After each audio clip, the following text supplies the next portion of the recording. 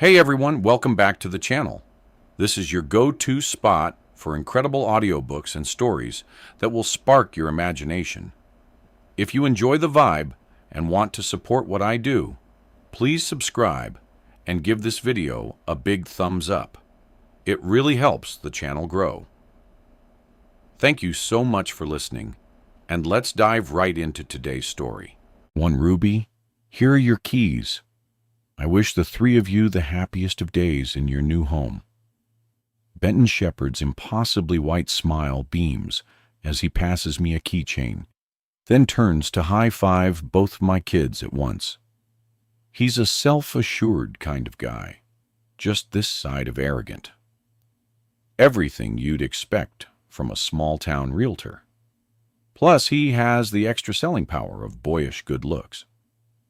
My daughter seems to have noticed this, too, judging by the dopey smile on her face as he talks. Unlucky for her, he's about twice her age. Lucky for me, the legal age of consent in Wyoming is 17, 1 year older than she currently is. Why must I always be attracted to older guys? Don't kid yourself, Ruby. You were 2 at 16.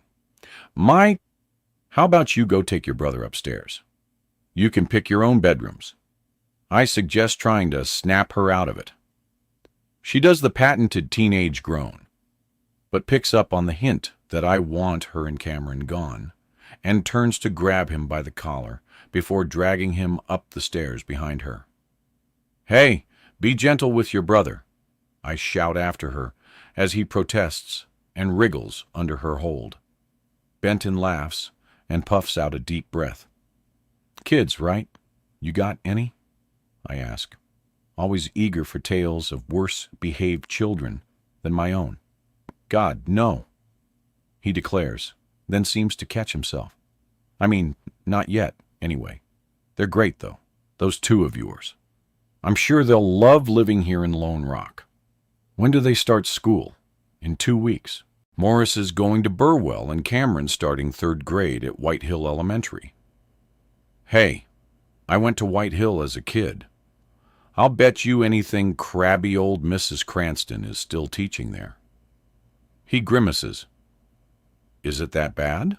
I ask, noting he had nothing negative to say about the town of Lone Rock when he was still in the process of trying to sell me this place. Oh, no, he flashes that salesman's smile. It's a wonderful school, but, small towns like this, we don't have a very fast turnover of teachers, and I'm pretty sure Mrs. Cranston started teaching there back in the 1800s. He laughs. I'm sure this is a joke he and his buddies would tell on the playground back at school, but it sounds juvenile, coming from a man in his 30s. Nevertheless, I laugh as I'm expected to. Well, Benton, I think the kids and I are just about ready to settle in. I hint, hoping he'll leave before Mike comes back down to swoon over him again. We finalized the contract at his office yesterday, so he's already made his sale. Now I have the keys. I'm not really sure why he'd want to hang around here any longer. It's an exciting day for me, and I'm looking forward to some time alone with my kids to catch up with them and gauge their feelings about the move. My leap into single motherhood has reached a huge milestone today because after 3 years of bouncing around short-term rentals, I'm now the proud owner of number 168 Forest Grove, a sage green 3-bedroom home with white shutters, a large backyard, and a single-car garage. At least that's how it was listed online. In reality, the only reason I was able to afford it was because it's in dire need of modernization. It seems to be living firmly in the 80s with its patterned carpets and sun-bleached wallpaper, while the other houses on Forest Grove that surround it have long since been renovated and updated. This matters not a jot to me, though. I finally have a house I can call my own, as well as stability for my children. I'm willing to put the hard work needed into this place to make it our home, no matter how long it takes me. Benton is yammering on about some biannual neighborhood watch meeting as he walks to the door, and I stop him when I realize I haven't asked him about a security system. Is there a house alarm here that I need a code for? Benton shakes his head. No, but you now live on one of the safest streets in the country. I actually live close by on Abbey Street, and we have a text alert system that covers the whole area. I think there's probably 400 or so of us on it. I'll add your number, but I'm telling you, the worst you'll get around here is a kid playing knock and run. He laughs. This makes me feel a little better. The first place I moved into after my divorce was a shabby third-floor apartment that overlooked a park frequented by vandals and junkies. So, a quiet neighborhood with people who look out for one another is exactly what I want. Outside, I feel the late summer sun beat down on my face as I walk Benton to his red Ford Mustang parked at the curb. I shake his hand goodbye. Ruby Blake, it's been a pleasure dealing with you. Feel free to call me if you need anything at all. Okay? I squint a little as the sunlight catches his gleaming teeth. Thanks so much, Benton. I wait for him to drive off, then turn around and see a woman staring at me from next door. She's sitting on her porch, safely out of the sunshine. I can't place her age, but her face has deep-set wrinkles, and her gray hair hangs loose around her shoulders. Hi, I wave. We're just moving in today. I'm sure I said this loud enough for her to hear, but the woman doesn't reply. She scowls, then looks down at the magazine in front of her, ignoring me. Nice lady. Back inside, I find the kids upstairs. My talking on her phone while Cameron looks out the window to the backyard. Dad? My mouths to me, pointing to the phone against her ear. I'm surprised it took Aaron this long to call them. He dropped them off at the airport over 5 hours ago, and he usually calls right after they land to make sure they found me. Okay. He has. Maury keep a tracker app on her phone so he can see exactly when they arrived. He's a good father to them. I'm lucky. Yeah? It's okay. Maury is saying it's better than the last place anyway. You want to speak to her? She's right here. I wave both my arms, mouth, thing no. But she shoves the phone in my face, and I'm forced to take it. Hi, Aaron. How are you? I say to my ex-husband, giving my daughter evil eyes as she laughs at my discomfort. Hey, Ruby. Mai tells me you just got the keys to your new place. Yes, I wanted to wait until the kids got back so we could all move in at the same time.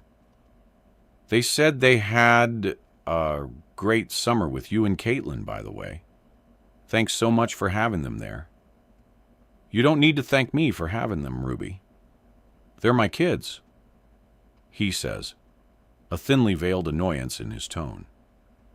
And there's nothing we love more than having them here with us. We can't wait for Christmas. That's our custody agreement. Summers and Christmases with Aaron in Arizona. The rest of the year with me? It's not ideal. Missing out on 2 of the most important times of year with my children. But it works for both of us. And it gave me time to pack up our rental and start house hunting over the summer. My Cameron begged me to find a place close to our last one so they wouldn't have to change schools again. And that's exactly what I tried to do. But unfortunately, I was priced out of the market and had to set my sights further afield. That's when I found the listing for this house. When I drove out to view it, Benton quickly had me sold. He explained the owners had moved away a few years back, and it had taken a while for them to put it on the market. And even though I knew it would mean not only uprooting the kids again, but also a huge amount of work renovating the place. I didn't have much choice. It's in a great neighborhood, and most importantly, I could afford it. With only a few weeks left until the kids were coming home from errands, I jumped on it. You know, I think it's really great that you found somewhere to settle, somewhere the kids can call home. I think all that moving about and changing schools was rough on them, Aaron says. Now, I don't take this as a dig. He's only voicing what I've been worried about for the past 3 years. We may be separated, but we both still want what's best for the kids. I soon pass the phone back to Mai, who promises to call and text her father often before she passes the phone over to Cameron, who excitedly runs out of the room to talk with his dad again, after only being separated from him for a few hours. I know the kid loves me, but I called every day to check on them over the summer, and all I got was a rushed hello from Cameron. Too busy running off to the pool or some other activity in the sunshine. I can't say it doesn't hurt a little when he shows so much more enthusiasm about talking to his father. Alone now. I grab my shoulders. So, what do you think of the house? It's okay. Just okay. Come on. There's a huge backyard, and you've even got your own room. No more sharing with Cam. And you can decorate it any way you like. Paint it black, paint it pink. Draw all over the walls with a Sharpie. Cover every inch of them in posters, whatever you want. Or his face twists. I'm good, Mom.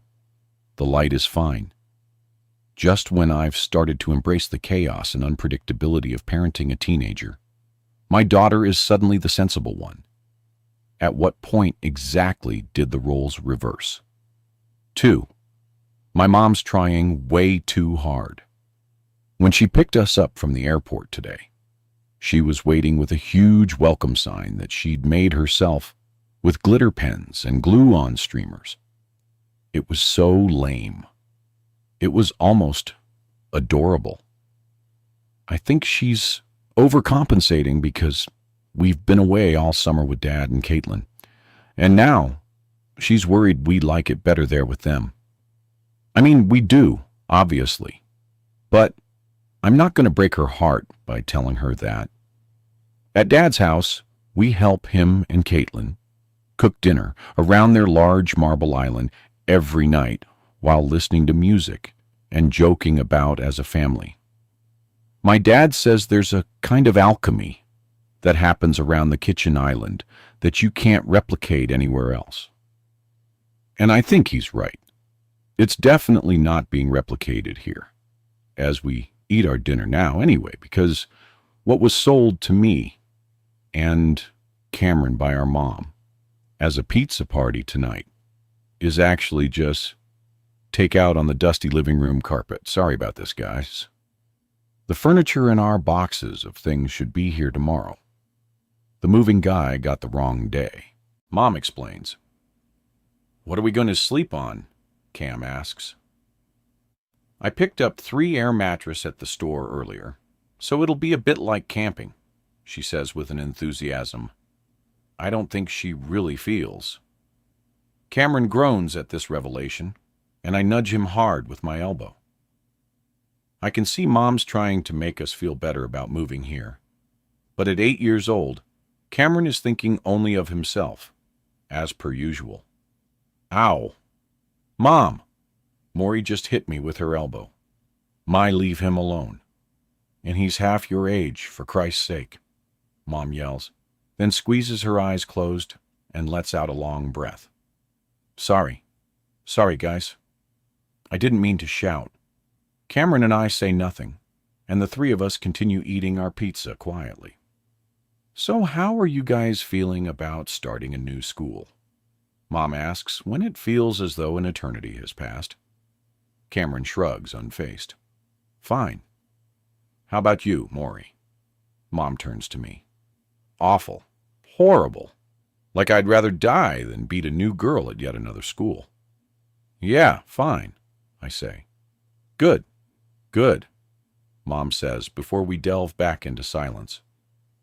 This will be my 4th school in as many years. I used to complain when we'd move house. I'd shout at Mom all the time and tell her I wanted to go live with Dad. I'd tell her I hated her and that I wasn't going to go to school and she couldn't make me.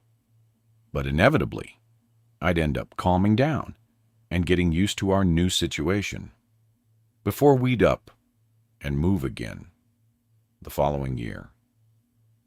And the cycle would repeat. I think back then I didn't really see what Mom was going through. All I saw was everything happening to me.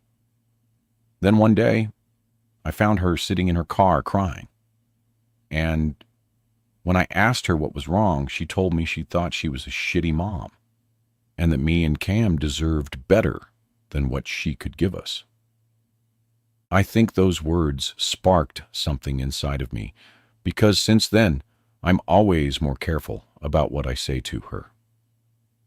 There's something about seeing your mom cry. It's really unsettling. I guess everyone realizes at some point that their mom's human, just like everyone else. So, while I'm glad she's found us a permanent home and we won't have to move again, I'm sure as hell not going to tell her the truth, which is that this house is an old stuffy museum in a lay mass town and that I miss being at Dad's house already. When we finish the pizza, Mom walks us around the house, showing us everything she's going to change. The carpets are going to be coming up, the vinyl flooring in the kitchen, and bathrooms too, she explains as we walk into the kitchen. And I think I'll probably paint all the doors and put in new hardware. I nod along as though I care about any of this and listen as she goes into way too much detail about kitchen cabinets and shelving the pantry. How long is it all going to take? I ask when she's done. You know, until this house looks normal. She considers this for a moment. I think if I throw myself into it, I could have it done in about a year or so. I mean, it would be quicker if I could afford to hire people to do it for me, but I think it's better this way, more rewarding, and you guys can pitch in a little too, if you like. No thanks. I just get in your way, I say. Can I pull up the carpets? Cameron asks. Ready to start now? Mom laughs. Sure. And not just yet, though. I think we'll probably do it one room at a time. Is Benton going to help, too? Cameron asks. The amused expression on Mom's face drops. Benton Shepard, the realtor. Yeah, the guy who was here earlier, Cameron says. Oh no, sweetie. He was just the person in charge of selling the house. He won't be coming back here now it's all finalized, Mom explains. The hopeful look in Cameron's eyes fades to one of disappointment. Oh, okay. I try to keep my expression neutral, but I feel the same way. That guy was super hot. He kind of looked like a movie star, all tanned, and every hair on his head perfectly styled into place. I keep this to myself, though, since my mom would just lecture me about finding a guy my own age instead of always crushing on someone in their 20s or 30s. I think she might be forgetting what 16-year-old boys are like. Why would I ever be interested in them? They're as immature as Cameron, sometimes even worse. All the guys in my last school revolved their lives either around sports or video games.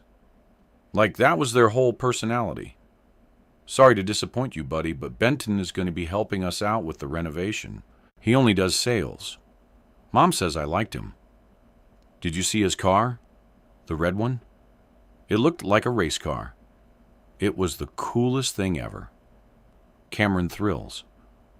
I saw Cam staring at Benton's car earlier, and I've got to admit, I may have drooled over it a little too. That thing must have cost him a ton of money. Mom rolls her eyes. Well, I'm sure Benton would be happy to hear that. but I doubt it was 8-year-old boys he was thinking of impressing when he bought it. I mean, I hope not. Anyway, I laugh at this, but it seems to go over Cameron's head. As night falls, we bring the inflatable mattresses inside from the car and set them up in our empty bedrooms. Mom looks a little sad as she's setting up Cameron's bed, and I get the feeling she's having those thoughts again. The ones telling her she's not doing good enough for us, that she's a shitty mother. I come up beside her and wrap my arms around her waist, resting my head on her shoulder. I missed you, Mom. I feel her take a deep breath in, smelling my hair in that weird way she always does. Her voice comes out a little cracked. I missed you too, baby. 3. Ruby, the one luxury kitchen item I own, is an Italian coffee bean grinder and stovetop espresso maker set. I treat myself to one glorious coffee every single morning to start my day.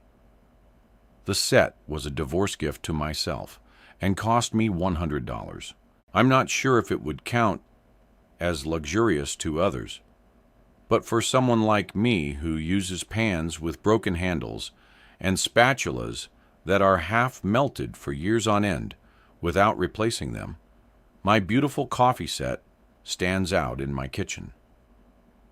And having gone a full 3 days at the new house before our boxes and furniture were finally delivered last Friday by the worst moving company ever, I'm very much appreciating my 7 a.m. espresso right now. Week number 1 at the new house has gone much smoother than I'd been expecting. Cameron has made fast friends with a kid down the street named Leo, so I barely see him during the day anymore. And Maury seems happier now where things have arrived, and she has her own personal space upstairs in her bedroom. I'm hoping she makes new friends easily when she starts school next week. She's always been a little quiet around new people, and I feel bad for pulling her out of her last school to move 50 miles away when she'd gotten comfortable there. Finish my coffee and look at the shopping list I've been jotting down on the back of an envelope. It's not the usual eggs, milk, and bread on my list today. Instead, it's brushes and paint, hand tools, and sanding equipment. All the things the online videos told me I'd need for a DIY renovation. This is a brand new territory for me, and I feel as though I'm probably out of my depth. But I can't afford to hire tradesmen.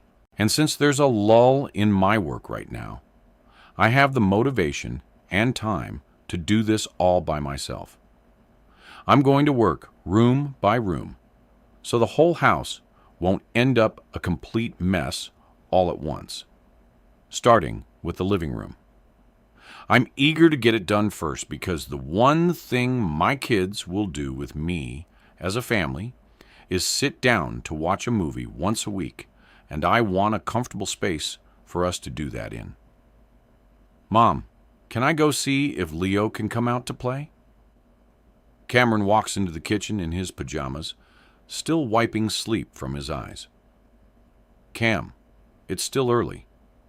How about you have some breakfast and get dressed before you go banging his door down? He groans, then grabs a chair and hauls it over to the counter to reach the cupboard above him before pulling out a box of cereal and a bowl. Once settled at the table with his breakfast, he scoops it quickly into his mouth, letting the milk dribble down his chin, seemingly having forgotten the table manners I've worked hard to teach him. Is that how you eat cereal at your father's house? I ask. We don't eat cereal at Dad's. Caitlin cooks his breakfast every morning, he says while chewing. Of course she does, because Caitlin is Wonder Woman.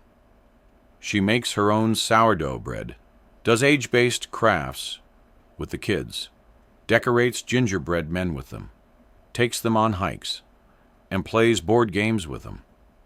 Of course, These are all things that I could be doing myself with my kids. But when Aaron and I divorced, I went through a period of depression that sucked all the enthusiasm out of, well, everything for me. I couldn't find joy in any of the things I usually could. And my career as a visual artist went into a huge downward spiral that I still haven't recovered from. And if it weren't for our divorce going in my favor, I'd be flat out broke by now. At that point, Mai was in the awkward pre-teen stage, and Cameron was 5. I still loved them with all my heart, but I could barely bring myself to get out of bed each morning, let alone take them out to explore nature and build stick forts in the forest with them. When I finally got myself the therapy I needed and realized I was just as worthy of happiness as a single divorced mother as I was before my marriage fell apart, I slowly started to regain an appreciation for the little things in life. But Caitlin was already in the picture doing all the wonderful things with my children that I suddenly wanted to be doing again too. So I tried. I tried really hard. But when I did crafts with the kids, I was told it was boring. And when I asked if they wanted to help me cook dinner, I was told they had homework to do. And when I offered to take them out to do something fun on the weekends, they wanted to see their friends instead. At first, this made me resent my ex-husband's new perfect girlfriend, who never failed to keep my children happy and involved in everything she did. But when that just left me bitter and self-loathing, I came to realize this wasn't Caitlin's fault at all. She wasn't trying to outmother me or steal my children's affection. The reason they were happy to do these things with her was because they only spent summers and Christmases there, periods of time where there was no school, no homework, and no friends to distract them away from home in Arizona. She and Aaron get the kids at full attention during those 12 weeks of the year. And for the other 40, I wake them up early every day for school, make them clean their bedrooms and eat their vegetables, and enforce strict screen time limits. No wonder they think I'm the boring one. All of this is something I've come to accept. Simply comes with the territory. And I no longer resent Caitlin. I now choose to embrace the fact that my children have another reliable adult in their lives who loves them and looks out for them. At least that's what I'm going to keep telling myself if I want to maintain my sanity. Done. Cameron jumps up and hastily puts his bowl and spoon in the sink before rushing off to his bedroom. He's soon back downstairs dressed and turning the house upside down, trying to find his shoes. This kid loses his footwear on a daily basis. It always strikes me as ironic that he can never seem to find his shoes. Yet somehow he can spot a piece of onion in someone else's food 2 houses over. Before long, he's out the door, under strict instructions to return home to Mai if he needs anything, while I grab my bag and head out to the hardware store to collect my new arsenal of DIY tools, fixtures, and paints. Driving through Lone Rock, I'm impressed with what I see. It's a small town, but there's at least a few of the chain stores that I usually frequent, and the streets here are clean and well kept. I passed by a large arcade and indoor trampoline center that I know Cameron will love. Just past this is a bookstore/cafe that I think Mai might. Maybe I can take her there this winter, and we can sit together sipping hot chocolate and reading books. These are usually the kinds of images that float through my mind and never end up materializing. But I'm determined now that we found our forever home to finally have the relationship with my kids that I've wanted for so long. My hardware store haul is successful, but puts me back several hundred, which is nothing compared to how much paying a crew to do the work for me would cost. And I arrive home ready to face this project head on. I run upstairs and put on the new pair of overalls I picked up in town because every DIY enthusiast needs overalls and gets straight to work. First things first, the dusty old carpet in the living room needs to get the hell out of here. I know I promised Cameron that he could help me pull it up, but he's still out with Leo. I passed by them on my way home, deep in their own little conversation while kicking around a ball, and I'm too impatient to wait until he eventually decides to come home. I'm dying to see if the original hardwood floors underneath the carpet are still in good shape. I start by hauling out the couch and TV stand, the only furniture currently in the living room, and leave them sitting in the hall. I then pull up the edges of the threadbare carpet at the far side of the wall, rolling it tightly as I go, so I can easily get it out to the car later. I'll probably have to pay to leave it at the waste center, but it'll be worth it to have this monstrosity gone. From the looks of it, the original wooden flooring is in pretty great shape. I feel as though I've struck gold as I keep rolling the carpet, uncovering dusty and scuffed, but generally well-preserved wood. With a little sanding and buffing and a fresh coat of stain, I think it should come up nicely. The carpet roll is growing in size as I reach the other end of the room. It's like an enormous rowod, and I wipe my forehead with the back of my hand when I finally reach the end. That was exhausting, and I've barely even started. I sit down and slump back against the Swiss carpet to catch my breath. And that's when I notice it. Something poking out from underneath the roll. It's white and dusty, and looks like a piece of paper that stuck where the carpet had just been lying. I reach down and pull at it. It slides out easily from underneath, and I realize it's not a piece of paper, but a photograph, an old one from a Polaroid camera. It looks just like the kind my mom would take when I was a kid. A wave of nostalgia floods over me when I think of my mom snapping a photo of me, and my brother sitting outside on the wall eating ice cream, then shaking out the photo as it developed, ready for us to see it within a matter of seconds. Of course, this was before we had phones with built-in cameras. I thought it was magical to be able to see a photo so soon after it was taken. I stare now at the photo in my hand. It's of a young woman. She's got those thick 80s glasses on that age her youthful looks, and she's wearing a corduroy dress with a lace collar. She's got a huge smile on her face and is sitting against a wood-paneled wall. There's a name written in permanent marker on the white strip at the bottom of the photo. Jesse, was this someone who used to live here? Then it hits me. I've heard about this before.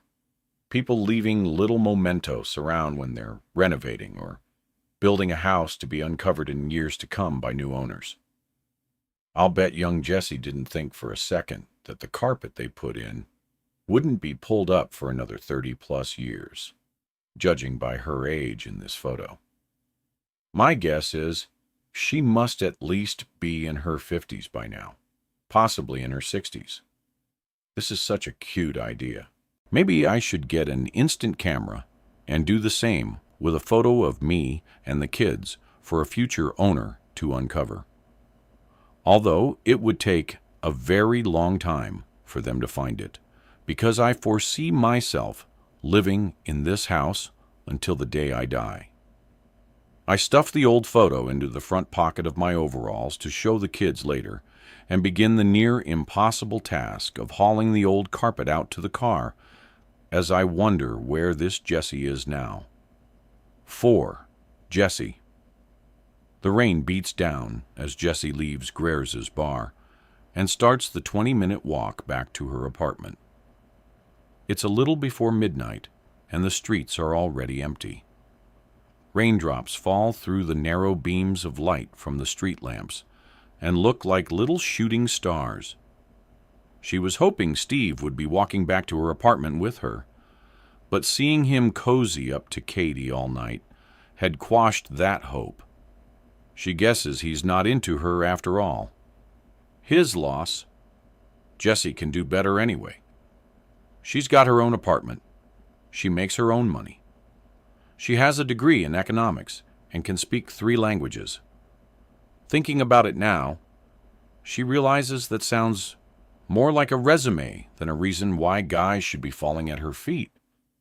But she really can't comprehend why Steve would choose ditzy Katie, who probably can't tell a hat from Tuesday over her.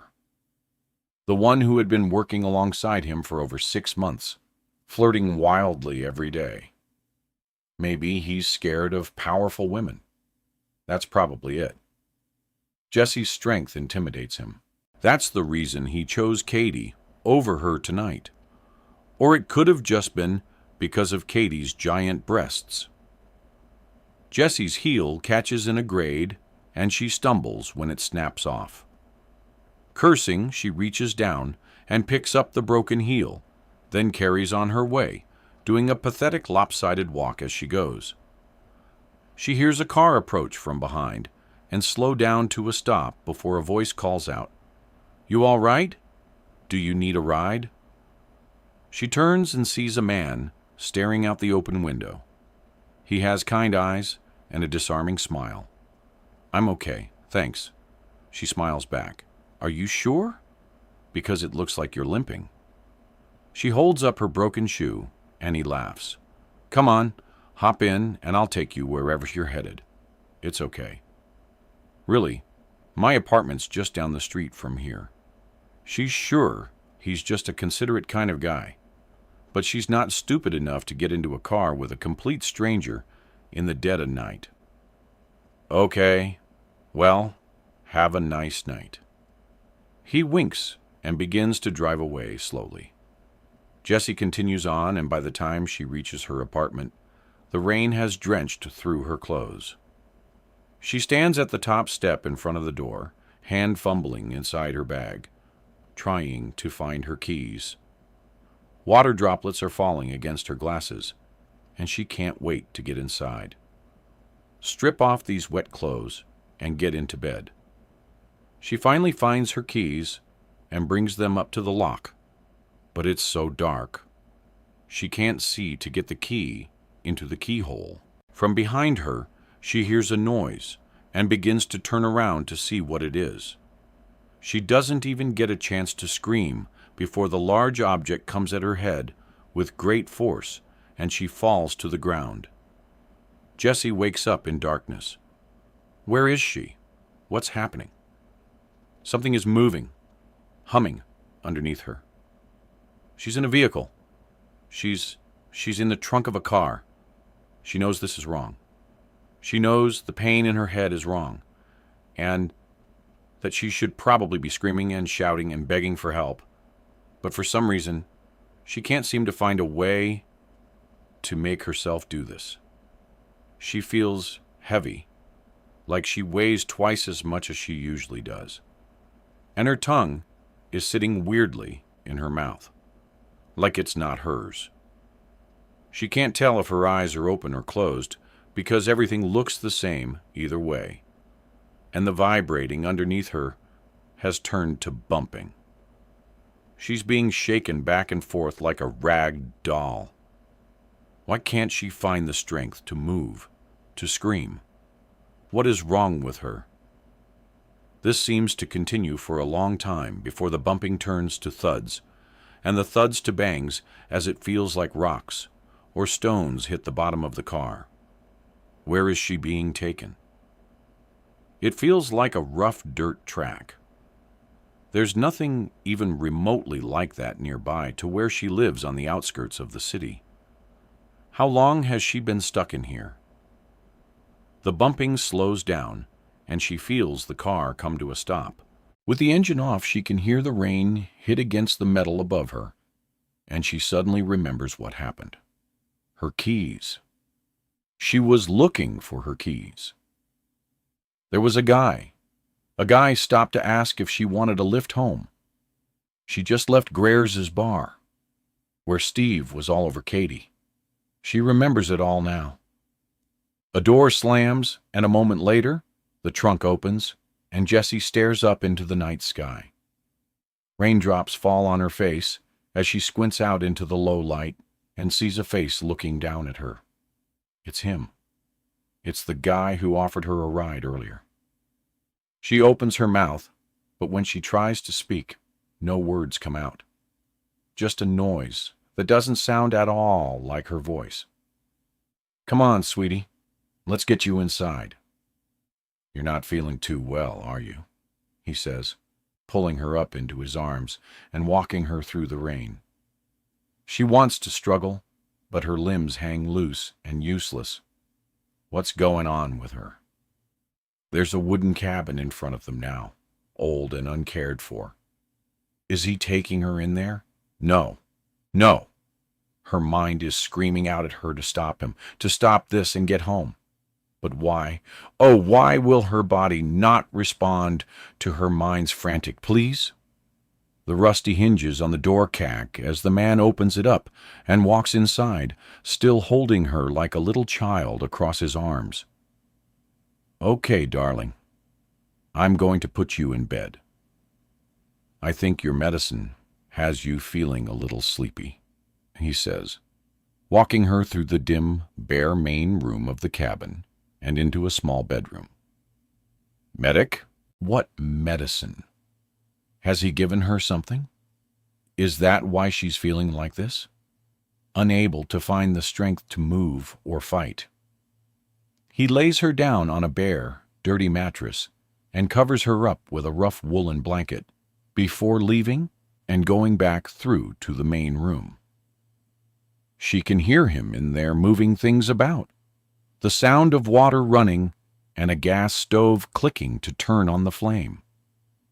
She tries to keep her eyes open, but they're drooping further and further to closed. The last thing she hears before she falls asleep is his soft, calm humming from the next room. It's a beautiful morning. It's a beautiful day. Jessie wakes to the sound of singing, sits upright, and straightens her glasses.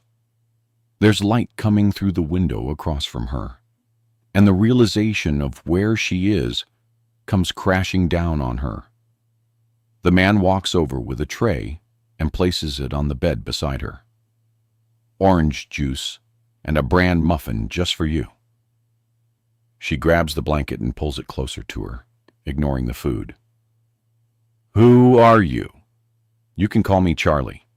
And your name is Jessica. I read the letter from your mom inside your bag. She calls you Jessie, though. Would you rather I call you Jessie, too?" She ignores this. "Can I go home now, Charlie?" she asks nicely. "My head hurts, and I'm supposed to be at work this morning, so people will probably be out looking for me." Charlie smiles later. "Let's just have a nice morning first. Eat your breakfast, and then we'll get you dressed." For a horrifying second, she looks down under the blanket, thinking he might have taken her clothes off. But she's still in the same clothes she wore to the bar last night. "I'm not hungry," she says, knowing this man already drugged her once. "And I'm already dressed, so I think I'm ready to go home now." "Jessie, sweetie, don't be afraid of me. You have no reason to be scared." She wants to believe him, but he's already knocked her out, drugged her, and driven her God knows how far from home, out to this dirty cabin. She looks to the window, wondering how far she could get on foot if she escaped, but he seems to read her mind. No, No, there's no use running. There are no neighbors around here, and it'll take you hours to reach the main road. But if you just spend the morning with me, I'll take you back home afterwards. I promise this makes her feel a little better. His smile is genuine, not creepy, and his voice is soft, but assured. Okay. Well, how about we get straight to pictures? He claps his hands in excitement.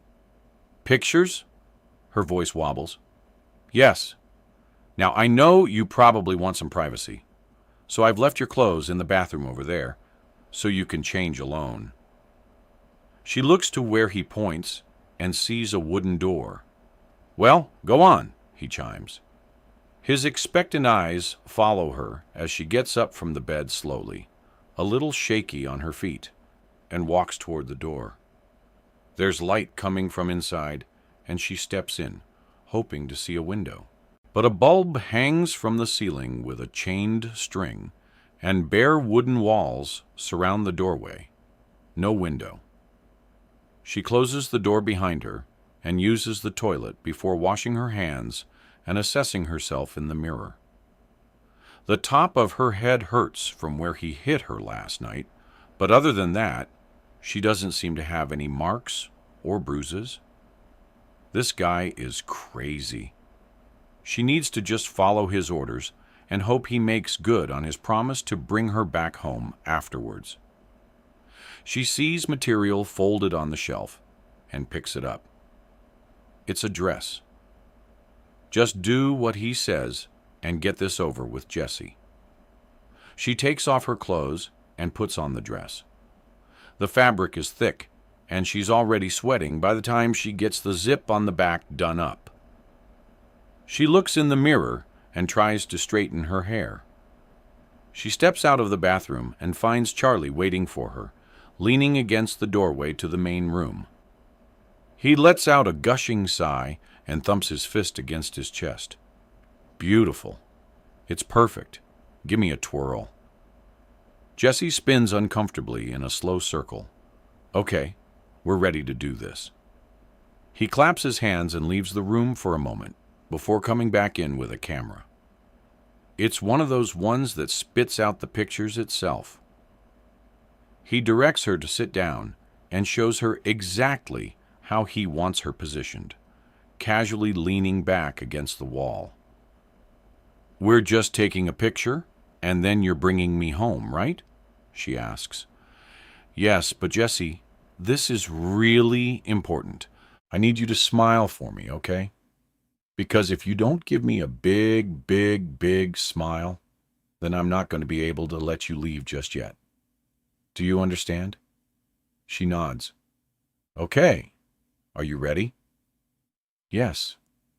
He brings the camera up to his face, and she plasters on the biggest smile she can muster, mouth wide and eyes gleaming.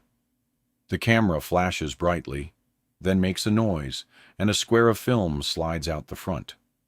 Oh, my heart, you're so beautiful when you smile. I'm going to keep this forever. Thanks, Charlie. So can I go home now? He pulls the picture from the camera and holds it up in the air, squinting at it as it develops. Beautiful, beautiful, beautiful, he mumbles, reaching into his back pocket. He pulls out a black permanent marker and holds the photo up against the wall. He pulls the cap off with his teeth and writes her name on the white section under the photo. I'll keep it forever, he repeats again. Charlie, can I go home now, please? Charlie puts the cap back on the marker and puts it back in his pocket. He looks at the photo again and then tucks that in his pocket too. Charlie, will you please take me home? He looks down at her and takes a step closer, but the kindness in his eyes has gone. They're cold, emotionless, and it's in this moment that Jessie knows she's not going home. 5. Ruby. The view from my perch at the top of the ladder is breathtaking. The early morning sunshine beaming over the housetops makes the unappealing task more enjoyable. And with the sun on my skin and my headphones in my ears, cleaning out the gutters is not as awful as I'd been expecting. Though it doesn't do much to keep my mind from the worry of how Maury and Cameron are getting on at their new schools. Cam strutted out of the house this morning as though we had no worries in the world, but Mai seemed on edge. I gave her the standard motherly pep talk about trying to keep positive and to just be herself, and she nodded along as though this was in some way helpful. But I know that nothing I say can soothe the anxiety she's feeling about starting at Burwell High today. Maybe I'll take the kids out for ice cream after dinner to celebrate their first day at school. I want them to know I understand how big a change this is for them, and that I really do care. I'll use it as a way to get an open conversation going about feelings. Maybe we'll make it into a weekly thing, a family tradition. Or maybe this is all just wishful thinking, and when I ask how they're doing, they'll just tell me fine, with no further details like usual. At least we still have movie night. We just watched our first movie together, Who Framed Roger Rabbit? One of our favorites, in our newly decorated living room last night. After 2 weeks here, it's nice to have at least one room that's finished. I was right about the floor. It came up beautifully, and after a lick of paint on the walls and putting in some new curtains, the space feels like a whole new room. One down, many more to go. My focus today is getting these gutters cleared out before fall kicks in and they get even more clogged. They doubt they've been cleaned in years because with each scoop of my try, I'm collecting huge amounts of decayed leaves and debris. The smell is unpleasant to say the least. I take a break for a moment and twist around to take in the view, when I realize there's a police officer staring up at me from the driveway. I wave a gloved hand and make my way down the ladder before placing my towel and nearly full bucket on the ground. I take off my gloves, pull my earbuds out, and give him an apologetic smile. Sorry, I was in my own little world. I didn't see you standing here. The officer smiles. That's no problem. I've only been here a minute. I see his police car parked nearby and feel a spark of concern. Is everything okay? I ask, fearing something bad might have happened at one of the kids' schools. I'm just here about a noise complaint we got from a neighbor. I put a hand on my hip. A noise complaint.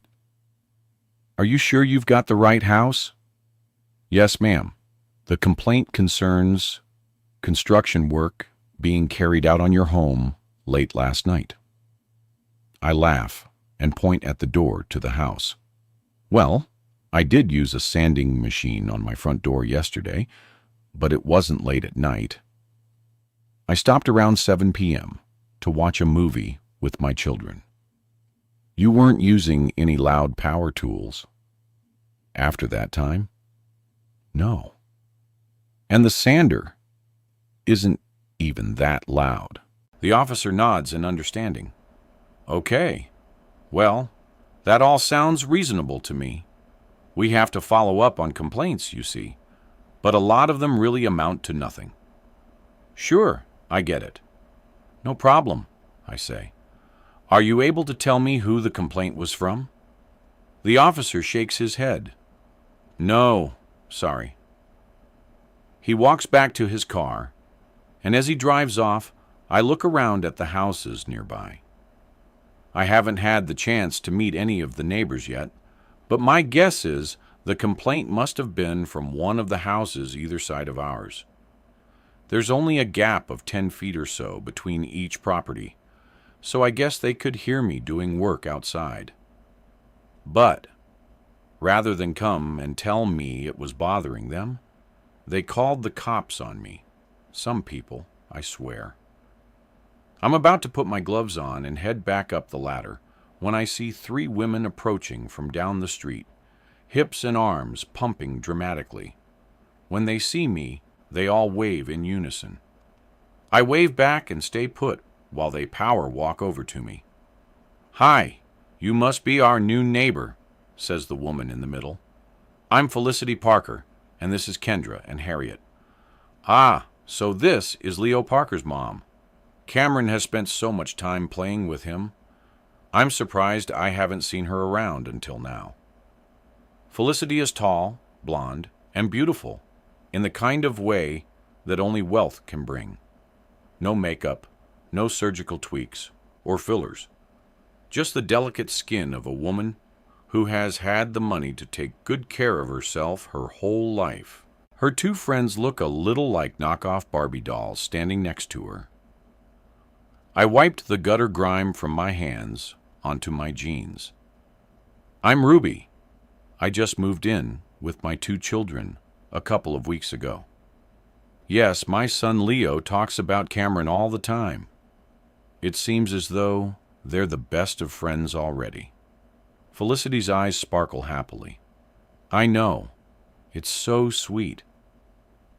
I was worried it would take Cameron a while to find any friends around here, but he and Leo seem to be glued at the hip already," I say. I'm aware that as I talk with Felicity about our sons, Kendra and Harriet are looking me up and down, seemingly weighing me up. The three women are so similar in appearance that I fear I'd have a hard time figuring out who was who if they were to quickly change places. They all look a couple of years older than me, maybe 40 or so, are wearing athletic wear, and have on baseball caps with their blonde ponytails hanging out the back. But where Kendra and Harriet are a little fuller in their figures, Felicity is lean and looks as though she could run laps on them. It's clear she's the pack leader. "Well, I'm just in the middle of cleaning out the gutters, and I don't want to keep you girls from your morning walk." I smile. "Oh, we don't usually do this," Kendra pipes up. Or maybe it's Harriet. I'm really not sure. Today is day one. We made a pact over the summer that we'd start doing a daily circuit when the kids go back to school. "Oh, well, that's lovely. Best of luck with it," I say genuinely. "You should join us." "I mean, from tomorrow, that is," Harriet says. "Or possibly Kendra." "Oh, I really wish I could. But I'm using the time the kids are at school to do up the house. I don't think this place has been touched since the 80s. I sigh. The three women laugh politely and say goodbye before continuing on with their walk, ponytails bouncing behind them. Every neighborhood has its own mom clique. I guess I just met ours. As I turn back to grab the troll and bucket, I spot a face staring out at me from the house next door. It's that woman, the one who didn't return my greeting on the day we arrived. I'll bet she's the one who called the cops on me. Has she been watching me the whole time I've been out here? If this woman has some kind of problem with me, I wish she'd just come over and tell me, because if she's going to be calling the cops on me every time I'm doing work on the house, it's going to get old pretty quickly. I plaster on a huge smile and wave enthusiastically at her to show her I'm completely unfazed. Her lips turn downward in a scowl before she closes her curtains and disappears from view. 6. I felt more invisible in my life than I have today. Starting a new high school is like going to a foreign country. The language is different.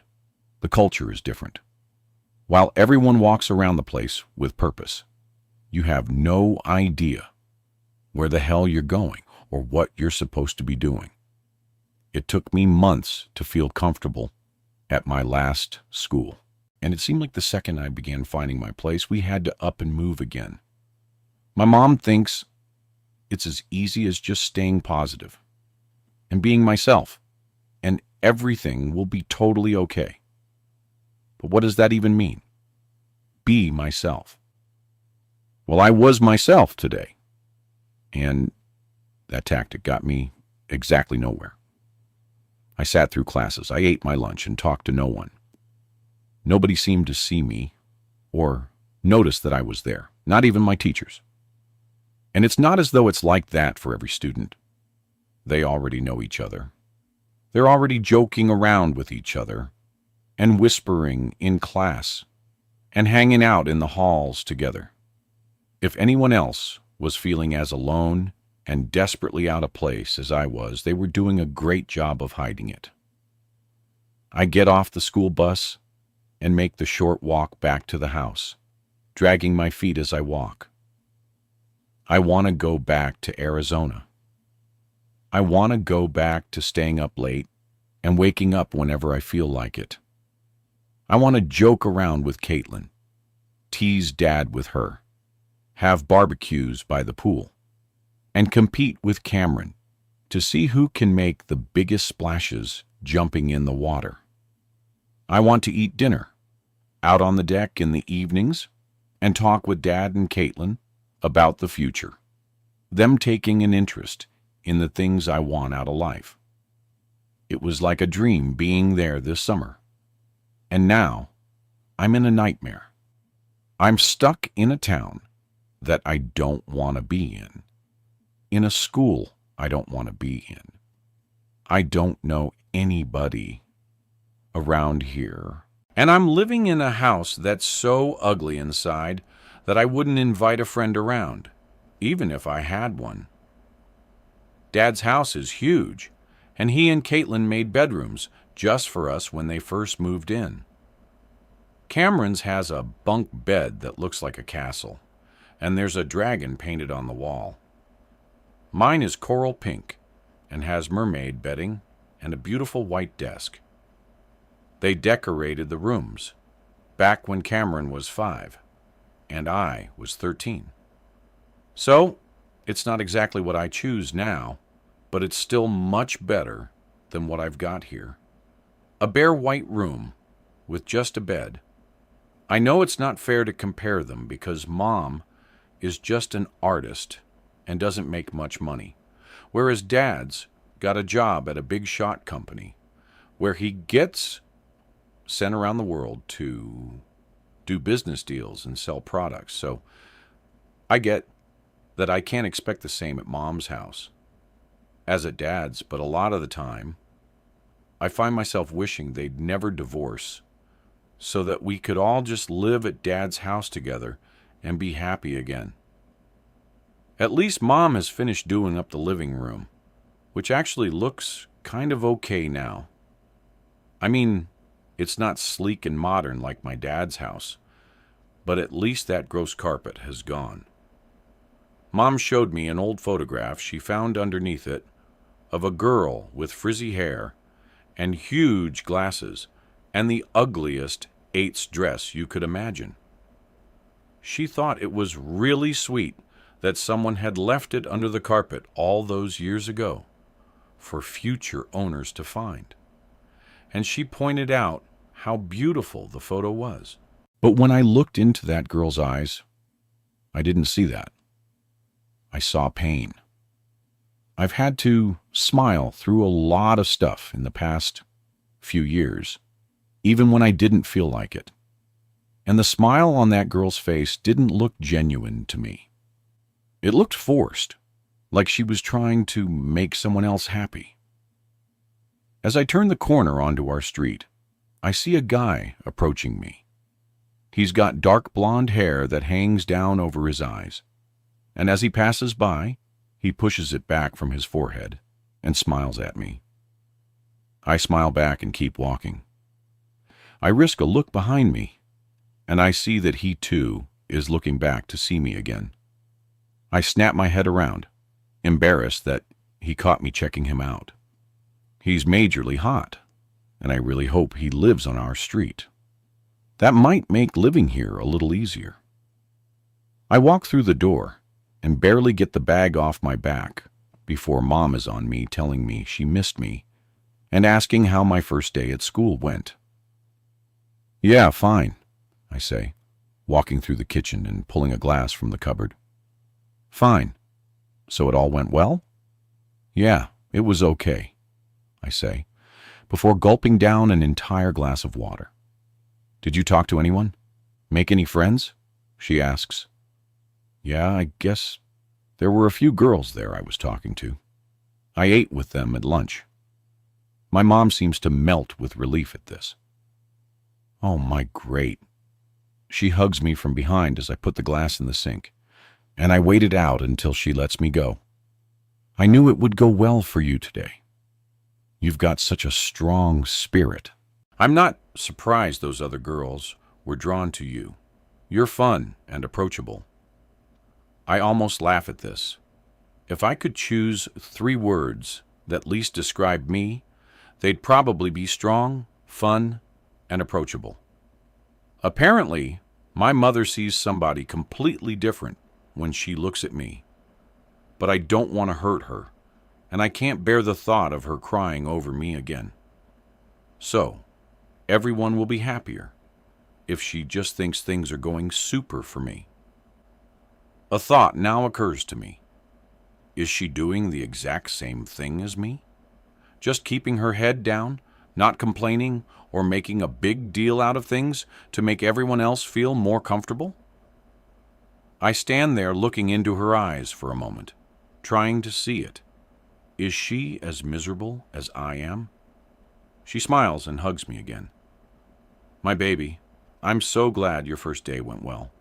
All that matters to me is that you guys are happy, and I believe her. She once told me that mother is only ever as happy as her unhappiest child. And since Cameron runs around the place like a squirrel in a nut factory, I'm left with the responsibility of not ruining everything for her by being the unhappy one. So, I guess school went great. I've already made friends. I have no problem with moving to Lone Rock or this gross old house, and I don't want to just shrivel up and die. 7. Ruby. Mom, my web shooter fell off again. Cameron cries. I'm trying to adjust my Cleopatra wig in front of the new hallway mirror when he runs up to me and thrusts a piece of red plastic in my face. Wait a second. If you want me to come trick-or-treating, then I've got to get my winged liner on first. Spider-Man stares blankly at me. What's a winged liner? Like an airplane? I laugh. No, it's just makeup. He groans impatiently and stomps back to the kitchen, probably to sneak another piece of candy from the ball I have ready for tonight's visitors. A month ago, I would have been embarrassed opening our front door to strangers and letting them peek in at the mess of the front hall. But I spent most of September working on this space, sanding and repainting the front door, taking up another disgusting carpet, removing wallpaper, painting the walls and skirting, and laying sleek gray floor tiles. The whole thing was so much more work than I'd expected, and took nearly 4 weeks in total. But the transformation is pretty incredible. So, after nearly 2 full months in this house, we have an entryway and a living room that we can be proud of, and not much else. But hey, it's a start. I'm hoping that taking Cameron out trick-or-treating tonight will give me a chance to meet a few more of our neighbors. I've been so busy decorating that I've barely had a chance to get outside. Every so often, I'll see Felicity Parker and her 2 look-alike buddies power walking by the house in the morning, and we'll wave hello and smile. But that's about it. The house to the right of ours is owned by a young couple with no children who drive off in separate cars each morning, both wearing suits. They seem too preoccupied to stop and introduce themselves properly. And the woman living to the left of us. Well, I've established that she's not too friendly. Since calling the cops on me that day, over the noise of my sanding machine, There have been a handful of other issues come up. There was the day Cameron left his ball on her driveway, just an inch from our own, and we came home from the store to find it deflated and nailed to our door. Then there was the time the ceramic dinnerware set I'd ordered never showed up. It was meant to replace our old mismatched and chipped plates and bowls. But despite the tracking saying it had been delivered, there was no sign of it. Then the next garbage collection day, I saw the box sitting out by that old witch's trash. And when I went to inspect it, every one of the plates and bowls inside were broken into tiny pieces.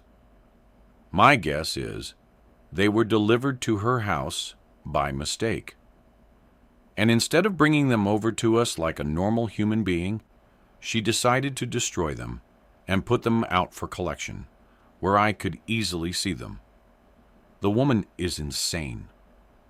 I'm pretty sure she'll stand outside her house and stare at me as I unload groceries. No shame whatsoever. I'm not going to let Cameron knock on her door for candy tonight, that's for sure. Or he could end up being cooked alive inside her cauldron. My hands shake with anger at the thought of the woman as I apply my eyeliner and my wing turns into a droop. Oh, Mom, seriously? Maury scolds me as she walks by and she stops to grab the stick from my hand. Let me do it. She wipes away the mess I've made, then proceeds to draw perfectly neat tips at the side of each eye. She smiles at me in triumph when she's done. Beautiful. Thanks, Mary. Are you sure you won't come with us tonight? I ask. She shakes her head. Somebody needs to be here for the trick-or-treaters anyway. It's an excuse I can't argue with, and I guess I can't expect her to want to join in on Halloween with us forever. But it's the first year she's opted out, and it only serves to further remind me of how fast she's growing up. I leave my stocked with a ridiculous amount of candy to hand out and make my way down the street with Cameron, stopping at each house and wishing our neighbors a happy Halloween. There are graveyards set up in people's front yards, skeletons hanging from trees, and hyperactive kids running around everywhere screaming. It's such a fun atmosphere, and I'm so thankful I still have one child young enough to get wrapped up in the excitement. Cameron is looking around for his friend Leo, and I have to rein him in several times when he nearly runs off without me. By the 10th or so house, his small bag is nearly full to the brim. And when I tell him it's time to go home, he pleads with me for just 2 more houses. I pretend to hum and haw before letting him carry on. I learned that trick long ago. Tell your child they have to go home before they actually need to. Then let them think they've convinced you to let them stay a little longer. They'll feel like they've won, and ultimately, you get out of there faster. It works at the playground and the toy store, too. When Cameron joins several other kids running up to a house with a completely over-the-top mechanical vampire who laughs and moves about menacingly at the door, a woman dressed up as Alice from Alice in Wonderland walks over to me, and I recognize her as being one of Felicity's friends. Ruby, you make a great Cleopatra, she squeals. Thank you, Harriet. I love your costume, too. An awkward smile touches her lips. I'm Kendra. Oh, of course. Sorry, I'm awful with names. I lie, slapping my forehead. I'm just fine with names. It's the carbon copy soccer moms that I have a hard time telling apart. Kendra's arm is now being yanked by an impatient little ballerina, and she smiles apologetically.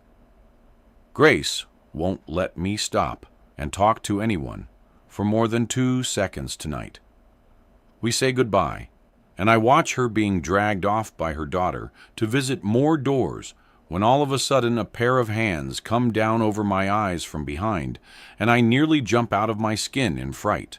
I turn around to see Mai laughing at me, in the same everyday clothing she'd been in when I left her earlier, except she's now wearing a pair of cat ears and has whiskers drawn on her cheeks.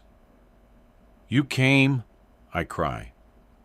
"Yeah, we ran out of candy at home, and it was either this or turn off all the lights and hide until the kids stop knocking at the door." "Where's Cam?" She looks around. I point to the house next to us, but when I look, he's not there.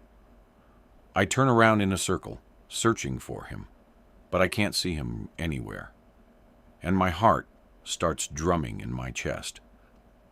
I don't know where he is. He was right there a second ago.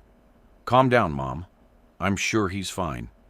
He probably just ran off down the street to hit up a few more houses before you could stop him.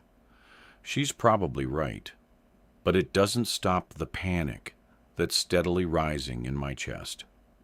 I know I usually let Cameron go off on his own during the day, but it's dark now, and I've heard of way too many abductions, starting with a kid getting lost in the hub of a large crowd. I walk quickly down the road, Maury running to keep up with me, and I look at every doorway, every front yard, every group of children, trying to spot my son. It's when I'm approaching the end of the street that I spot him. He's struggling as a man holds onto his arm, pulling him along. "Hey!"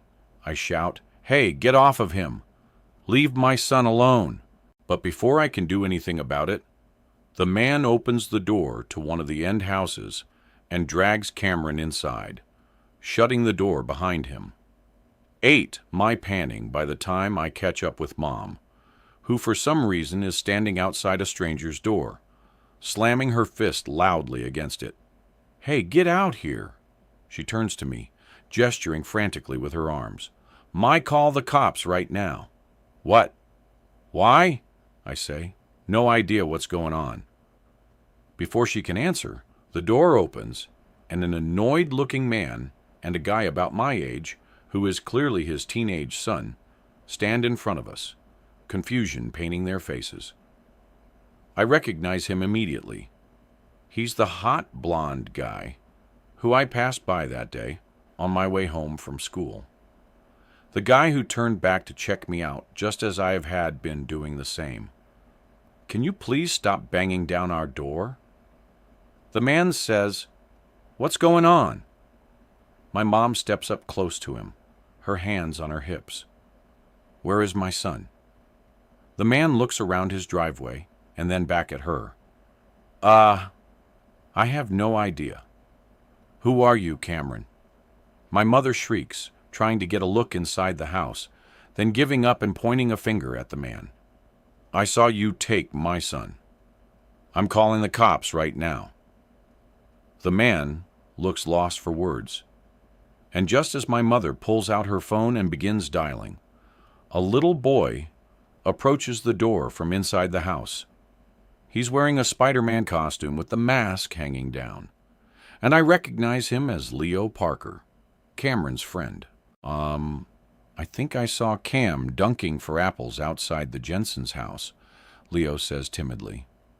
Mom's face turns ghost white as she figures out what's just happened. The man says nothing as Leo and his older brother look on awkwardly. This is the most brutally embarrassing thing I've ever witnessed my mother do, and right in front of the only hot guy in this town. Well, he is, if you don't count that realtor. Bent in, anyway. "Oh my God!" My mother buries her face in both her hands. "Oh my God! I'm so sorry. I thought Leo was my son Cameron. He's in the same costume. And I..." The man looks amused. "Don't worry about it. Easy mistake to make." "I'm Quentin Parker, Leo's father, and this is Hutch, our older son." I can't look up. This is too painful to watch. "What's going on?" A voice comes from inside the house. A woman, who I assume is Leo and Hutch's mother, appears at the door, a concerned look staining her beautiful face. Well, it's clear to see where Hutch gets his looks with parents like these. Oh, Felicity, I'm so sorry, Mom says, nearly crying at this point. She explains the mistake she made, thinking Mr. Parker had taken Cameron. And the woman is as sympathetic as her husband. But I'm sure this whole family thinks my mom is completely crazy. And by association, me too. Felicity turns to her son. Hutch, can you take Cameron's sister over to the Jensens to help find him, please? Sure, he says. And we both start down the street as Felicity guides my mom inside their house, presumably to help her calm down a little. The trick-or-treating has mostly come to an end, but there are still kids in costumes playing out on the street and stuffing their faces with candy. I'm by the way, I tell Hutch, and I'm really sorry about my mom. I can't believe she thought your dad was kidnapping Cameron. He looks at me, then scoops back a lock of blonde hair that hangs down in front of his face. I'm not sure what passes between us in this moment, but he begins to laugh, and I can't help myself. I start laughing, too. And then we're both walking along, cackling stupidly together, and I'm wiping tears from my eyes, because I can't believe what just happened. When we finally get a hold of ourselves, Hutch asks, Haven't I seen you around? Probably. We've been living here for a couple of months now. How do you like Lone Rock? He raises an eyebrow. It's boring. I know. He cuts in. We both laugh again, and I feel instantly at ease with him.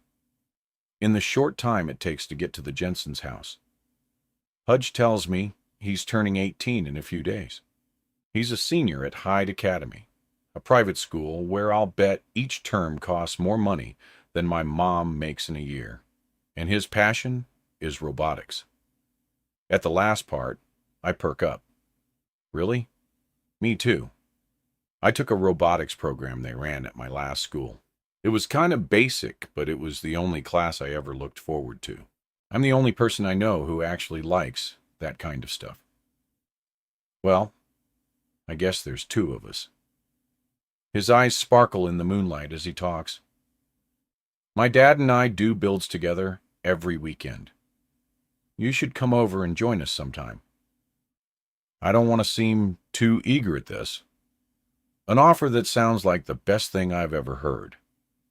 Getting to spend time with one of the hottest guys I've ever met while building robots. Is life pranking me right now? This kind of stuff doesn't ever happen to me. Sure, I'll give you my number. Just tell me when to come over, and I'll be there. I work hard to keep a big, goofy grin that's trying to break through off my face. We arrive outside the Jensens, where several unattended kids are playing a game of pin the tail on the witch's cat, which I literally have to drag Cameron away from, digging my fingers into his arm to keep the brat from squirming out of my grip. When the three of us return to Hutch's house, we find Mom, Felicity, and Quentin inside the kitchen, drinking tea and talking. The Parkers' house is easily twice the size of ours, maybe bigger. It's got huge glass windows, beautiful stone floors, and there's not a speck of dust or dirt anywhere. It reminds me a little of my dad's house. Not the style exactly, but it has that kind of put-together look. A bit like a showroom you'd see in a catalog, as though a lot of thought has gone into placing every item where it is. One thing's for sure, though. If this is where Hutch lives, he'd be horrified by the inside of my house, which looks as though the 8S walked up and barfed all over it. As soon as we're inside, Leo immediately grabs hold of Cameron and drags him off to go compare their candy haul. Hutch stands next to me a little awkwardly before he turns to his father. Hey, Dad, can I join in on our build this weekend? Quentin turns to me. You like robotics? I do. I grin. Hutch told me about the builds you two do. They sound really cool. Well, we'll be making an ant with head sensors this weekend. If you want to help out, I'd love to. Thanks. I turn to Hutch, and we both catch each other beaming, then quickly rein it in. I don't want Hutch to know how excited I am about this. I never thought blondes were my type, but this guy is hot as hell, and now I've got a date with him this weekend. 9. Ruby. This morning, when I got home from dropping Cameron off at school, I found the woman who lives next door standing on my doorstep. Her name is Bernice Fisher. I learned a lot about her from Felicity and Quentin Parker when I talked with them on Halloween night. Bernice has been living on the street for over 30 years, and in that time has not made one friend. Quite the opposite, apparently.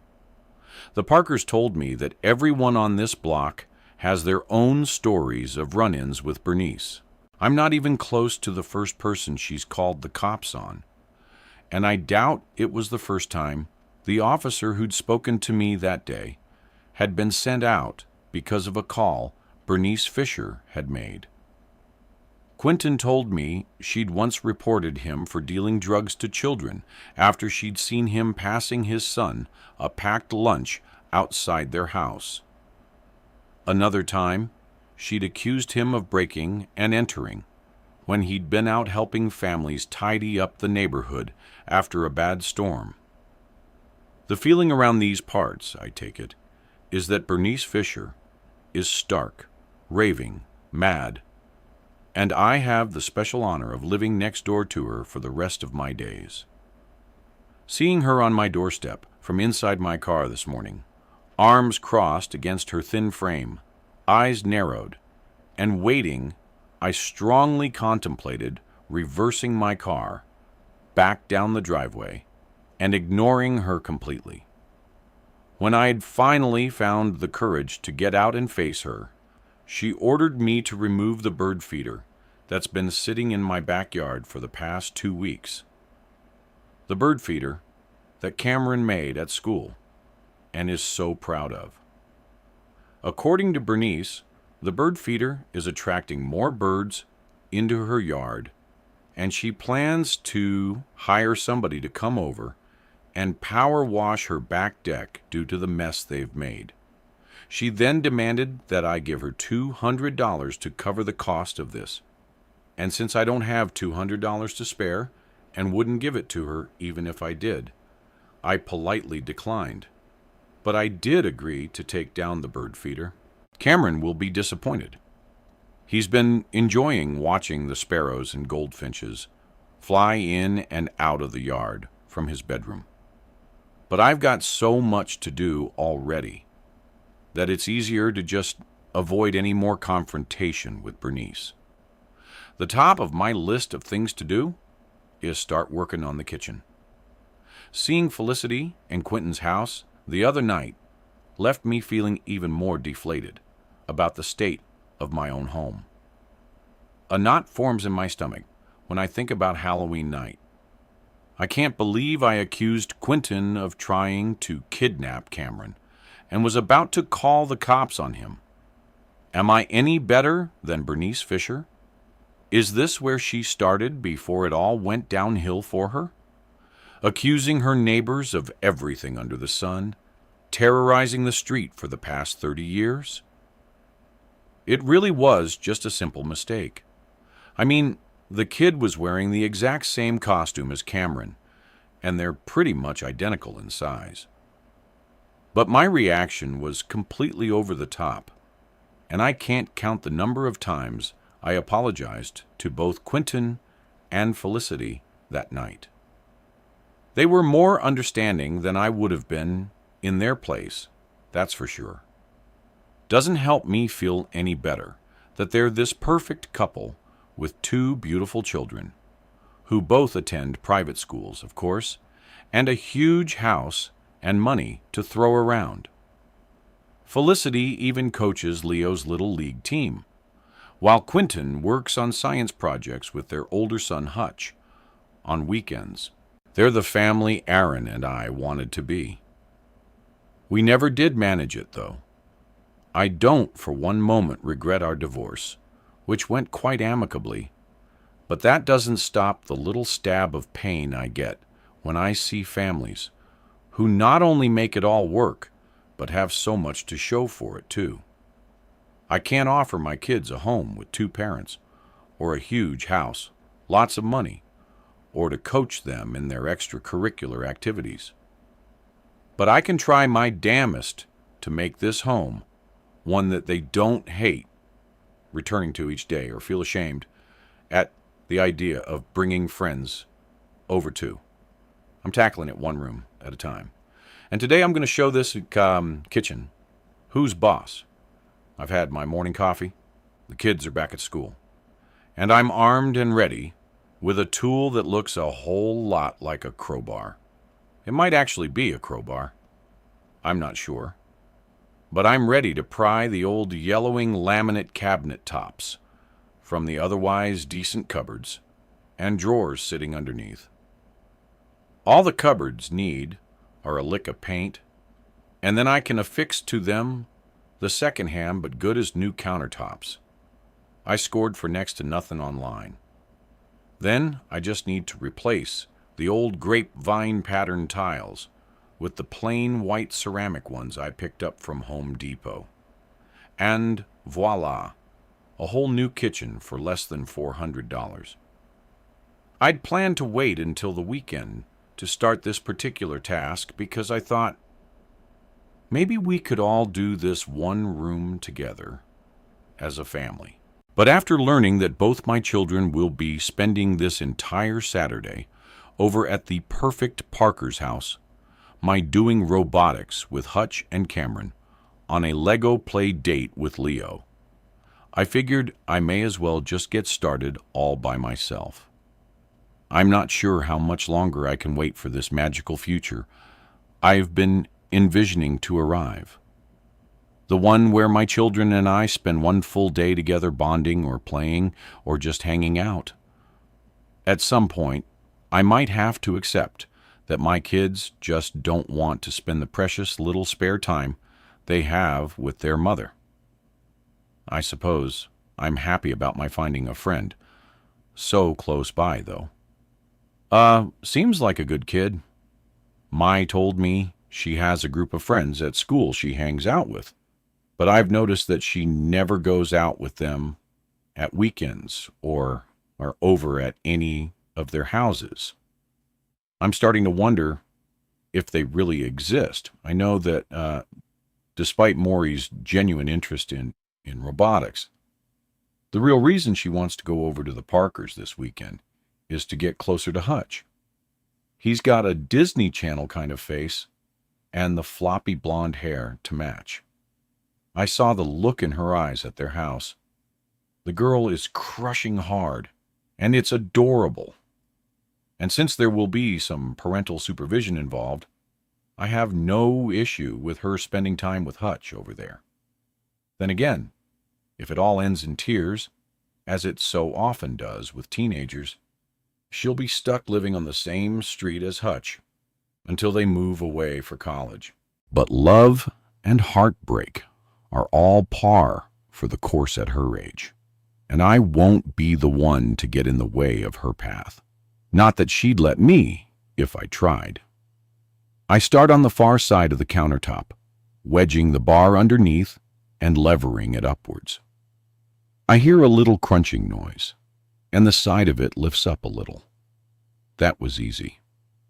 This might not take as long as I'd expected it to. I move along to the middle section and do the same. But this time, when I move the counter upwards, a tile on the wall at the back of it shifts and falls over as though it was already loose. When I go to pick it up, I see something stuck to the rear side of it with a piece of tape. It's another photo. I smile and lift it up. I'd almost forgotten about the one I found under the living room carpet. I'd shown it to Maury when she got home from school one day and suggested we should get an instant camera and do the same ourselves as we renovate the place, but she hadn't seemed interested.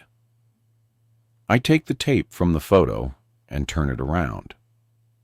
It's just like the last photo, but this one is of a different young woman. She's wearing a red and white flowery dress with big puffed-up sleeves, the kind my aunt would always wear to church when I was a child, along with a wide-brimmed summer hat that would block the view of the people in the row behind. It's weird, though. This girl bears no resemblance to the one in the last photo. Her hair is much lighter in color and straighter. She's sitting in seemingly the same place and in the same pose against a wood-paneled wall and smiling wide for the camera.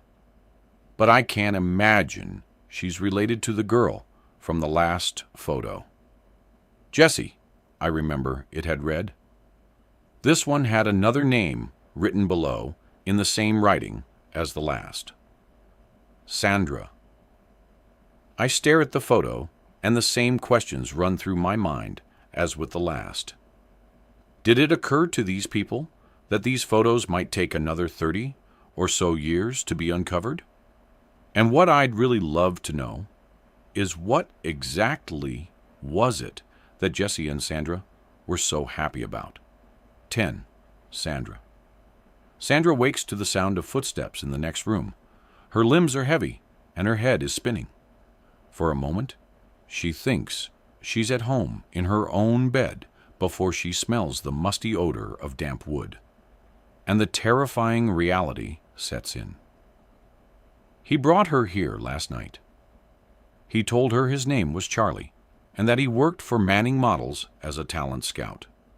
He showed her his business card and a black binder full of models signed to their agency. Sandra even recognized some of them.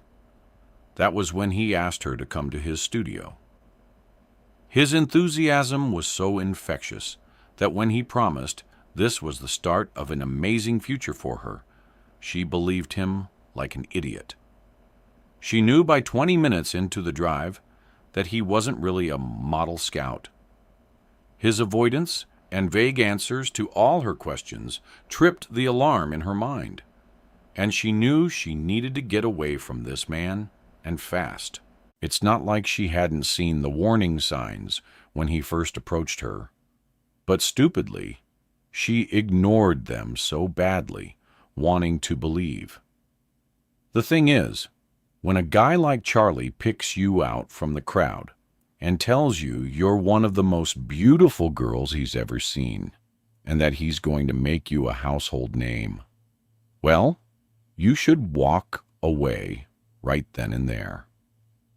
And maybe 50 other girls did. But Sandra didn't. She wanted to believe that this was the something she'd always felt was around the corner for her. That this smooth, handsome man was telling her the truth, and that in just a few months' time, she'd be in London or Paris, walking the catwalks in the latest big-name designer clothing, and being paid thousands for it. She can hear how phony it all sounds now. But when Charlie looked into her eyes, it felt as though he was unlocking something deep within her, a part of her which nobody else had ever accessed before. But by the time she found the courage to speak up and tell him she'd figured him out, it was too late. Because whatever was in that diet Kai gave her had left her limbs slack within minutes. He drugged her. It's obvious now, but for some reason that wasn't as clear to her as she sat in that car, feeling each part of her body gradually failing to respond. She'd wanted to pull her bag from the footwell below her, open the car door, and jump right out. But all she could do is blink at the headlights on the road ahead that were blinding her. Those headlights became fewer and fewer until there were no other cars around her houses, just a dirt track that felt as though it wound on forever. By the time they arrived at the cabin, she could barely keep her eyes open, and when she tried to speak, her mouth just couldn't form the right shapes. The last thing she remembers before she'd fallen into a deep, dreamless sleep was a shadow kneeling down beside her and cold eyes fixed on hers.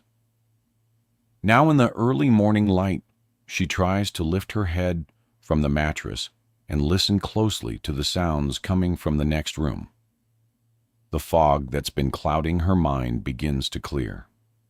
But with that, the gravity of the mistake she's made hits fully. She doesn't know where she is. She doesn't know who the man really is. And they're so far from civilization that there's nobody around to save her. She sees a bathroom across the room and forces herself to sit up. Her head is pounding, and her mouth is bone dry. She's never needed a drink of water so badly. She slides her feet over the edge of the bed and onto the floor. There are no shoes on her feet. He must have taken them off her. Thankfully, she's otherwise still fully dressed. A welcome consolation amidst the nightmare she's found herself in. The wood floor shifts noisily under her feet as she moves, and she only makes it halfway across the room before a figure appears in the doorway. The smile that was used to so easily convince her yesterday now drives a dagger of fear deep into her chest. "Good morning, sleeping beauty." He crosses his arms and leans back against the doorframe casually. Sandra freezes where she stands, not knowing what to do or say. "Go on." He extends an arm. "Go to the bathroom. I'll wait here." She keeps her eyes on his as she moves forward and reaches for the handle. The light is already on inside, and there's no lock when she closes the door. But at least there's an illusion of safety inside here that she can cling on to. She turns the rusted faucet and pulls her hair back, ducking down to drink greedily from the flowing water. She then splashes some on her face before taking a few breaths, trying to figure out what she's going to do next. She wishes she told somebody where she was going or who she was with. But after Charlie introduced himself to her, everything happened so fast that she didn't get a chance. There's a knock at the bathroom door, and her whole body goes rigid. "Sandra, put on the dress." His muffled voice from outside the door is quiet but firm. She looks around and finds something folded up on the shelf. It unfolds as she pulls it down. It's a red dress with white flowers and large puffed-out shoulders. It's made of a cheap, crinkly kind of fabric, and it's hideous. She doesn't want to put it on, but there's a voice shouting inside her head not to make this man angry. If she wants to get out of here, she needs to stay quiet and do as she's told. Then maybe he'll let her go. Each little movement takes her full concentration as she gets out of her clothes and into the dress. Her whole body is threatening to collapse, but she tries to stay strong. She just needs to play along with this, and everything will be okay. She looks at herself in the small mirror above the sink. Her skin almost matches the dress. Her face is pasty white, and her eyes rimmed with red. She can hear his footsteps out there, pacing. The last thing she wants to do is leave the bathroom and face the man waiting for her in the other room, but she has no other choice. She takes a deep breath and slowly opens the door. She jumps in fright when she sees he's right outside, his face so close she can smell his stale breath. "You look beautiful." His eyes come to life, and he runs a finger down the material at her shoulder.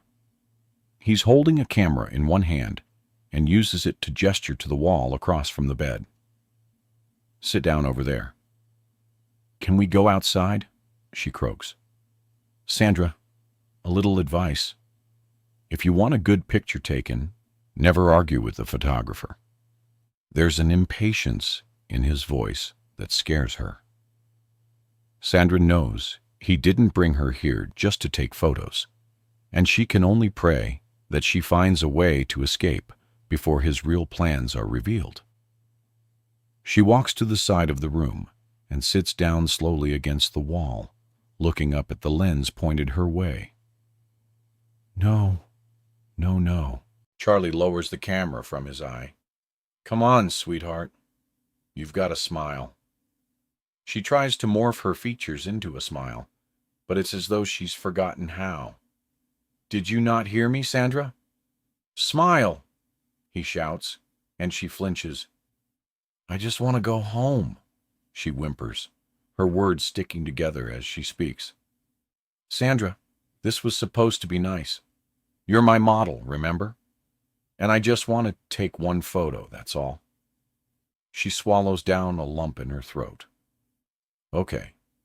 She uses everything she has to force herself to smile. Bigger. Come on now. Sandra stretches her mouth until it's painfully wide. A sudden flash of light goes off before a photo slides from the front of the camera, and he holds it up like a prized possession. Don't you feel better now for cooperating? She nods as a tear runs down her cheek. There's a darkness to his eyes as he studies the photo and mutters to himself. I want to keep this forever. It only takes a split second for Sandra to make the decision. She prays that her legs will hold her as she rises up and begins to dash for the door. But she's too slow, and in seconds he has her in a tight grip. She tries to kick and scream, but he just pulls her in tighter toward him, and she looks up to see the same smile she saw on his face yesterday. Except now the kindness in it is gone, replaced by something darker, something terrifying. You're not going anywhere, Sandra. 11. Ruby.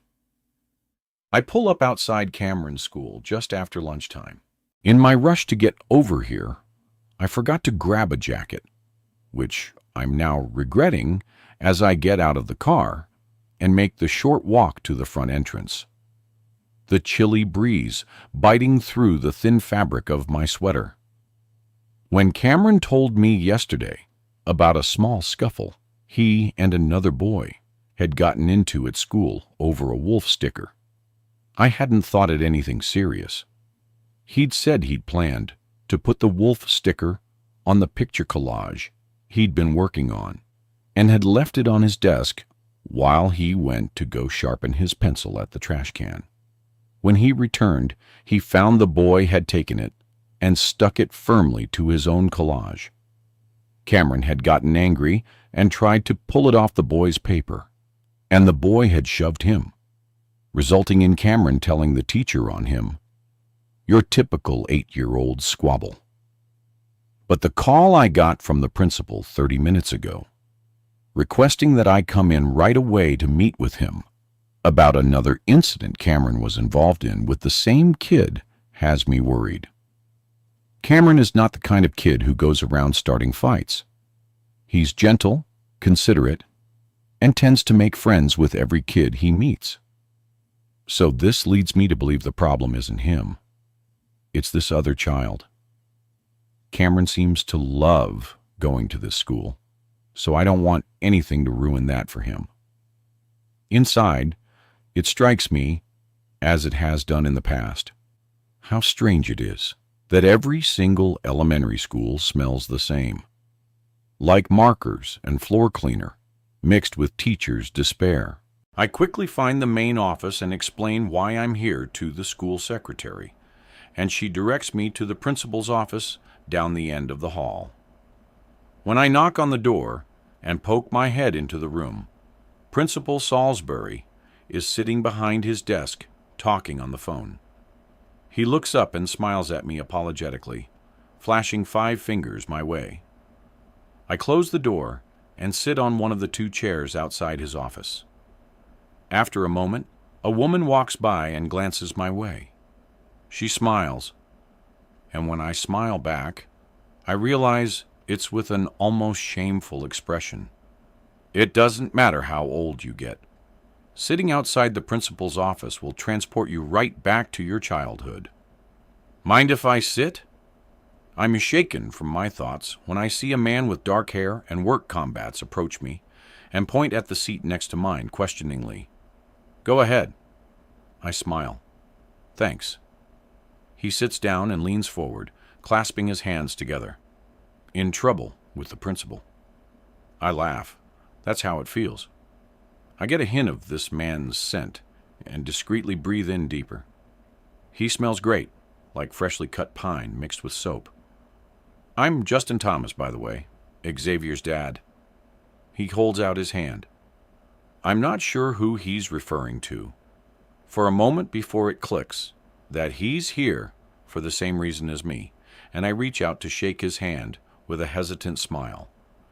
I'm Ruby Blake, Cameron's mom. I see Justin's eyes flicker almost imperceptibly down at our hands, likely noticing as I do that neither of us wears a wedding ring. So, Justin grimaces. Do you know what happened? No, I just got the call a little while ago to come in. I hope it was nothing too bad. I'm sure it's just another disagreement. Xavier told me about yesterday's incident with the wolf sticker, he says. I heard about that too. And don't worry, Cameron didn't seem too upset about Xavier pushing him. Justin laughs. I wasn't worried, because Cameron was the one who pushed Xavier. I cross my arms. That's not what I heard. Well, I guess you heard wrong then. There's a playful smile on his lips. And we should have no problem getting to the bottom of this because Principal Salisbury used to be a criminal defense lawyer. I raise a brow. Used to be. Justin nods and lowers his voice before leaning in conspiratorially. The rumor is that he was disbarred from misuse of client funds. I heard he was ordered to repay over $50,000 that he'd already blown on gambling. My mouth drops. No. Yep. And they just let him be a principal here, I whisper. Uh-huh. I mean, he's not a danger to the kids or anything, but, it's hard to respect a guy who would do something like that. I want to ask more, but the door to the office opens up and Principal Salisbury calls us in. We both stand up and walk inside, and he gestures for us to sit across from him at his desk. His office is small but bright, with a window overlooking the playground. And judging by how clean and impossibly neat the room is, I take it Daniel Salisbury is an organized man. He takes his seat across from us and clasps his hands together on the desk. Mr. Thomas, Miss Blake, thanks for coming in. As I told you both on the phone, there was another incident this morning with Xavier and Cameron, the second in 2 days. Their teacher, Mrs. Jacobs, recommended I bring the parents in to try to resolve this issue at a base level. What happened exactly? Justin asks. Well, I'm told that during reading time this morning, Mrs. Jacobs found the 2 boys fighting over a book and some name-calling ensued, he says gravely. Justin tuts. Surely there's a rule saying teachers can't do that. This doesn't elicit so much as a smirk from the principal. It was Xavier and Cameron who were doing the name-calling, Mr. Thomas. I don't really want to say it out loud, but I mean that's it. That's what I left my kitchen remodeled to come in and talk about.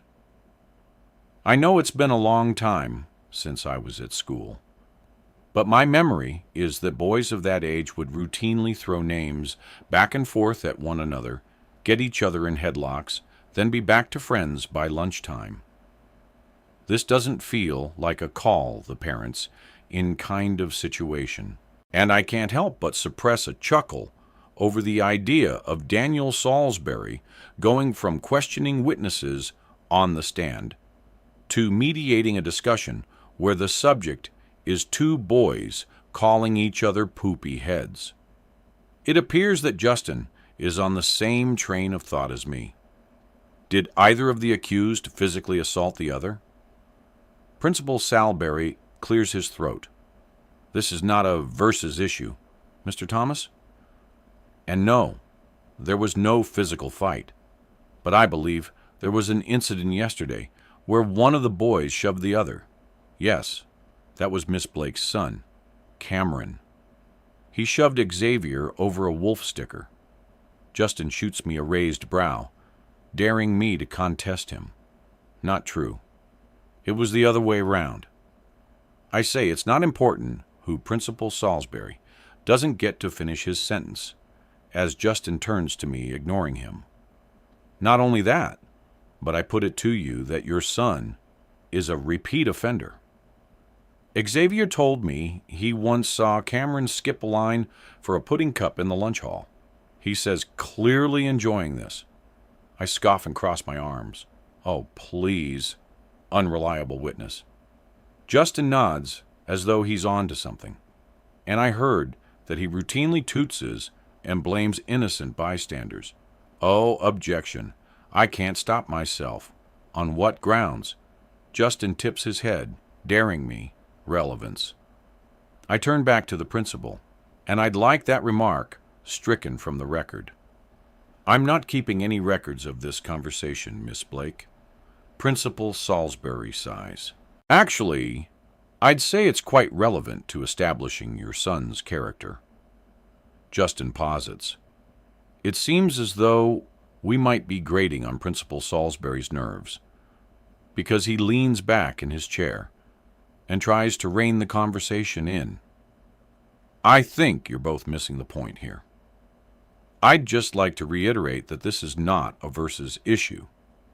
We try to foster a cohesive structure in our classrooms, and what we're looking for is a way to encourage that in both of your boys.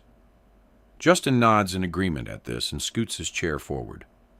If I may approach the desk. You're a mere 2 feet from it, Mr. Thomas. But sure. He squeezes the bridge of his nose, completely unamused. Justin nods. Thanks. I think that a cohesive structure is what we all want. But I'm sensing a lack of cooperation from the defense. He shoots a thumb back at me. If you two have just about finished this, Principal Salisbury seems at a loss for words. This, then I would suggest you try working through your children's issues by giving them the opportunity to get to know each other outside the school setting. It's not long before the principal dismisses us both with a very reluctant handshake. And the moment we close his office door behind us, Justin and I both crack up. I have to muffle my laughter in my sleeve as I wave goodbye to the secretary when we pass by the office.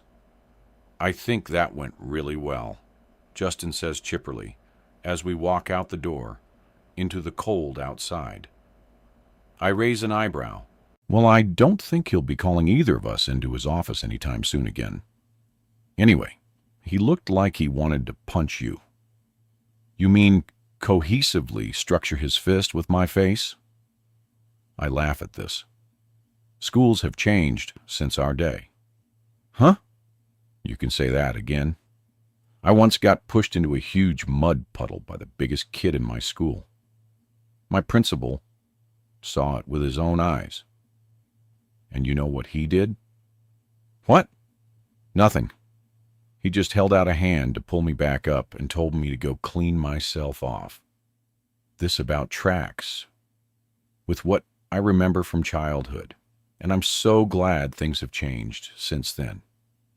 I'm happy that bullying is no longer tolerated, but on the other hand, I think calling in parents for every squabble or disagreement only stops children from learning how to resolve conflict themselves.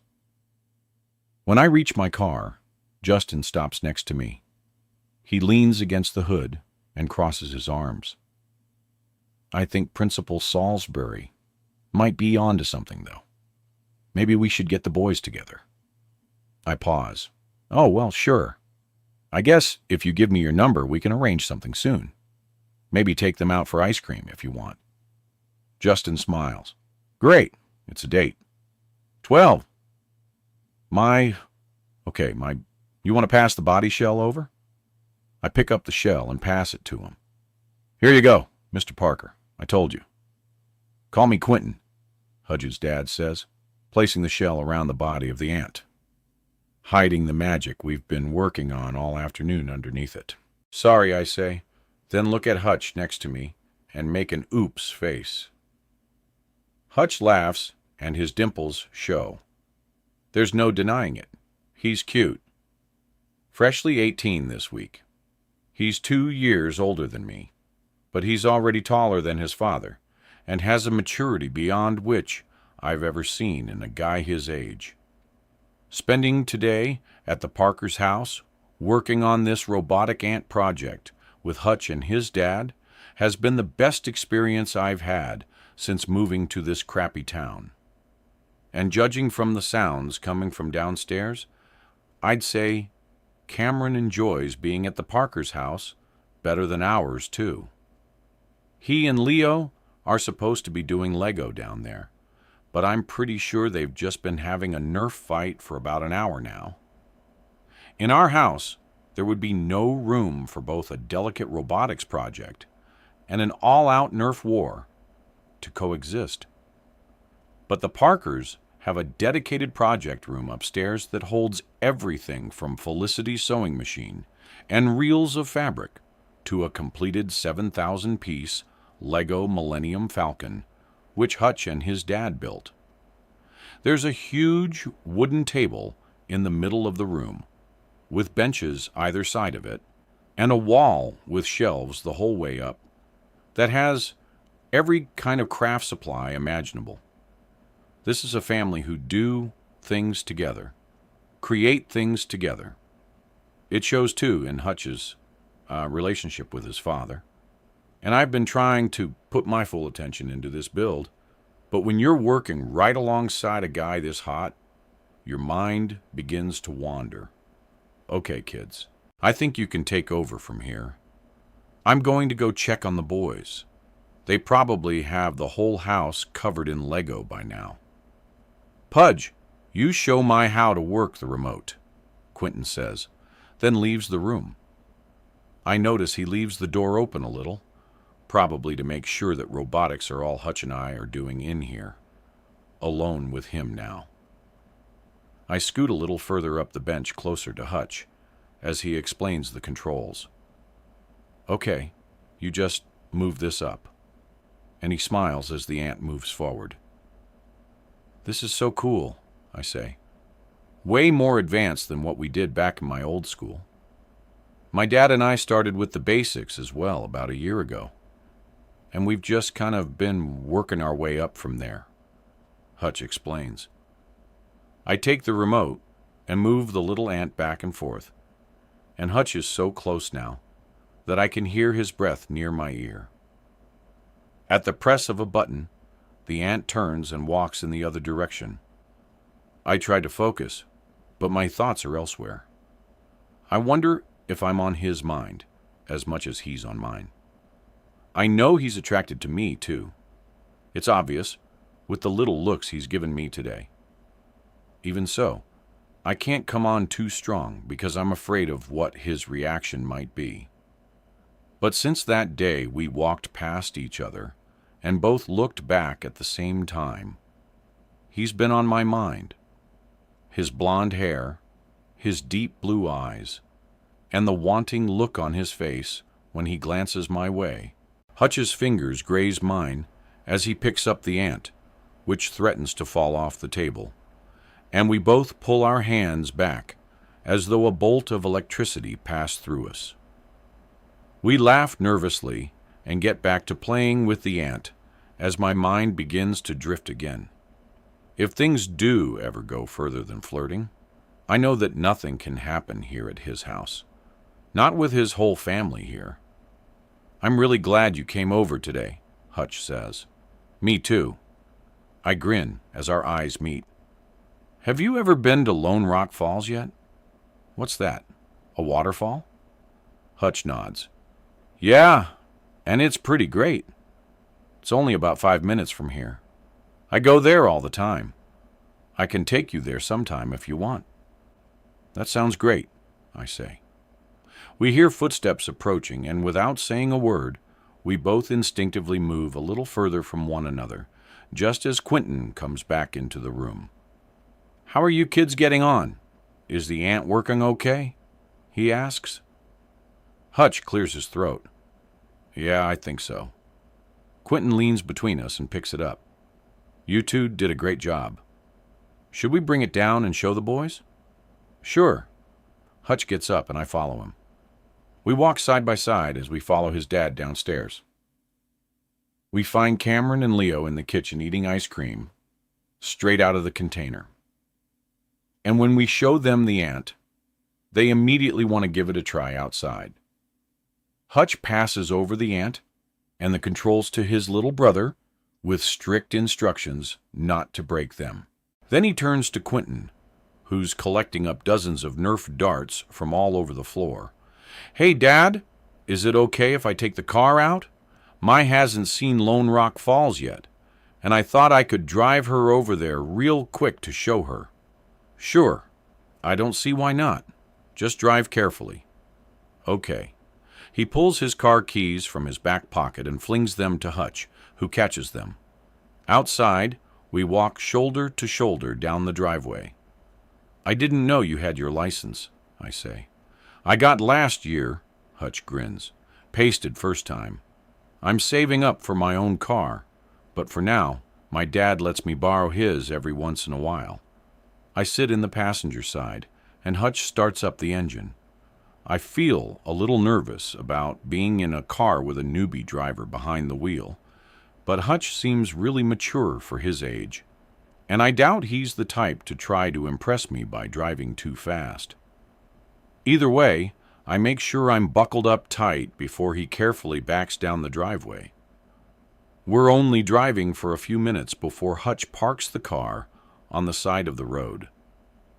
We get out and descend a slope on foot, Hutch catching my arm when I nearly fall, and we soon come to a clearing in front of a rushing waterfall.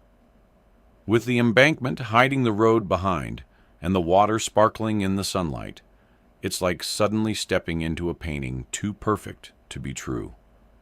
It's beautiful. I breathe. Hutch steps in front of me and takes hold of my hands. Not as beautiful as you. This is by far the sweetest thing a guy has ever said to me. With second place going to the time Jimmy Farnsley at my old school told me I was a solid 7 out of 10 with makeup on, which was rich coming from a guy who looked like he'd stop you on a bridge and make you solve a riddle in order to pass. Hutch closes in the distance between us, and just as his lips are hovering above mine, his phone starts to ring in his pocket, and we both let out a nervous laugh before he pulls it out and answers. I walk over to the waterfall and let the tiny droplets of cast-off wash over my face as he takes the call. After a moment, he walks over and tells me his dad needs the car soon to go collect dinner. With the moment between us past, we walk back to the car and make the short drive back to his parents' house. Inside, I find Cameron in the living room, with Leo playing a video game, and I tell him we have to leave. As usual, he refuses to listen, and I have to drag him along by the arm. Hutch is in the kitchen with his dad, returning the car keys, and I thank them both for letting me help out with the project. Patch insists I come over next weekend to help him and his dad with another one. On the way out the door, pushing Cameron in front of me, I look back and see he's watching me leave. I smile, and he winks at me, sending my heart soaring. And I don't think next weekend can come soon enough. Luckily, it won't have to, because the second Cameron and I arrive back at our house, I hear my phone buzz and I pull it out. surprised to see a text signed with his name reading, "Meet me back at Lone Rock Falls at midnight. 13. Ruby." "Okay, you can stop laughing now," I plead. Justin tries to rein it in, but his pursed lips only stay sealed for about 3 seconds before laughter bursts out of them again, and he doubles over. I'm sorry. He wipes away a tear. Oh God, I wish I could have been there to see it. I mean, the image of the guy opening the door to find Cleopatra, Queen of Egypt, standing outside his house, accusing him of kidnap. I'm starting to regret telling him about what happened on Halloween night. I crossed my arms.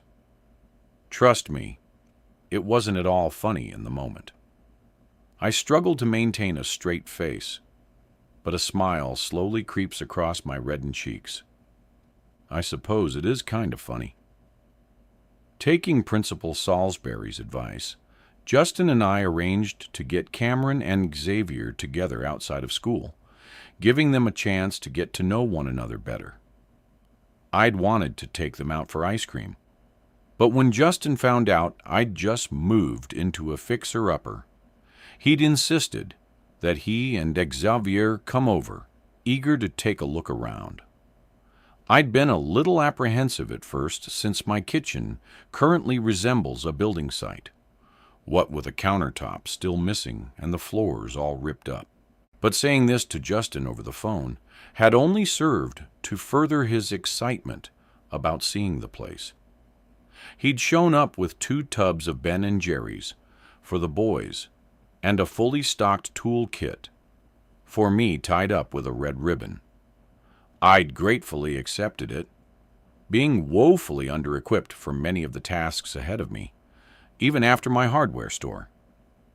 It seems Justin's a real DIY enthusiast because he's only been here 30 minutes. But in that time, he's shown me a whole new vision for the place. He's got unusually strong opinions about things like light fixtures and storage solutions. We're now sitting on the back step drinking coffee, watching the 2 boys as they work together to climb the large tree that sits at the end of the yard. Xavier is holding Cameron's foot to give him a boost up. You never know. They'd been the cause of such problems in their classroom. I suppose Principal Salisbury was right. They just needed to get to know each other in a different setting. Justin pushes back his dark hair. So, you've just moved here. 2 kids, doing this all by yourself. What's your story? It's becoming increasingly obvious to me that Justin is a walls-down kind of guy. It's a little intimidating, but also kind of refreshing. Divorced, my husband left me for another woman. I shrug. That old story. Ouch. He scrunches his face up. It's fine, I sigh. He really leveled up. She's the domestic goddess I never was. And honestly, both our lives are better for it. Justin looks as though he's sizing me up, trying to figure me out. I doubt he'll have any luck. I've been living in my skin for over 38 years, and I still haven't figured out exactly who I am. I haven't had to ask Justin about himself because he freely handed out all information up front. He's a man who doesn't beat around the bush. At 40 years old, he's a carpenter, a widowed father to 8-year-old Xavier, and a lifelong resident of Lone Rock. He lives close by in a house he and his wife Elle built themselves before she passed away when Xavier was just a baby. All this he shared unreservedly with me, a woman he's only met once before. My own observations are that he's strangely upbeat for a guy who has faced great loss. He's funny. He's almost too handsome. And he seems like a great father. So, naturally, I'm wondering what his deep, dark secret is. There has to be something wrong with him. So, your daughter Maury, how is she liking Lone Rock? He asks. H. I sigh. I don't think she's liking it that much at all.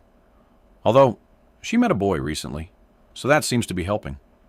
He lives down the street. He just turned 18, and apparently just got his driver's license. Justin raises an eyebrow at this, and I laugh, knowing what he's thinking, because in truth, it terrifies me. I was a teenager once. I remember boys with cars. I remember what happens with boys in cars. Although, according to my Hutch, is as squeaky clean as they come. He's the model's son, the model student, and she says he even drives carefully. Not the kind of guy Maury is usually interested in, but I think his influence might be having an effect on her. I've noticed she's ditched her usual grungy teenager vibe in favor of a cleaner, more preppy style. Gone are her ripped jeans and messy hair, now replaced by a more pulled-together clean appearance. And as much as I think she looks great, I'm worried she's so enamored by Hutch that she's trying to mold herself into what she thinks he wants. I just don't want my daughter to compromise anything about herself in order to try to please a boy. Hutch may be clean-cut and well-spoken, but underneath it all, he's still an 18-year-old male, just like any other. So, there's a strong potential for Mai to get hurt.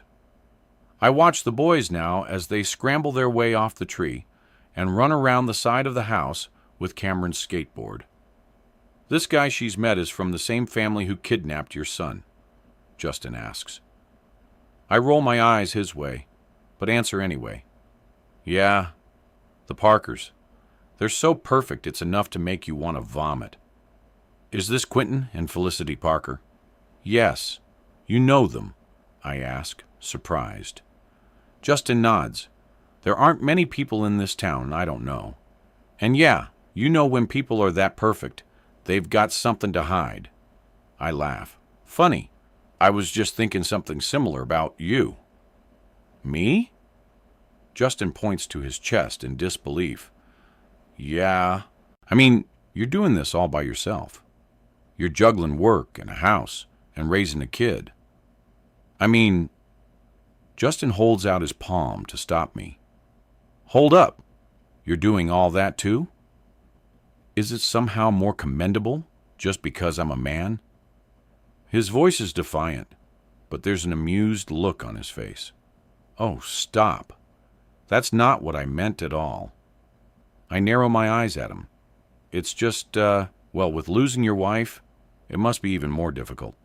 I mean, I get some time off when my ex-husband takes the kids. You don't get that. And you seem as though you just take everything in your stride. Don't you ever just break. Justin shakes his head. Nope. No. Never. Ruby, the thing you're going to learn about me is that I live an unexamined life. I'm not one for introspection. Call that unhealthy if you like. I kind of just get on with things and ignore the naysayers. How many naysayers are there exactly? I ask. More than you'd think, he says quietly. I want to ask more, but the boys have reappeared and are running full force toward us. Mom! Dad! They shout in unison. What's up? I asked Cameron, concerned by the look on his face. She took my skateboard.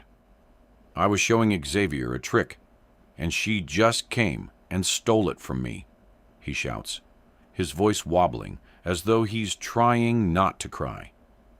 She took it inside her house and won't give it back. What? Who are you talking about? I ask.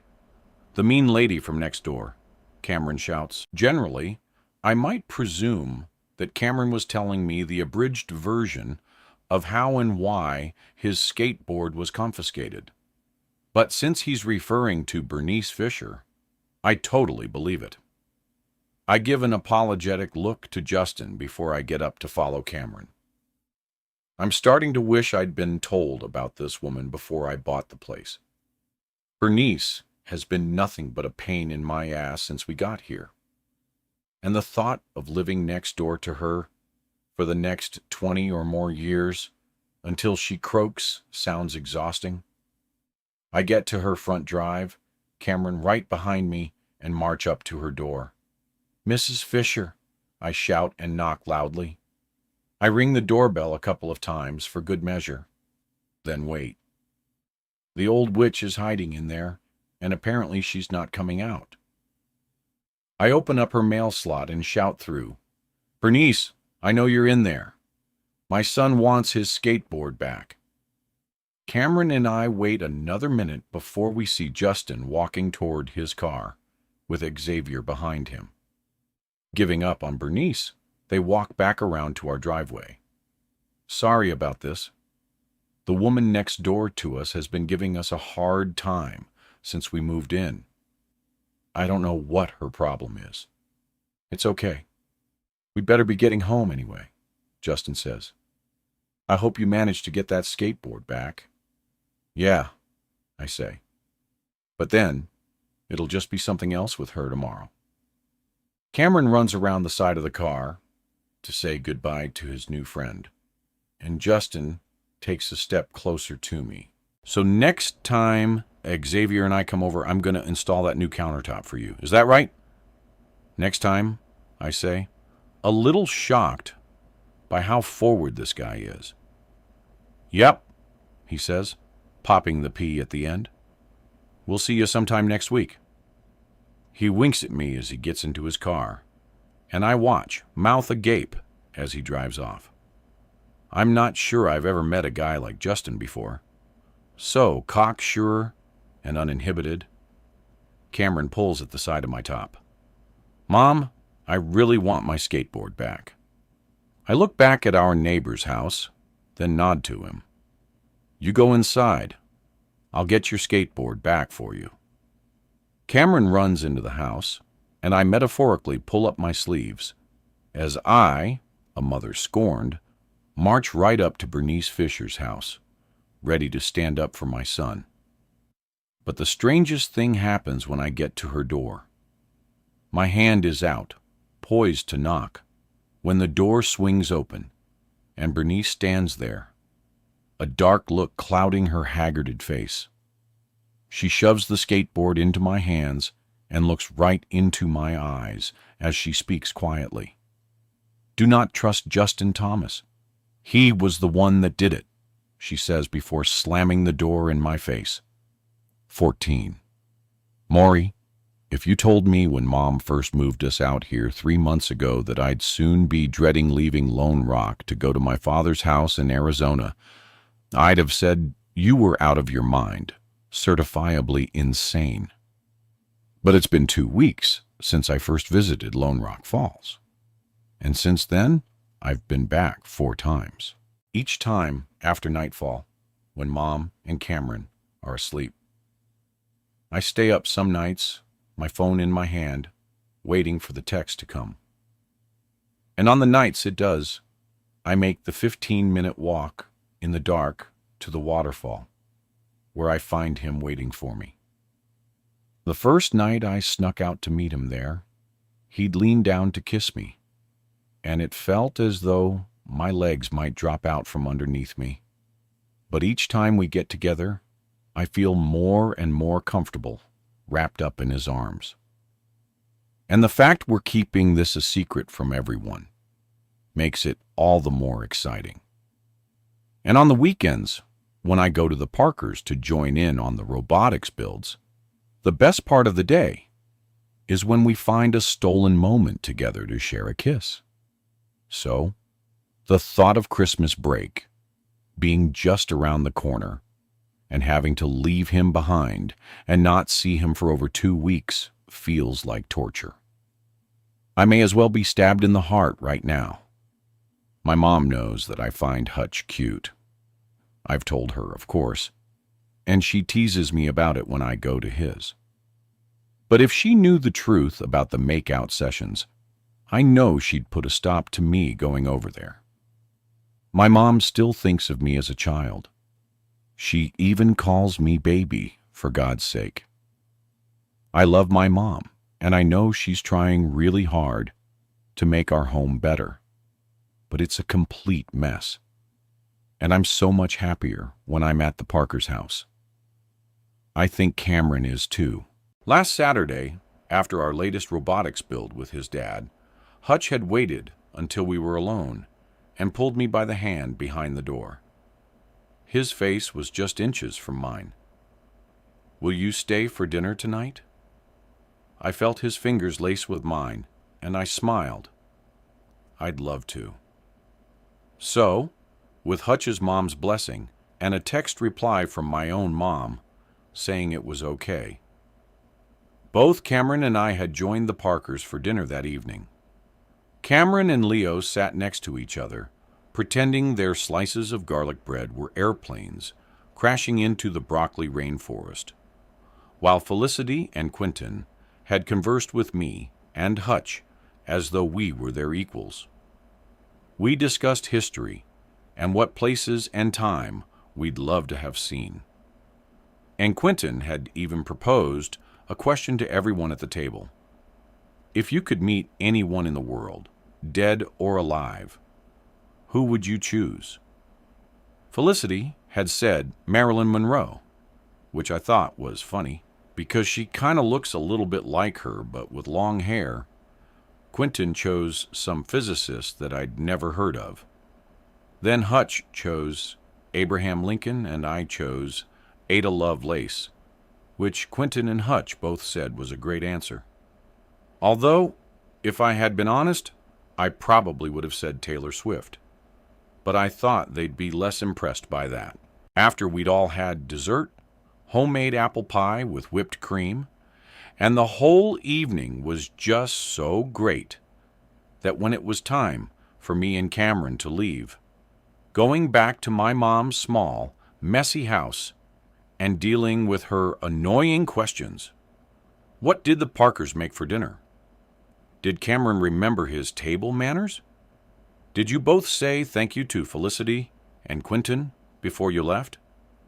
Was the last thing I wanted to do.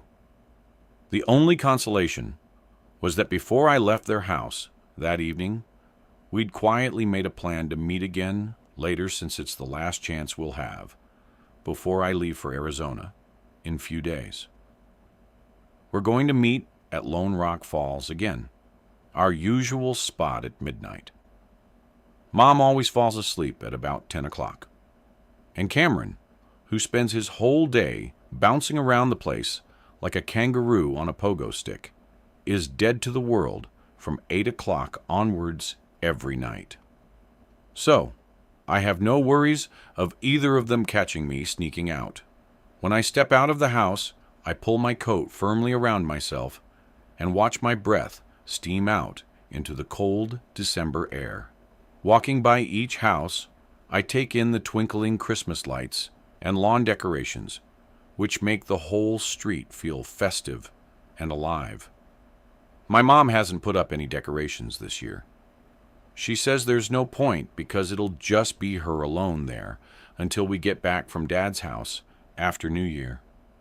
I don't know if she realizes how much of a guilt trip she's laying on me and Cameron when she says things like that. It's not like we choose to go to Dad's house for summers and Christmases. That's what they agreed, without ever asking me or Cameron what we wanted. Although if they had, we would both have just chosen to stay with our dad all the time. And I can't even imagine a guilt trip my mom would lay on us then. Spending so much time at the Parkers recently has given me a glimpse into the type of life that I never had the chance to get. The big house, the attentive parents, the dinners around the table together. I mean, we get some of that at my dad's, and Caitlin is great and all, but I've forgotten what it feels like to have both of your parents together. It felt safe. I remember that. But then Mom and Dad fought so much that as time went on, that feeling of safety grew less and less stable until one day everything just crumbled and fell apart. Now me and Cameron go where we're told to when we're told to. And if that means Mom spends Christmas alone, that's not our fault. Hutch doesn't have to deal with flights back and forth between his parents' homes, or his parents asking thinly veiled questions about the other one. wanting to know what they're doing and who they're seeing without actually having to come out and ask it. As I climb down the embankment and hear the falls rushing close by, I look around in the dim light that comes more from the street lights on the road above than the nearly full moon in the sky. And I see that he's not here yet. I walk over to the bench to wait for him. I pull out my phone to see if I missed a text, but there's nothing. It's quiet on the road above. There's barely any cars out at this time of night, and it's so cold that after a few minutes, I begin losing the feeling in my fingers. I'm wondering where the hell he is when I hear a twig snap behind me, and then a pair of arms creep around my shoulders. I jump in fright, but laugh when I turn around to see him smiling at me. "Hey," he says, and kisses me softly on the lips. After a moment, I pull away. "You kept me waiting." "Sorry. I don't make sure everyone was definitely asleep. I guess I forgive you," I tease, and then laugh as he grabs me and pulls me up into the air, spinning me around before lowering me back down and kissing me again. This is where I'm happiest now, right here in the moonlight with the water roaring nearby. It's like we're the only two people in the world. I don't want to go to my dad's house. I don't want to leave you. You're so lucky you don't have to deal with any of this. Your family is perfect. I say I get a side eye for this. Trust me, our family isn't as perfect as we might seem. Maybe he's telling the truth. But whenever I look at Hutch, I see a guy who has two perfect parents, the perfect home, and seemingly no roadblocks in his way of living an incredible balanced life. My life is a mess in comparison. I'm going to miss you. He rests his forehead on mine before pulling me closer, holding me tightly. We stand there for a while, embracing the short amount of time we get to spend alone together. And soon it's time to leave again. By the time I reach my house, it's after 1 o'clock in the morning. I slot the key in quietly and close the door behind me before taking my shoes and coat off and putting them back in their places.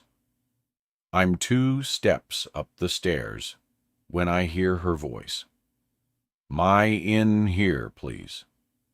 I curse under my breath and slowly walk into the living room, where I find my mom sitting in the low light of a lamp, a book open on her lap. She puts it down next to her and sigh. "Where were you?" There's no point in me making up some kind of over-the-top ridiculous lie like I was sleepwalking or that I thought I'd heard a burglar outside. She'd just see right through it with Hutch. I sigh. She rolls her eyes. "Well, I figured out that much myself." "Where?" "We just met up nearby," I say, not wanting to out our special spot. "Maury, I know he's only a couple of years older than you, but technically he's an adult.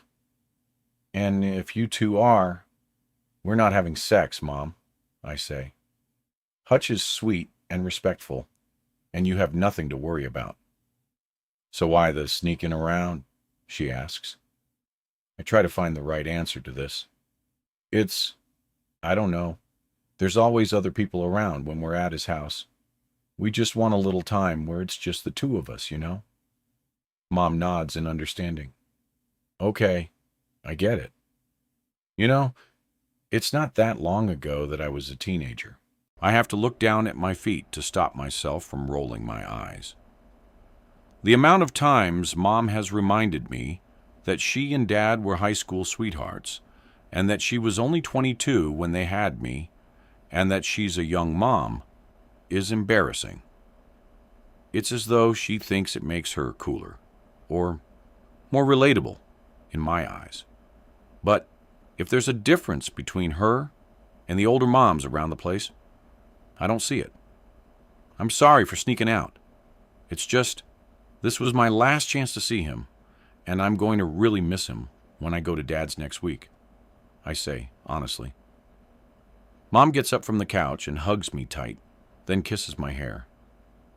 That's really sweet. I know Hutch is a nice guy, and I trust that you have good judgment. But with the age gap, it's important that you wait at least a few months until you're 17 before you and he consider taking your relationship any further. Okay.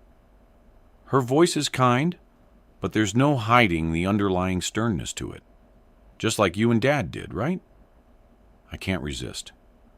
Mom looks down at her bare wrist, eyes wide. Gosh, it's late. We should really be getting to bed. 15. Ruby. And just like that, my Cameron are gone again. I dropped them off at the airport this morning and clung on to them until they pried themselves away from my grip.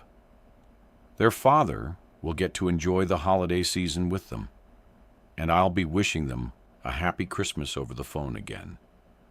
The same for New Year. When I arrived back from the airport alone and listened to the deafening silence that filled the house and looked around at the clutter of unfinished odd jobs and works and progress around me, I knew I had two choices. Spend a holiday period wallowing in my own self-pity, or roll my sleeves up and throw myself into getting this house renovated. I have heartily chose the latter. And now, as I'm hauling a box of broken old tiles outside to the trash, I glimpse Bernice Fisher at her window, watching me. She sees me look at her and turns away, closing the curtains. That woman must have absolutely no life of her own, because she seems to spend her time waiting at her window for something. Anything that she can log a complaint with someone about. I don't know what capacity Bernice knows Justin Thomas in, but her warning to me a couple weeks back that he did it could have been referencing anything from cutting in line at the grocery store to single-handedly pulling off the Kennedy assassination. Luckily, her dislike of Justin seems to be as unfounded as her dislike of, well, everyone else. Justin has been a saving grace for me, coming over and helping me install the new countertops in the kitchen, and then again to help with tiling the backsplash. Xavier comes along with him to play with Cameron, and Justin always brings ice cream for the two boys and some kind of DIY-related gift for me. After the tool kit, it was a stud finder, and then a set of wrenches, each time wrapped up with a red ribbon. I'd have to be blind not to notice his flirting. The man doesn't have a subtle bone in his body. I was wondering how long it would take him to actually make a move when I finally got a text from him yesterday. You, me, that kitchen sink, waiting to be installed, and a bottle of wine tomorrow night. I'll be over at 7. I didn't have much choice but to agree.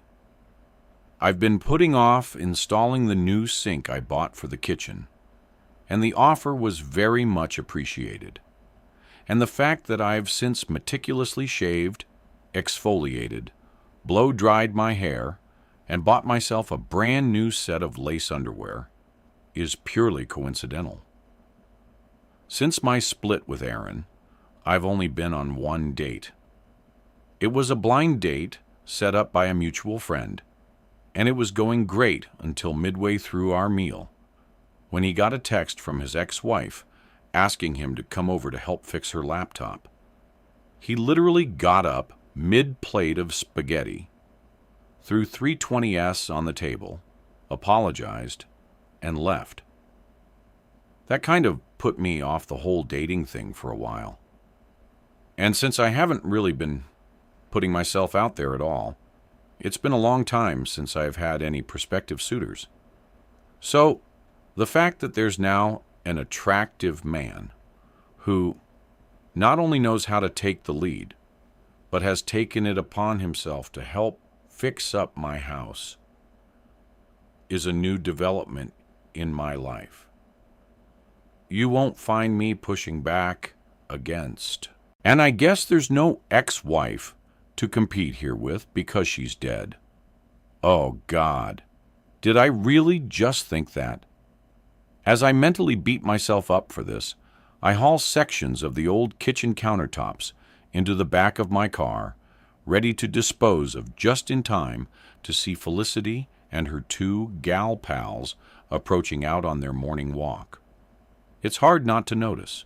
They're all wearing Santa hats, and I suddenly feel a little self-conscious about my decoration-free house. The three women slow down as they reach me, and as usual, Kendra and Harriet hang right by Felicity's side as she speaks. "Ruby, how are you?" "I'm good, thanks." I wipe my hands on the back of my jeans and cast my eyes back and forth between the Steepford trio. "You all look very festive today, just spreading a little joy." Felicity laughs, and then her face darkens. "Ruby, is it true what I heard, that you're dating Justin Thomas?" Wow. Word spreads fast around these parts. I notice there's a hungry look on both Kendra and Harriet's faces, like a couple of piranhas waiting to be fed by the latest piece of gossip on the street. I decide not to feed them today. "I think you must have heard wrong because he's just helping me fix up the house. Cameron is friends with his son Xavier." Felicity delicately places a hand to her chest, seeming relieved. Oh, good. I don't know why she'd have an opinion about who I choose to date, but she doesn't give me a chance to ask before she quickly changes the subject. "You know, my boys are really going to miss Maury and Cameron over the holidays, especially Hutch. You know, I think there's a little love story brewing there." She cups her hand to the side of her mouth, as though she's divulging a secret. Yes, Maury's very fond of Hutch, too. The robotics sessions with him and Quentin are all she ever talks about. "It's so nice of them to include her," I say. "And thank you for letting Cameron come over to play with Leo so often." Felicity waves this away. "No need to thank me. We just love having them both at our house.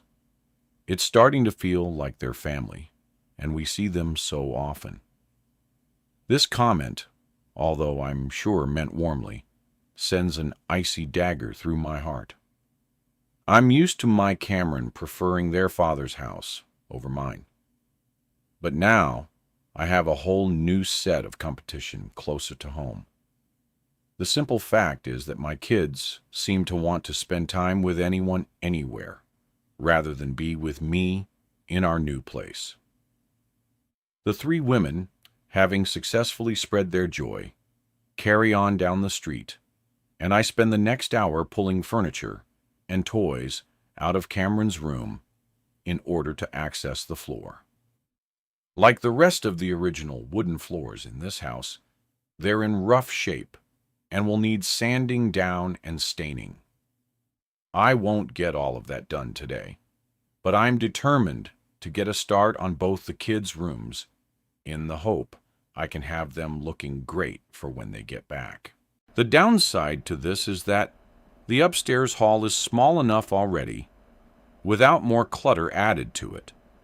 And now I'm going to have to climb over a bed as well as a mountain of action figures and building sets in order to access the stairs each day until I have the rooms finished.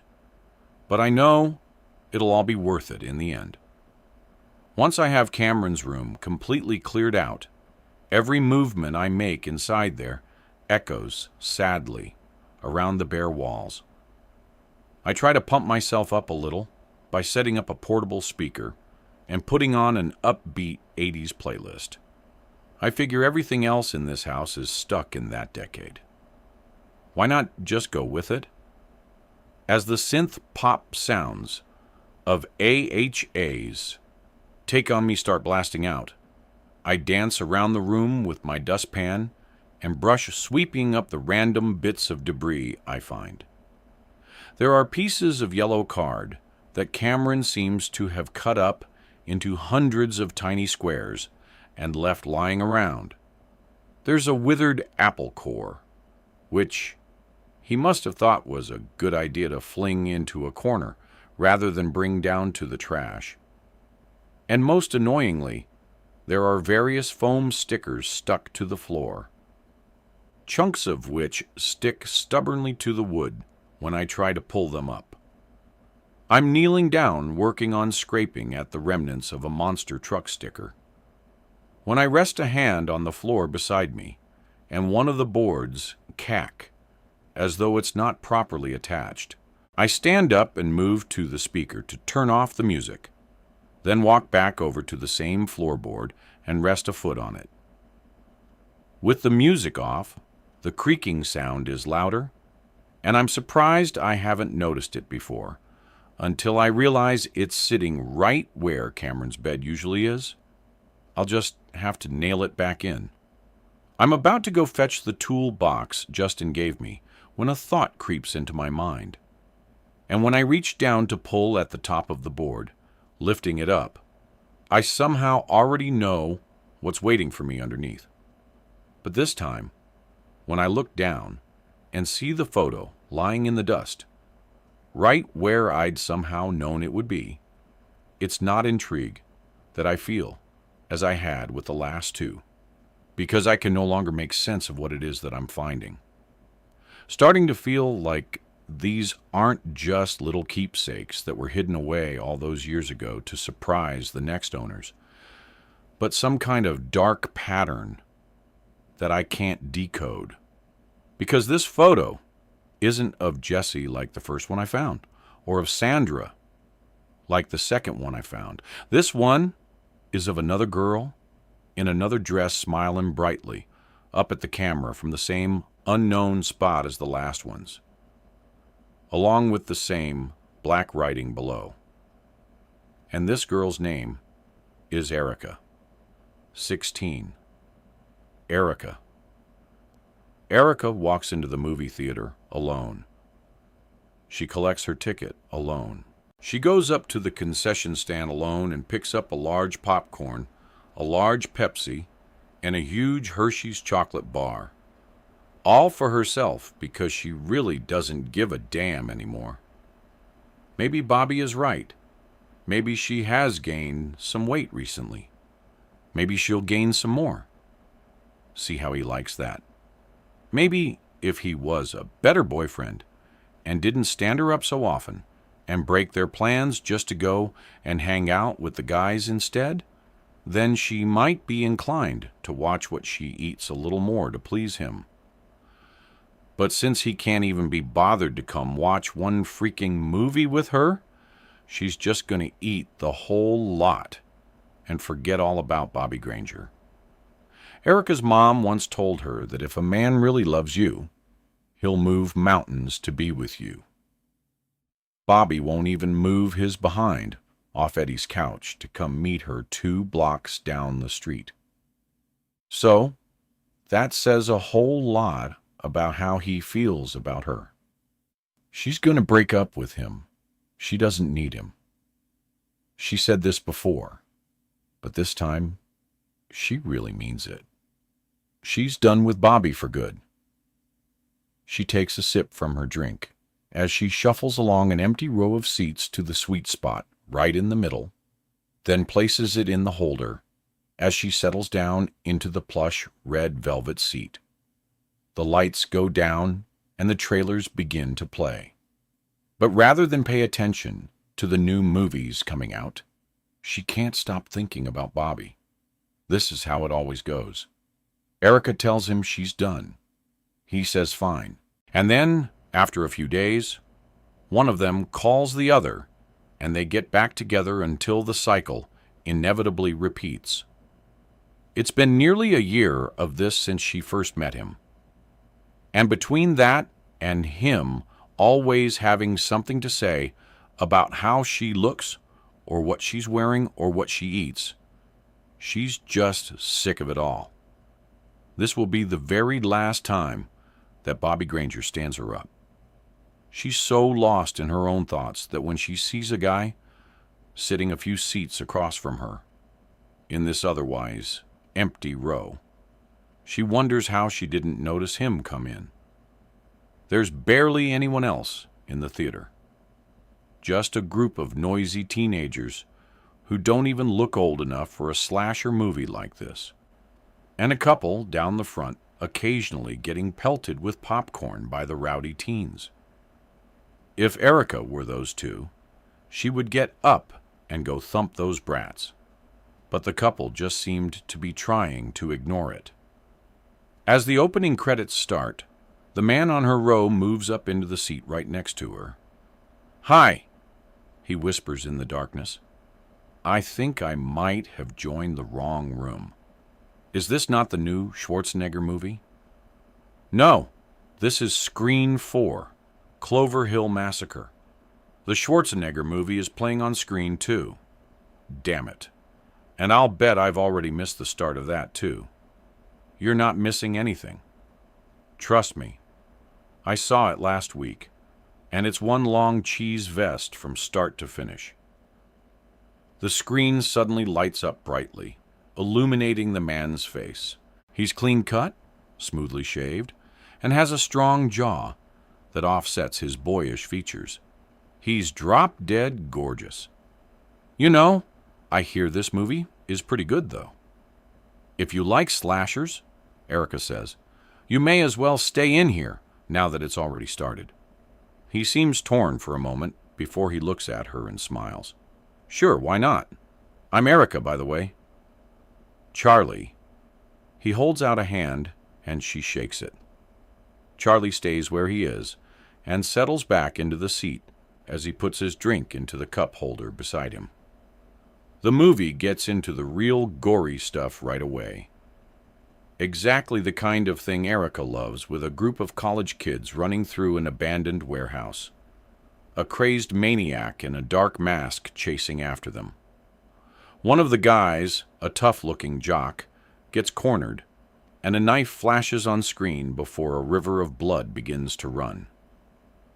Erica laughs without meaning to.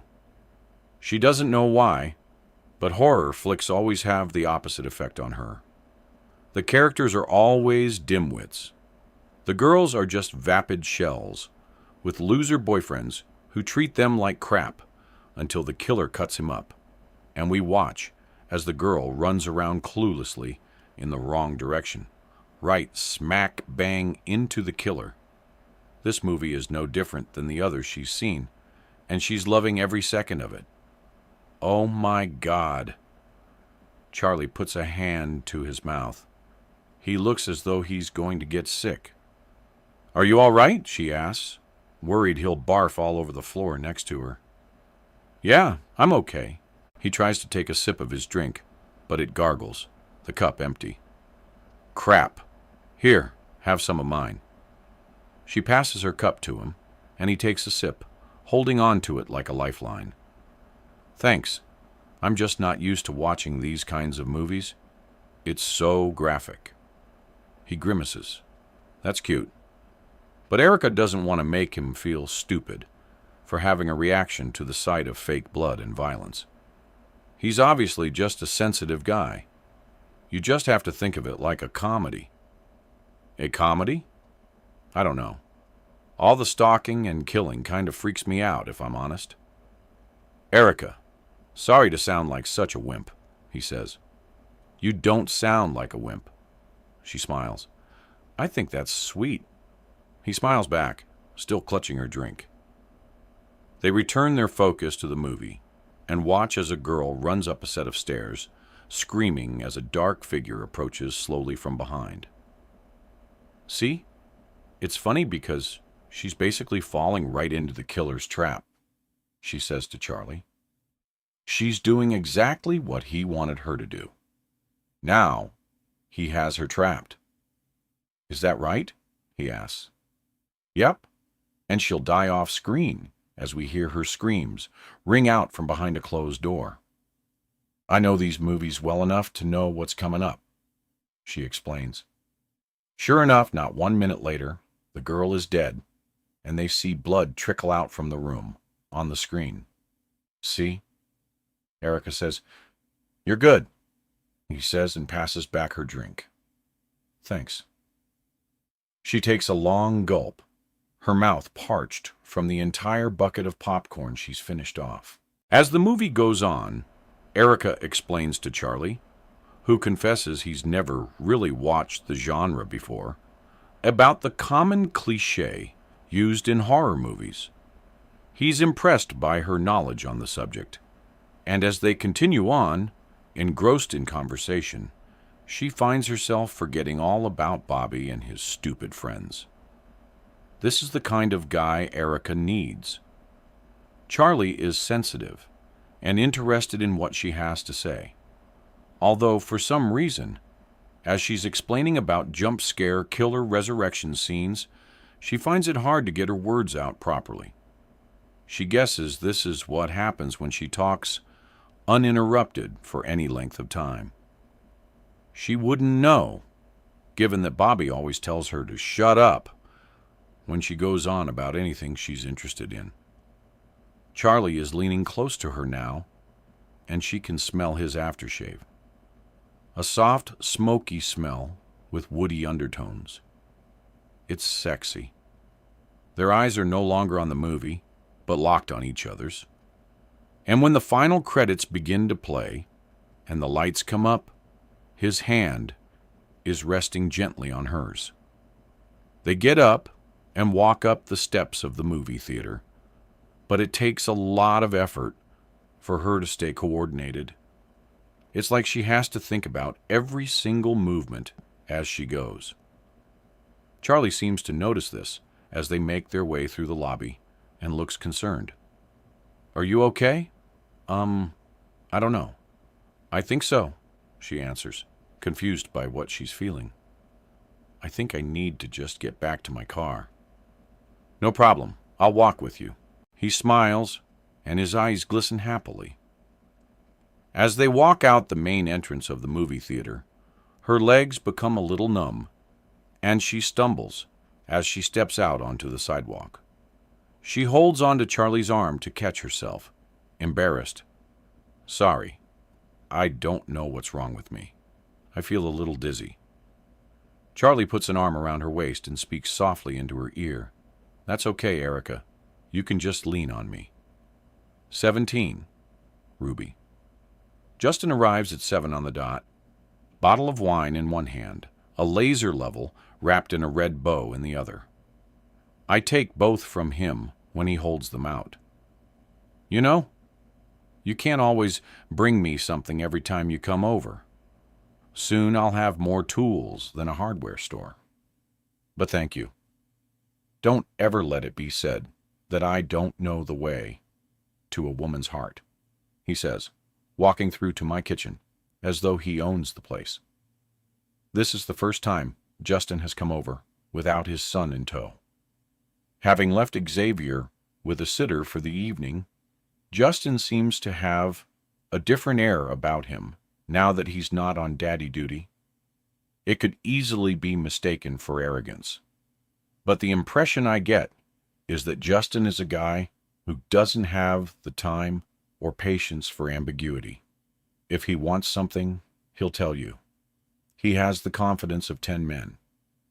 And I'm surprised by my attraction to this particular quality. I follow him into the kitchen to find him rummaging in the drawers. "What are you looking for?" "Cork crew," he says. "In here." I budge him over with my hip and pull a drawer open. He pulls it out, and I take 2 glasses down from the shelf while he opens up the wine. "Okay, here's the plan," he says, passing me a full-to-the-brim glass. "First thing we've got to do is disconnect the old sink and remove it." He points to the old corroded fixture. "I can handle that part. Your job is cleaning out the cabinet below. Make sure there's enough space to fit in the new one."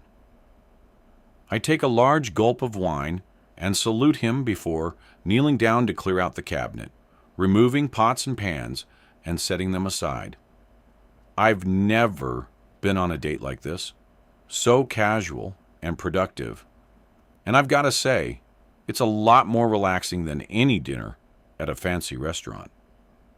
For one thing, I'm wearing jeans and a t-shirt, and Justin is even more casual in work combats in a hooded sweatshirt. As we work alongside each other, I have a flashback to my earlier conversation with Felicity. And when Justin heaves the old sink out, and I've got space cleared for the new one, I take my chance to broach the subject with him as we take a break.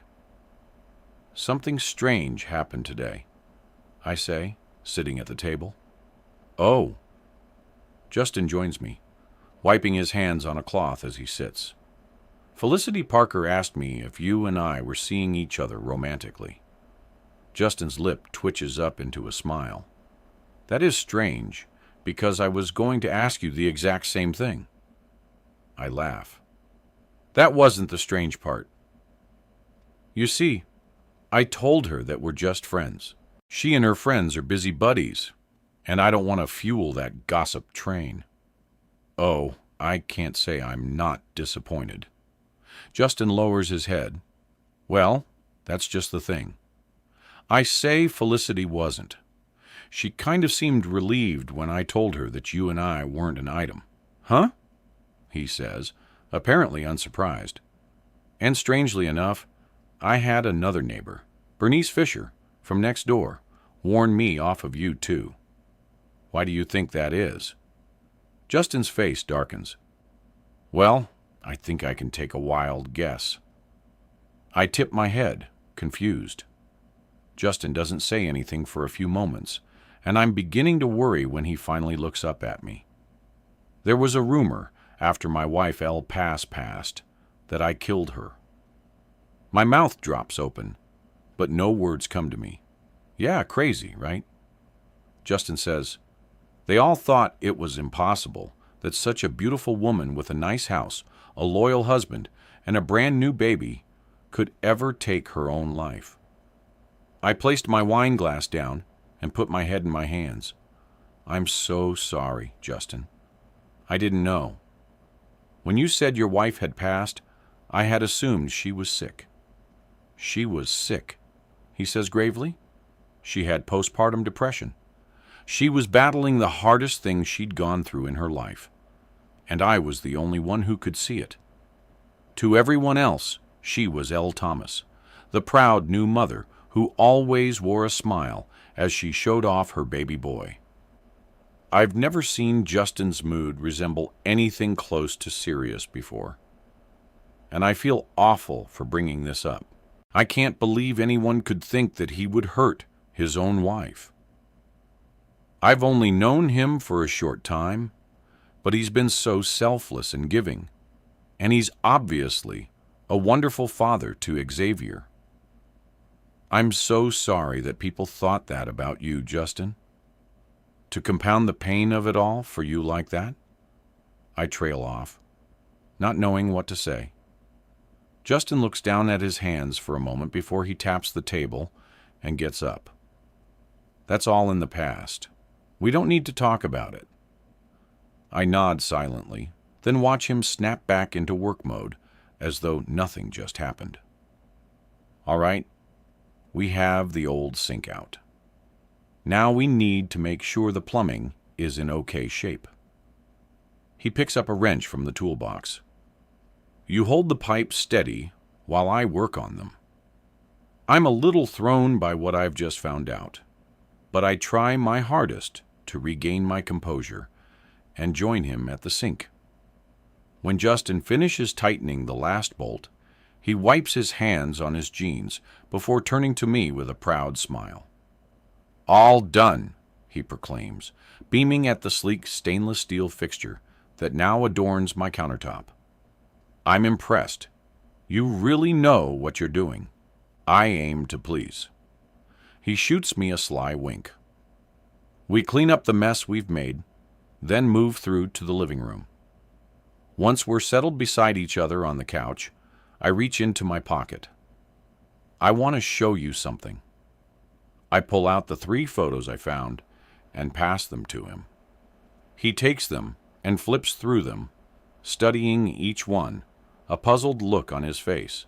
Well, these 3 girls sure do look happy. Who are they? Jessie, Sandra, and Erica. He nods. I see that. Do you recognize any of them? I ask. Did any of them used to live around here? He looks closer at each girl before passing the photos back to me. No. Why? I sigh. I'm sure it's nothing. But I found them hidden around the house. At first, I thought it was just a cute little hello from the past, left for future owners to find. But now, I'm not so sure. I mean, they look to have been taken in the 80s, so I kind of thought you might remember these girls from living around here when you were small. Nope. Sorry. He says, you could ask the previous owners of the house. This hadn't occurred to me, but now that I think about it, it might be a good idea. I guess I could get their number from my realtor, Benton. Benton Shepherd? Justin asks. I laugh. Wow, you really do know everyone in town? A frown creases his forehead. Well, a lot of people know Benton. He's not the kind of guy to slip under the radar. You've seen his car, right? I roll my eyes, remembering how impressed Cameron had been by Benton's flashy red Mustang. You think he's compensating for something? Yeah, a heart. Justin scoffs. That guy has some questionable business practices. He might be all clean-cut and smooth, but he's as shady as they come. A wolf in sheep's clothing, my father would have called him. What do you mean? My interest is piqued now. Benton makes his living pressuring people into selling their homes for far less than they're worth, convincing them it's the best offer they'll get. He has no problem with lying about the condition of properties, covering up major issues. He's only interested in his commission, fast sales, and will do whatever it takes to get there. Justin shakes his head. You think he's a crook? I ask. I mean, if it looks like a duck, waddles like a duck, quacks like a duck. He shrugs. Well, there was no fast sale on this house anyway, I say. He told me it was empty for a few years before he eventually sold it to me. Justin looks around. Well, that one's hardly a shocker. I grab a cushion and throw it at him. Hey, I happen to love my little time capsule, although I'll be happy when it finally starts looking a little less outdated. That's what I'm here for. Free labor. Justin throws the cushion right back at me. You know, I meant to clarify earlier on that I only told Felicity that we weren't seeing each other because I wanted to avoid gossip, not because I'm not interested in you. Justin's eyes dart around as he pretends to calculate the double negative. So that means I don't let him finish before I lean in and kiss him. He's taken the lead in every other way so far. Now it's my turn. 18. Ruby. I pour my morning coffee, still half asleep, and stumble my way over to the kitchen table. Sitting down, I take a much-needed sip of the dark, life-giving liquid, and proceed to neatly line up the 3 photos on the tabletop. I run my fingers over their smiles. Identical. The wide eyes, the huge grins, the hideous but on-trend dresses for that time. Who are you? Why are your photos hidden around my house? I was disappointed last night when Justin told me he had never seen these girls before. He knows everyone around here. He's lived in Lone Rock his whole life. At 40 years old, he may have even been an infant when these photos were taken. But if any of these girls were still around Lone Rock by the time he was a young child, surely he'd recognize a photo of them. And the fact that he doesn't leads me to 2 possible conclusions, one of which must be true. The first, these women were not from Lone Rock. The second, They were from Lone Rock, but they were no longer here by the time Justin grew older. Neither of these explanations bring me any further to understanding why their photos have been hidden around this house for decades. 3 young women who looked to be of no relation to each other. 3 identical poses in the same exact spot, which doesn't even seem to have been inside this house. It's not making any sense to me. And then there's that nagging question in the back of my mind. The one that won't go away. Are there more? I'm not sure what exactly comes over me as I look down at these photos. Maybe it's the double espresso that I have just chugged down on an empty stomach. Maybe it's the fact that I'm missing my kids so badly that it feels like half my heart has been ripped out and is over there in Arizona with them. Maybe it's these goddamn huge grins on these 3 girls' faces that seem more and more tortured by the second as I stare down at them. But before I even know what I'm doing, I'm tearing the house apart bit by bit, trying to find another photo. I pull off skirting boards. I test every floorboard and tile, trying to find something loose that might hide another maniacally grinning girl behind it. I'm pushing out dressers and beds, leaving a trail of destruction in my wake. It's like I'm possessed. I don't even know what I'm trying to prove, or how another photo might help me figure this out. But for some reason, the mere idea of another one of these photos living secretly inside my house as I go about my day, unaware of its existence, makes me feel as though my spine has grown 1,000 little centipede legs that wriggle around under my skin. I can't stand it. I don't know who these girls are. I don't know why their photos were left here, but it's no longer cute. Their smiles are burned into my mind, their mouths wide in a macabre grin, taunting me. I don't know how much time has passed when I hear my phone buzzing on the kitchen table, and I run downstairs, nearly tripping over the mountain of things piled up on Cameron's bed, which still sits in the upstairs hall. Any progress I've made on the house pales in comparison to the absolute chaos the rest of the place is in right now. By the time I get to the phone, I'm sure I'm going to miss whoever is on the other end. But when I look at the screen, I see Maury's name, and I quickly swipe to answer. My whoa! Mom, dial it back a little. Are you okay? I try to calm my breathing, realizing that I must have sounded like a mad woman to my daughter. Sorry, my just so nice to have you call. I figured you'd be busy with your father and Caitlin. Are you guys having fun? Yeah. I guess that doesn't sound reassuring. You guess? Yeah. I mean, my pauses, something clearly on her mind. Well, I miss him, Mom. Miss who? I cut myself off as I realized exactly who. Oh, hutch. There's quiet on the line, then the sound of sniffing. Maury is crying. Oh, honey, you really miss him, huh? I say, wanting to reach into the phone and hold my baby girl close to me. Yeah. I miss him so much. I just want to come back home, Mom. I try not to take this personally. Neither I nor Cameron have ever called me up from their father's house to tell me they miss me or that they want to come home to me. But it is one of life's fundamental facts that there are no stronger emotions in the world than those of a teenage girl in love. My baby, I'm sorry.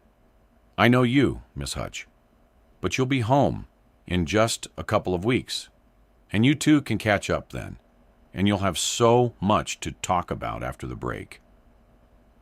The sobbing at the other end of the phone continues, and it's torture for me not being able to hold my daughter and kiss her hair and tell her it's all going to be okay.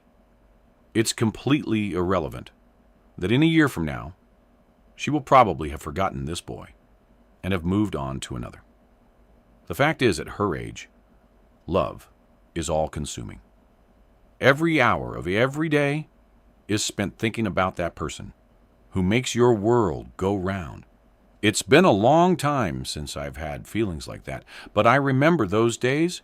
I even remember having those feelings about her father, Aaron, hard as it is to imagine now. And when Justin lingered at the door last night, his lips still hungry on mine, as we said goodbye, I sure can't say my feelings for him felt at all tepid. In fact, the whole night was pretty damn steamy, let me tell you. But I'm not in love with Justin. And that's the difference between 16 and 38. If I'm able to separate my hormones from my emotions, I spent the next 15 minutes pouring supportive words into the phone until Maury's ragged breaths become more stable, and she eventually calms down enough to tell me that she really is having a great time over there, despite being utterly lovesick. And that Cameron is so immersed in a Christmas movie that he can't even make it to the phone right now to say hello. When we eventually hang up the call, I have a realization that sends a warm glow all the way through my core. Moore and Cameron might enjoy being at their father's house more than being here with me. They might have more fun there. They might love to cook and eat meals with Caitlin and their father, play games, and do endless, wonderful activities. But when my daughter had real feelings, overwhelming ones that were eating away at her heart, she called me. She needed my voice to soothe her. She needed her mom. This alone is enough to pick me up and carry me through the rest of what already promises to be a very long day. 19 rupee. Felicity shakes her head, her blonde hair swishing around her narrow shoulders. No, I don't know them.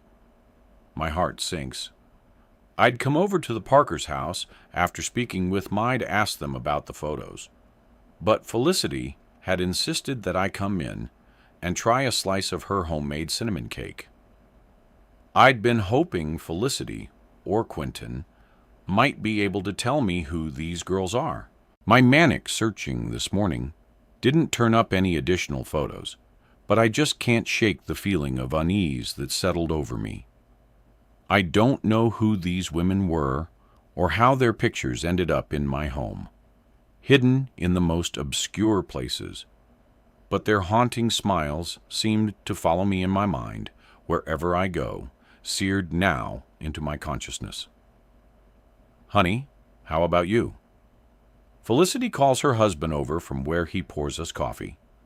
Quentin hands both me and Felicity a cup, then sits down, pulls on a pair of glasses, and picks the photos up to study them. He holds one of them out to Felicity. This kind of looks like the woman who works at the auto shop, don't you think? Felicity shakes her head. No, the ages don't line up. Judging by when these photos look to have been taken, these women would be in their 60s by now, and she's late 40s at most. He makes a throaty noise. I guess you're right. The dark-haired one looks a lot like Miss Tammy, Leo's older kindergarten teacher.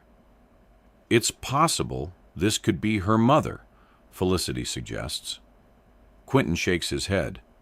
No, Miss Tammy's mother is the secretary there, remember?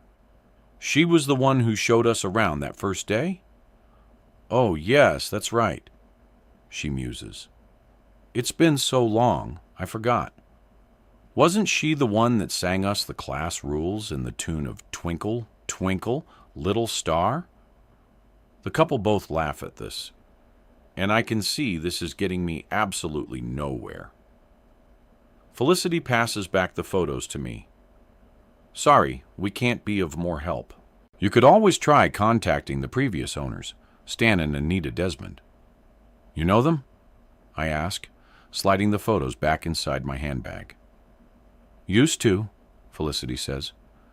but they moved away a long time ago. You don't happen to have a contact number for them, do you? I ask in hope. No, sorry. I used to be in touch with Anita, but she's since changed her number, and I don't have the new one. But Benton Shepard sold you the house, right? He should have it. This brings me right back to my conversation with Justin last night. Although, after hearing about Benton's somewhat shady practices, I can't say I'm all that enthusiastic about the idea of getting back in contact with the man.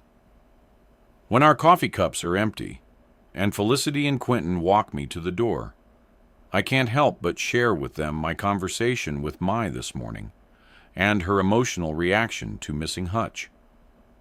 Oh, that's adorable. Felicity clutches her chest. Those two make such a cute couple, don't they, honey? Quentin smiles. Well, I know Mai certainly has our Hutch's heart anyway. They're texting all the time. He never stops talking about her. Felicity puts a hand on my shoulder and lowers her voice.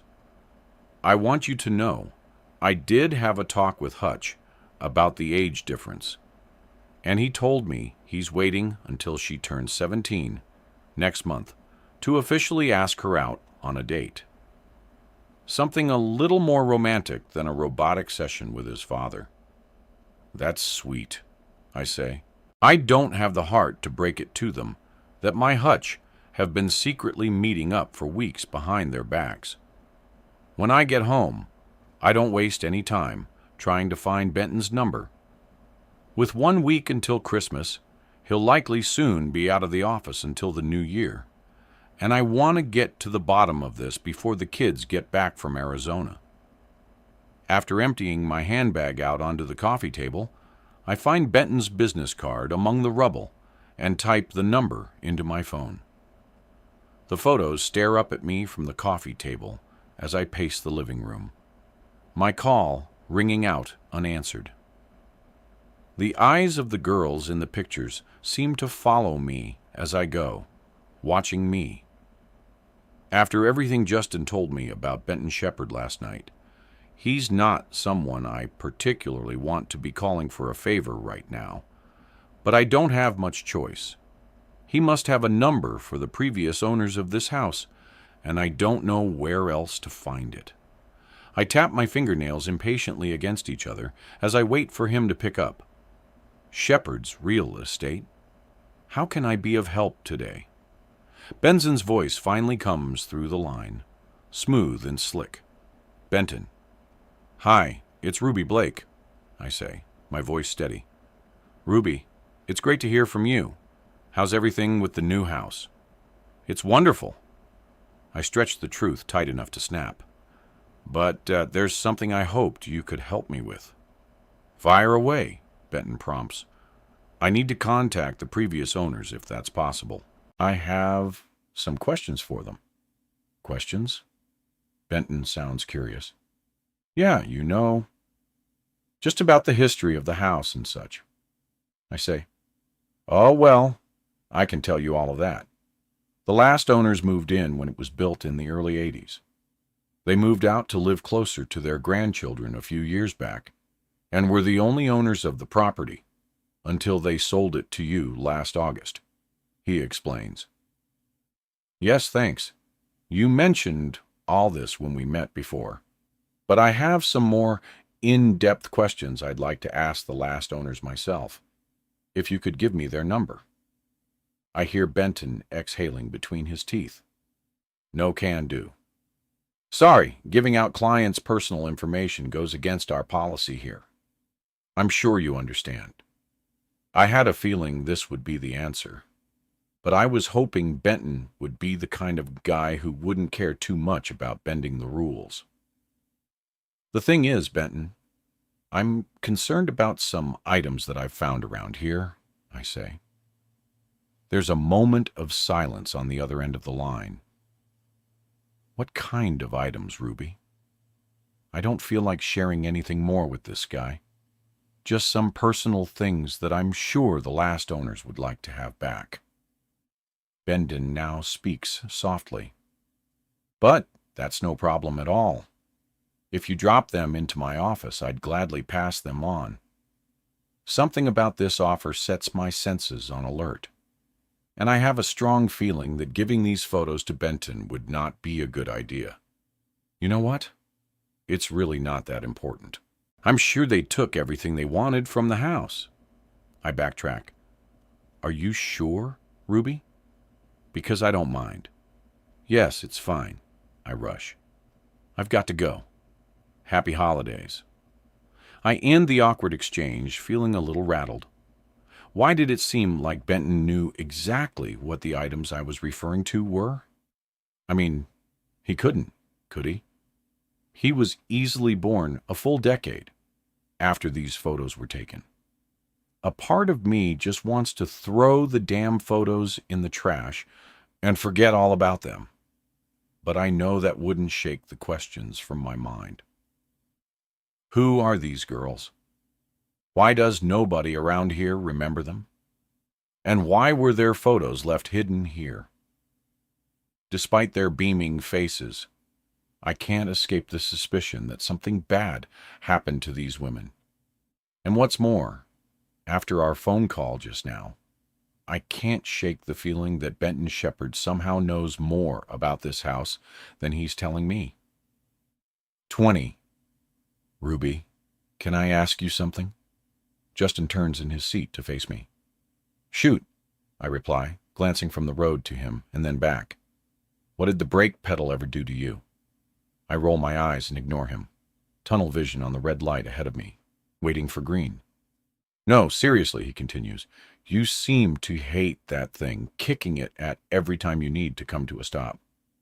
My whole life, I've never felt a seatbelt have to work this hard. I sigh. And let me guess, you're a perfect driver? Justin shrugs. I'm all right. I mean, enough to know that a brake pedal doesn't work like a light switch. If this guy wasn't both achingly handsome and endlessly helpful, I'd likely kick him out of the car right about now.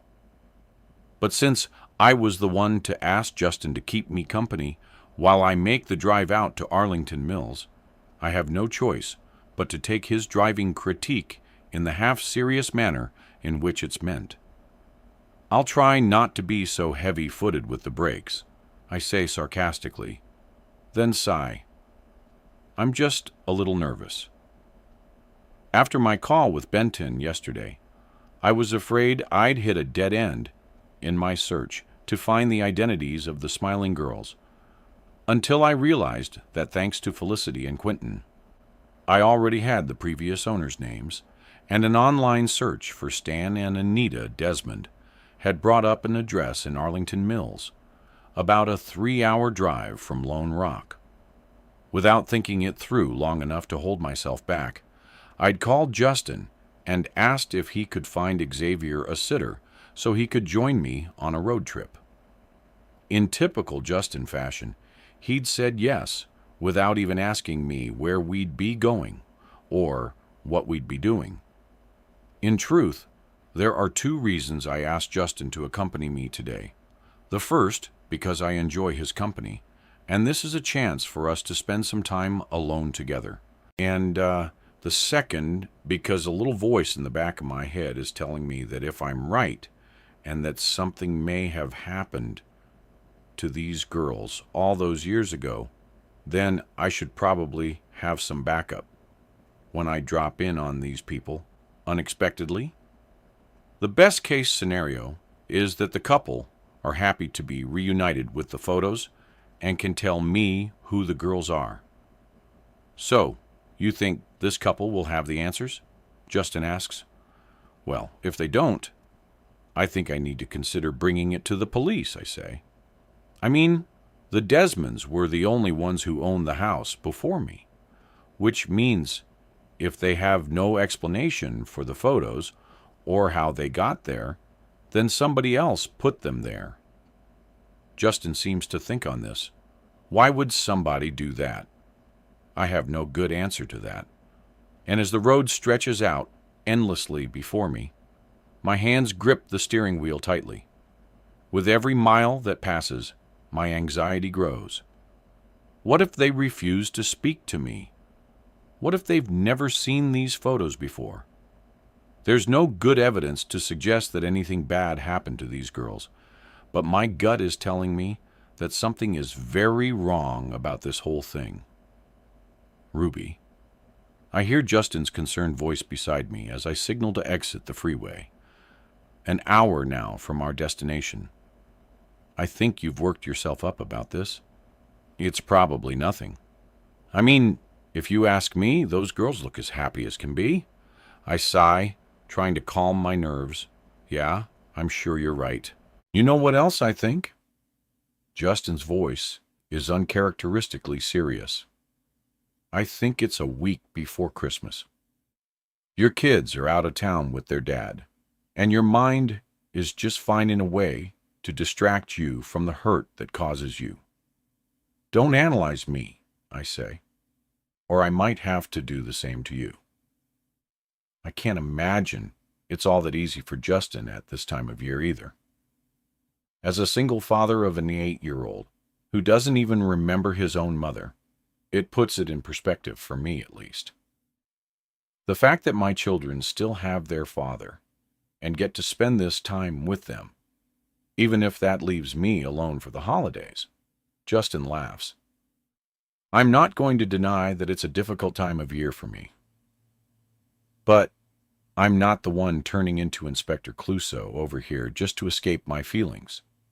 He may have a point, but I'll be damned if I'll admit it. Before long, my phone tells us we're just minutes from the Desmonds' home. And as I drive through the tree-lined streets of this quiet Arlington Mills neighborhood, all I see are exquisite houses with manicured lawns and perfectly trimmed hedges. Each home is unique in its architecture and design. It's the kind of place you don't get to live in without a very healthy bank account. And it's quite a step up from my little, outdated home on Forest Grove, where Stan and Anita moved from. I get the feeling that Christmas here is more of a competition than a celebration, Justin remarks, looking out at the excessive number of lights and decorations around the place. When we arrive at the address, I step out of my car and take a moment to stretch out my legs as I look up at the beautiful house in front of me. The white exterior is offset by dark shutters, and a perfectly manicured lawn showcases 3 wooden reindeer statues. There's a small deck out front and a wicker couch with patchwork cushions on it. The whole place is the perfect mixture of modern and rustic, and it's hard to believe that a couple who used to live in the time trap that I call home now own a place like this. Justin puts a confident arm around my shoulder. What are we waiting for? We walk up the stone path toward the front door, and before I get a chance to linger, Justin rings the doorbell twice and winks at me. We wait patiently, my stomach churning a mixture of anticipation and nerves. Moments later, the door swings open, revealing the friendly face and warm smile of a woman who I'd guess is in her 60s. "Hello, can I help you?" she asks. I'm suddenly wishing I'd practiced what I might say when I got to the door, but it's too late for that now. "Hi, are you Anita?" "Yes." I smile. "My name is Ruby Blake, and this is my friend Justin." I indicate to him. "I'm sorry to drop by unannounced like this, but I'm the person who bought your last house in Lone Rock, and I wondered if you have a moment to talk with me." She seems a little surprised, but her smile widens. "Well, sure. Come on in." 21. "Ruby, I know that our intentions here are good, but I'm a little concerned that Anita is trusting enough that she'd welcome 2 strangers into her house so easily." As she ushers us in, she calls up the stairs, "Stan, we have guests." She walks us through to the kitchen, and on every inch of wall we pass, our family photos hanging proudly, glass frames buffed to within an inch of their lives, and not a speck of dust on them. Anita offers us a seat and refreshments, and I feel relief at her warm greeting. Despite my initial nerves, I know I made the right decision to come here. I look to the doorway and see a man with a thick gray mustache and reading glasses hanging from his neck. Stan, this is Ruby, the new owner of the house in Lone Rock, and this is her friend Justin, Anita says as she lays out a plate of cookies on the table. I get up and shake his hand before Justin does the same. How interesting. Stan moves slowly to sit down across from us, a hint of a hunch in his gait. What brings you here? I see no point in wasting any time. So, I pulled the 3 photos out of my bag and lay them down on the table. I found some old photos that I think you might have left at the house. Stan pulls his glasses up to his eyes, and Anita comes to look over his shoulder as he picks up the photos. They both look through them, and I can see immediately that there's not a hint of recognition in their eyes. No, not ours, Stan says. Unless you know who these people are, Anita? Anita shakes her head. No, I've never seen these girls or these pictures before. My heart drops, and my disappointment must be obvious because Anita looks at me with sympathy in her eyes. Did you drive all the way out here just to find the owner of these photos? I nod and sigh. I have no idea how they ended up in my house. They were there when I moved in. I've been finding them hidden behind tiles and under flooring as I've been renovating the place. That's quite an undertaking. Stan puffs out his cheeks and blows. The place hasn't been touched since we first did it up in '85. No matter how many times I told Stan here that we needed to redecorate, we never did, so it was outdated, even by the time we moved out. Anita laughs. I smile. It had definitely gathered some dust in the few years you'd been gone. That's for sure. Stan and Anita share a glance before turning back to me, the same expression of confusion on both their faces. It's been more than just a few years since we moved from Lone Rock. Anita says, we've been living in Arlington Mills for the past 16 years. Something pulls tight in my chest. That's not what Benton said when he sold me the house. He said, you just moved a few years back. Stan shakes his head and tisks. Benton Shepherd, we're not his biggest fans. When we moved from Lone Rock, we kept hold of that house for a few years. Our first grandchild had just been born, and we wanted to be closer to family out here, but weren't yet settled on the idea of selling. Then when we made up our minds about 10 years ago, and first approached Benton about selling the house in Lone Rock, there were some issues that had to be taken care of before it could be put on the market. At first, he told us it would take 6 months or so, but he kept stringing us along with various other issues arising, which always meant it had to be put off.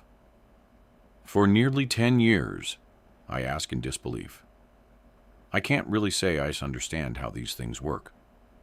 But yes, Anita confirms first. There were issues with the property's deeds. Then he convinced us to wait for market conditions to improve, to get the best price. Then it was various other things that he needed sorting before selling the house. Anyway, January this year, he finally called and told us the house was on the market. And then by August, we had the news of its sale. So all well, that ends well. I suppose none of this sounds right to me. There are no issues that take 10 years to prepare a house for sale.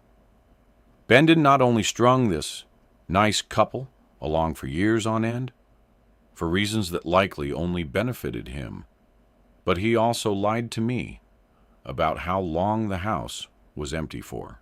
Stan is still turning the photos around in his hands and looking carefully at them, his glasses exaggerating his curious eyes behind them. You know what I find most interesting about these photos are the dresses. Anita rolls her eyes at this.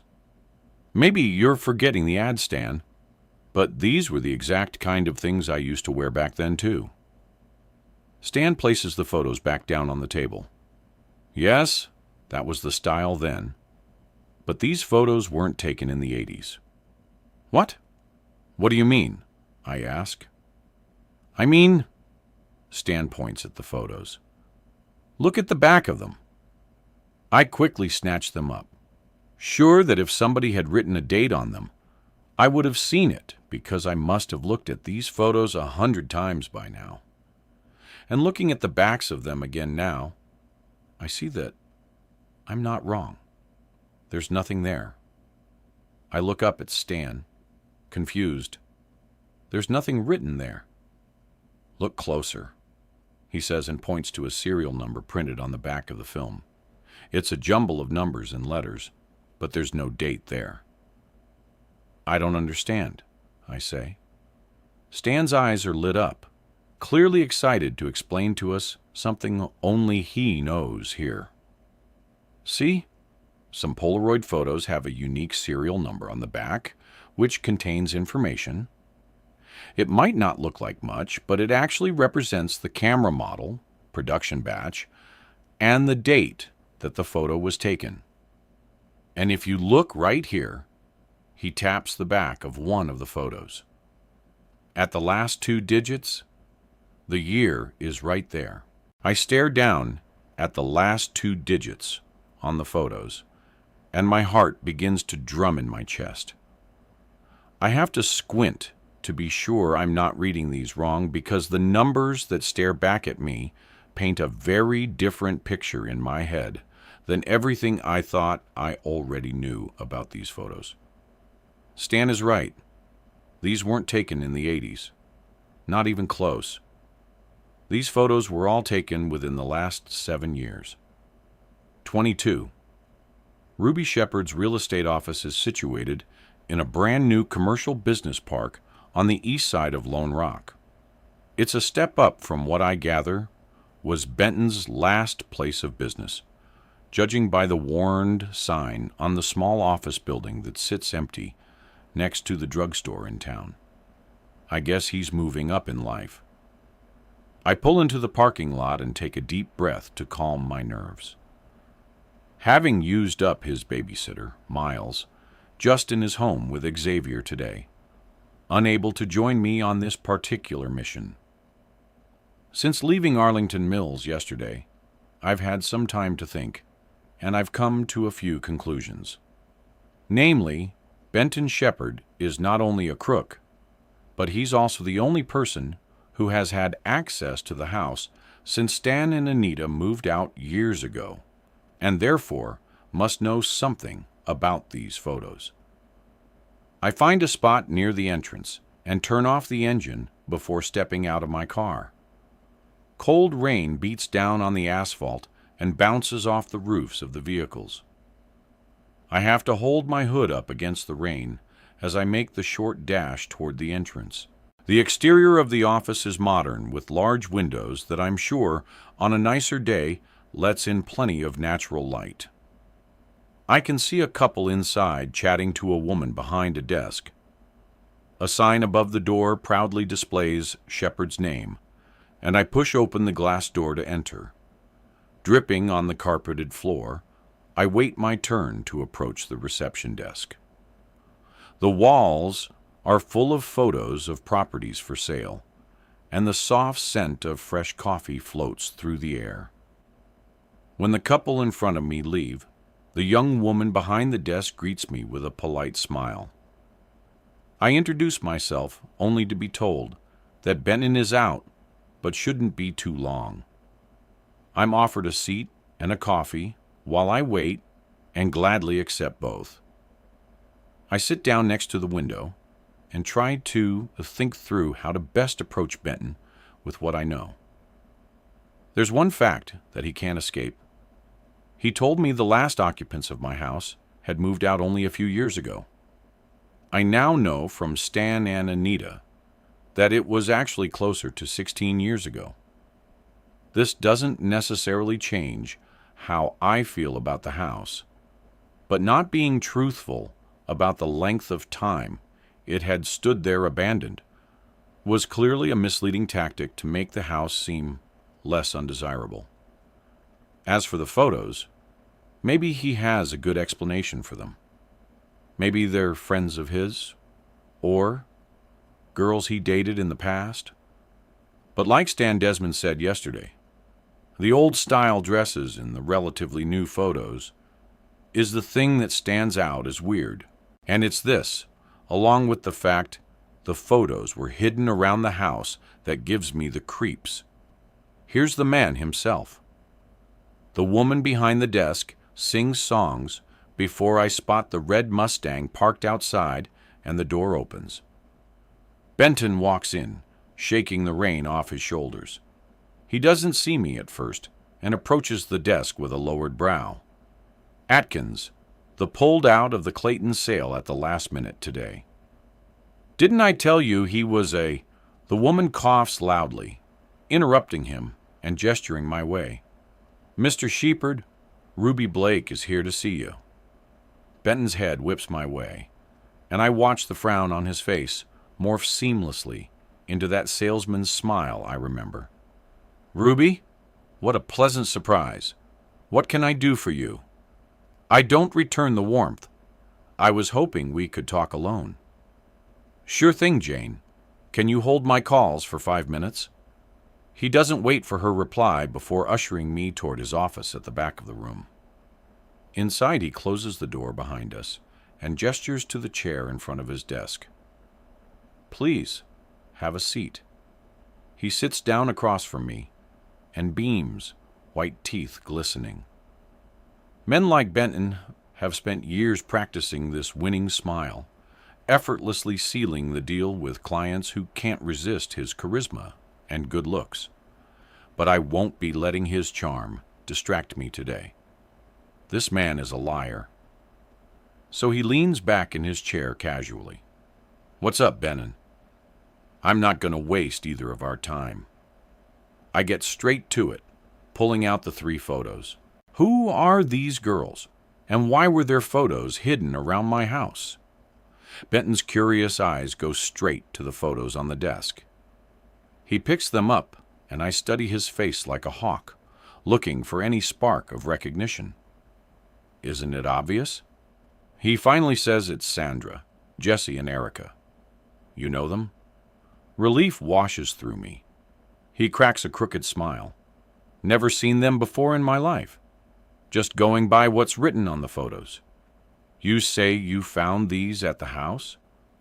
My heart sinks, and I nod, not taking my eyes from his.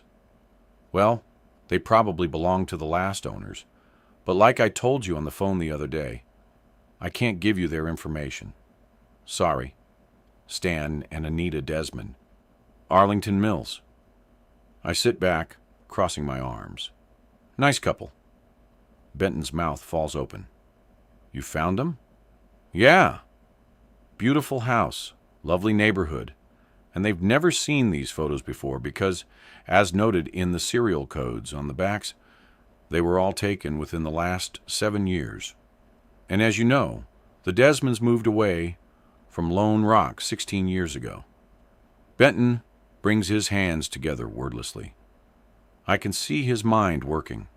He knows I've caught him out on at least one lie, and it may well cause the others to crumble. Yes. Well, the Desmonds and I have been working closely for some time to Benton. You told me the house was only empty for a few years. Benton nods. Well, it was. I scoff in disbelief before tapping my imaginary broken watch, trying to fix it. Okay, so we disagree on how many a few is. Benton concats with a smirk. But it was on the market for less than a year when you bought it. Because after Stan and Anita told you they wanted to sell, you strung them along, lying to them for another 10 years. Benton's smile falters for a split second before his mask slips back into place. I'm not sure what you're talking about, Miss Blake. I assure you, I have never lied to any of my clients. I think my last nerve must be located in my forehead because it's now ticking. Don't bother lying. I know you manipulated that sweet couple to keep their house from selling. And since you have a reputation in this town for a fast turnover, I can only imagine it had something to do with you wanting the house empty. And why exactly was that, Benton? I see, looking pointedly at the photos. Benton sighs and leans forward, resting his arms on the desk. Ruby, I'll level with you. That house had a lot of issues that needed seeing, too. A lot of red tape, a lot of roadblocks, most of which were out of my hands.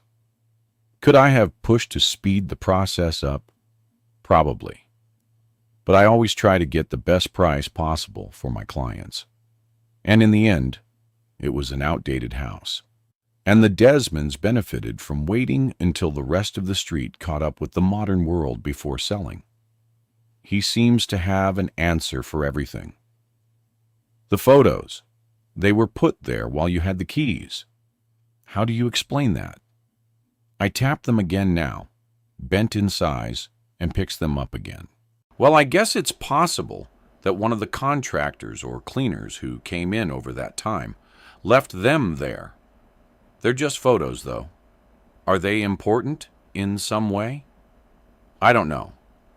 I admit, I think it's very strange that the house was left empty for years, and yet these photos ended up hidden there. That is weird. But, I've found stranger things in old houses.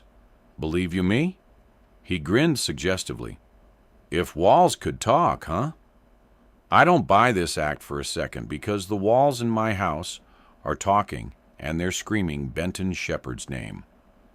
23 Ruby. It's 3 days into the new year, and for me, Christmas came and went in a blur of sanding, staining, and painting Cameron's bedroom.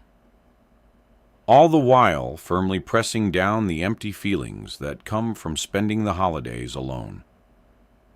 Justin turned up at my door on Christmas Eve with a bottle of wine and a new light fixture for Cameron's room, telling me that his rule is to never leave my house before fixing something up or helping out in some way first. He'd stayed for a few hours before we eventually untangled ourselves, and he left to return to Xavier and his parents, who he had staying with him over the holidays. Every phone call I've had with my or Cameron recently has been so short that I'm starting to feel as though I'm forgetting their voices. There's always something more exciting to see and do than talk with her mom on the phone. At least, Mai seems to be feeling a little better about being away from Hutch. I'm sure when she returns, it'll be him that she's most excited to see, not me. But I'm long used to playing second fiddle in my kid's life. And as long as my babies are home with me, I'll be happy. With so much spare time on my hands recently, and a keen determination not to spend it on self-reflection, and a fear of getting to better know myself, Justin and I really do make a great couple. I've been spending an uncharacteristic amount of time online, namely looking for answers about who those girls are. I started by cross-referencing the names Jessie, Sandra, and Erica with Lone Rock. And when that came up with nothing promising, I expanded my search to a wider area. Then finding myself no closer to identifying them and following an instinct which has been slowly gnawing away at me, I eventually started searching for missing persons who share their first names, but without last names or any other details about these women. I've yet to find any matches online. I realize I've become obsessive about this, and when Justin suggested that I should drop it for my own well-being, I half-heartedly promised that I'd try. But within 12 hours, I was back online again, searching. I've considered bringing it to the cops, but what would I say? Hi, here are some photos of 3 really happy girls.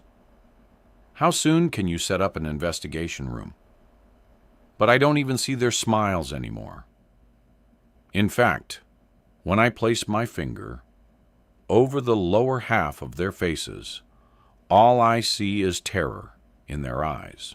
I'm starting to realize I may never know who these girls are or how their photos ended up in my home.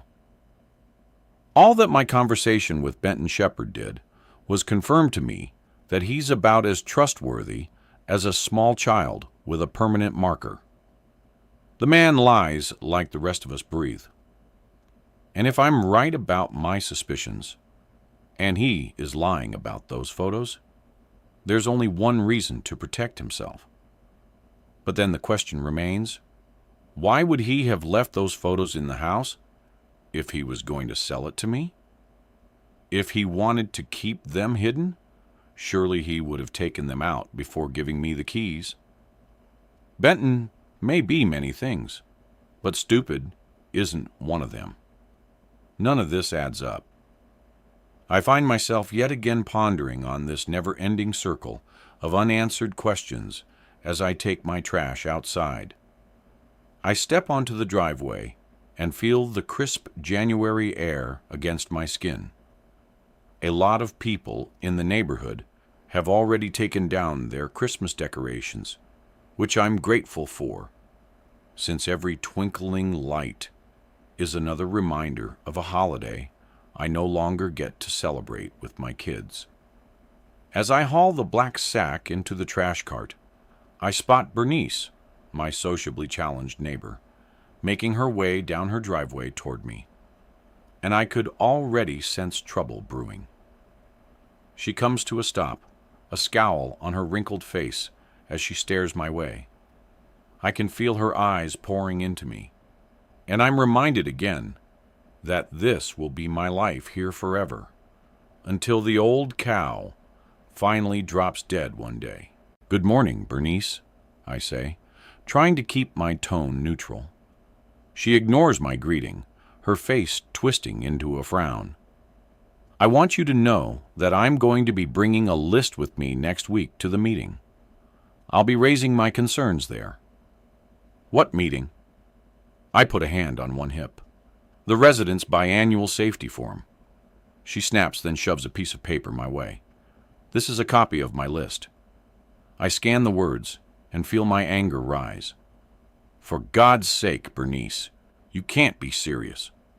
She scoffs as a heart attack lady.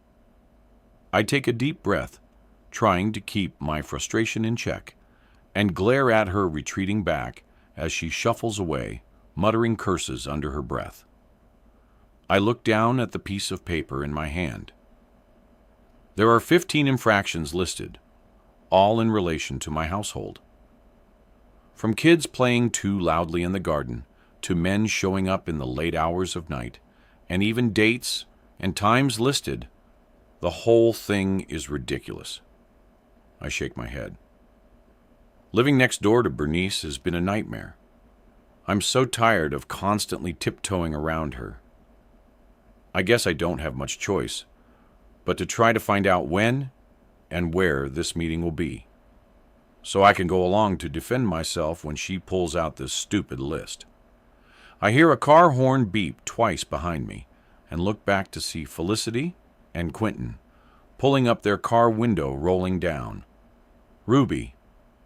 Felicity leans over her husband to call out. "Hi," I say, making my way to them. "We just wanted to stop and say Happy New Year." Felicity coos. "How are you doing all alone over here?" "Great, thanks." I swallowed down a less kind response.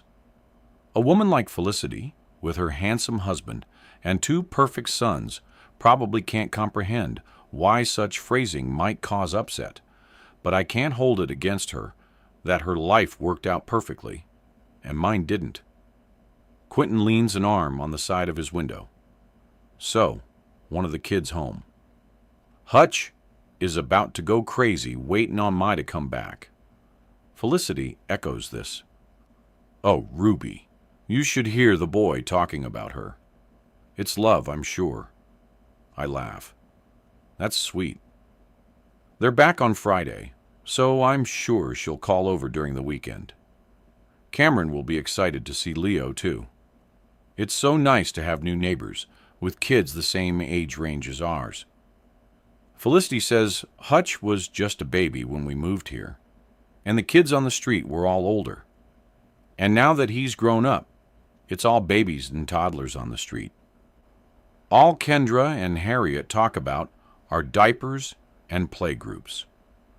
Well, I'm here worrying about driving license and college applications. I don't want to ignore Felicity's ramblings, but it suddenly comes to me that the Parkers might know something about this meeting Bernice was talking about. Hey, do either of you know anything about the upcoming residents meeting? Quentin nods. Sure, the biannual safety forum. It's kind of a mix between a neighborhood watch meeting and a friendly get-together. It's held at Lone Rock Community Hall. Felicity leans forward in her seat again. Aren't you on the community text chain? There was a message sent out the other day with all the information. I'm on the text chain, but I didn't get any message about a meeting, I say, confused. Strange. Benton usually sends them out to everybody, Felicity muses. Well, anyway, it's at 7 o'clock Monday night. Maybe we'll see you there. Felicity and Quentin wave goodbye and drive off, leaving me with my mind quickly connecting the dots. Benton, who lives close by on Abbey Street, is in charge of the text thread for our community. I know I'm on it because I've already gotten several texts about missing pets and weather alerts since I moved here. But for some reason, I didn't get the text about the meeting. It's almost as though Benton doesn't want me there after I confronted him about the photos a couple of weeks back. Like he's afraid I might come along and start asking more questions. Well, sorry, Benton, but I'm going to be at that meeting, and you can bet your ass I'll be bringing the photos along with me. 24, my thought I'd say it, but it's actually kind of good to be back home in Lone Rock. Dad dropped me and Cameron at the airport this morning. I know for a fact that he had his tracker app for my phone running because he texted me about 2 minutes after we got into Mom's car, saying he was glad we got home safe and that he missed us already. The only thing is I was kind of expecting Mom to have made more progress on the house. But when we got there and I stepped inside, I had to bite my tongue to keep from saying anything that might upset her. The place is no better than when we left. There's stuff everywhere. It's like she started a bunch of projects and just gave up halfway through. Most of the walls are still coated in the same gross peeling wallpaper. And other than a couple of changes in the kitchen, there's not much sign of any new additions or improvements. To add to that, there's a weariness in my mom's eyes that I can't ignore. I thought you were going to make the house look good, Cameron blurts out. I shove him hard in the back. Shut up, Cam, she is. It just takes time. Mom gives me a stern look for pushing my brother. Then her eyes soften. It's okay. My yes, Cameron. I know it doesn't look very good yet, but go upstairs and look at your bedroom. Cameron's eyes light up, and he practically falls over himself in his haste to get up the stairs. 10 seconds later, we hear a shout of, "Whoa, cool," coming from his room, and Mom laughs. Before you ask, I haven't gotten around to your room yet. Sorry, she says. That's fine. I say there are bags under Mom's eyes, and I'm starting to wonder if there's something wrong other than having spent Christmas alone. So, tell me everything. Her enthusiasm seems forced. What did you guys get up to over the holidays? I tell her about the raffle I entered at the Christmas fair and how I won a huge stuffed reindeer. Then about Cameron's new obsession with Mario Kart and the caroling trip that Caitlin dragged us all along on, which actually turned out to be kind of fun. And a few other funny things that happened while we were there. I intentionally leave out one very important detail of our time there because Mom really doesn't look like she needs to hear about it right this minute. If it's okay, Mom, I'm going to go see Hutch, I say, 1 foot practically out the door already. Wow, you lasted all of 10 minutes here. I'm impressed. She laughs before holding out her arm, gesturing for me to leave. 20 minutes later, I walk down the path leading away from the road, and the sound of vehicles fades away, replaced by the gentle rushing of the waterfall. The air is crisp and cold, and I pull my coat tighter around me as I emerge from the trees into a clearing. My breath catches at the beautiful sight before me. Water cascades down the rocks, glistening in the sunlight. The surrounding area is covered in a thin layer of frost, and a light mist hangs in the air, making the whole place look like it's right out of a fairy tale. He's already waiting for me, and I run up to him full force. A grin on my face. He catches me and spins me around. I bury my face into his blonde hair. And when I finally let go, and he places me down, I can feel the waterfall spray on my face, the cold water droplets tingling on my skin. I missed you, he says, kissing both of my hands in turn. Not as much as I missed you. I laugh. We sit down together and catch each other up on everything that's happened in the 3 weeks we've been apart. The smell of damp earth and fresh water fills the air while we sit, watching each other's eyes light up as we joke and laugh and have fun just being with each other. I could spend all day here with him. But unfortunately, it soon comes to an end when we both have to leave to go home to our families. Back home, Mom is putting a huge pot of mac and cheese out on the table, which she knows is both mine and Cameron's favorite. When I sit down and begin piling my plate up, she leans closer to me. How'd it go with Hutch? I suppress a grin.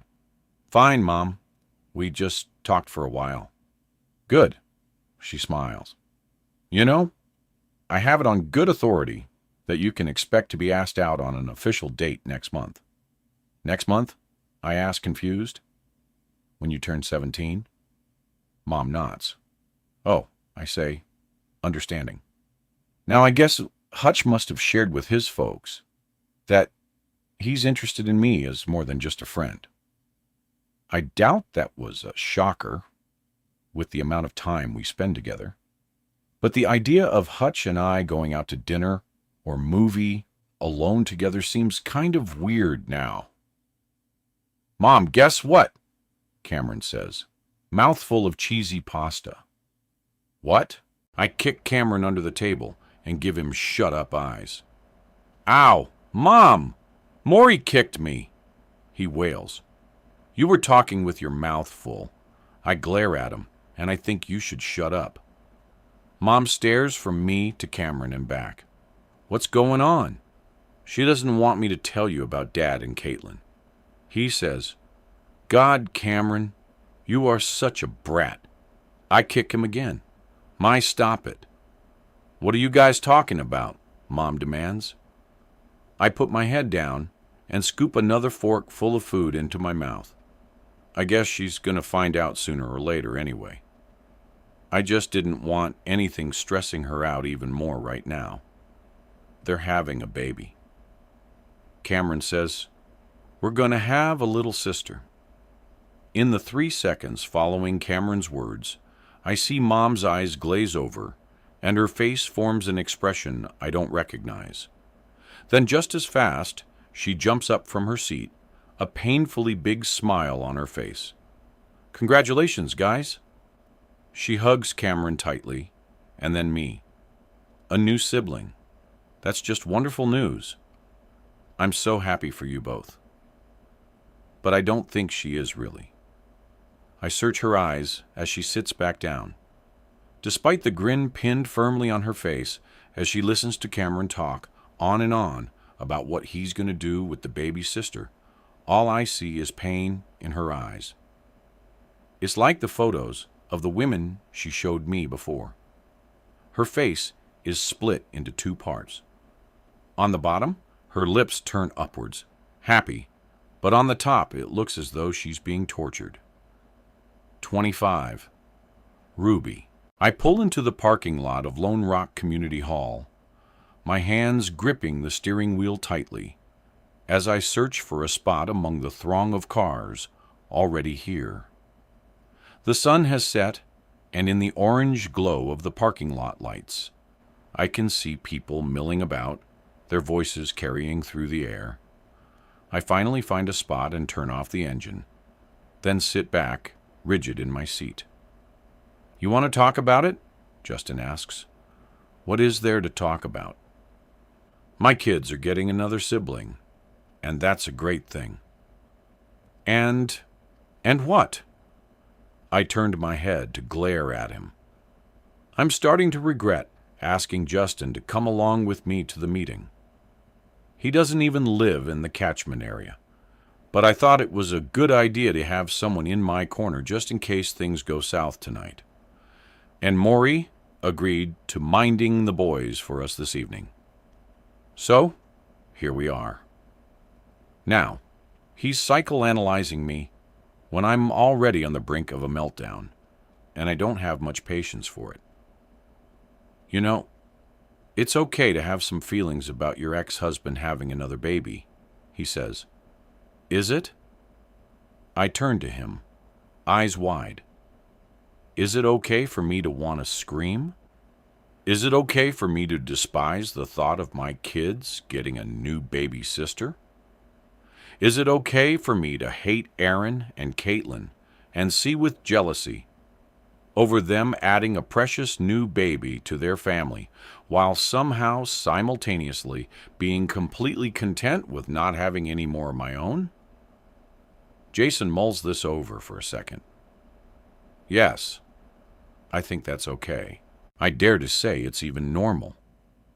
I slam my head back against my seat and take a deep breath, letting it out slowly while I collect my thoughts. Parenting is the most beautiful and cruel experience there is in life, I say, my voice breaking a little. One day you give your child their last bath or read them their last bedtime story, and the occasion isn't memorable. You don't even notice it. Then at some point you realize that period of your life just slipped by and now lives in the past, gone forever. And in that moment right there, you finally realize that all those small things that seem so mundane and even frustrating at times, well, they were actually the most valuable moments of your entire life. There's silence in the car for too long until I finally look over to Justin. He's just staring out of the window into the dark.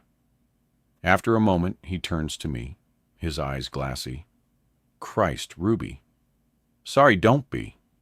But you can apologize to Xavier in advance when we get back, because I'll probably end up hugging that kid way too hard before bed tonight." I crack a smile at this and open the door to get out. Right now, I need a distraction, and this meeting should be the perfect thing for that. We walk through the parking lot, the street lights casting long shadows that seem to follow us as we make our way toward the hall. I see the glow of light spilling out from the windows of the building, and my heart begins racing with anticipation. There's no escaping the fact that what I'm here to do tonight will stir up a hornet's nest in this small community. Somebody here knows something about these pictures, and I'm going to shake the hive until the truth comes out. Justin reaches for the handle of the heavy wooden door and pushes it open, holding out his arm for me to enter first. Inside, the room is filled with the buzz of conversation. The scent of coffee and old wood fills the air, and it's immediately clear that everyone here already knows each other, their conversations flowing easily as they mingle around the snack table. Feeling a little out of place, I stay close to Justin as we each grab a cup of coffee and try to blend in. I notice that every once in a while, someone will look from Justin to me and back again, frowning before quickly turning away. I grab his arm as he's about to stuff a glazed donut into his mouth. We should probably try to mingle. No talk, he grumbles. Free food. I leave the caveman to it and try to seek out any familiar faces. I've been living here for 5 months now, and I'm wondering how long it will be until I won't feel like such an outsider. Finally, I spot someone I recognize as a blonde woman. Shuffles through the crowd toward me. Ruby! Hi. This must be your first time coming to one of these meetings. I smile. Hi, Kendra. Yes, it is. She laughs and taps my arm. Harriet, actually. Oh, of course I knew that. Sorry. My cheeks reen. Harriet and Kendra are so blandly indistinguishable. They really should wear name tags. As Harriet and I make chit-chat, I can't help but notice her eyes flicker to Justin every now and then. It's starting to really bug me now. Either Justin is so good-looking that nobody, including the local pastor, can keep their eyes off of him, or these are the judging eyes that he told me about before. I can't even begin to wrap my head around how anyone could think that he murdered his own wife. He's one of the most kind and gentle men I know. When everyone is ushered to the seating area, I catch him by the arm and speak quietly. Have you noticed the looks? He laughs as he licks his sticky fingers. Only every damn time I've left my house for the past 8 years. Don't you feel like telling them all to go to hell? How do you deal with this? I ask. He looks into my eyes. I know the truth. That's all that matters. We weave our way through the crowd, past rows of chairs set up, facing a stage with a podium at the front, and pick seats close to it. After a minute, Felicity and Quentin sit down next to us. A flicker of judgment passes across Felicity's eyes when she sees me with Justin, but she says nothing and proceeds to make small talk with me as usual. The room is filled with chatter and laughter, the air buzzing with energy, but it quickly dies down when Benton Shepard walks onto the stage, commanding everyone's attention with his dazzling smile. Hello and good evening, everybody. He waves, eyes scanning the room. It's great to see so many familiar faces here tonight. I appreciate all of you taking the time to join us for this meeting. As he begins speaking passionately about the community he's known as his home for many years, and a new development project for a children's playground that he's excited to get behind, I feel a cold sensation prickle down the back of my neck, and I turn around to see a pair of dark eyes right on mine. Bernice Fisher Scowl could peel paint off a wall as she glares at me from the end of the next row back, her eyes brimming with pure, unadulterated hate. I roll my eyes and turn back to face the front of the room again, listening as Benton reads out some stats given to him by the local police chief about the impressively low crime rate in our area. Benton is all but patting himself on the back for single-handedly making sure his neighborhood stays safe. This guy thinks he's Batman. I'm sure of it.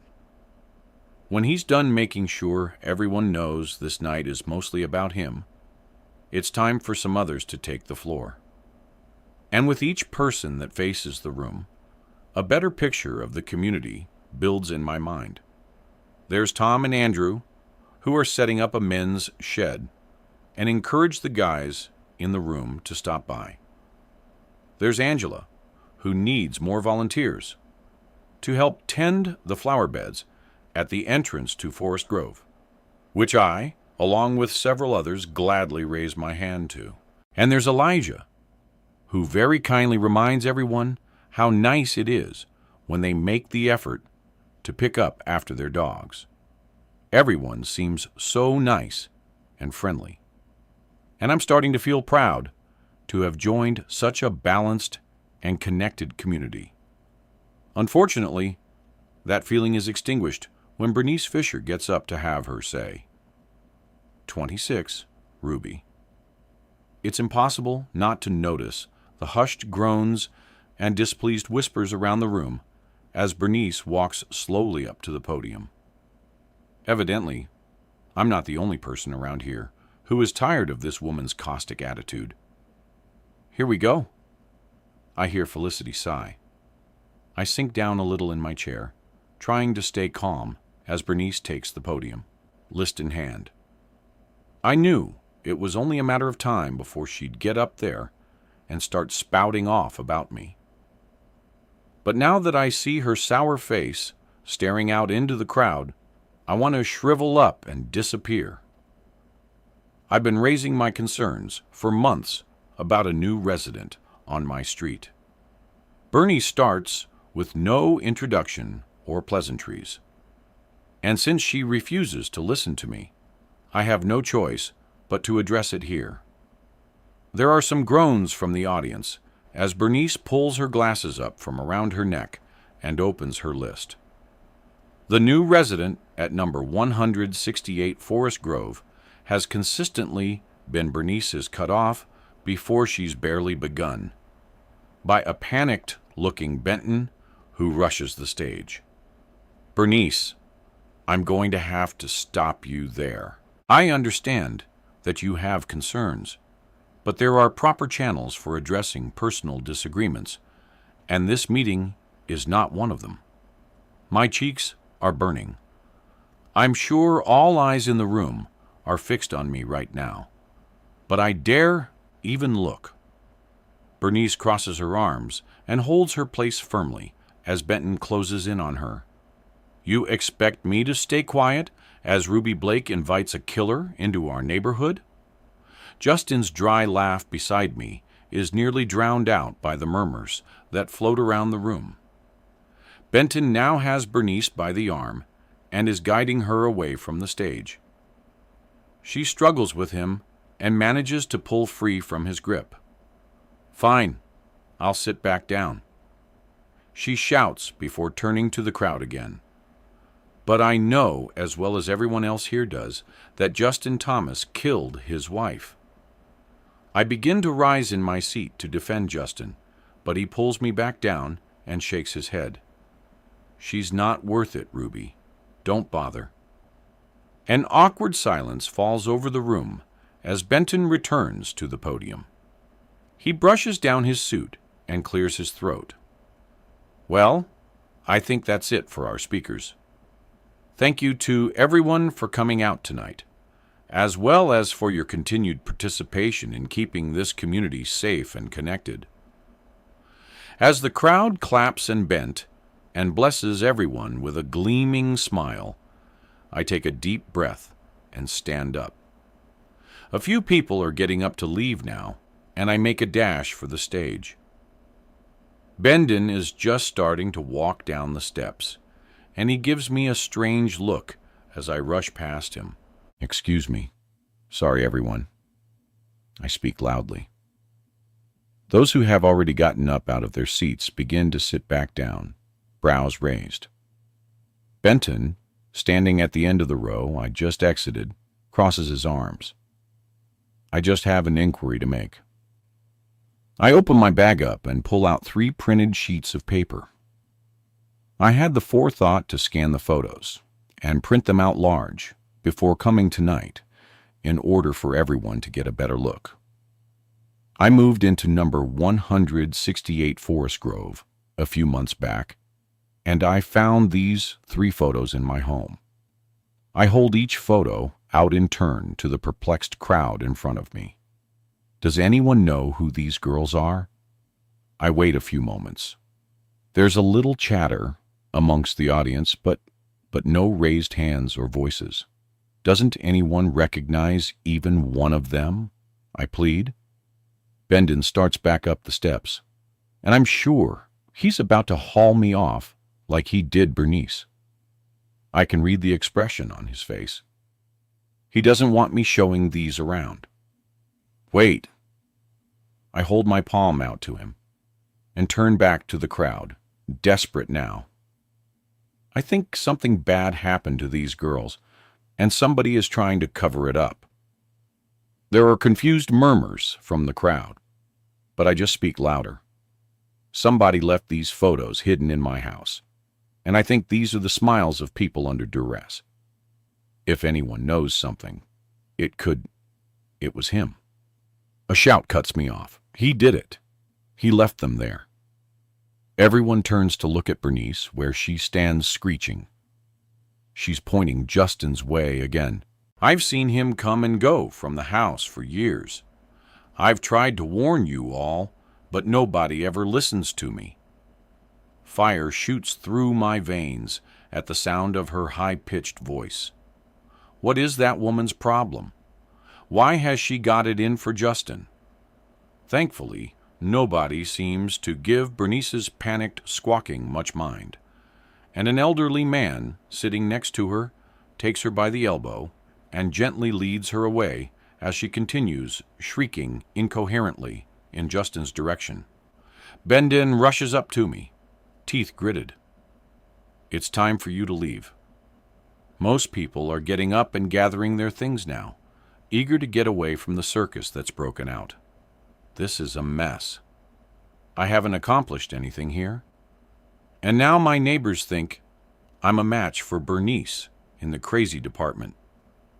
I look down at Justin, who remains seated, seemingly unfazed by the repeated accusations against him.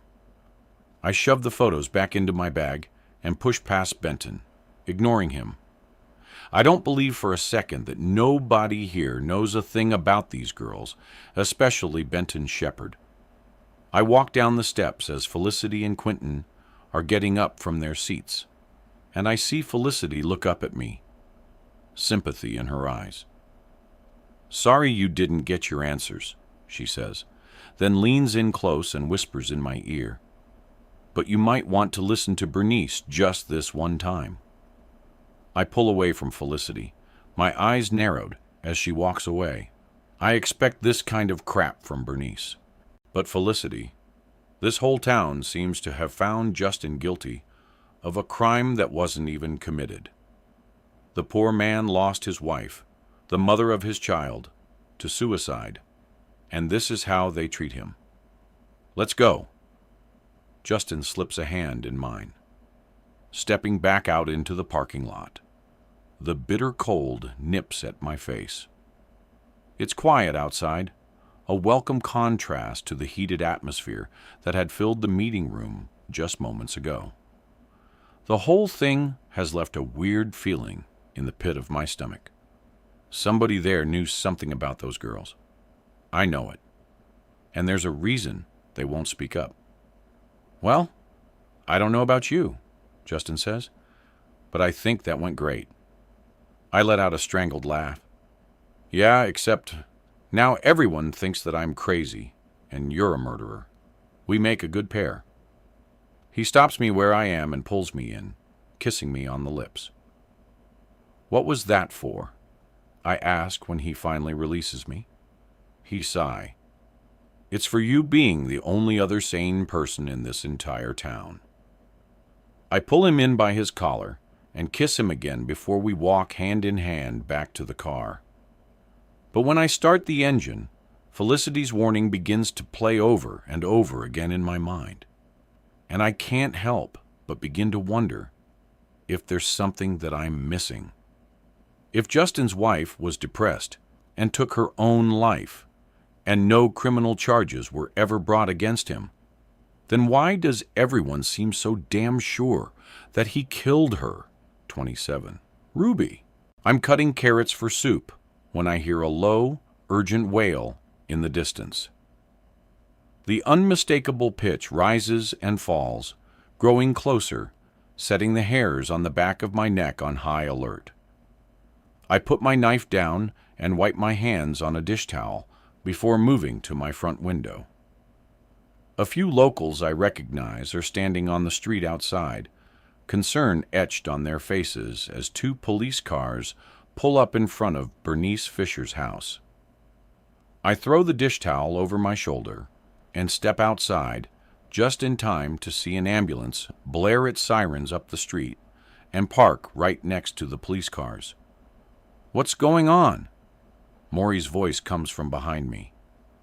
I don't know, I say, looking around at the chattering mouths and crossed arms of the bystanders outside. A large crowd has now gathered, and it's evident that something is going on inside Bernice's house. I spot Felicity across the street, her usual shadows, Harriet and Kendra, right by her side, instructing Maury to stay inside with her brother. I open the door and make my way across the street. Felicity turns when she spots me, and I can see from the look on her face that it's bad news. What's going on? Is Bernice okay? I ask. Felicity shakes her head, her eyes glistening. Oh, Ruby, it's terrible. Bernice is dead. Kendra says Tom Griffin, the mailman, found her this morning. My heart hammers inside my chest, and I can't find any words to speak. He told me he'd noticed her mail was piling up for the past 2 weeks. Harriet's eyes light up perversely as she speaks. He tried her door, and it was unlocked, so he let himself inside. He found her decaying body in the kitchen. Murdered, Kendra adds, and nobody has seen her since the night of the meeting, so presumably it was just after that. I feel my legs go weak. Felicity holds out a hand to steady me. Are you okay? I can't believe it. I stammer. What happened to her? Tom said it looked like she'd been strangled, Felicity says. But I guess we'll have to wait for the official word from the coroner. The three women continue talking amongst themselves, their words muffled in my ears, as everything around me seems to go gray. It's not like I haven't noticed how quiet it's been around here in the 2 weeks since the community meeting. But thinking of Bernice lying there dead, undiscovered for so long, turns my stomach. It's no secret that I didn't get along with the woman, but this isn't what I wanted. She didn't deserve this. The police are now cordoning off Bernice's house and asking the crowd to move back to make space. It could be a break-in gone wrong, Felicity suggests. Oh, come on, Felicity. You don't believe that any more than I do. Kendra shakes her head. What? What do you mean? I find my voice. They glance silently from one to the other before I realize what's going unsaid. You all think Justin did this? I mutter in disbelief. Nobody speaks. I can't believe you all. My voice rises. Why would Justin do something like this? He barely even knew the woman. Ruby, Felicity starts. No, you know what? Justin is the kindest, most selfless man I've ever known. He didn't kill his wife, and he definitely didn't kill Bernice Fisher. I storm off in the direction of my house, shaken by the ignorance of women who are old enough to know better than to jump to conclusions. Inside, I shut the door behind me, my head spinning. Mom! Maury is running down the stairs, panicked. Mrs. Fisher is dead. I know. I grab her and hug her tightly, then pull away to look at her. But who told you? Hutch, she says, holding up her phone. He said that she was killed. We don't know that for sure yet. I try to calm her down. Let's just wait for the police to do their job before we start adding to the rumors. My lowers her voice. Hutch says his mom thinks Justin killed her, and that he killed his wife years ago too. I sigh. Sweetie, there's no truth to that. Trust me, Justin is a great guy. I wouldn't let him into our lives if I thought for a second that any of that was true. I know, Maury says without conviction. Can I go over to Hutch's house? I can see she's seeking comfort, and since she doesn't seem to be getting it from me, I agree to her request and try to busy myself by returning to preparing vegetables as I had been before this whole adventure went haywire. But as I stand at the counter peeling potatoes, I can't get the image out my head of Bernice lying dead in her kitchen for the past 2 weeks while we've all just been living our lives as normal.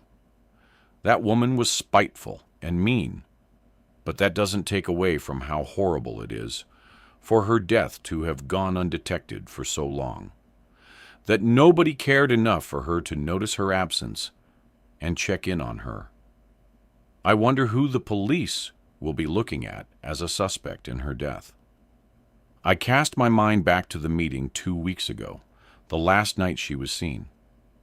She ruffled a lot of feathers that night, mine included, but one face pops into my head now. Benton. Might he have had motive to kill Bernice? There's a lot I don't trust about that man. But could he really be capable of murder?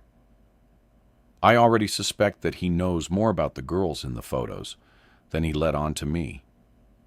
So, if my instincts are right, and he did something to those girls, I suppose it's plausible that he could have killed Bernice too.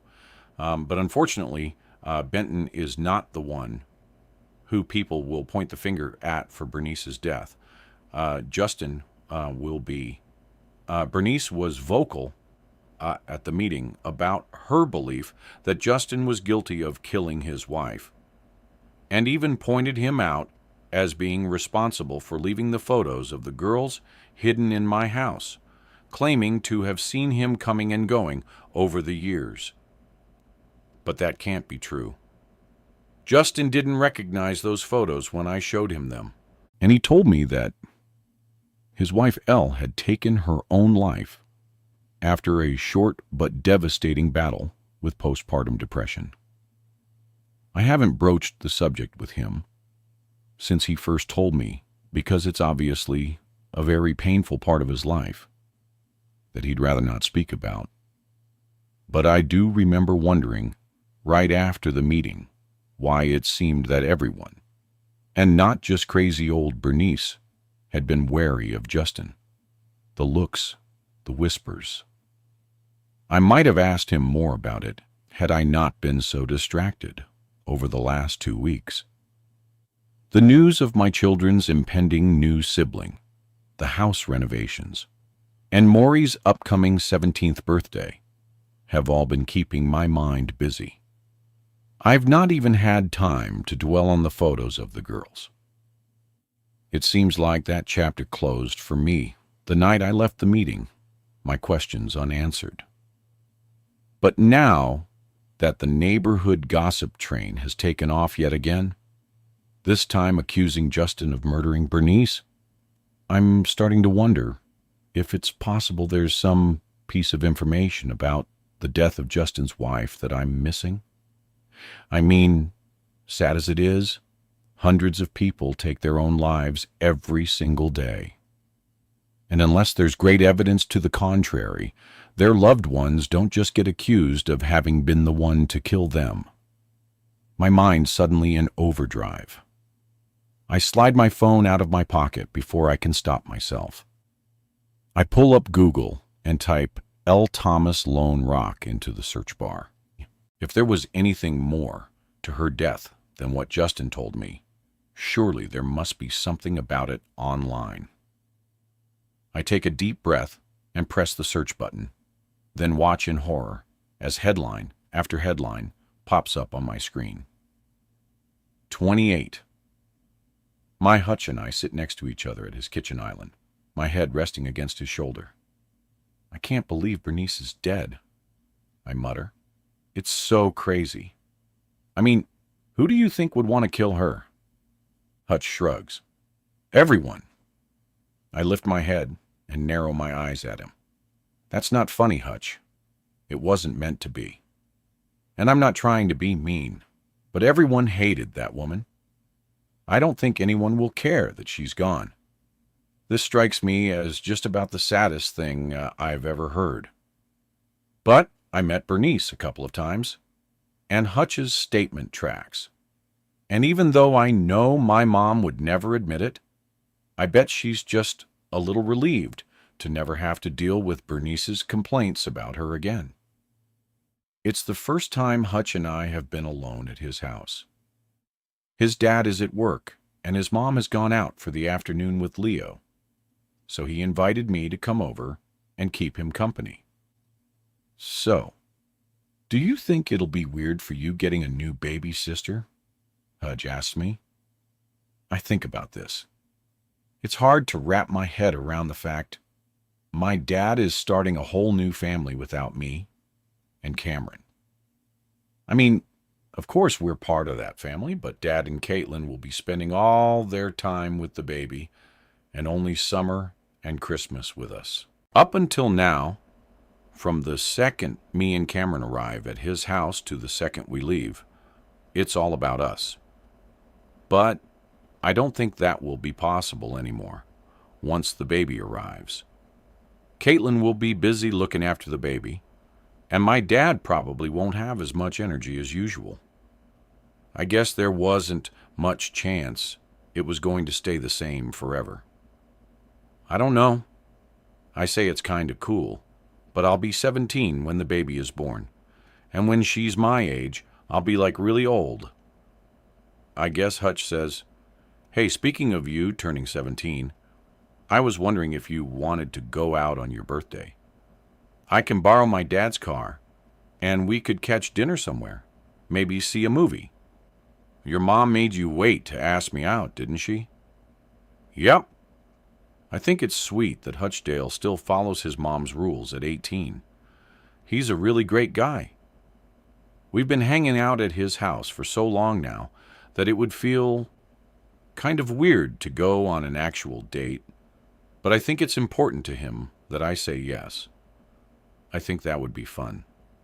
Thanks. I smile. He's looking at me with that warm gaze that makes me remember how cute he is. He's always been so respectful of the fact I'm only 16 and he's 18.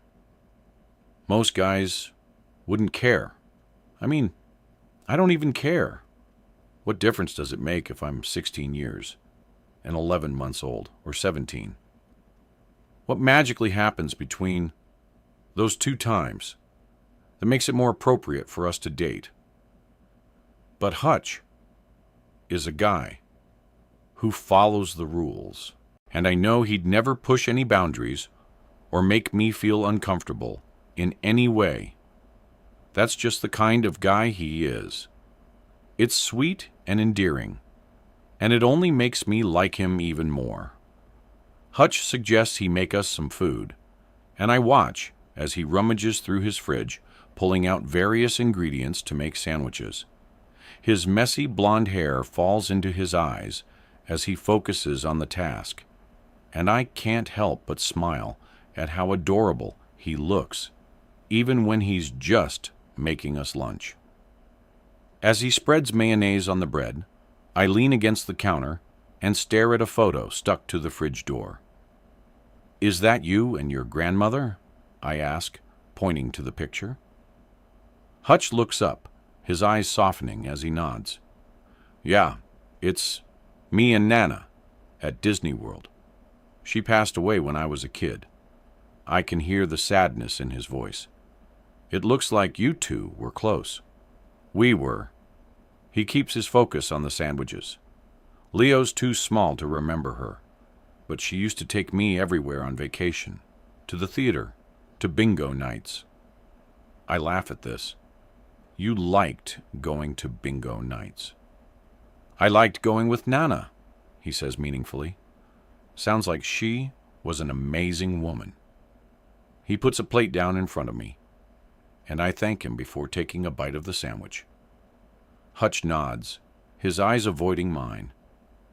She was, nothing's been the same since she's been gone. She was like the glue that held my family together. I don't get what he means by this. Hutch's family is perfect. Like a TV family where everyone always looks amazing and their house is stupidly big. It always seems to me like you've got the kind of family everyone wishes they had. I say, yeah. Hutch looks down at his hands.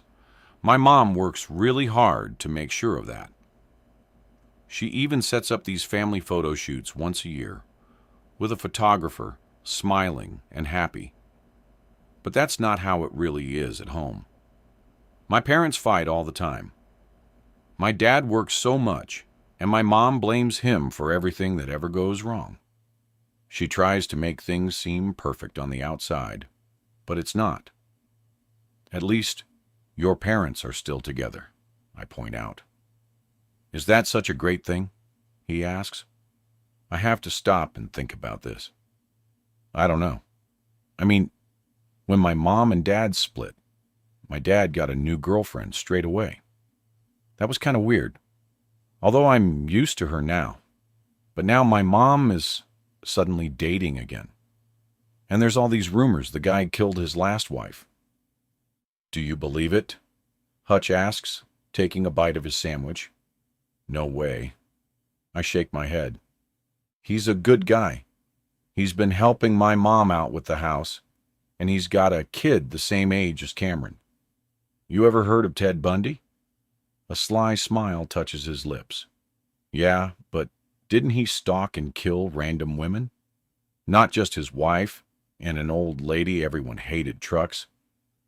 My point is that even a guy like Justin, who looks like a nice family kind of guy on the outside, could secretly be a psycho murderer. I'm suddenly turned off my sandwich. I don't think Justin is like that. Plus, my mom said his wife wasn't killed. She was depressed and ended her own life. Well, nobody really knows, do they? He says. His tone catches my attention. What do you mean? Hutch pushes his plate aside and leans in closer to me, his voice low. What I mean is, how could anybody know what really happened to her if they never found her body? 29. Ruby. Lone Rock Woman missing. Search launched for missing Lone Rock Woman. Lone Rock Woman missing for 7 years, declared dead. I scroll down through the search results that span back over 8 years. Article after article, each one a fragment of a story that slowly begins to form a clearer picture as I read through them, leaving me with an ice-cold pit of dread deep in my chest. I pull up 3 tabs on my screen, each one a local news article from years past, and work my way from oldest to newest. The first is from 8 years ago. Authorities have launched a search for Elle Thomas, a wife and mother from the Lone Rock community, who was last heard from on the evening of July 17th when she was on her way to meet her husband, Justin Thomas, for dinner.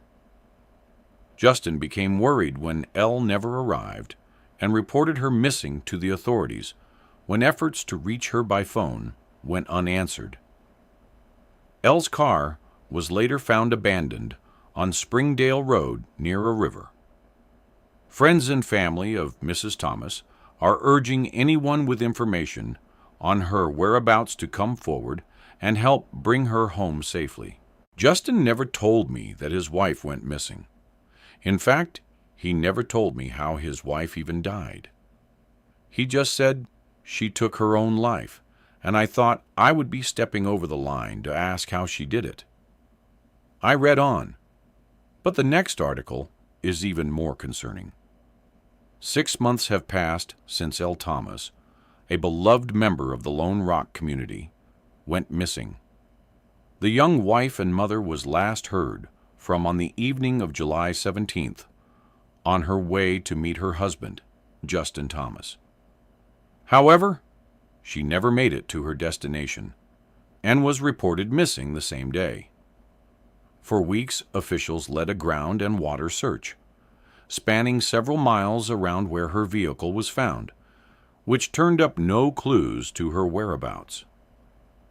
Authorities had been working under the information that Mrs. Thomas was suffering from depression following the birth of her first child and may have been having thoughts of self-harm. But it seems they are now shifting their focus to her husband's potential involvement in the disappearance, since it was reported that Elle and Justin had been fighting earlier that day. Justin was investigated in Elle's disappearance. They thought he killed her. Why didn't he tell me this? That explains why everyone in Lone Rock seems to hate him. Not only do they think he murdered his wife, they think he disposed of her body too. My heart thudding in my chest, I switched to the third article.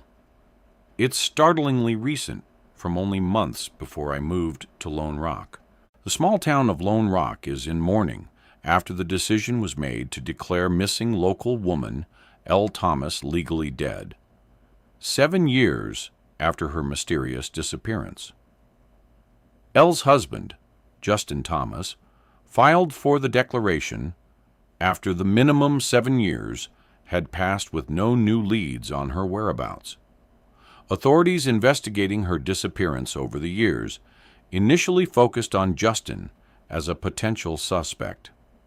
However, after an extensive investigation, there was no evidence to link him with any involvement.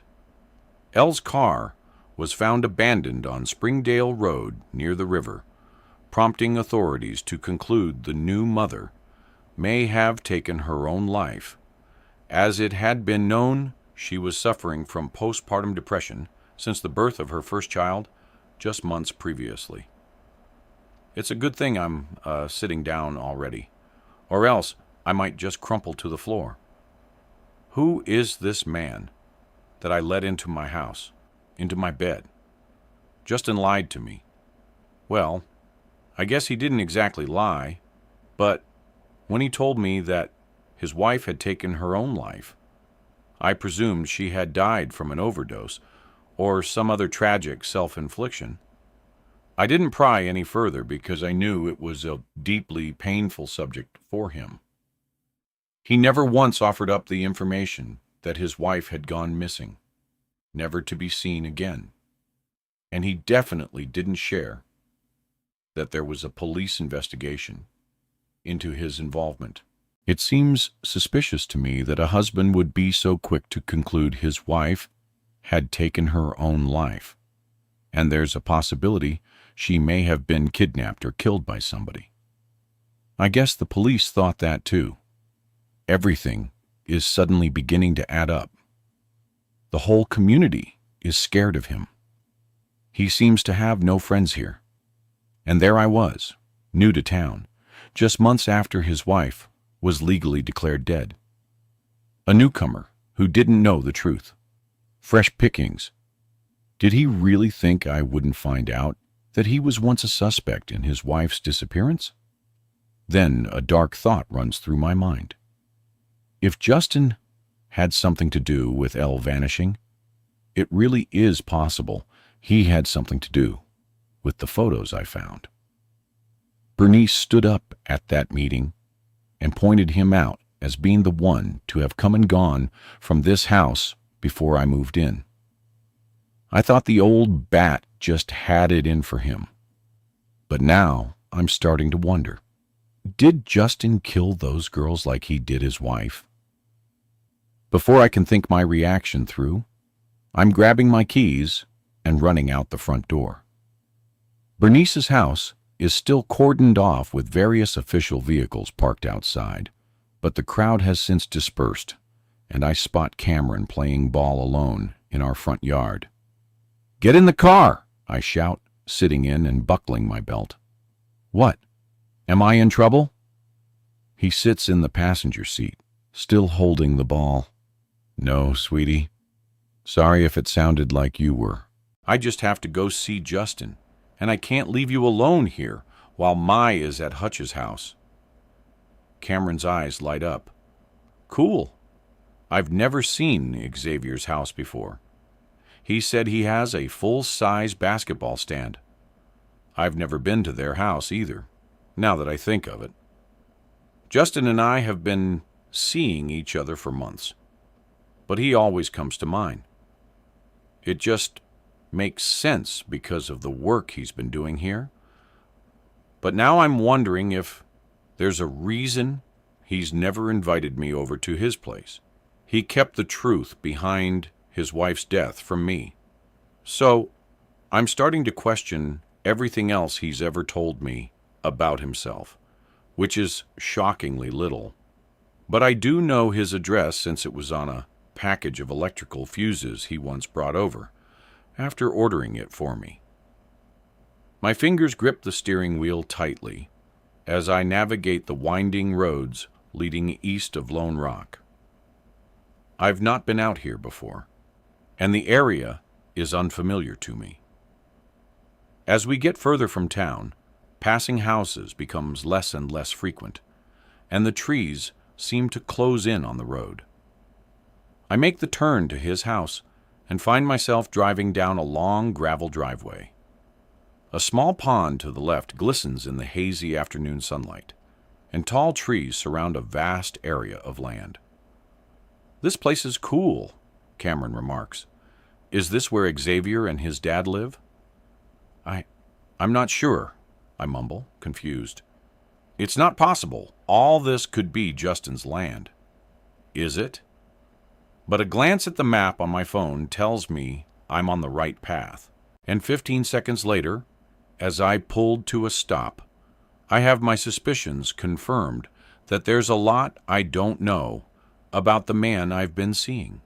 Because that cozy little house that he told me he built with Elle all those years ago, the house that he laid the foundations for and hung the shutters on while Elle painted the bedrooms, is not a house at all.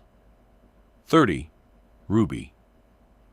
I stare up at the sprawling 2-story mansion, this monstrosity in front of me as I step out of the car with a wooden balcony overlooking a pond and huge glass windows which must frame the surrounding grounds beautifully from inside.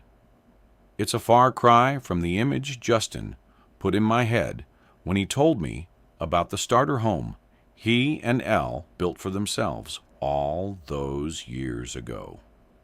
As I step out of the car onto the perfectly kept grounds to the front, the door to the house opens and Xavier runs out. Cameron jumps out of the car excitedly, and the two boys waste no time running off around the side of the house, probably to a tennis court or an outdoor theater or a huge pool around the back. It wouldn't surprise me at a place like this. Why did Justin downplay his home to me? Why hasn't he ever invited me over here? Most guys would be falling over themselves to impress the woman they're seeing by taking her back to his huge countryside home. But not Justin.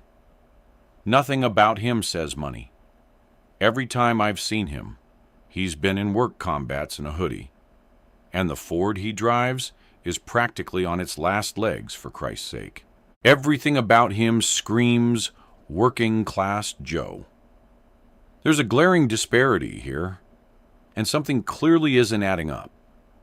I realize that I've been standing beside my car, trying to process the fact that I apparently know nothing about the man I've been dating when I see the door open again and Justin walk out slowly. His brow is raised, clearly surprised that I've shown up unannounced. Ruby, what are you doing here? There's about 10 feet between where we stand, and I stick firmly to my spot by the car, not wanting to get any closer to him. You lied to me. He crosses his arms. How so? Your wife, Elle. You didn't tell me she went missing. I keep my voice low, steady, and that you were a suspect. Justin sighs. That? What do you mean, that? Yes, that, I yell. I figured you already knew. Justin shrugs as though everyone in the world has been accused of murder at one point or another. Lonrock loves to gossip. He starts walking toward me, but I hold out a hand to stop him. Don't come near me. His nonchalant attitude about this is grating on my nerves. Shouldn't he be defending himself or trying to convince me that he had nothing to do with his wife's disappearance? I've seen people more passionately defend themselves after being accused of passing wind. Nobody told me anything, Justin. I say you could have told me the truth. Instead, I had to find out about this on the internet. He scratches his head. It's a time of my life I don't like to talk about. My wife went missing as her husband. The blame was pointed at me. What can I say? He was hardly surprising. He stops and sits on the bottom step of his porch. It's made of solid oak, with intricate carvings along the railing. And I expect he probably built it himself, being a carpenter. The whole house is just picture perfect in every way. Every detail looks like it was thoughtfully planned out. And I'll bet the view from that balcony upstairs is something else. How much of this was Elle's labor of love? I'm suddenly broken-hearted for this woman who built a perfect life. The picturesque house in the countryside, the husband, the baby, and never even got the chance to live it. Did you do it? I ask, not taking my eyes from his. Killing my wife. No, Justin says, unblinking. And I'll forgive you for asking. And what about the pictures of the girls? I'm not letting up easily. At the meeting, Bernice accused you of coming and going from the house in the years that it was empty. Justin's laugh is dry. I told you I don't know who those girls are, and somebody seriously needs to put a stopper in that old bag's mouth. My jaw drops involuntarily. What? He asks, frowning. Why are you looking at me like that? You haven't heard? Heard what? The inside of Justin's house is just as impressive as the outside. His kitchen is nearly the same size as the whole downstairs of my house. The space is obnoxiously big for just him and Xavier, but something tells me that when he and Elle built the place, they had plans to fill it up. I can't believe someone killed her, Justin says, passing me a mug of coffee. I mean, she was truly awful. But to strangle her to death, somebody must have really hated her. My stomach turns at these words. It's not official that she was killed yet. That's just what the mailman who found her told Harriet. Justin walks to a window overlooking a field-sized backyard where the boys are chasing each other around a huge wooden jungle gym. They all think it was me, he says casually. I mean, she died just after the community meeting where she came straight out and accused me of being a murderer. Plenty of witnesses. I don't want to confirm his suspicions that, yes, his name has been thrown in the hat already, at least within Felicity's clique. But I know Justin didn't kill Bernice. And I don't think he killed his wife either. Justin takes a seat beside me. For a man who is probably about to have the cops come knocking on his door in a murder investigation, he looks remarkably unconcerned. I'm starting to wonder if he's got a stash of horse tranquilizer somewhere around this ranch of his that he keeps himself topped up with daily. The man just can't be rattled. Justin, I thought you were a struggling carpenter, I say, looking around at the place. What is all this? I'm a carpenter. I have struggles? He shrugs. I narrow my eyes at him.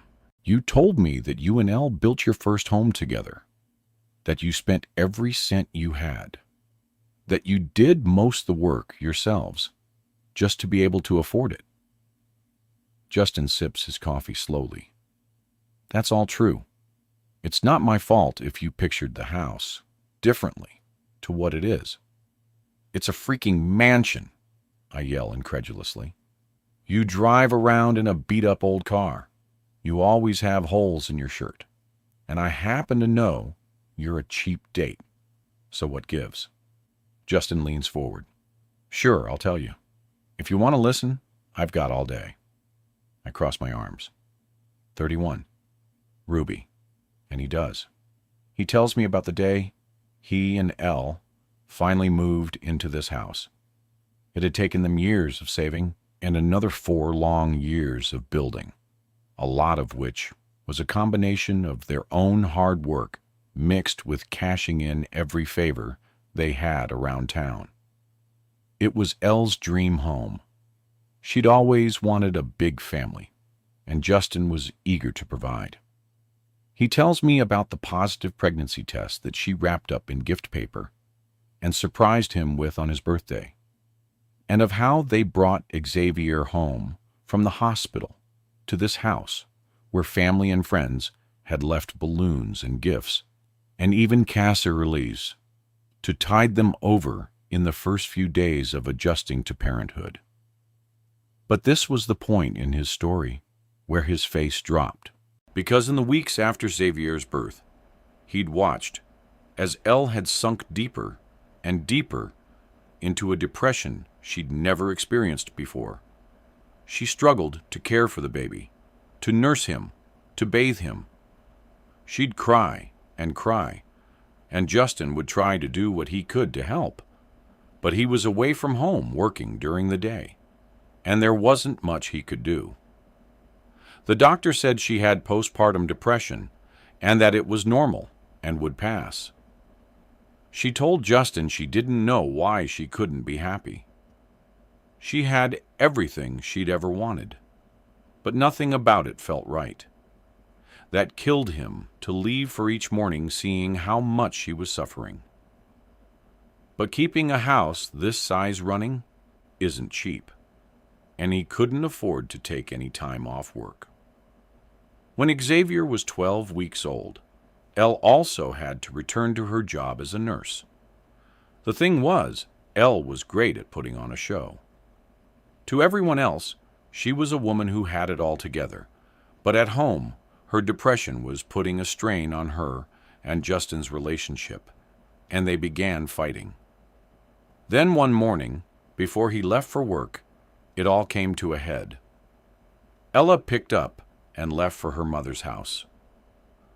I must have called her 10 times that morning, just trying to get through to her to tell her I was sorry, that I loved her and I didn't want to fight. Eventually, she picked up and I talked her into leaving Xavier with her mom, so we can meet for dinner to talk. Justin's coffee is sitting cold in the cup, his finger now tracing a circle around the rim. The plan was that she would drive home to pick up some expressed milk she had in the freezer for Xavier and drop it back to her mother before meeting me for dinner. I was working that day, so I drove straight to the restaurant to meet her after I'd finished. And I'm sure you already read about the rest from there onwards. It's evident, from the tortured look in Justin's eyes, that this is difficult for him to talk about. But if our relationship has any future, I need to hear this. All of it. Why did the police suspect you? I ask. Justin raises an eyebrow at this. Why wouldn't they? That was her husband. She just ran away to her mother's house because we were fighting. It all added up. I guess that's true. The husband is always the first suspect in cases like this. But I knew how upset she was that day. And she'd already shared with me in the weeks leading up to it that she'd considered ending her life. I tried to get her to go to therapy, but she didn't want to. When I heard her car was found by a river, I just knew. Did you tell the police all this? I ask. Of course I did. And I was there every day alongside them, searching for her. But everything I said and did only made it look like I was trying to cover for myself. There were a lot of questions raised about why one of her tires was flat, but ultimately, that led nowhere. Justin leans back in his chair. They were thorough with their investigation, but there was no obvious signs of an abduction, no signs of a body, and as much as they tried, there was no evidence dependent on me. Except, it's clear that in the court of public opinion, the blame has been placed firmly on Justin for Elle's disappearance. Why did you choose to have her declared legally dead? I ask. There were a lot of reasons, emotional, financial, but ultimately it came down to Xavier's future. I didn't want him growing up always wondering if his mom would ever show up again. Justin looks uncomfortable. And like I said, running a house like this isn't easy. I struggled for years on just one income after Elle was gone. I needed her life insurance payout just to keep a roof over Xavier's head. Believe you me, getting the insurance company to pay out was damn near impossible. But we won in the end. I can see how that must have looked in a small town like this. But I can also see that Justin was only doing what he needed to do for his son's future.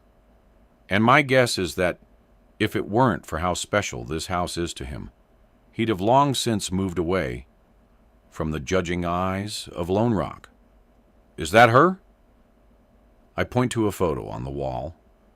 A woman of about 30, with flowing blonde hair and gleaming white teeth, smiles out from the frame while holding an infant to her shoulder.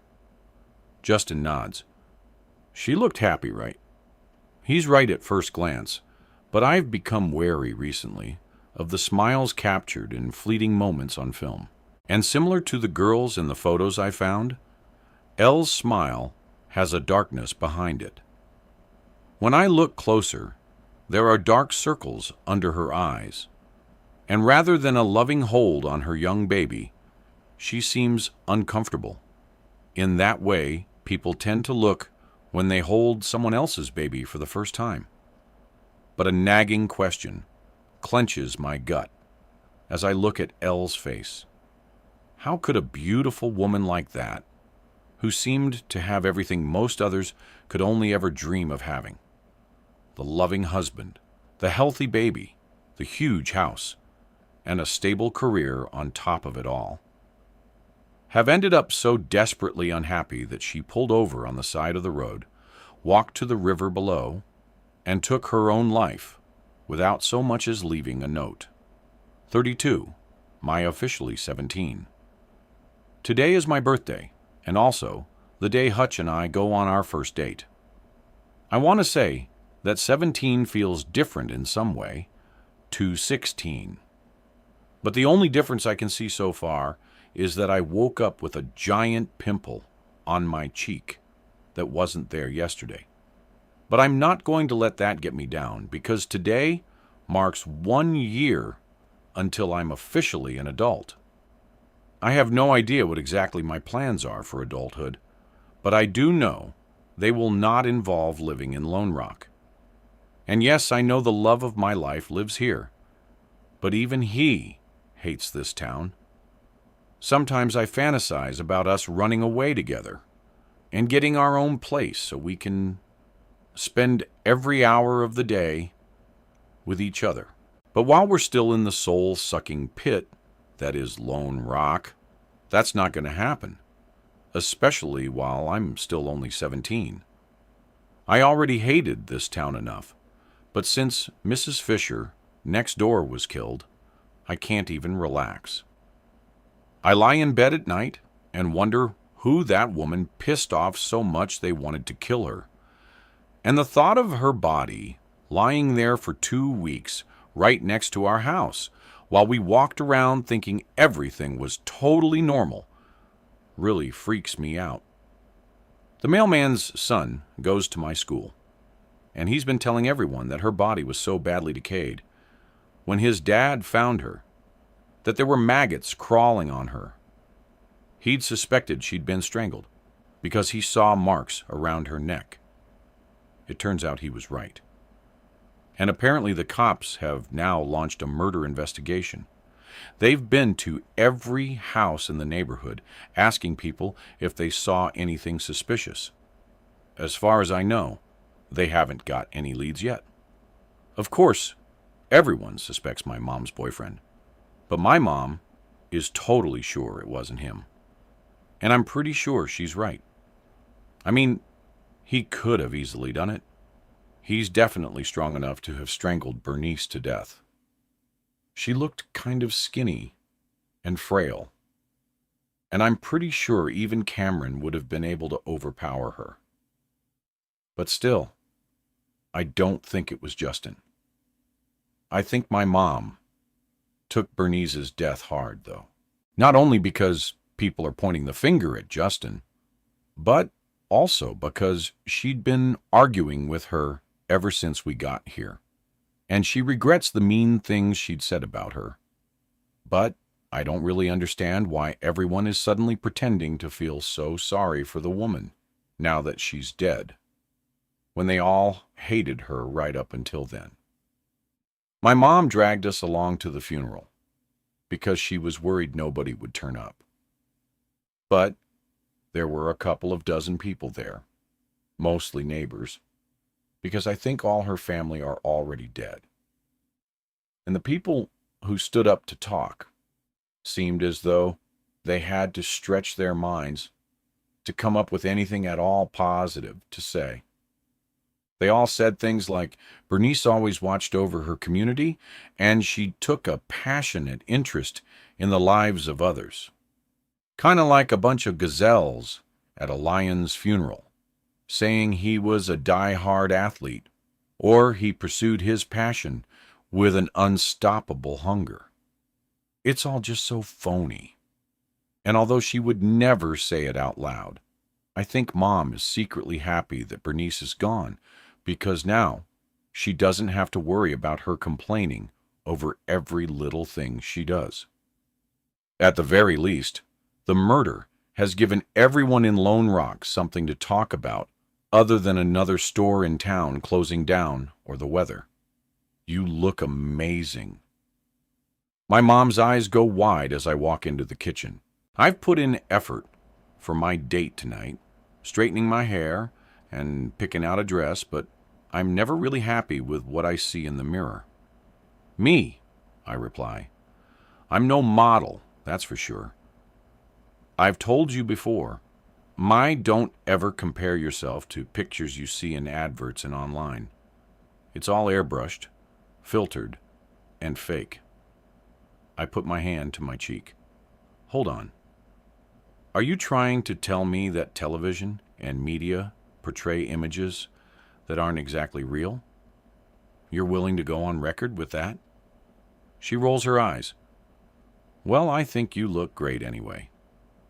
Wish I could say the same, Mom. I grimace. She's wearing a decades-old Rolling Stones t-shirt. Her hair has fallen half out of the lopsided bun on her head, and she's on her hands and knees scrubbing the floor. Well, you try looking like a beauty queen while cleaning the house. No thanks. I sidestep her and check my phone as it chimes with a message. Happy birthday. Can't stop thinking about you. I smile and send back a kissy face. I'll take it by the grin on your face. That's Hutch, Mom teases. What time is he picking you up? 5. And what time is he dropping you home? Then no, I say. And I'm not a child anymore, Mom. I have my own house key, and you don't have to wait up for me. She frowns. I know that, Maury. And I'm not babying you. I think Hutch is a responsible young man, and I trust him to keep you safe. Good. I cross my arms. And she just can't seem to help herself. Another form of safety you might be thinking about is, Mom, it's just dinner. I interrupt her. Maybe a movie. That's it. I appreciate the thought, but I really don't need the talk. Okay, okay. Mom holds up her pink-gloved hands in defeat. Just trying to do my job. I'm sure she thinks I'm just attempting to avoid an awkward conversation, but she really doesn't need to worry. Hutch and I aren't like that with each other, even if my promiscuous mother and father were at our age. A small amount of bile suddenly rises up my throat. What a disgusting thought. Hutch arrives at 2 minutes to 5, and my mom waves us off, but not before insisting on getting a picture of us together. Hutch looks about as adorable as they come in a smart shirt tucked into his jeans. He even opens the passenger door for me to get in. When we pull up outside Caruso's trattoria, he walks me inside and pulls the chair out for me and treats me like a queen. It's also romantic and gentlemanly. I'm almost wondering if his mother gave him step-by-step instructions on how to treat a girl, because all the other guys I know his age would count fast food at the mall as a fairly solid first date. I order the risotto, and Hutch gets the chicken parmesan. Conversation flows easily between us throughout our meal, and I can see some older couples at nearby tables looking at us stare-eyed as though they're seeing themselves young again. Here! Hutch reaches into his pocket just as I finish my dessert. I pull up a napkin and wipe away any remaining traces of the chocolate gelato I just devoured before taking the small black box from him. What is it? It's for your birthday. Open it up. I pull the top off, and underneath, I find a small silver M on a delicate chain. I take the necklace out and admire it. Hutch, this is beautiful. That's why it'll look so great on you. He pushes back his blonde hair, then reaches over the table and clasps the necklace around my neck before he sits back to look at me and grins. I smile and force down the tears that try to spring into my eyes. Hours later, as I lay in bed and picture that grin on his face, I get a strange sensation in my chest. The heaviness that sits on me. Uncomfortable, almost smothering. Hutch is one of the best people I've ever met. He's not only kind and sweet and gorgeous, but he also has a puppy dog innocence about him. And it weighs on my heart like an anvil that I will be the one to shatter that innocence to pieces. 33? Ruby? The house is quiet. Too quiet. It's the second day of March. Maura and Cameron are at school, and I'm avoiding the sound of my own footsteps echoing inside the empty house by putting my focus into the backyard. A few short weeks ago, I was hesitant to so much as mow the lawn in fear of Bernice running out to tell me it was too loud, or that she could smell the grass clippings, or that I was breathing too heavily. But today, I can work undisturbed on my own property. And the task at hand is to finally tackle the flower beds that run along the back fence. I soak in the warmth of the sunshine on my face as I pull on some gardening gloves and start tugging out the weeds that have taken over. The earthy smell of the soil reminds me of digging up worms as a kid, and I smile to myself as I push my hands into the dirt. Despite the distraction, my thoughts keep getting pulled back to Bernice. Seeing her casket was a jarring experience. In one way, it made me feel sad for her, that her life was cut short in such a violent way. But the darker part of my mind says this is the most peaceful that woman has ever been. And as horrible as it sounds, I have to wonder if she was done a favor by being killed.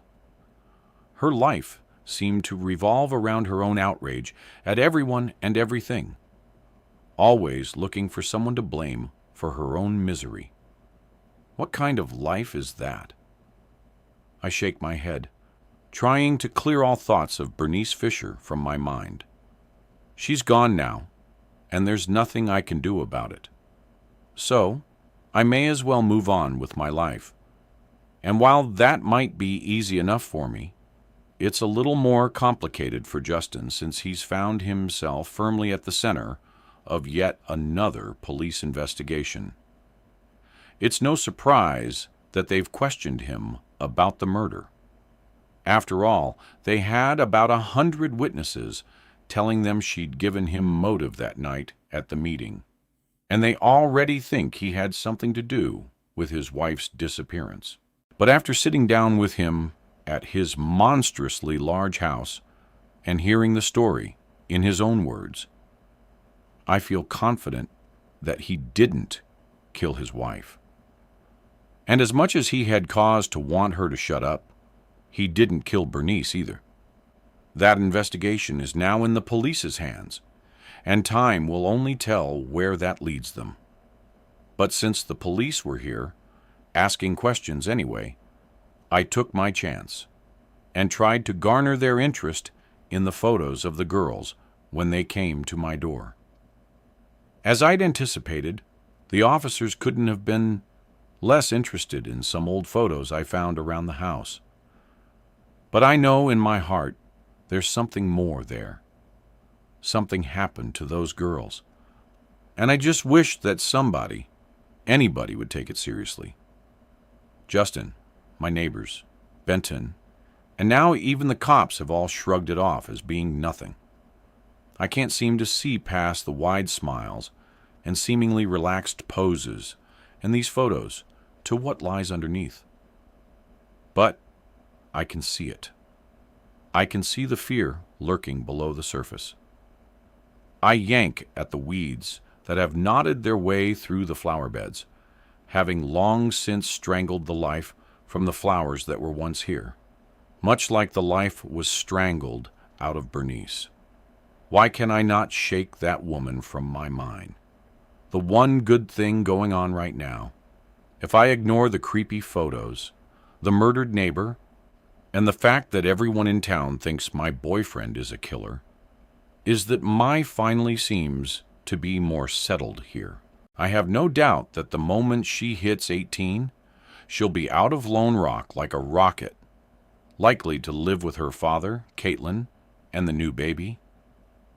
But she seems to have fewer bad things to say about this town since she and Hutch have moved up the friendship ladder to dating status. The weird thing is, I don't think she's even lying to me about their PG-rated relationship. Don't get me wrong, it makes me very happy to see a couple their age taking things slowly and getting to know each other well before taking any big steps. But I also remember being their ages. It would have taken a bulldozer to get in the way of Aaron and I getting physical back then. Ruby. "Hi," comes a man's voice from behind me. I turn to see Quentin Parker at my side gate. "Hi, Quentin," I laugh. "Funny, I was just thinking about your son."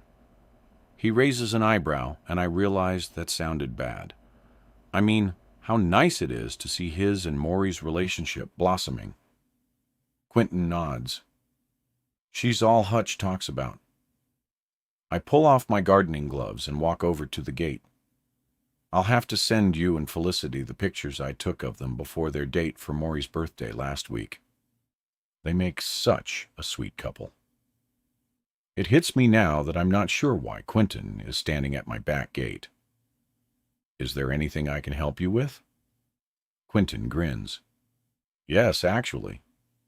Speaking of birthdays, Felicity's 40th is next week, and I'm organizing a surprise party for her. I didn't have your number, so I thought I'd come over and invite you in person." "A surprise party? How are you going to pull that off?" I ask. Quentin holds a sneaky finger up in the air. "Well, she thinks I'm leaving on the Saturday for a conference in Bayfield, but really, I don't leave until Sunday. So, Hutch and Leo are going to take her out for a birthday dinner Saturday evening, giving me just enough time to use my ninja skills to sneak back into the house to get the party ready. She'll be very surprised, I'm sure." I say, "It's really sweet that you're doing all that for her." Quentin's face clouds over earnestly. "Well, she deserves it. I'm away for work so much of the time, and she runs the whole show. I really wanted this milestone birthday to be special for her. Lucky Felicity. She's got great kids, a great house, and a hunky husband who cares enough to show her how much she's appreciated. I'm only a little bit jealous. Okay, make that insanely jealous. But I can't hold it against her that her life is all sunshine and roses. Plus, a party is probably exactly what I could do with to unwind. My life these past few weeks has been a whirlwind of anxiety and frustration mixed with endless house renovations. So, can I count on you to be there Saturday, 7 o'clock? Clinton asks. That sounds great. Is there anything I can do to help? That's okay. I've got it all under control. Just bring yourself and those two great kids of yours. He winks. I notice he doesn't mention Justin, whose presence would likely put everyone on edge, given the neighborhood have already decided he's Bernice's killer. We'll be there, I confirm. Great. He smiles, then taps the side of his nose. Now don't let the secret out. 34. Ruby. Is that a new dress? My points to the mid-length floral number that cinches right at my waist and flares out around my knees as we make the walk to the Parkers' house. It's been a week since Quentin dropped by, and despite telling myself that I wouldn't make a big effort for this party, I ended up buying a whole new outfit for the night, including heels and earrings. Yeah, I picked it up at the thrift store the other day. Does Anthropology count as a thrift store? You look nice. She smiles. I try not to fall down to the pavement in shock. Mai doesn't throw compliments around recklessly, so either she's buttering me up for something, or the effort I put in tonight must have really paid off. I do feel pretty good about myself, though.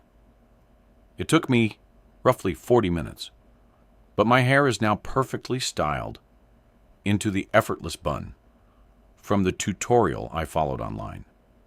And I only had to wipe off and redo my smoky eyes twice before I eventually got it right.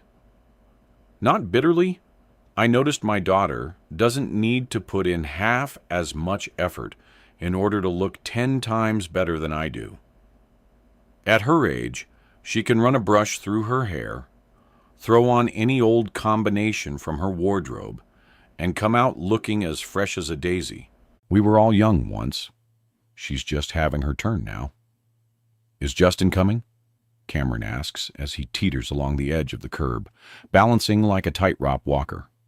Not tonight, I say. Is that 'cause they think he killed the old lady? He says unfiltered. Pretty much. Did he? No, I say firmly. And don't listen to anyone who says otherwise. Okay. Cameron nods, taking my word as gospel. This is a trait which seems to end around age 10, so I'm just going to appreciate it for now. We arrive at the Parkers, and Quentin answers the door with a smile. Come on in. Everyone is hiding out in the kitchen. He leads us through the immaculate house to the kitchen, where we join a large crowd of other guests. An impressive number, really, since there are no additional cars parked outside. Even Quentin had left his car elsewhere in order to not arouse suspicion from Felicity. Okay, people.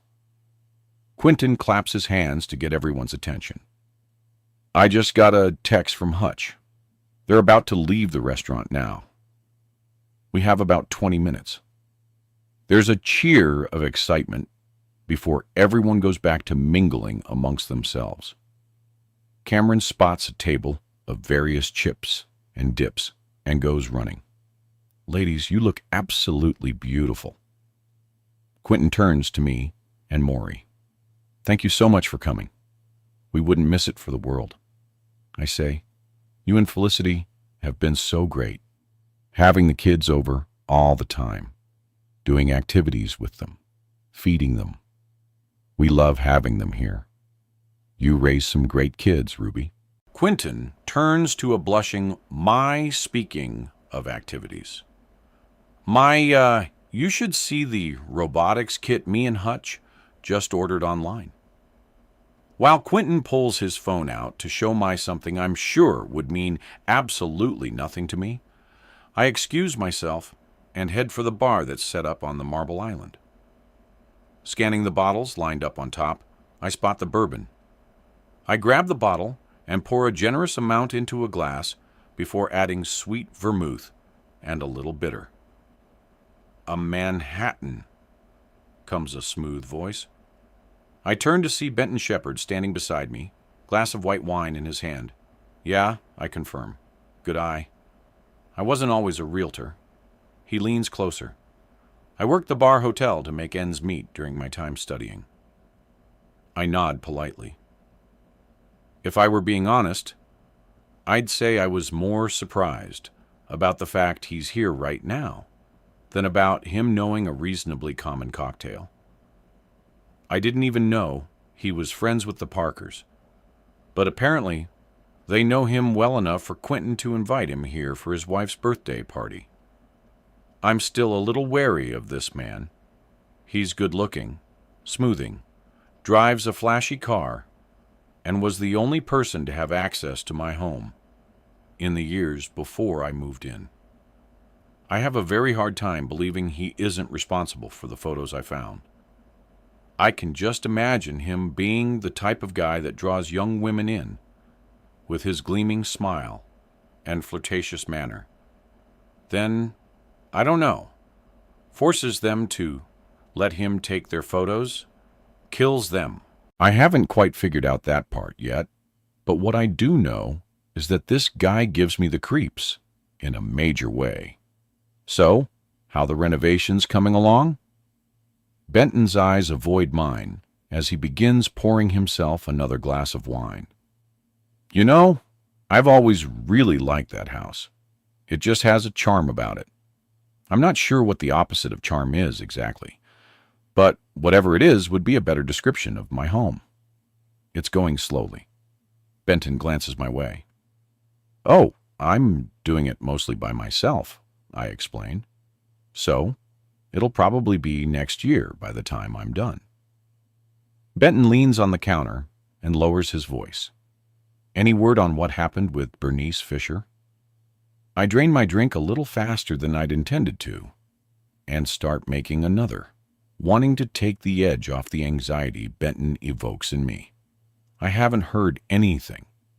"No." Benton shakes his head sullenly. "It's just so crazy, you know? The last time we all saw her, she was swearing blind that Justin Thomas was the devil incarnate. And then she suddenly shows up dead." I slam the bottle of vermouth down a little too hard, and liquid jumps out, landing on the shoulder of my dress. Benton grabs a napkin and begins patting the area for me, but I snatch it from him and do it myself. I've heard the murmurs, the whispers, and I've read the vibe around town. But Benton has basically just come right out and accused Justin of killing Bernice straight to my face. I don't know how Justin manages to keep his composure through all this bullcrap, but even with only one strong drink in me, my barrier is already down. I throw the napkin to the counter and cross my arms. "How dare you imply that Justin had something to do with Bernice's death?" My voice comes out low between my teeth. "Justin is a..." I'm interrupted by Quentin's loud clapping again. "Everyone, we have about a minute left until Felicity gets here. Time to quiet down and phones on silent, please." I turn back to Benton, whose eyes are still fixed on me.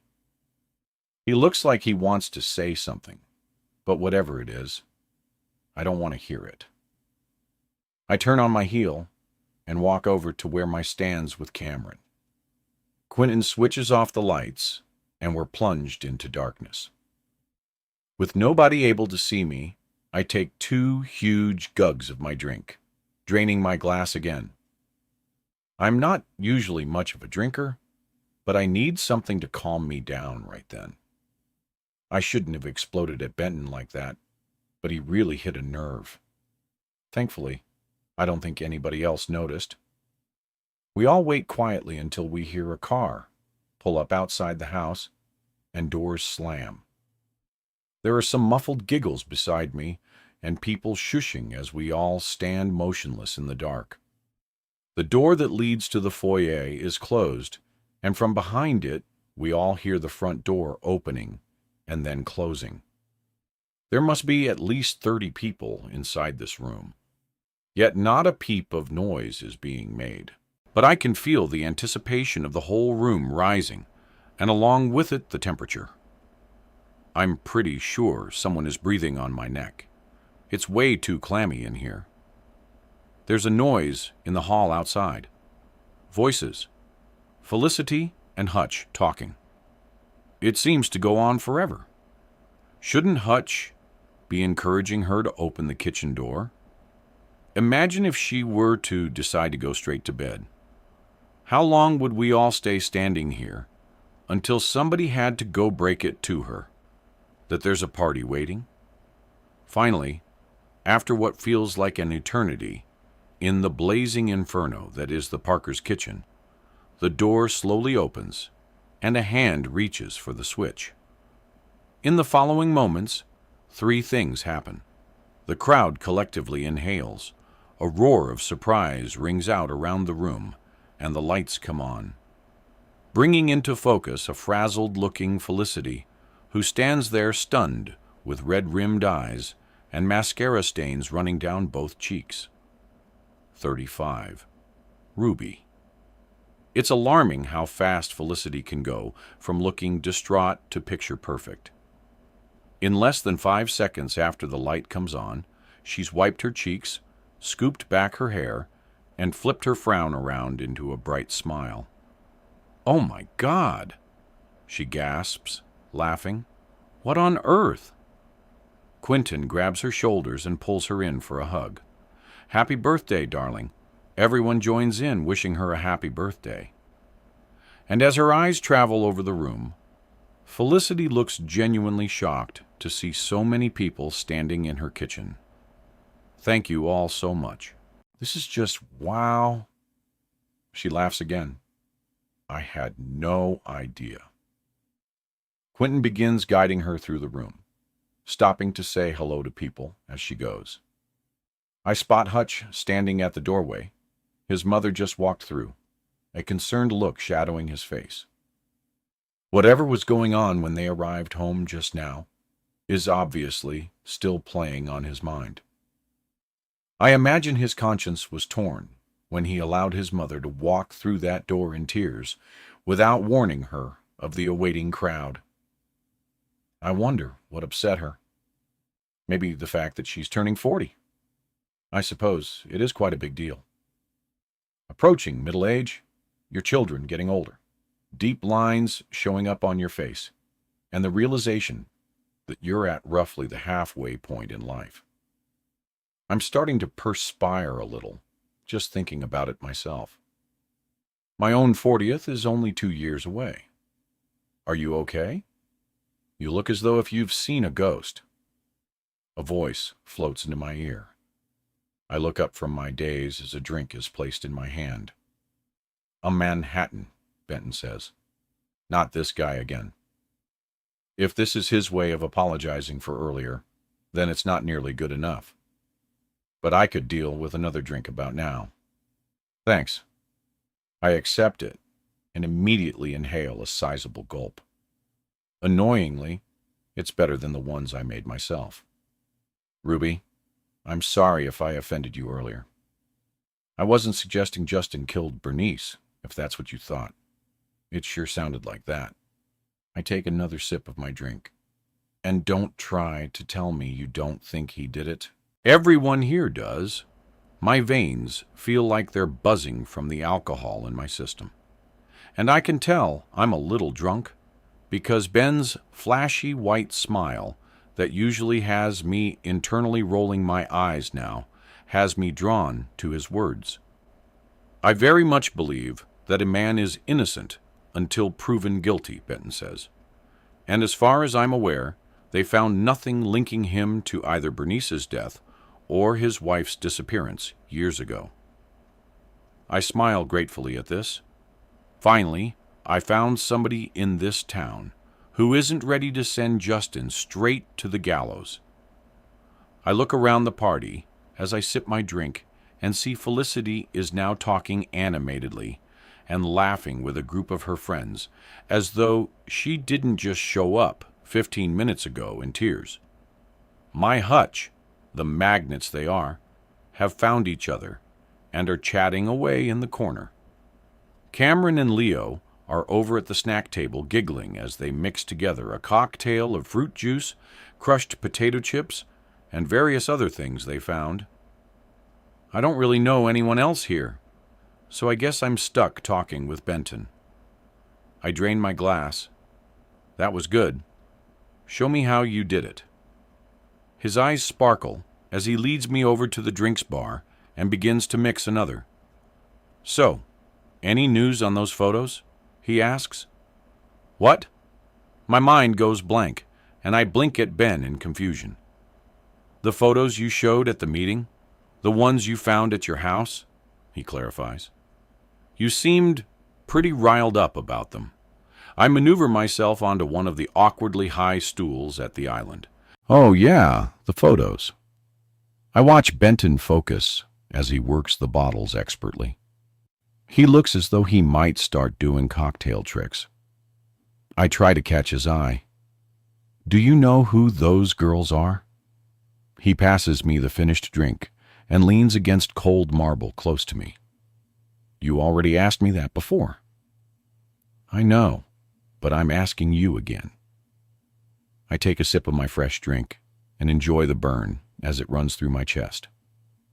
I'm starting to feel a little wild. Maybe I should switch to water. But Benton makes a damn good Manhattan, and I can't let the rest of this go to waste. Like I told you before, I don't know those girls, but I do think it's weird those photos all being hidden around your house. To say the least, I accidentally add an H to the last word. And it's also kind of weird that you were the only one with a key all those years. You think I left them there? He raises an eyebrow. Yes. I add another involuntary H. Well, I didn't, he says emphatically. And what exactly is it you think happened to those girls? I think they're dead. I shook myself, having never voiced this thought out loud. I think whoever took the photos murdered those girls, and these are his trophies. Did you tell the cops that? Benton asks. Pretty much they aren't interested. Said they're just old photos. All houses have them. But you think otherwise? Benton muses. Why's that? Well, for one, they're just weird. I start counting on my fingers. The old style dresses, the same grins, the same poses, the same place. And then there's the whole thing of where I found them. When I've lost count of how many fingers I'm supposed to be holding up, I grab my glass again, only to see that I've already emptied it. And what's with the texts? I carry on, powerless to control myself. You texted all the other people in the neighborhood about that meeting except me. You didn't want me there. Benton is no longer smiling. He's frowning and looks concerned. What are you talking about? I sent it out to everyone. Not me. I point to my chest. Maybe I should have that drink of water. My voice is coming out louder than I'm meaning it to. No. He shakes his head. That can't be right. I grab my phone and pull up the neighborhood text thread, then scroll up, holding it his way. See? He puts a finger to my screen and moves it downwards. After a moment, he finds what he's looking for. There it is. I look closer and see his finger on a text that sits between two messages I remember ignoring from somebody on the street advertising her daughter's dog walking services. Damn it, he did text me the invite. We invite you to slow down, listen closely to the melody, and allow yourself to recharge during this short break. This is a free audiobook experience for all. Wait. Oh yeah, I say, suddenly feeling stupid. Sorry. That's okay. He says it was an honest mistake. Quentin comes up behind Benton and slaps a hand on his shoulder before insisting he come talk to his friend Barry, who is apparently thinking of selling his house alone. Now, it occurs to me that I've spent the evening so far speaking only with Benton. I should probably start trying to mingle. The problem is, when I try to slide off the stool I've been sitting on, my heel catches on the bottom of it, and I come tumbling to the floor. A few people turn to stare, and Felicity rushes over from where she's been putting out more snacks to help me up. Ruby, are you okay? I brush my dress down as I stand, laughing to hide my embarrassment. I'm fine, really. I'm just naturally clumsy. The look on Felicity's face says she doesn't believe that for a second. She knows I'm skunk as a drunk. Happy birthday, by the way. I change the subject. 40. Wow. Felicity smiles politely. Thanks. I can't believe Quentin managed to pull this party off without me finding out about it. You're so lucky to have him. I begin to babble. That man loves you, and your boys, too. They're good boys and cute. They look just like their dad. And this house, you've got everything anyone could ever want. Her brow furrows. She looks like she's about to say something, but for some reason, my mouth will not shut up. But you were crying when you arrived. Why were you crying? Felicity smiles. Oh, you know how emotional birthdays can be. That's what I thought. I nod knowingly. I thought, I'll bet she's just freaked out about getting old. Not that you're old. I don't mean that. That's okay. Felicity laughs. I know what you mean. Good, so long as someone does. Because at this point, I don't even know what words are going to leave my mouth before they make their exit. And really, my life is far from perfect, she says. I immediately reject this, sweeping my arm around the room. No way. Look at all of this. Nobody has ever thrown me a surprise party. And if they did, there definitely wouldn't be as many people there as there are here. My life is a struggle, just like everyone else's. She insists. My big house comes with big bills. We're still paying off debt from the huge renovation we did on this place years ago. We both had to trade in our nice cars for older models. Every bit of money we earned goes into the kids' school fees. My husband is rarely even home. And when he is, we're fighting. I'll never live up to the kind of woman his mother was. And since she died, nothing has been the same. When we had Leo 8 years ago, I thought things would get better. But no, turns out another baby can't fix it all. I stand with my mouth half open, shocked by Felicity's outburst. She seems a little shocked too. I'm sorry. I don't know why I said all that. For the first time tonight, I've got nothing to say. I almost want to thank her. She seems a whole lot more human now, and a lot less Steepford wives. I say nothing. Instead, I pull her against me and hug her tightly. 36, my mom is drunk. I've been watching her drink cocktail after cocktail, and she's been getting increasingly louder and more obnoxious with each one. At first, she was talking to that cute realtor, Benton, and I was pretty sure they were arguing. Then, the next time I saw them, it looked like they were getting along. At one point, I even saw her on the floor. Mrs. Parker was helping pick her up. I don't know what happened exactly, but everyone was staring, and now I'm completely mortified. All the other adults here are drinking too, but nobody else is making an ass of themselves like my mom is. Although Hutch said his dad doesn't drink, and he's planning on following in his footsteps, which I think is really cool. I've been staring at him all night. He looks so good. His blonde hair keeps falling over his eyes, and I just want to swipe it away for him. Twice tonight, he's pulled me aside, where nobody could see us, and kissed me passionately before we returned to the crowd and joined back in with the party like nothing had happened. Truthfully, I was a little worried about Hutch when he first got here, because his mom was visibly upset when she opened the door. And when I went to go talk to him, he seemed distracted. But he's okay now.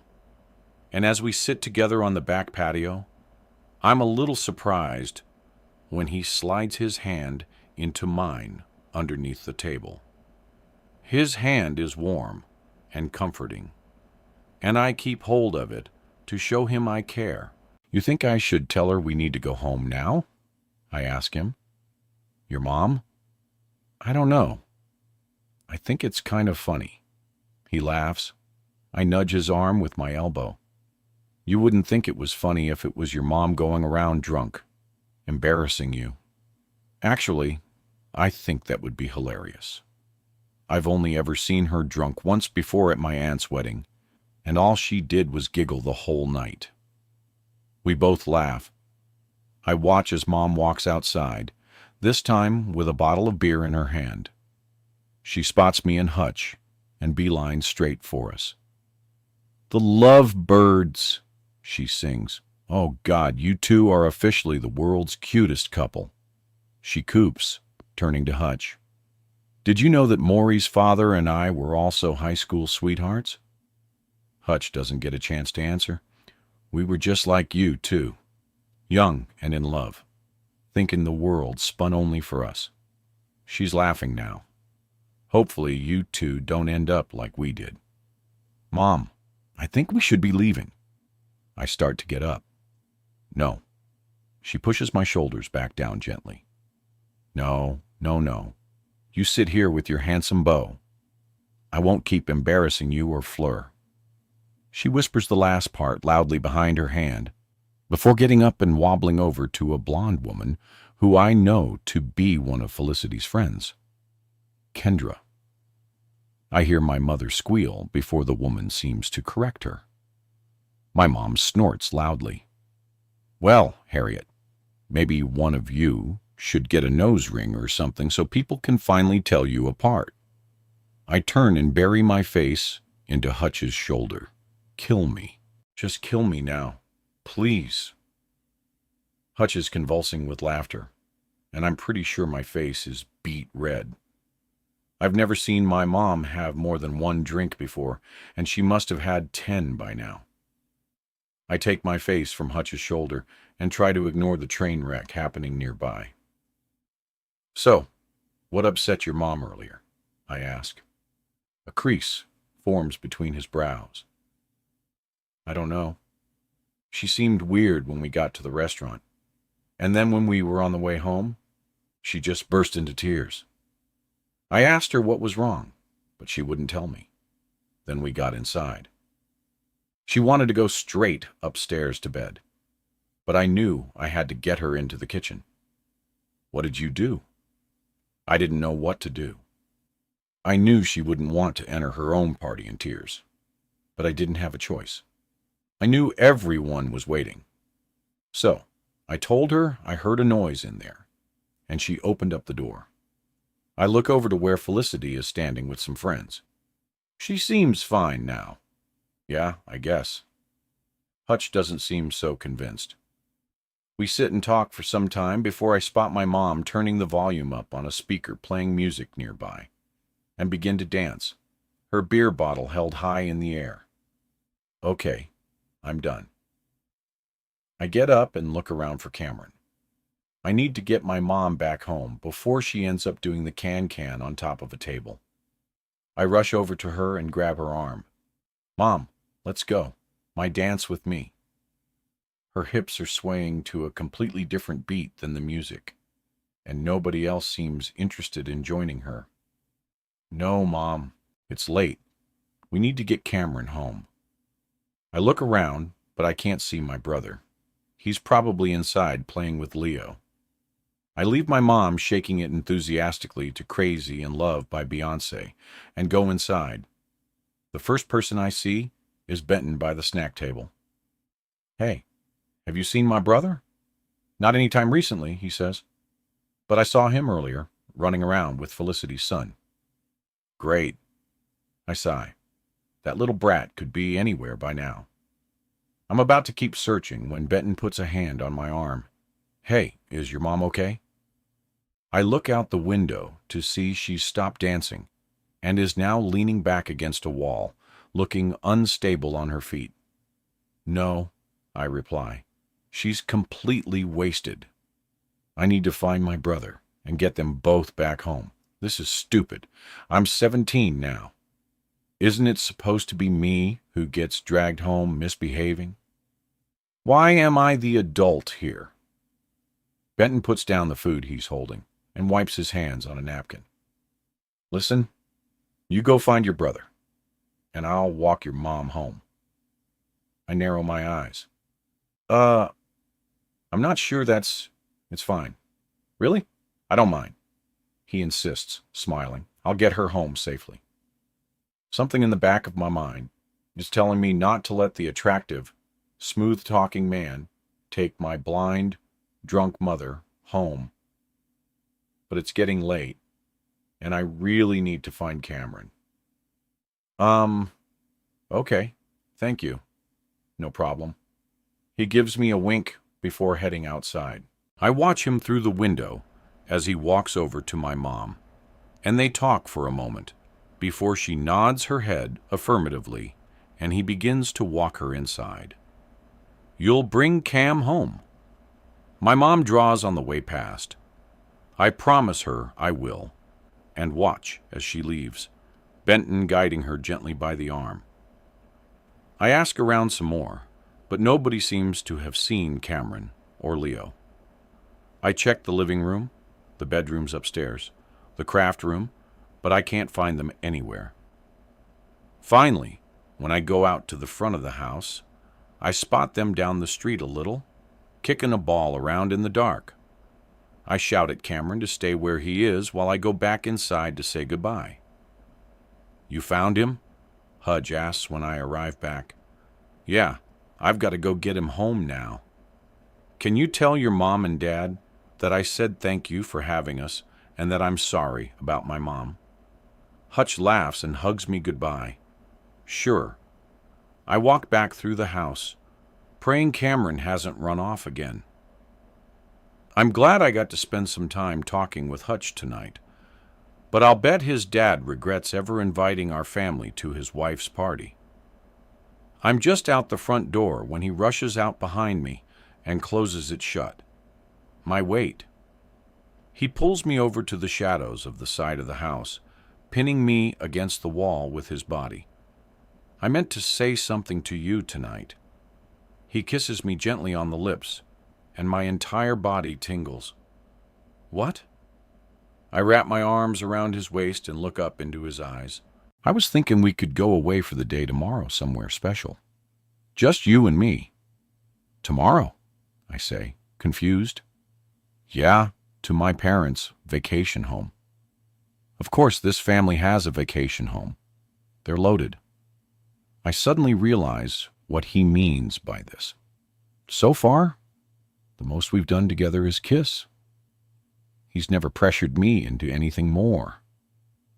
I mean, just a couple of weeks ago, it would have technically been illegal. So it makes sense that he was waiting until I turned 17 to take it further. Just come with me for the afternoon. I can drive us out there, he says. A whole afternoon in a vacation home, together with a bed alone. I don't have to think about it for long. I'd love to. 37 Ruby. I open up my eyes a sliver, then W's, and shut them again tightly. The light sends a pain through my head that makes my skull feel like it's been split open with an axe. My lips are dry, and my throat is stinging with thirst. I badly need a drink of water.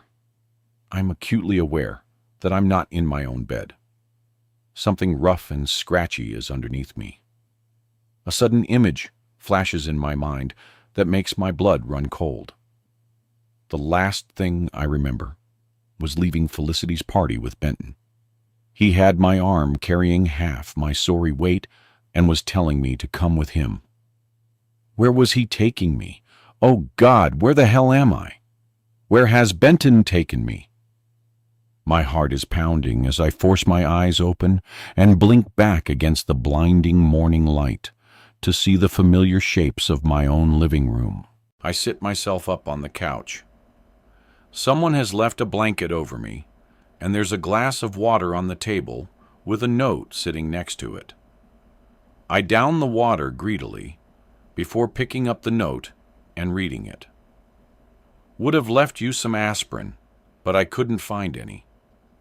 Don't forget to hydrate. Bendon. Memories of last night come flooding over me, and I groan in shame. What was I thinking drinking that much? I mean, I wasn't thinking, obviously.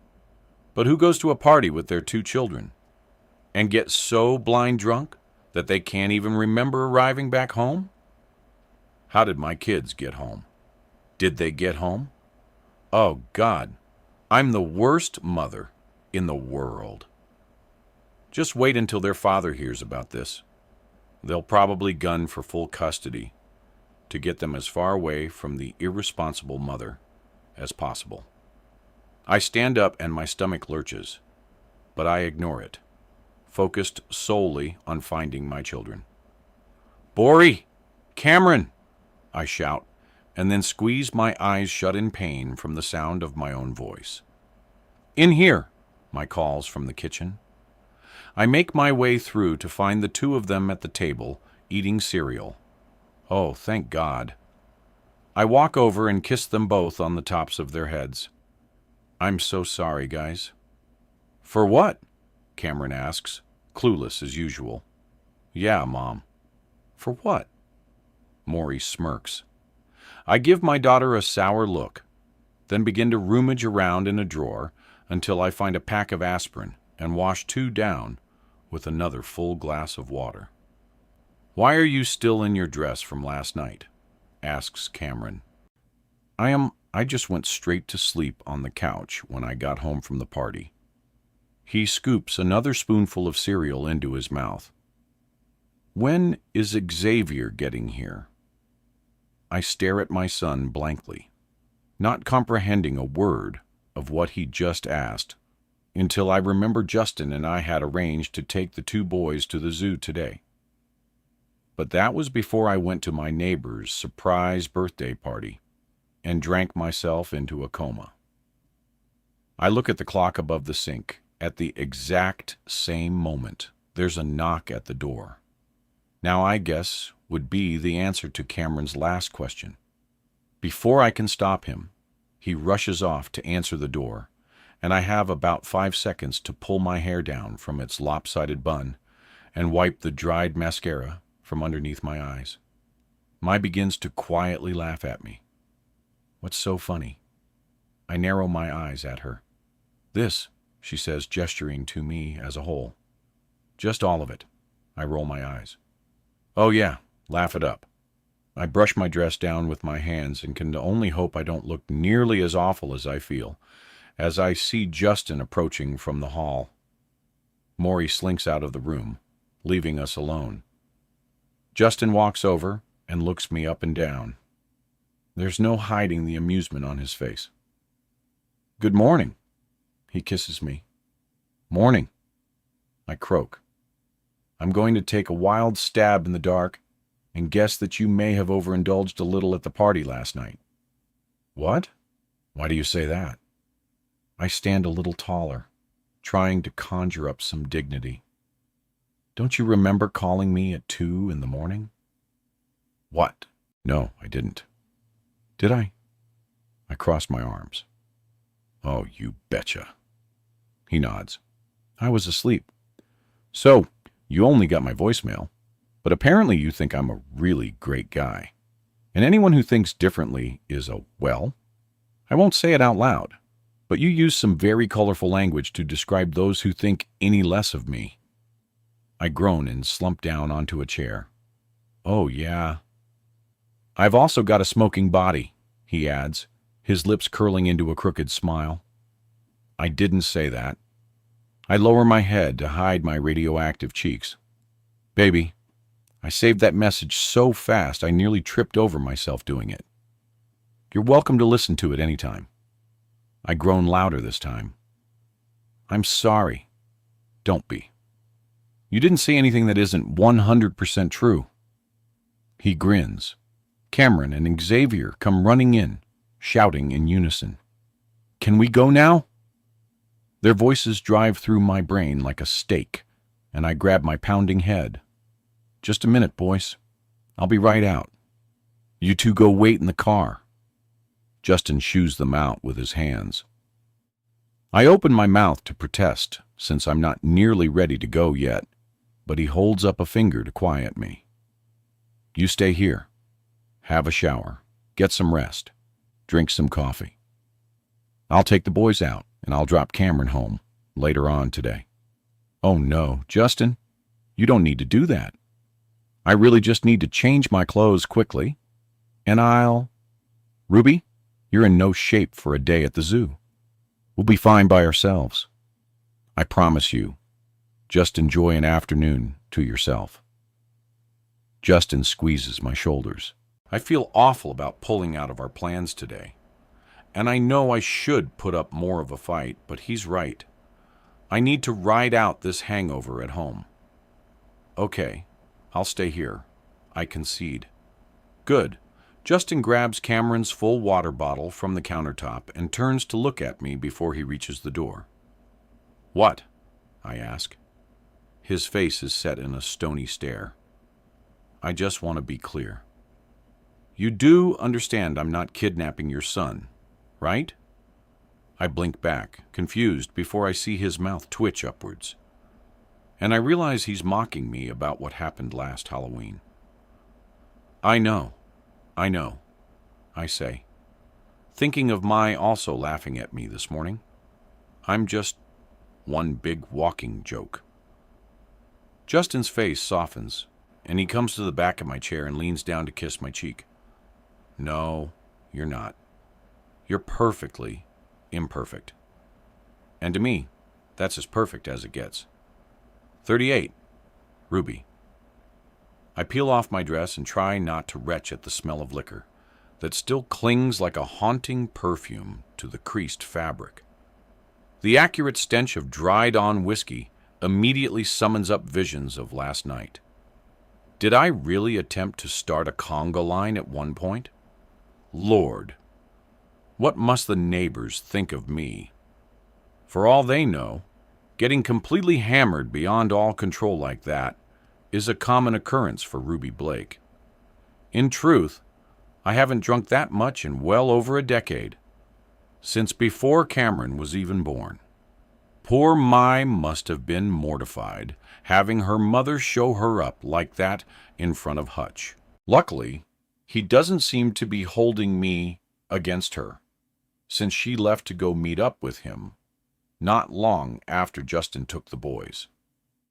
I throw the tainted dress to the floor, and when I step into the shower, every water drop that hits my skin feels like needles on a bruise. I tolerate the aggravating sensation for as long as I can, but rather than feeling like a woman refreshed as I step out, I feel more like a drowned rat. Bloodshot, red-rimmed eyes stare back at me as I brush my teeth in front of the small mirror above the sink.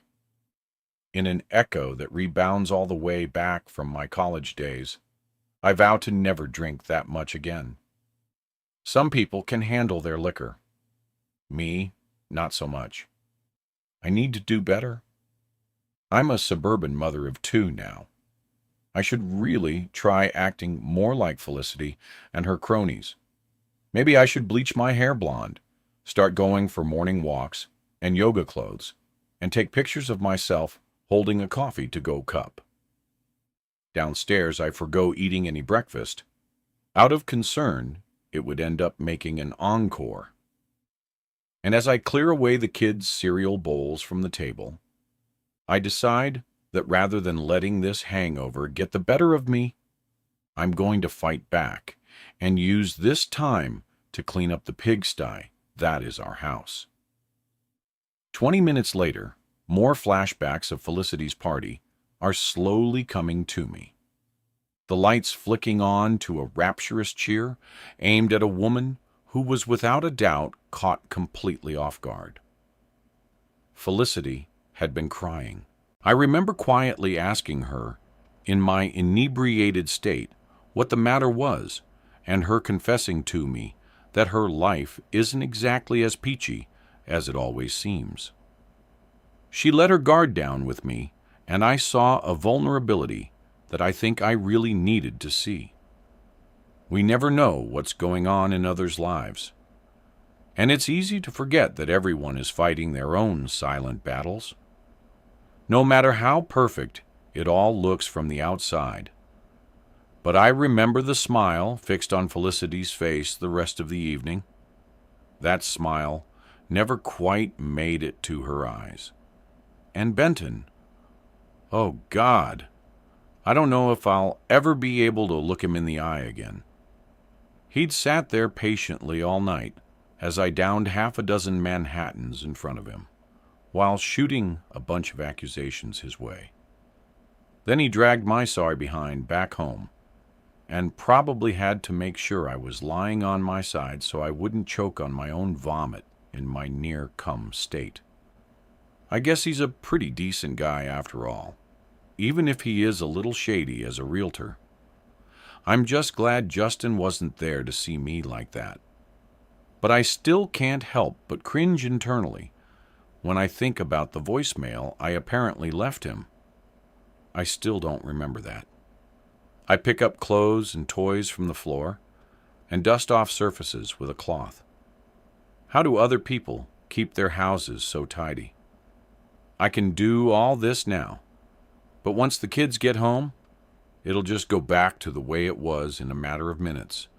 It's a never-ending battle. I keep finding my thoughts worming back to Felicity. I need to apologize to her. I'll bet she wishes Quentin never invited me to her party. And since Quentin left this morning on a work trip, and Hutch is out with she's been left alone to clean up the mess from last night. That's not right. What I should be doing is cleaning her house instead of my own. Yes, that's the right thing to do, and a good way to apologize for last night. I put down the armful of shoes I've been collecting from the floor and make my way to my bedroom to grab a sweater, nearly tripping on a row of Hot Wheels cars on the stairs as I go. In my bedroom, I rifle through my closet, wondering which color sweater best says, "I'm sorry I nearly ruined your 40th birthday party," and after much deliberation, end up settling on light blue. Blue has a great calming effect on people, right? I think I heard that somewhere. Who am I kidding? Felicity probably won't allow me back into her house, even if I promise to clean it top to bottom, and I really wouldn't blame her either. I pull the sweater on and walk back out to the hallway, pulling the bedroom door closed behind me. I'm just about to start down the stairs when I feel it, my consciousness on a lag now summoning me. Something inside my bedroom was wrong. There was something inside there that was out of place. But what? I turn back to the closed bedroom door and stare at the chipped white paint for several seconds. It couldn't be. No, I must be wrong about what I saw. A hallucination from the leftover alcohol in my bloodstream. But I'm suddenly feeling more sober than ever, and I'm pretty sure I know exactly what I just saw inside that room. I reach my arm out slowly and place my hand on the cold brass of the door knob. It takes me 2 steady breaths in and out before I build up the courage to twist it. The metal cacks in my hand as I push the door open and step inside my bedroom, my heart pounding. My eyes move straight to the neatly made bed, which I put fresh linen on yesterday morning, but never ended up sleeping on. The ruffled, dusty rose-pink pillows are right where I left them. The brushed cotton throw at the foot of the bed still untouched. But there's something laying on the bed that I know I didn't leave there. Something that my tired eyes must have barely skimmed over when I first came in here, but now sticks out like a rattlesnake in a picnic basket. I walk slowly towards my bed and look down at the photo. A photo I've never seen before. A photo from an instant camera. I stare up at me from my sheets. But these aren't the eyes of Jessie, or Sandra, or Erica. These eyes belong to someone else. And somebody has left this photo on my bed for me to find. I spin around to face the empty room, but of course there's nobody there. Did someone put this here when I was out at the party last night? Did they break into our home? Who would do that? I look down at the photo again, and a creeping dread washes over me as I look into the eyes of this woman. Fearful eyes entirely at odds with the smile residing below them, and realize with a stab in my gut that unlike the other 3 photos I found, I already know these eyes. I've seen them before, staring out at me from news articles. I've seen them glimmering from a photo, hanging proudly on Justin's kitchen wall. And when I finally managed to rip my gaze from hers and look down to the white strip at the bottom of the photo, the bold letters in black ink send an icy drip down my spine. 4 letters that change everything.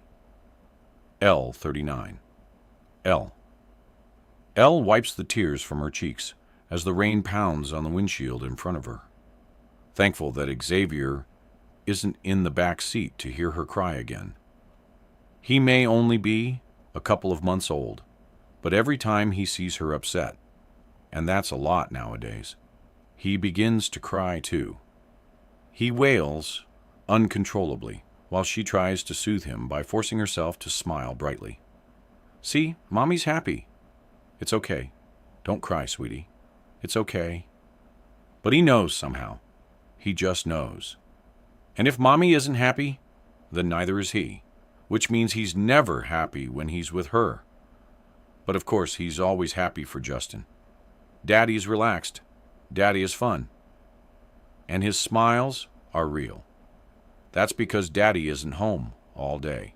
Daddy isn't wearing clothes with 2-day-old milk stains because he hasn't had a second to himself to shower and change, because he's always holding a wailing baby who hates to nap. Ella loves Xavier. She does. She loves him so much that it feels as though her heart is in a vice about to burst every time she wakes up and sees that sweet little face of his. He is everything she ever wanted. This life is everything she ever wanted. The house, the husband, the baby.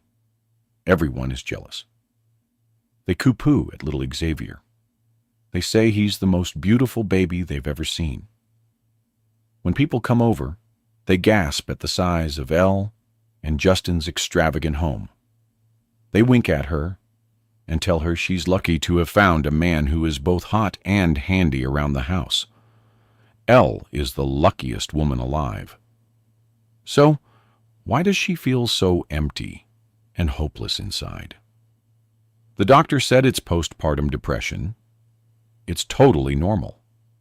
It's to be expected with all the hormonal changes in her body from pregnancy and breastfeeding, but it doesn't feel normal. It feels like there is a bottomless black pit where her hopes and dreams and aspirations used to be. 2 weeks ago, she considered ending it all. She thought that everyone would be better off without her. How could she be a good wife to Justin or a loving mother to Xavier when she couldn't even face getting out of bed in the morning? When she broke down and shared these thoughts with Justin, he urged her to see a therapist, but she refused. She can't really say why, but the thought of trying to explain the unexplainable sounded worse than just dealing quietly with it herself. The rain is so thick now that she can barely see 2 feet in front of the car as the windscreen wipers work overtime to clear the wet glass. Trees whip by, casting ominous shadows on the road ahead. Xavier is with Elle's mother at her house this evening. And as much as it's nice to be baby-free, even for a short time, Ellie is really not looking forward to meeting Justin for dinner. But she knows that unless they try to talk it out, their marriage won't last another week. She's pretty sure that Justin asked to meet up at a restaurant, so she wouldn't end up shouting at him through tears again. So she would have to control herself in front of others. The tears have stopped flowing now, likely run dry. But her breath hitches in her chest as she recalls the scene from this morning. The raced voices, the words that neither of them can take back. Elle slamming the door behind her as she stalked off to strap a screaming Xavier into his car seat, headed for her mother's house. Justin begging her not to go. She's not proud of how she acted, and she knows she is just as much to blame as Justin. That's why she agreed to meet him for dinner this evening, to try to fix things and work together. For their marriage, for Xavier. Over the sound of the pounding raindrops, she hears a loud thud from somewhere, and the steering wheel begins to judder in her hand. "What the?" she mutters as she slows down and uses the indicator, for whose benefit she doesn't know since there's nobody else around, before pulling over to the side of the road. She turns off the engine and opens the door.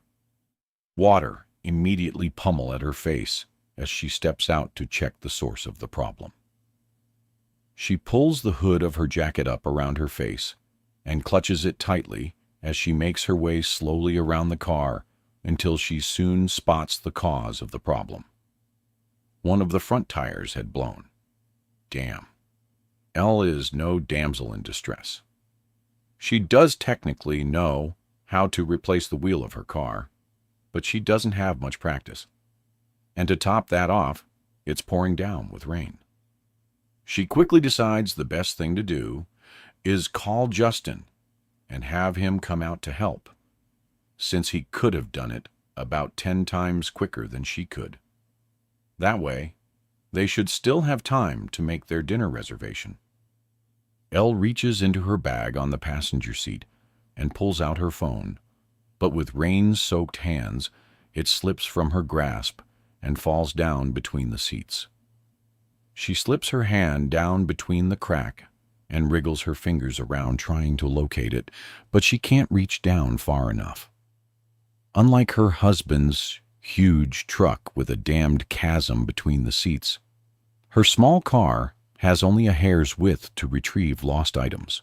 Her phone has now entered the black hole, nestled amongst the likes of granola bar wrappers, loose change, and about a half dozen or so pacifiers that have fallen down there previously. She repositions herself to try to get a glimpse between the seats. But with the storm clouds hanging low in the sky outside, it's beginning to get dark. And even after switching on the overhead light, she still can't see anything in the space. A shadow casts over her in the dim light, and her whole body freezes as a loud knocking fills the small confines of her car. She whips her head around and sees a man looming outside the window, shadows hiding his face. Elle is suddenly hyper-aware of the fact she's a relatively small woman, alone in her car, on a dark, quiet road, currently without the use of her phone. He knocks again, this time harder. Despite her instincts, screaming at her to lock the car doors and ignore this man. Her manners get the better of her, and she rolls down the window and finds herself blinking up into a familiar face. Oh, thank God it's you. Elle's shoulders sag in relief. I was worried some psycho murderer was knocking at my window. He laughs. Got a flat, huh? Yeah, I was about to call Justin to come out and help, but I've lost my phone to the void. She shoots a thumb towards the gap. I wouldn't bother anyway. He shields his face against the pelting drops with the sleeve of his jacket. Rain's coming down too heavy. I just heard on the radio there's a storm moving in. You'd best leave it until it dies down. The good news just keeps on coming. Elle says, and throws her head back against the headrest. At a loss. What to do? He rests his arms on the edge of the car window and leans in closer, his face illuminated by the light inside. Where you going? I can give you a lift. 40. When I left the house this morning, I told Mom that Hutch and I were meeting up in town to get frozen yogurt, a nice, innocent date.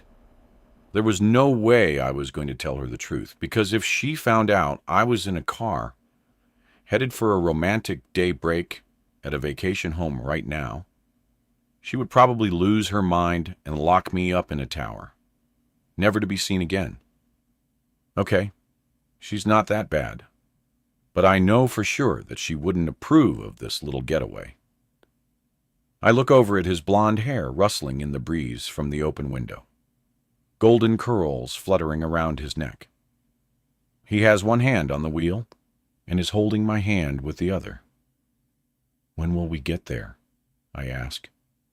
We've been driving for 30 minutes, and I just want to get to his parents' vacation home already, so we can have as much of the afternoon together there as possible before I have to get back home.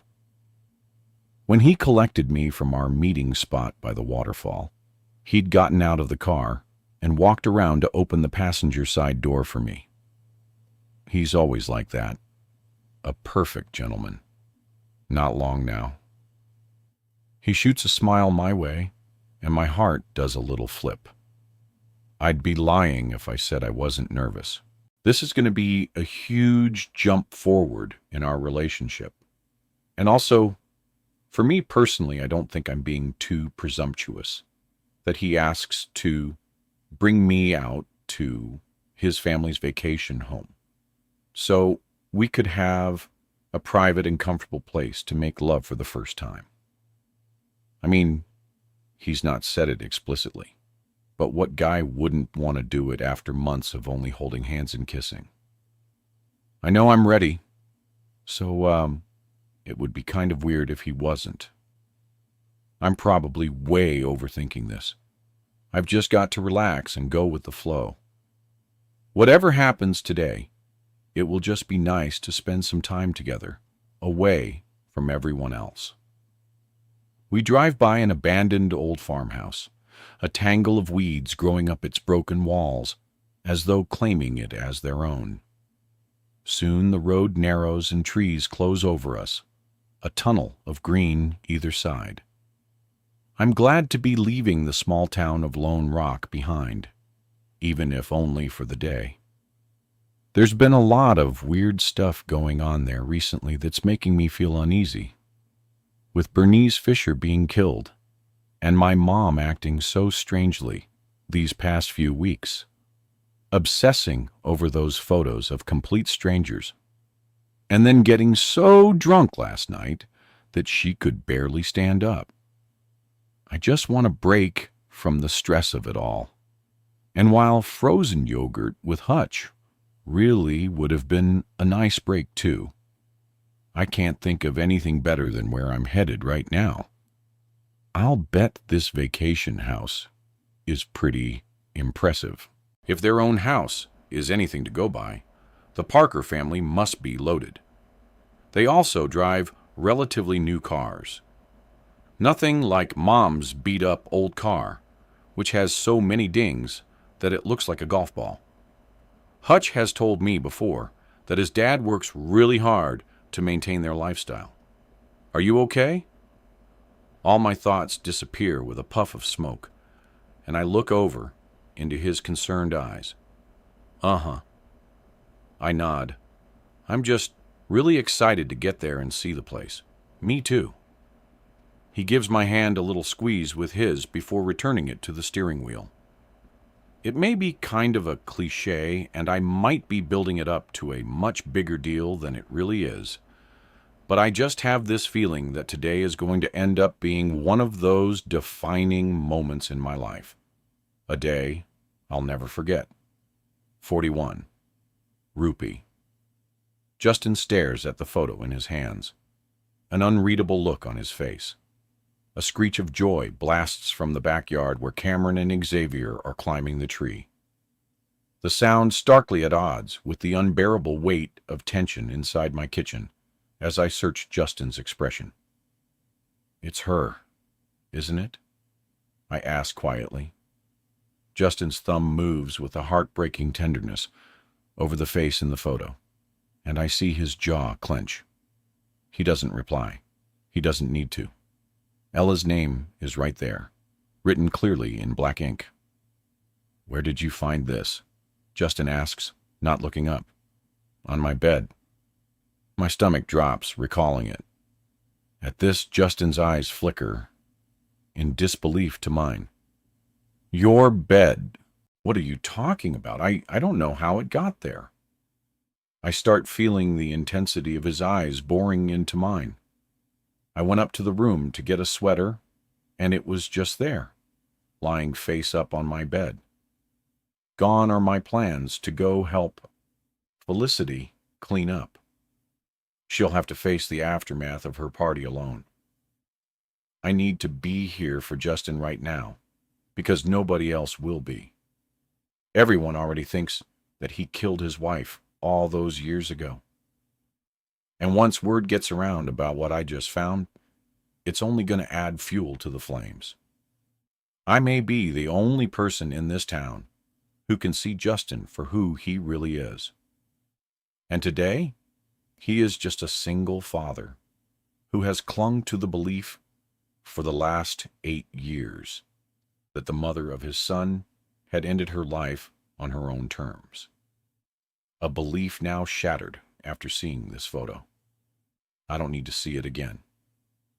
The image is already pressed so firmly into my memory that if I blink, I still see it. Elle is wearing a green dress that swamps her small frame. Her blonde hair hangs around her face like strings, wet clumps sticking to her cheeks as she bares her teeth in a grin. But there's no happiness there, only fear, just like the others.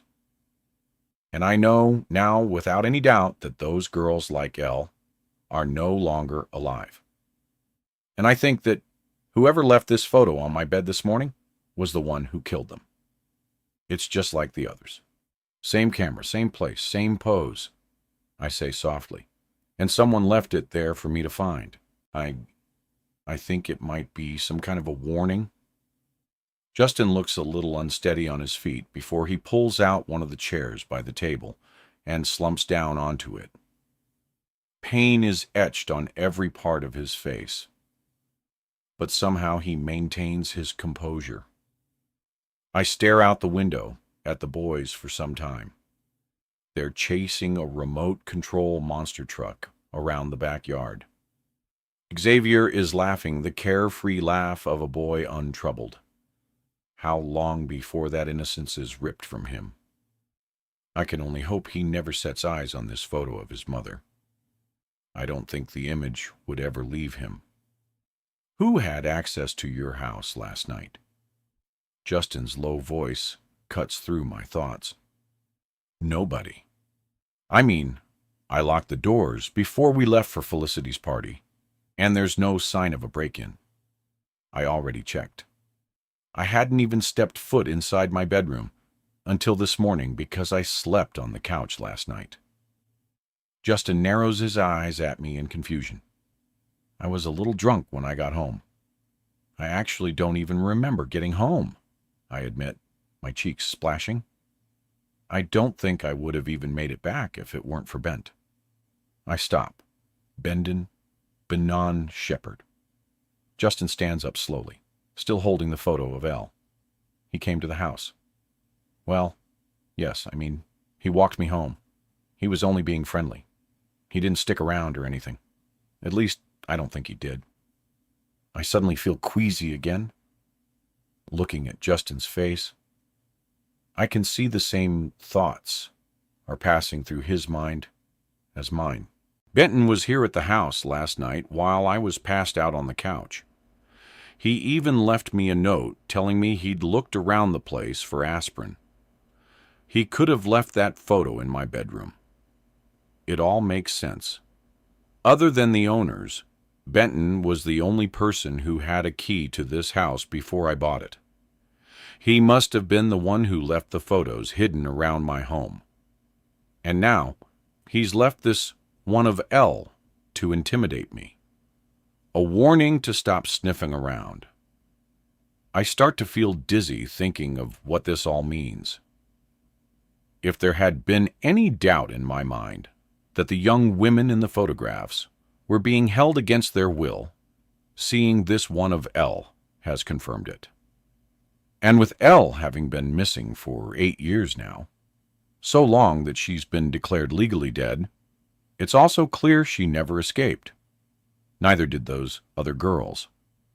Bendon must have been hiding these photos, these trophies of his in this house, to keep them safe. Did he really expect they wouldn't be found? I remember hassling him about the pictures at the party, and not for the first time either. I phoned him about them. I brought them to his office. I even waved them around at the community meeting. I thought he brought me home last night out of a sense of neighborly duty, a good deed. But now, I see he came here to leave me a warning to stop digging. A lump catches in my throat, and I swallow it down. I bought my house from a serial killer, 42 Ruby. I flip on the light switch as I walk into the kitchen, and the room floods with a yellow hue. In a glass of the oven door, I see my own tired, sallow face reflected back at me as I turn the dial. Justin is settling Cam and Xavier with a movie while I make a start on dinner. Well, that's if frozen pizza counts as a dinner. I doubt either Justin or I will eat a bite, given the afternoon we've had. But there are still 2 growing boys to think of, who need some kind of sustenance, or what little of which can be derived from pizza. The cops have come and gone, taking the photos with them, and informing me their investigation will likely involve a search of the property, given this is where the photos were hidden. I didn't hold back during their questioning on sharing my suspicions about Benton Shepherd. Although from the looks they gave me, I could tell they were doubtful. He's got this whole town wrapped around his little finger. They think he's the perfect gentleman, the perfect neighbor. Isn't that what everyone says about serial killers? Or maybe those are just the ones we hear about. But it doesn't matter how charming or kind or smooth-talking Benton is. The fear in Elle's eyes in that photo was unmistakable. It's clear that even if he used his charm to lure her in, by the time that photo was taken, it had well and truly worn off. I shudder as I think of the danger I put my kids in, letting Benton into our home last night. He could have done anything while I was passed out on the couch. He could have kidnapped Maury, and I would have slept right through it. Thankfully, it seems all he did was enter my bedroom and leave a photo for me to find. Benton Shepherd is a twisted man, and I don't think I'll sleep a wink again until I know he's locked up.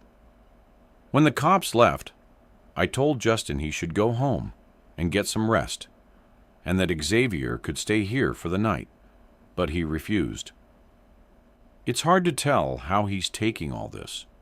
He's not the kind of guy to wear his emotions on his sleeve, but given that he's spent the past 8 years living under the assumption that his wife left this world voluntarily, it must be a major blow to learn that her life didn't end on her own terms at all. She never abandoned him or Xavier. And if she hadn't been killed, maybe she and Justin could have resolved their issues. Maybe she could have gotten the help she needed to get better and enjoy the incredible life that lay ahead of her. I can't put myself in Justin's position. I have no idea what he must be going through right now. All I know is that I'm going to be here for him and Xavier every step of the way, because the road is only going to get rougher. Until enough proof comes to light that Benton is behind Elle and all those other girls' disappearances, Justin will be the #1 suspect around town. Not that he wasn't already. I'm just glad we managed to keep the boys from finding out why the police were here. They spent the whole afternoon playing in the sand pit outside with a tub of toy animals they picked up at the zoo this morning. And when they asked about the police car, we told them they were just here about Bernice again. They open the freezer and debate how many pizzas I should put on. Mai hasn't come home from her froyo date with Hutch yet, but I suspect she'll be hungry when she does. I tried calling her after the police left, but it just rang out, and I've only been getting through to her voicemail since then. Either her battery ran out, or she's purposefully ignoring my call. Neither would surprise me. I can't call Hutch because I don't have his number, but it's getting close to 7 hours since Mai left for their date, and I'm finding it hard to imagine they could still be hanging around town, even if they ended up catching a movie or going to the arcade. They've most likely gone back to his house to work on one of their robotics projects. I pull up Felicity's number and my contacts, then hold the phone between my shoulder and ear as I take the pizzas out of their packages. "Hello?" A distracted voice answers on the third ring. "Hey, Felicity," I chime, remembering immediately that I still owe her a huge apology. "I just wanted to call and let you know that I'm really sorry about last night. My behavior." "Your behavior?" she asks. I'm suddenly thrown into doubt. Was it not as bad as I remember? Maybe I'm remembering my drunken shenanigans wrong. Maybe nobody noticed I was wasted after all. Yeah. I mean, I had a little too much to drink, and I was worried that I might have, I trail off, ruined the party. Felicity finishes for me. No, you didn't ruin it. I'm not convinced. There's a faraway tone to her voice that has me concerned. Well, anyway, I planned to come over this morning and help you clean up, but the day kind of got away from me, to say the least. Don't worry about it, Ruby. Quentin stayed up last night to get the place cleaned up before he left for Bayfield this morning. That was good of him. The party was great, by the way. It was so nice of Quentin to surprise you like that. You're a lucky woman. Yeah, Felicity says quietly. Oh, I say, remembering why I called. Could you tell my dinner on? I tell her myself, but I can't get through to her phone. I would, Felicity replies, but she's not here. Sorry. This surprises me a little. Oh, I kind of figured she and Hutch would have gotten back from their date by now. It's been hours. Date? What date? They met for froyo in town this afternoon, I explain. But that was ages ago, and I think Maury's phone ran out of battery. Maybe you could try calling Hutch to see where they are.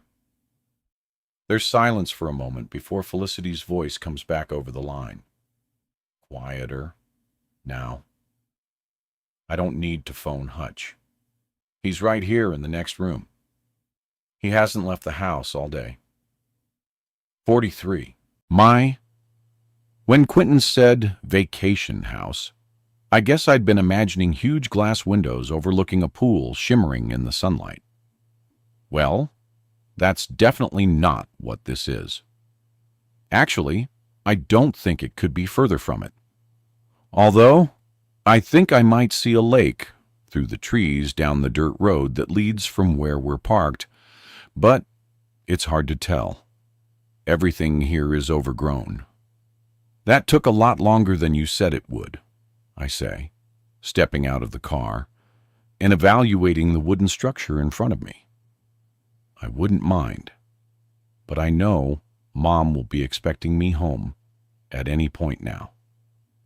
She already tried calling me a little while ago, but I let it ring out.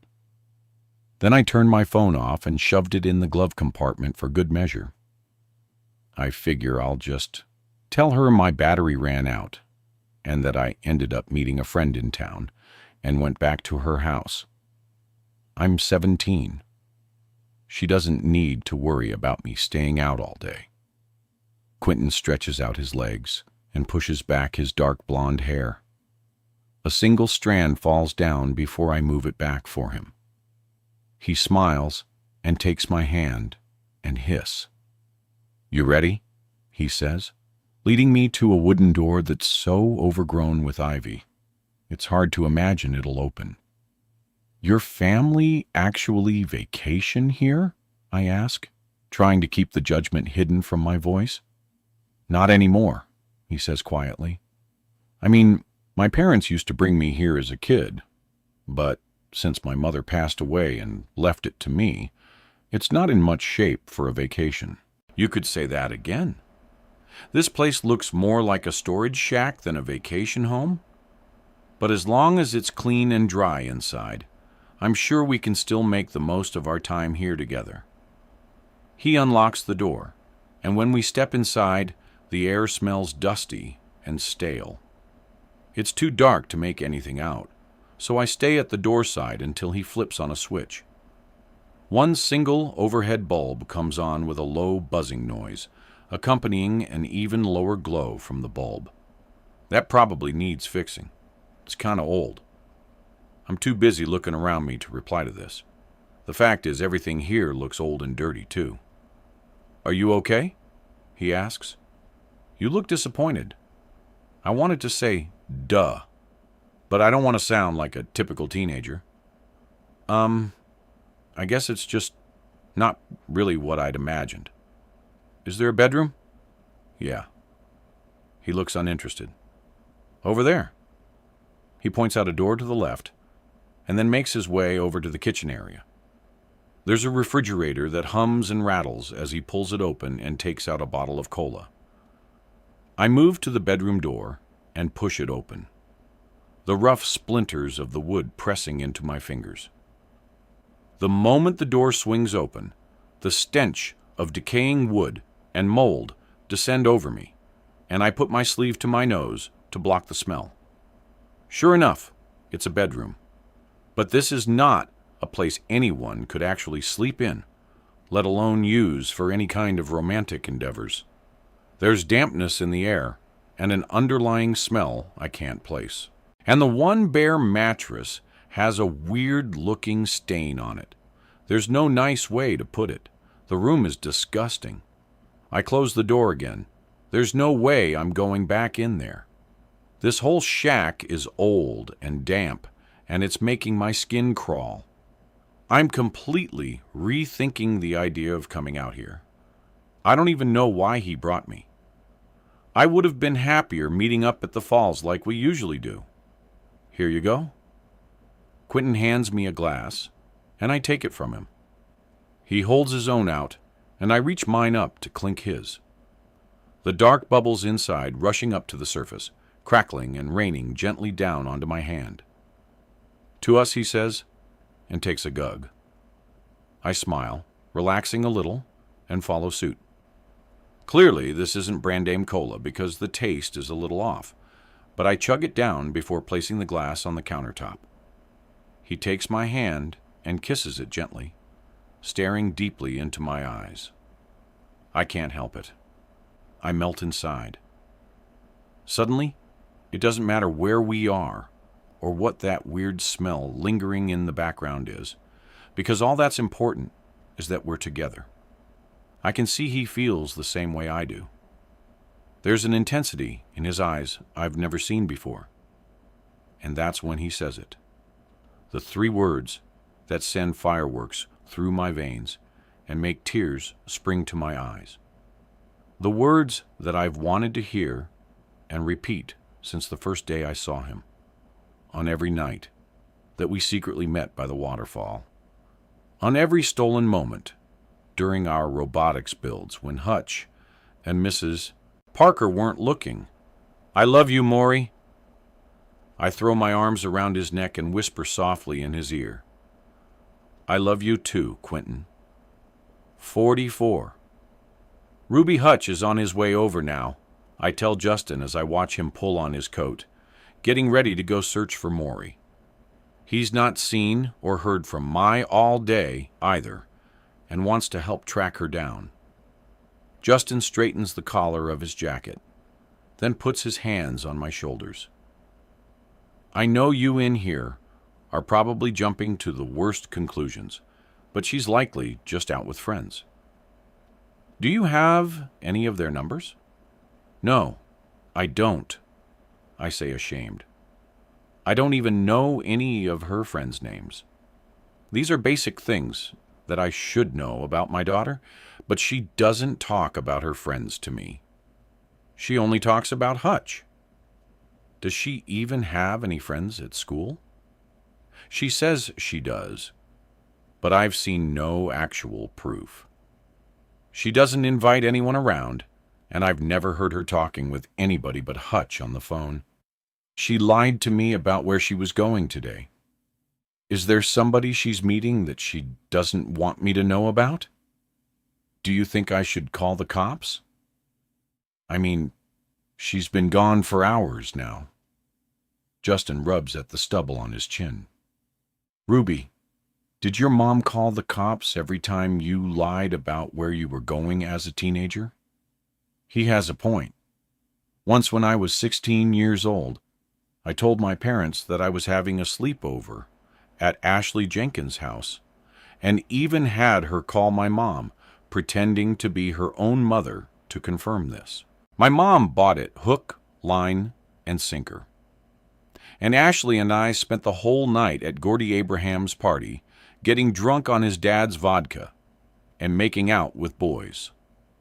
Up until now, I've been thanking my lucky stars that Mai is more sensible than I was as a teenager. But the past couple of hours really have me wondering. Justin kisses me on the forehead and pats his pocket. I've got my phone. Call me if she shows up. I'll start driving around. See if I can spot her. He gives one last glance at the 2 boys, who are now taking it in turns to throw popcorn into each other's mouths as a movie blar in the background, then closes the door behind him. As he leaves, I listen to the sound of his engine start up, and then grow quieter as he pulls away into the low evening light. And I give silent thanks that I have someone in my life who is looking out for my little family. I don't know what I would do without Justin. He's been the glue that's held everything together over the past few weeks. And he's right. It's too early to be thinking of calling the cops yet. Mai is 17, and it's been 7 hours since she left the house. Soon, she'll be an adult, and I may go days without knowing where she is or who she's with. The thought of that makes something jagged stab at my heart. But the thing that nags at the back of my mind is that I know Mai is a smart girl.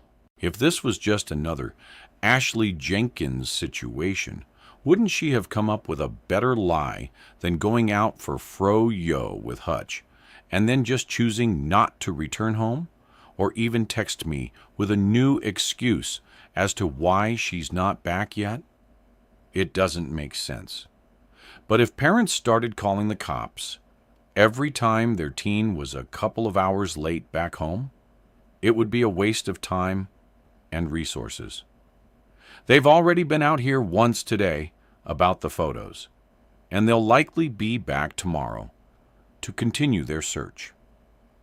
If Bernice was still with us, she'd have a field day with all this drama. I wonder now if the cops have visited Benton to question him yet. I made it clear to them that he was the only person who could have left the photos here. I always got the feeling Benton Shepard was a sleazeball, but now I know he was likely responsible for whatever happened to Elle and those other girls. It chills me to the core that I ever let him into my home. I was so out of it when he dropped me off last night. He could have done anything. My train of thought is intercepted by a sudden idea that didn't even occur to me until now. I remember the way Mai was drooling over Benton the day we moved in. She's always had a tendency to gravitate towards older men. That's why I was so happy to see her seemingly pivot and go after Hutch, who at 18 is an appropriate age for her. But now I'm wondering if Benton managed to sprinkle his charm on my daughter after all. If he's sick enough to kidnap and torture the women in those photos, he's probably not above going for a girl as young as Mai. I don't waste any time pulling my phone out of my pocket and finding his number. He answers on the third ring. Benton Shepard. Benton, it's Ruby. Are you with my demand? What are you talking about? Why would I be with my grit my teeth? Benton, I swear to God, if you were with my daughter, I'm going to rip your whoa. He cuts me off sternly. I'm not with your daughter, Ruby. I have no idea what you're talking about. I'm supposed to believe that after you left that photo of Elle on my bed last night, I hear a deep sigh on the other end of the line. Yeah, the police told me about that. I was really sorry to hear about it. That must be rough for Justin. But, like I told the police earlier, I had nothing to do with it. You were the only other person who was in my house. You brought me home last night, and after you dumped me on the couch, you left that photo on my bed for me to find. I realize my voice is so loud now that the boys can probably hear me in the next room. But I'm furious at this man, and I don't understand why the police just let him go after questioning him. Why didn't they arrest him right then and there? Listen, Ruby. Benson's voice is still as smooth as ever, but he's lowered his tone. I've been as patient as I can be with you. I did you a favor last night by dropping you home. You were completely wasted, and I did nothing wrong. I gave you a blanket and water. I did not go in your bedroom. I have no idea what you're talking about, and I'm sorry if you're having issues at home, but right now, I'm trying to have a nice meal with my girlfriend, and your daughter is definitely not here with us. I go to open my mouth and retort when I hear it. The background noise I hadn't noticed before because I was so busy seething. But now that I'm listening, I can hear the familiar sounds of a restaurant in the background behind his voice. I don't know what to say next. Am I wrong? Does Benton really have nothing to do with this? Mom. Cameron appears by my side. I hold my finger up for him to wait, and he nods when he sees the phone in my hand. I have to go, I say, and hang up on Benton before he can say anything else. I have no idea what to think right now, and I really wish Mai would just walk through the door and put my mind at ease. I put my phone back inside my pocket, then run my hands down my face and groan before I remember Cameron is waiting silently beside me. What is it, honey? I ask. He has one eyebrow raised. Were you talking about that photo on the bed? Crap. I knew I should have kept my voice down, but I didn't tell Cameron about the photo of L. Justin, and I made sure the boys were distracted so that Xavier didn't catch word of it. The poor boy has been through enough without seeing a photo like that of his mother. Cam, how do you know about the photo? I ask. I found it this morning under the loose tile on the bathroom floor. He shrugs. I knew you were collecting them, so I went to your bedroom to give it to you, but you weren't there, so I left it on your bed. A groan escapes my chest before I can stop it. I'm an idiot. What? Cameron asks, confused. Did I do something wrong? No, kid. I sigh. You didn't do anything wrong? I did. I think I've lost count of how many things I've accused Benton Shepard of now.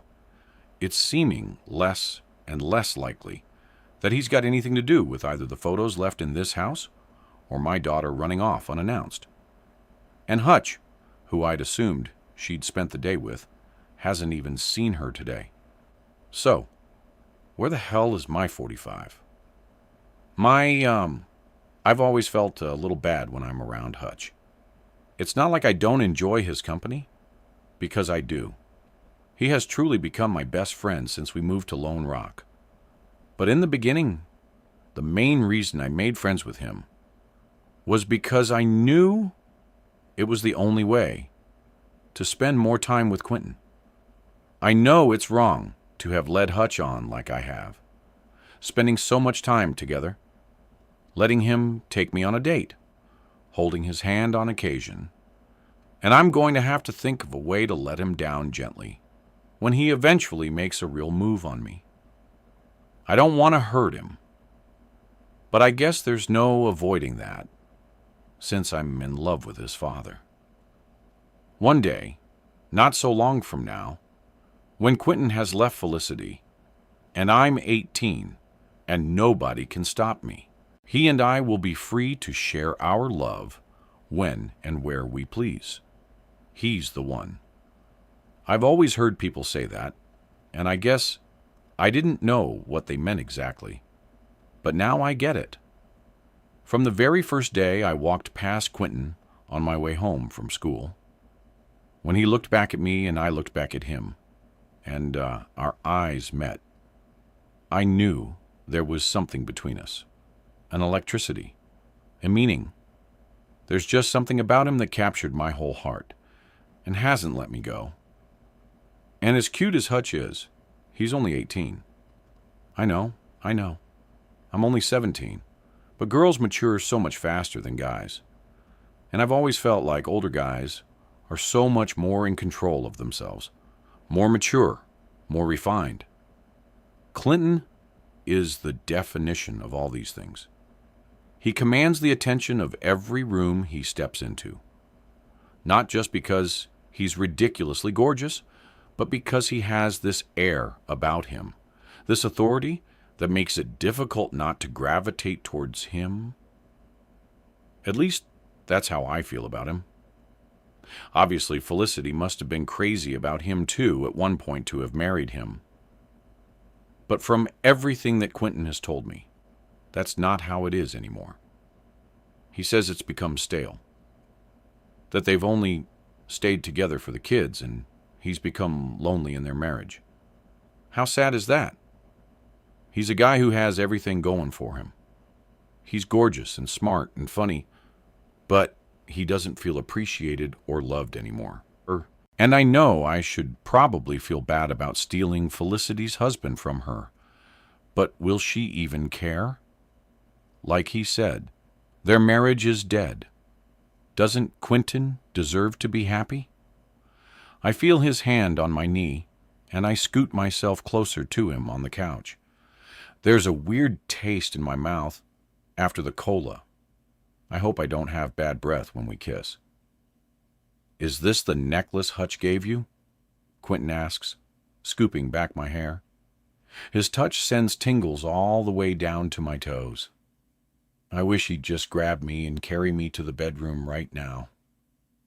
Okay, maybe not the bedroom, because it smelled like something had died in there.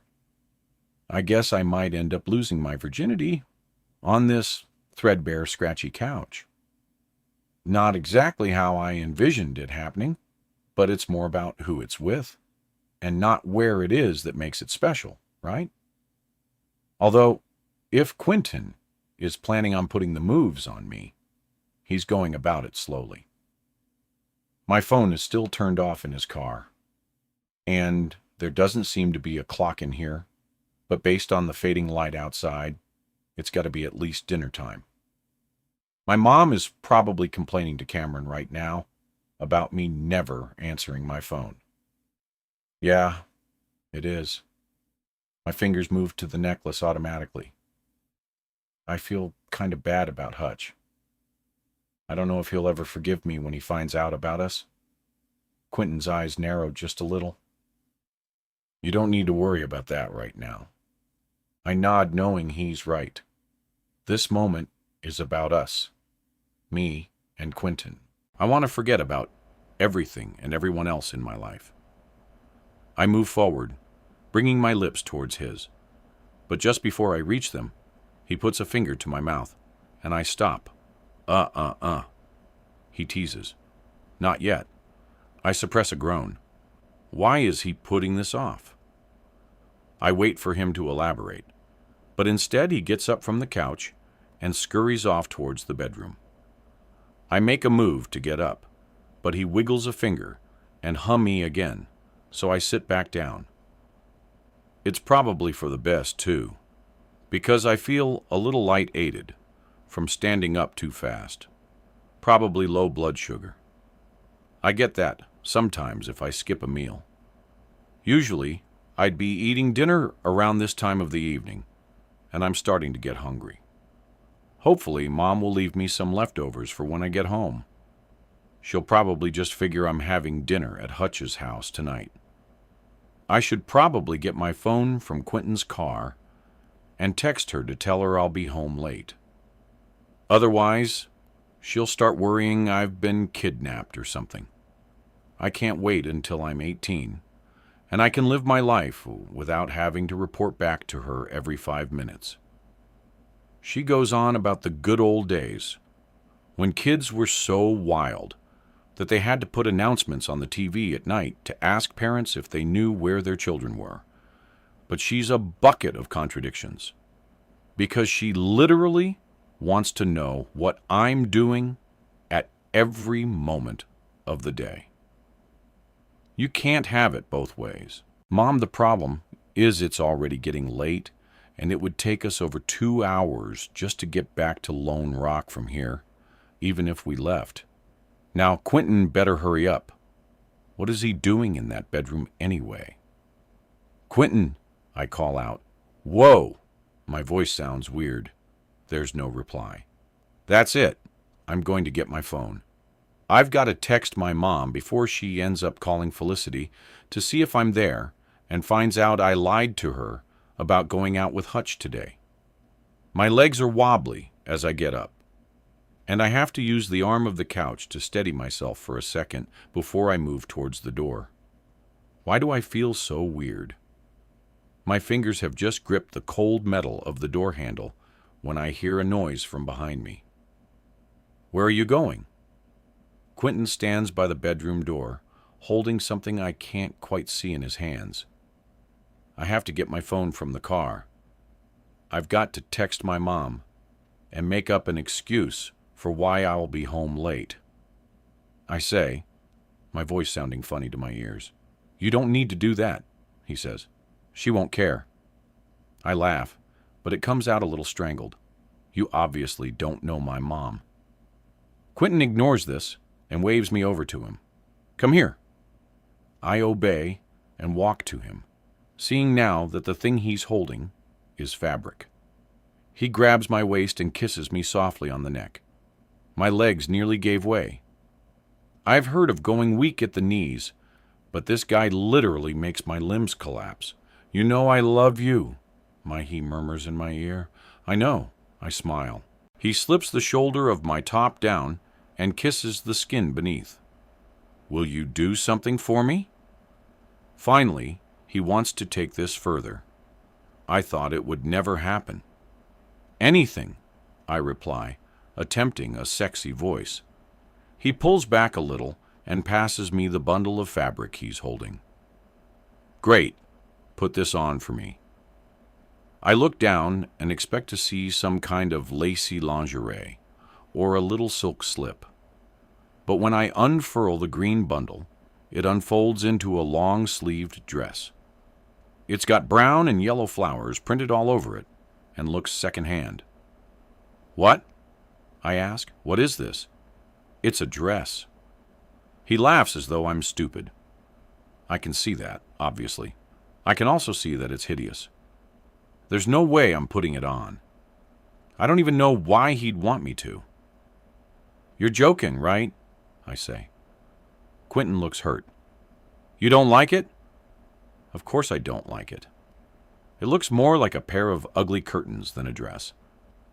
But I don't want to hurt Quentin's feelings. I just thought maybe we could, I place the dress over the end of the couch and try to guide Quentin to come sit back down. But he's not budging. I want you to wear the dress. His eyes are steely and focused on mine. Well, I don't want to, I say, crossing my arms defiantly. His expression stays the same, and he remains unmoving. Something about him has changed. He's not acting like he usually does. This is getting annoying. I wanted to come here today so we could be alone together, make love, and enjoy one afternoon where we don't have to hide from everyone around us. But instead, he's taken me to a run-down old building that stinks, and he wants me to wear some disgusting old dress that looks as bad as the ones in the photos my mom found of those girls. My stomach turns. This is all wrong. I look around at the wood-paneled walls. No. I shake my head to clear away the terrifying thoughts that are now streaming into my head. Quentin picks the dress back up and holds it out to me. Put it on. I need to get my phone from the car. I back away, my legs barely holding me up. I really have to call my mom. Why is my body doing this? Why does my mouth feel sticky every time I talk? Quentin catches my arm as I stumble, but his grip remains firm once I'm steady. His eyes flash with an intensity I've never seen before. You're not going anywhere, my 46. Ruby. I open the door to see Hutch looking agitated, and Felicity with a soothing hand on his shoulder as they stand in the darkness of my doorstep. Has Maury come home yet? Hutch asks, his voice breaking with concern. No, she hasn't. I usher them both inside, seeing that young Leo is trailing behind them. Cameron wastes no time grabbing him by the arm and dragging him off to play in the living room with him and Xavier. Sorry. Felicity grimaces. I didn't want to intrude on you like this, but with Quentin away on work, I couldn't leave Leo alone at home. And I wanted to see if I could be of any help here. It's no problem, I say loud enough for her to hear over the three boys' shrieks of joy. Thanks for coming over. We move through to the relative quiet of the kitchen, and Felicity reaches out and rubs my arm reassuringly. I'm sure she's fine, Ruby. We all made our parents worry like this as teens at some point. Hutch's face is twisted in confusion. She told me she was going to be too busy to meet up today. She said you guys were doing family stuff, so she lied to you too. I say that's not like Mai at all. I mean, she worships the ground you walk on. Could have fooled me, Hutch mumbles. Both mine and Felicity's heads turn at this. What do you mean? Felicity asks her son. Hutch shifts his weight uncomfortably to the other foot. I don't know. I mean, we spent a lot of time together, but she always seems distracted. I took her on that one date on her birthday, and I thought that was going to be the start of a real relationship. But I guess she's not that interested in me. I glance at Felicity, who looks about as confused as I do. You two were holding hands at the party. I remember you sitting together most of the night, Felicity points out. Hutch laughs gently, but there's no smile on his face. Yeah, we'll talk for hours on end. She'll hold my hand, but every time I think things are going well, she'll pull away. You guys all keep calling us lovebirds, his fingers air quote. But we've never even kissed. I can see from the look on Felicity's face that she's as surprised by this as I am. For months, I've practically been living over at the Parkers' house and has never corrected me when I refer to Hutch as her boyfriend. But by the sounds of it, I've gotten it all wrong. I guess I just got the wrong impression, I say. What with how much time you two spend together doing robotic builds, not to mention all the nights she sneaks out of the house to meet you. Hutch cocks his head to the side. At night? What do you mean? I smile. Don't worry. I've known for a while about your little nighttime rendezvous. She said you guys like to hang out by the falls together. Hutch shakes his head. I don't know what you're talking about. I've never met up with Mai at night. My heart drops, and silence washes over the three of us, broken only by the sounds of the kitchen clock ticking its way slowly towards 9 p.m. It's becoming increasingly clear that I don't actually know my daughter as well as I thought I did. What exactly has she been hiding from me, and from Hutch, for that matter? If her nighttime trips aren't to go meet Hutch, then who? My heart begins to race, and I feel a little dizzy. Ruby, maybe you should sit down, Felicity suggests, pulling out a chair and guiding me into a sitting position. She gets a glass from the cupboard and pours some water before passing it to me. I take a sip with trembling hands. I just wish she'd come home. I want to talk to her, ask her why she's been lying to me. But what can I even do about it? Ground her? How do I enforce consequences at her age? One step at a time, Ruby. Let's just focus on tracking her down first before you begin to overreact. You think I'm overreacting? I let out a demented laugh. You should see how her father will react if he finds out I let her go missing. He'll try to get full custody of both the kids. I'm sure of it. Oh, stop it. Felicity shoos off the idea with her hands. He wouldn't have any grounds to do that. How about me being dragged home drunk from your party last night, not even knowing where my kids were? Tears spring to my eyes. And now this. Maury up and leaving. And I don't even know any of her friends' names or phone numbers to check if she's with them. I suddenly feel like the worst mother in the world. Maybe my Cameron would be better off living with their father. Felicity sinks down into a crouch in front of me. Ruby, look at me. I sniff and swipe at my wet eyes, lifting my gaze to her determined stare. You are doing the very best you can by those kids. It's okay if you make a few mistakes here and there. Lord knows all of us mothers do. She's got that right. Hutch chimes in. Felicity shoots him an annoyed look before turning back to me. You're the best mom those kids could ever ask for. Don't you ever think otherwise? Gah!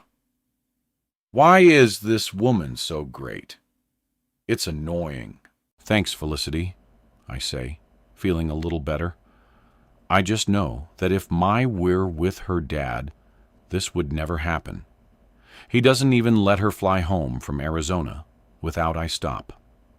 What? Felicity asks. What is it? But I don't answer.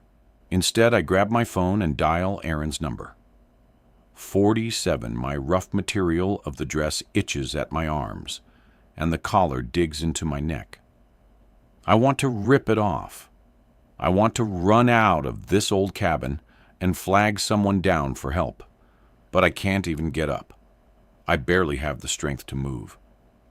My eyes are trying to close, but I won't let them.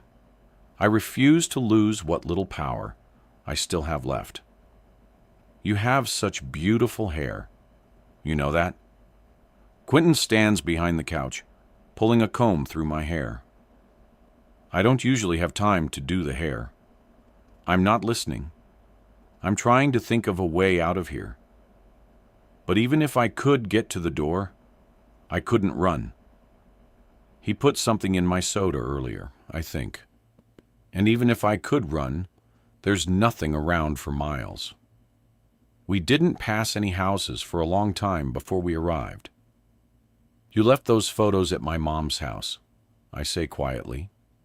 You brought those girls here. Quentin stops brushing my hair and lowers his head right next to mine above my shoulder. I close my eyes. You like my pretty pictures? He says softly, his breath hot, making the hairs on my neck bristle. Those are my special girls. There's something about how he says this that sends a shiver through my core. Don't worry, he says soothingly. You're special too. This does not make me feel any better. I don't know how this is the same man I've come to know. The man who would kiss me the moment Hutch left the room. The man who waited for me by the waterfall all those nights and gave me his jacket to wear when it got cold. The man who wrapped his arms around me in a secret embrace when the lights were out and everyone waited in the darkness, ready to surprise his wife last night. This man looks the same. He has the same floppy blonde hair that falls into his eyes as he moves. He has the same clothes, the same face. But the man inside seems to be gone now. I don't know who I'm talking to anymore. My eyes droop, but I force them back open. And when the room comes into focus, I finally see it. I was so caught up in being alone with him here that I didn't notice how familiar those wood-paneled walls looked. They are in the background of each of the pictures Mom found. Where are those girls? What did you do to them? I ask, terrified of what the answer might be. Quentin resumes brushing my hair. He's silent for a long time, and I can hear my heart beating faster with every second as I wait for him to reply. We used to come here every summer. Me, my mother, Beth, my father, Charlie. He says I didn't have any brothers or sisters, and there were no neighbors for miles, so I'd make my own fun. The flickering light from the dim bulb casts his shadow out in front of me as he speaks. I suddenly feel like a child as I look at that shadow. There's a monster behind me, and I want more than anything for my mom to come and take it away. But she has no idea I'm here. She has no idea who I'm with. I had my own ways of keeping myself entertained. Sometimes I'd take a stick and carve shapes into the mud. Other times, I'd catch frogs and pin them to tree trunks with my knife. Boyhood exploration. I wanted to see how long they would wriggle around trying to escape before they'd stop moving. Gauge their tolerance like my father would do to my mother. I have an 8-year-old brother. I know what kind of games boys play. And it's never that. My memories are wrapped up in these woods by that lake. He stops brushing my hair and puts down the comb before moving to the window, as though lost in his past. Please, just let me go. My whining plea is pitiful, even to my own ears, but Quentin pays it no attention. You know, when I tell my mother about my adventures in the woods, she'd listen so carefully, as if I were narrating the greatest story ever told. She always knew how to see the beauty in the darkness. Quentin's gaze snaps back to me. His eyes are dark and intense. They bore into mine, almost searching for a reaction. You know, my father would punish me for my little experiments. But my mother, he pauses. She was the closest thing this world will ever see to an angel. She always wore a smile. It didn't matter what my father did. He'd choke her, kick her, spit in her face, but she'd never let me see her pain. He would roar and rage, throw her around, and I would cry, but she never once let me see her shed a tear. She'd wait until his back was turned, and you know what she'd do to let me know she was okay? I say nothing, but I watch as his dark eyes now begin to glisten in the low light. I see something in his hands as he spins it absent-mindedly. It's an old-style instant camera. Should give me a smile. His voice wavers for just a moment. A big, beautiful smile, wide and open. A special, secret smile. A smile just for me. 48, Ruby. What do you mean you can't find her? What's happening? Aaron's voice rises. I hear a worried Caitlin in the background, asking what's going on. I'm sure it's nothing. My confident tone belies my fear. She's probably just with a friend. Well, did you try calling around? Have any of her friends seen her today? I try to bypass this, not knowing how to break the news to my ex-husband that I know exactly 0 of our daughter's friends. Well, that's not entirely true, I guess, since Hutch revealed that Maury has kept him strictly in the friend zone. She's a sensible girl, Aaron. She's not a small child anymore. She's 17. We aren't always going to know where she is. I pause for a moment before continuing. But even so, can you give me her location from your tracker? There's a sigh on the other end of the line. Yeah, I'll check the app now and text you the location. But Ruby, if I haven't heard back from you in the next hour that she's home safe and well, I'm calling the cops. That's fair, I say before we hang up. It's well after dark now, and the boisterous noises from upstairs seem to have quieted down. Maybe the 3 boys have fallen asleep. Felicity brings me a cup of herbal tea, which I take gratefully. The warm liquid soothes my chest as it goes down, somewhat calming my nerves. Any word from Justin? Hodge asks. He looks tired, dark bags beginning to form under his eyes. Nothing yet, but if he does spot her around town, I know he'll call me straight away, I assure him. A warm feeling of gratitude washes over me. At least my one friend, who is looking out for her. It seems so strange, though, for her to have shied away from taking their relationship further. I know how much she cares for him. A memory suddenly hits me. That phone call we had over the summer while she was staying in Arizona with her father. I remember she was so torn up, crying, sobbing big choked tears, and telling me she missed him so much, and that she loved him. But if she wasn't talking about Hutch, then who was she talking about? My phone dings with a message, and I opened it to see that Aaron has sent me a screenshot of the tracking app. This is the last place her phone was located before it turned off. Familiar at all? I stare at the image. There is a red pin stuck in a map. Green terrain surrounding it for what looks like miles. Above the pin reads White Crane Road. What the hell? I murmur. What? Felicity is suddenly behind me, looking over my shoulder. This is where her phone was last tracked to. Nearly 200 miles north of here, I say incredulously. What on earth is she doing out there on the middle of nowhere? Hutch jumps up and joins his mother, looking down at the screen in my hands. White Crane Road, he reads. That kind of sounds familiar. I whip my head around. Do you know anybody who lives out that way? Someone from school? Hutch shakes his head. No, I don't think so. But I don't know. It just, rings a bell is all. I try not to get frustrated with Hutch, but he's giving me enough to think there might be a good reason for Maury to be out there miles from home, but not enough to actually help me. My phone pings again. Aaron, Ruby, this is all wrong. I'm calling the cops. 2 minutes ago, I might have protested out of fear we were overreacting.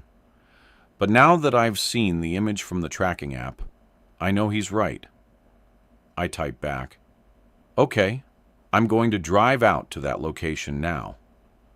I quickly pull up the map on my phone, which determines the pinpointed area is nearly a 3-hour drive from here. I'm not waiting around for the cops. I need to find my C for myself that she's okay. I call Justin and give him the update. He says he'll come back now to stay with the boys while I make the drive. Felicity, do you think you could stay here and look after the boys until Justin gets back? I ask. He won't be long, and I need to leave right now. There's no response from Felicity, who is staring out the window into the darkness outside. Felicity, I say again. She looks back at me, apparently only just hearing me now. She opens her mouth to say something, and then stops. Sorry, what? She finally mutters. I said, could you stay here with the boys? I'm going to drive out to White Crane Road. Hopefully, Mai isn't far from where her phone was last tracked. Felicity looks dazed. I'm not sure what's wrong with her. It's not like it's her daughter who's missing, but she looks as white as a ghost. Yes, of course. I'll stay here with the voice. There's a strange warble to her voice, but I don't have time to worry about what's going on with her right now. Thanks. I grab my keys from my purse and start for the door. If Cameron asks, just tell him I'll be back in a while. I wait for a response from Felicity, but she's gone back to staring out the window. Inside my car, I prop my phone up inside the holder on the dash, punch in the location, and listen as the robotic female voice starts giving me orders. I pull on my seatbelt and start the engine up, but before I can put my foot on the gas, the passenger side door suddenly opens and a figure jumps in beside me. Hutch, what are you doing? I ask. He pulls on his seatbelt. Something's wrong, and there's no way I'm sitting around doing nothing while Mai is still missing, he says resolutely. I'm coming with you. 49. My Felicity begged me to sell this place. She only ever came here once. Quentin runs his hand gently up the wooden wall, but she didn't like it. Said it was too far gone, that we could use the money from the sale to help do up our house. I blinked slowly, trying to push through the haze that clings to my mind. It's like a thick, suffocating blanket that I can't push off myself. I'm not interested in anything Quentin has to say. He's certifiably insane. I know that now. But I nod along as I try to focus hard on staying awake, because if I fall asleep, I don't know if I'll ever wake up again. I don't want to die. If I can just stay awake and make him think I'm on his side, play along, maybe he won't kill me like he did those other girls. So, I told her that I sold it. I took out a huge loan. We did up the house, and she was none the wiser. She got what she wanted, and I get my little slice of happiness here to visit, whenever I like, with whoever I like. Did the other girls jump in his car and travel out here to the middle of nowhere as willingly as I did? That feels so stupid. I should never have fallen for Quentin's charm. I should have just been a normal teenager and fallen in love with his cute son. had a normal relationship that I didn't have to hide and wouldn't end up getting me killed. My stomach turns at the thought of Hutch. He's been the best friend I could have asked for, and he's made it glaringly clear that he's fallen for me. But I just strung him along while seeing his father behind his back. What is wrong with me? Felicity never liked my mother's dresses. He looks me up and down. But you like them. All my girls do. He's wrong. I hate this dress. And I think all those girls did too, judging from the looks in their eyes in those photos. But I don't tell him that. I just remain motionless, slumped on the couch. I don't want to hear any more about his dead mother. It's creeping me out. He dressed all those girls up in her dresses, and now me, as though this will bring her back or something. I don't know much about psychology, but I'm pretty sure all of this stems from his screwed-up childhood here at the cabin. I mean, if it was so bad, why is he trying to relive it? His mouth is still moving, but it all sounds fuzzy to me. I think he's saying something about his camera. I can't tell. I'm so tired. I just want to go to sleep. Maybe he'll just keep talking while I sleep. Maybe it will be okay. The dim light overhead makes the shadows on the walls dance and move about almost cheerily. For some reason, I find this soothing. Then I feel a warmth come over me.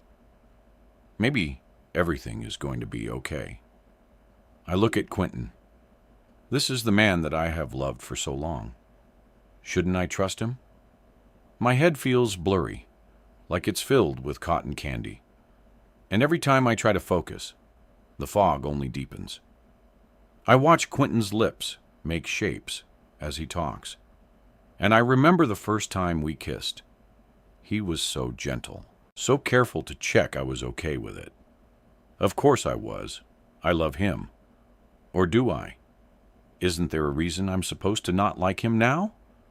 Did something happen? I'm having a hard time remembering. I'm just so tired. I can't think clearly. My thoughts begin slipping like grains of sand through my fingers. My eyelids begin to fall, and it feels so good to just let go and embrace the darkness that lives behind them. But my peace is short-lived, because suddenly I'm being picked up. And when my eyes open again, I'm in the bedroom, sitting on the floor. Quentin places my back against a cold wooden wall and adjusts me when I begin to slump to the side. Not yet, sweetheart. We need to get a picture first. Wake up. Oh, yeah. I remember him mentioning that before. Why does he want to take a picture? I just want to sleep. Can't this wait? My eyes close again, but this time I'm instantly snapped back to consciousness by a hot, stinging sensation on my cheek, and I see Quentin's hand pulling away. I said, "Wake up!" he yells. I grab my cheek. He hit me. Why would Quentin hit me? Then it floods back to me. The girls, the pictures, the dress I'm wearing. I feel the rough wooden paneling, the splinters biting into the skin of my back, but I'm too numb to care. I brace myself against the floor to keep from flopping sideways again as I watch him kneel down in front of me, the camera covering his face. Okay, honey. Give me a smile. His voice is suddenly sickly sweet again. I'm not going to give him what he wants. That's what the other girls did. Then where did that get them? No. Why should I? You're just going to kill me anyway. The room goes quiet. The only sound I hear is the leaves outside rustling against the windows. Every breath I take feels like a struggle. The air is thick and stale. It smells faintly of mold and something much worse. I tried to shift to find a more comfortable position, but my limbs feel so heavy. His eyes glint now with a twisted kind of pleasure. I didn't think you'd be the one to give me trouble. You're usually such a good girl." He gently strokes my chin before gripping it harder, digging his fingers into my skin. I squeeze my eyes shut, trying to make myself smaller, wishing I could disappear into the wall behind me. I wish I'd never met this man. I wish I'd never started seeing him behind everyone's back. I wish we'd never moved to Lone Rock. I wish I could be back in Arizona with Dad and Caitlin playing games and jumping into the pool. Quentin lets go of my chin, and I gasp in pain, clutching my face. He raises the camera again as he kneels there, a dull silhouette, his features softened by shadows. All remnants of hope feel like they squeeze from my chest as a sense of utter defeat washes over me. There's nothing I can do. I'm going to die tonight, and nobody even knows where I am or who I'm with. I'm not the first, and I won't be the last girl Quentin brings back here to dress up as his mother and smile up to the camera, playing out this sick memory of his. He leans down, his face coming into focus, his eyes wide and expectant. No, might give me a big smile. 50 rupee. The tires bounce along the road, and I find myself gripping the steering wheel so hard my knuckles turn white as I navigate the unfamiliar roads far from Lone Rock. The trees that surround us sway gently, their leaves rustling in the darkness. I glance at the clock on the dashboard for the 100th time, and the minutes seem to stretch on. Time is slipping away, just like my 17 years. How is it possible that so much time has passed in what feels like the blink of an eye? In my mind, I can still see her as a toddler, her laughter ringing through our home. I swear it's the sweetest sound that's ever reached my ears. She would bounce on her tiptoes, her curly hair flopping over her eyes as she squeezed her stuffed bunny boppy to her chest. I remember when I couldn't leave the room for a second without her searching for me. She'd call for me with that sweet, high-pitched voice the second I was out of sight. But now that little girl feels like a ghost, a fleeting memory that lives on only in my mind.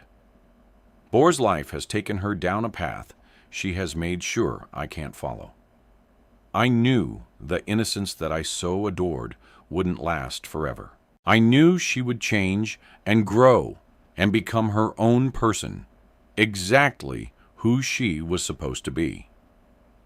But what I didn't expect was that we would one day grow so far apart that I'd find myself driving down back roads, desperately searching for her, having no idea where she is or who she's with. Did she run away? Is she alone with friends? I wish she'd have just told me where she was going today, rather than lie to me about being with Hutch. I shake my head, trying to rid myself of the spiraling thoughts. Where are you, sweet girl? I glance at the passenger seat. Hutch hasn't said much since we left, and there's a peculiar look on his face as he stares at the road ahead. Do you recognize this area? I ask, knowing it's unlikely, given there's practically no houses or landmarks to be seen. Just trees and bushes, as far as the eye can see. I don't know, he mutters. If you know anything at all, you need to tell me now. Why would Maury's phone say she was all the way out here? I don't know, he shouts before slamming his head back against the headrest and lowering his voice.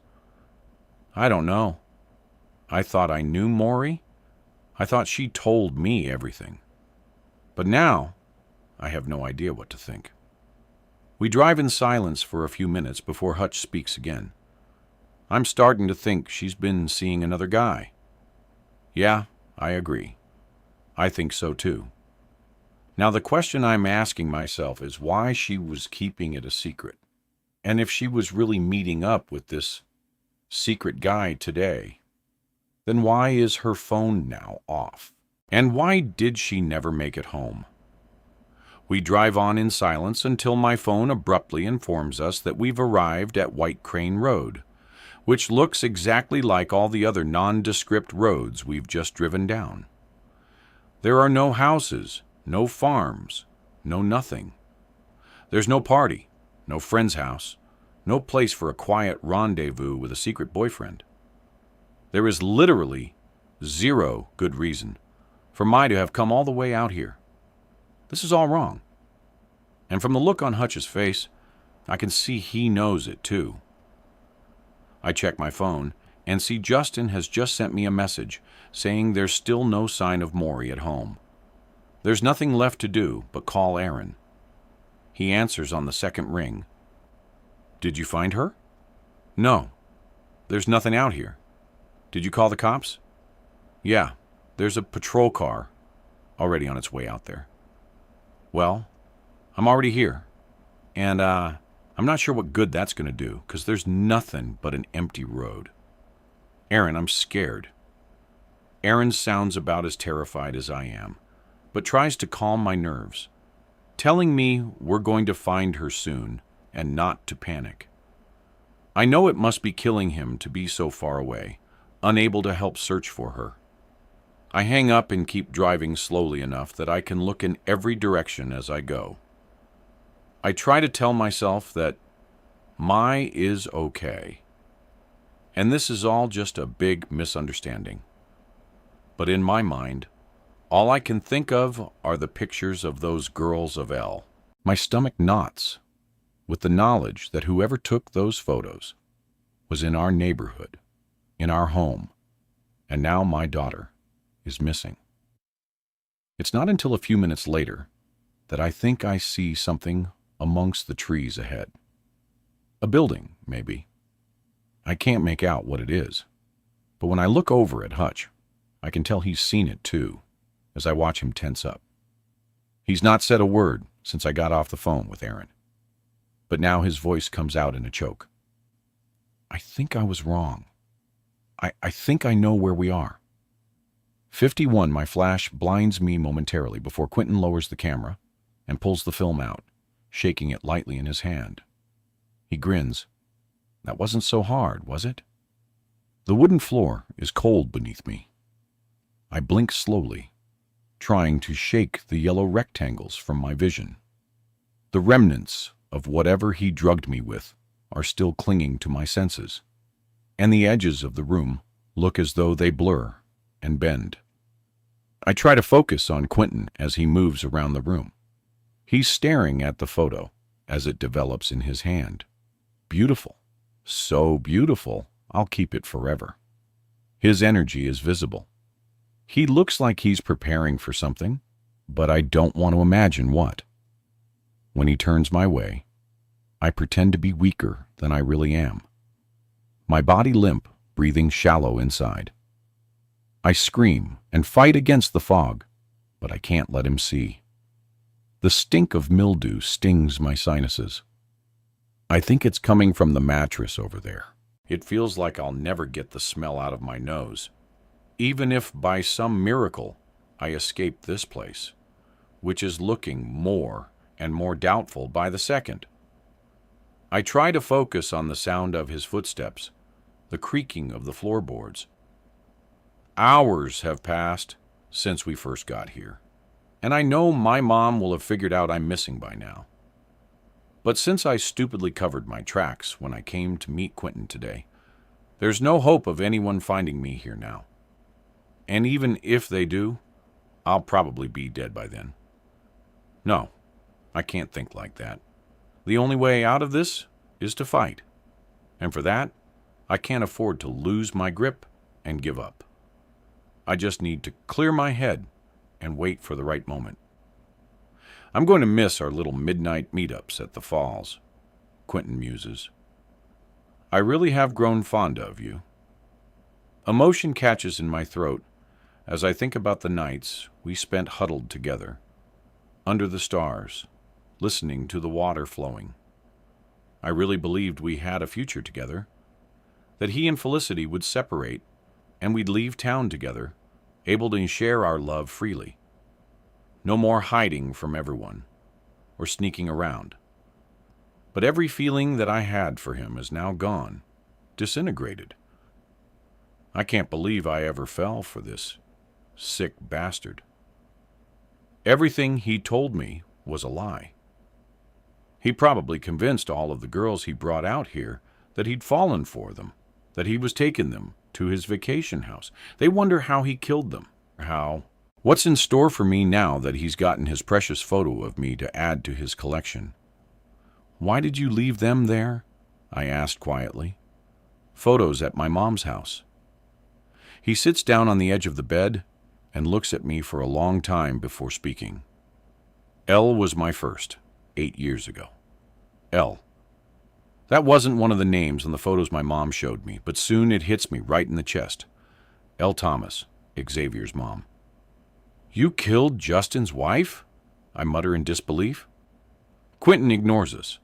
She was a beautiful woman. I always thought so. Of course, my wife was friends with her, so we knew each other a little. Enough for her to trust me when I offered her a lift that night. Poor L. Xavier would have only been a baby back then. Justin lost his wife, and their son lost the chance to ever know his mother. All because of Quentin. My mother had just died, and the cabin was now mine. Maybe Felicity hated this place, but I still loved it. I kept coming here, even after I told her I'd sold it. It doesn't surprise me Felicity wanted this place gone from their lives. It's the stuff nightmares are made of. Elle, though. Seeing Elle in the cabin was like being brought back to my childhood. My mother's clothes were still here, and I couldn't resist. When she put on that dress, she looked just like my mother had. Nobody had a smile quite like my mother did, but Elle's was so beautiful, I had to get a photo to remember it by. A shiver runs through me as I look down at the dress I'm wearing. His dead mother's dress. Gross. And I know he did this to at least 3 more girls. I've seen the photos. This is so twisted. I don't want to hear anymore. I squeeze my eyes shut, but he won't stop talking, confiding in me what he couldn't with anyone else. When we started renovations on our house, we needed to move some stuff out of the way for the work to be done. And since we'd been friends with the Desmonds, the couple who used to own your mother's house, they agreed to let us store some of our furniture there while our renovations were being done. I also needed somewhere to keep my photos, where Felicity wouldn't find them. So, I hid them around that house. It had been empty for so long, I guess. I thought nobody would ever buy it. I went back to see my girls often, but I had to be careful with Bernice Fisher living next door. That woman never missed a thing.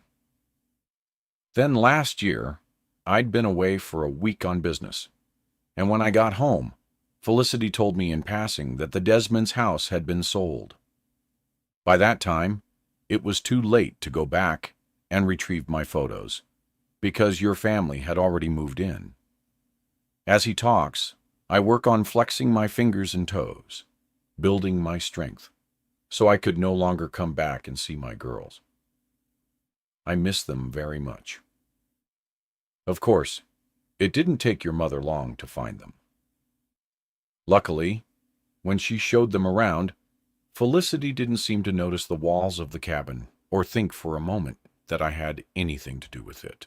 But it didn't take long for old Bernice Fisher to put 2 and 2 together. That it had been me who left them there. When she went berserk and pointed me out at the town meeting as being the one who had been coming and going from the house over the years, it was sheer luck that Justin Thomas was sitting right next to me. And since she'd already been ranting about him killing his wife, everyone assumed she was still talking about him. I don't even ask the question that comes into my mind because I already know the answer. Quentin killed Bernice that night to keep her quiet, to keep his secret safe. And the blame still pointed firmly at Justin, and it worked. Everyone thinks Justin killed Bernice, and they probably always will. Quentin will kill me too.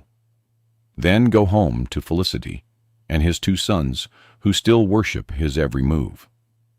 I bet he and Felicity don't even have any relationship problems, and he was just lying about that to lead me on. There's a quiet hum in my head now, low and rumbling. I won't lie, Quentin continues. Seeing those photos again at the meeting was one of the biggest thrills of my life. My beautiful girls there for all to see. I only wished I could tell everyone that they were mine, that their smiles were just for me. Through the haze of my mind, I hear it louder now, a distant rumble that continues to grow. My heart races. Is that a car? Quentin must hear it too because his body tenses. Then he jumps up to move towards the door. Before I can second-guess myself, I seize my chance. With every ounce of strength I can muster, I spring upwards, launching myself toward him. My mind has switched off. It's all instinct and adrenaline. I swing the door backwards with all my might, the wood meeting his face with a loud thud. He screams in agony and stumbles back, stunned. I dart past him, my bare feet slapping against the filthy floor, as I use every bit of my concentration to keep moving my body forward. The front door is just a few steps away. I can make it. I know I can. I can hear the car getting closer. And if I can just get outside and flag it down, I'll be saved. I just need to move faster. I can hear Quentin behind me, screaming at me as he advances. My fingers just reach the cold metal of the door handle before my hair is yanked back. His fingers tangled inside it. My head snapping backwards as my feet leave the ground, and I fall to the floor hard. Quentin jumps up on top of me, holding me down as I struggle and kick against him. You're not going anywhere.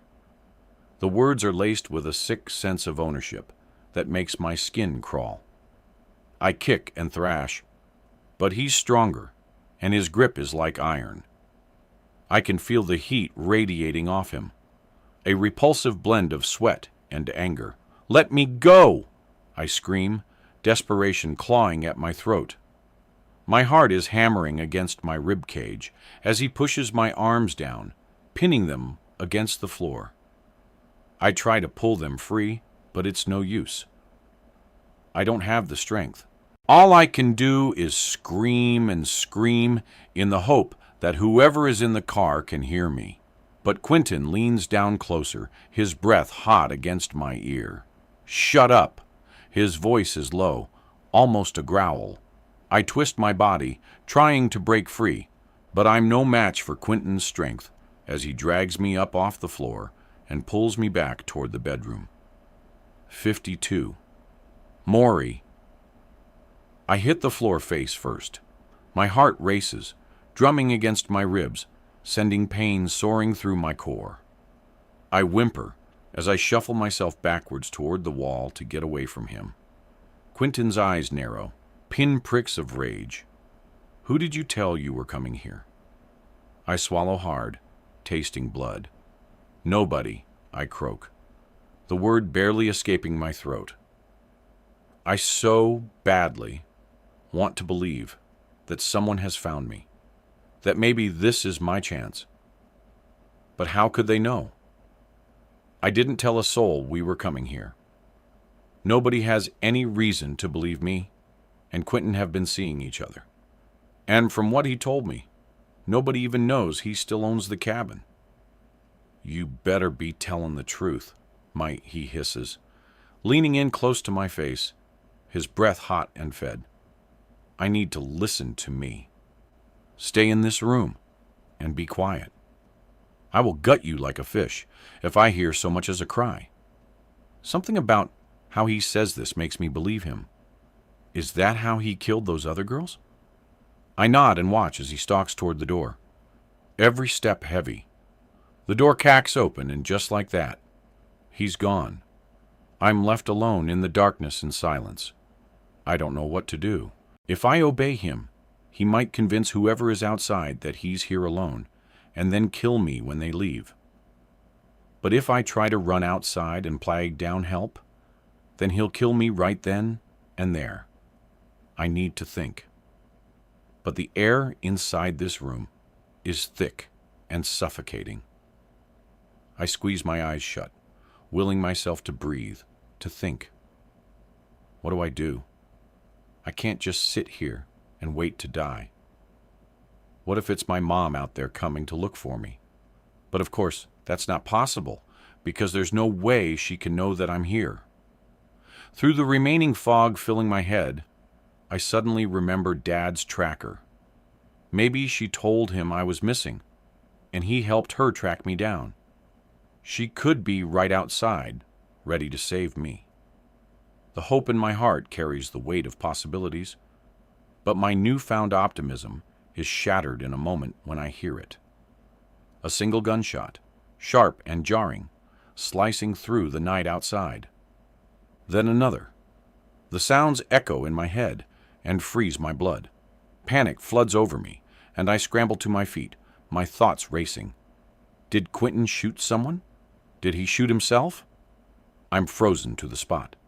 Every cell in my body screaming at me to run and hide, but I can't move.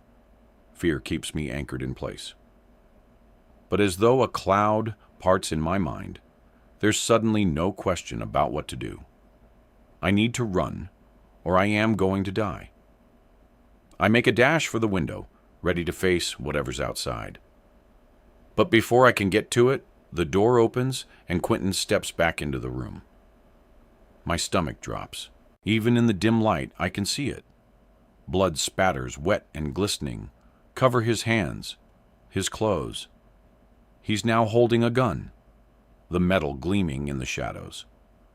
I stop and back up against the wall and cling to it, paralyzed by terror, my body betraying me. He strides toward me, grabbing my arm and yanking me forward. We have to get out of here now. Move! His grip tightens as he pulls me toward the door. I don't dare put up a fight. Not now I've seen the gun, the blood. I shiver, my body trembling uncontrollably as he drags me outside. The cold night air hits me like a slap in the face, and I stumble behind him, my legs unsteady, and then I see it. A body lies sprawled on the ground, the figure twisted and unnatural in the dark. Blood pools around it, glistening under the moonlight, and a metallic odor bites at my throat. I can't process what I'm seeing. My eyes widen as horror washes over me like a tidal wave. No, I whisper, shaking my head in disbelief. No, no, no.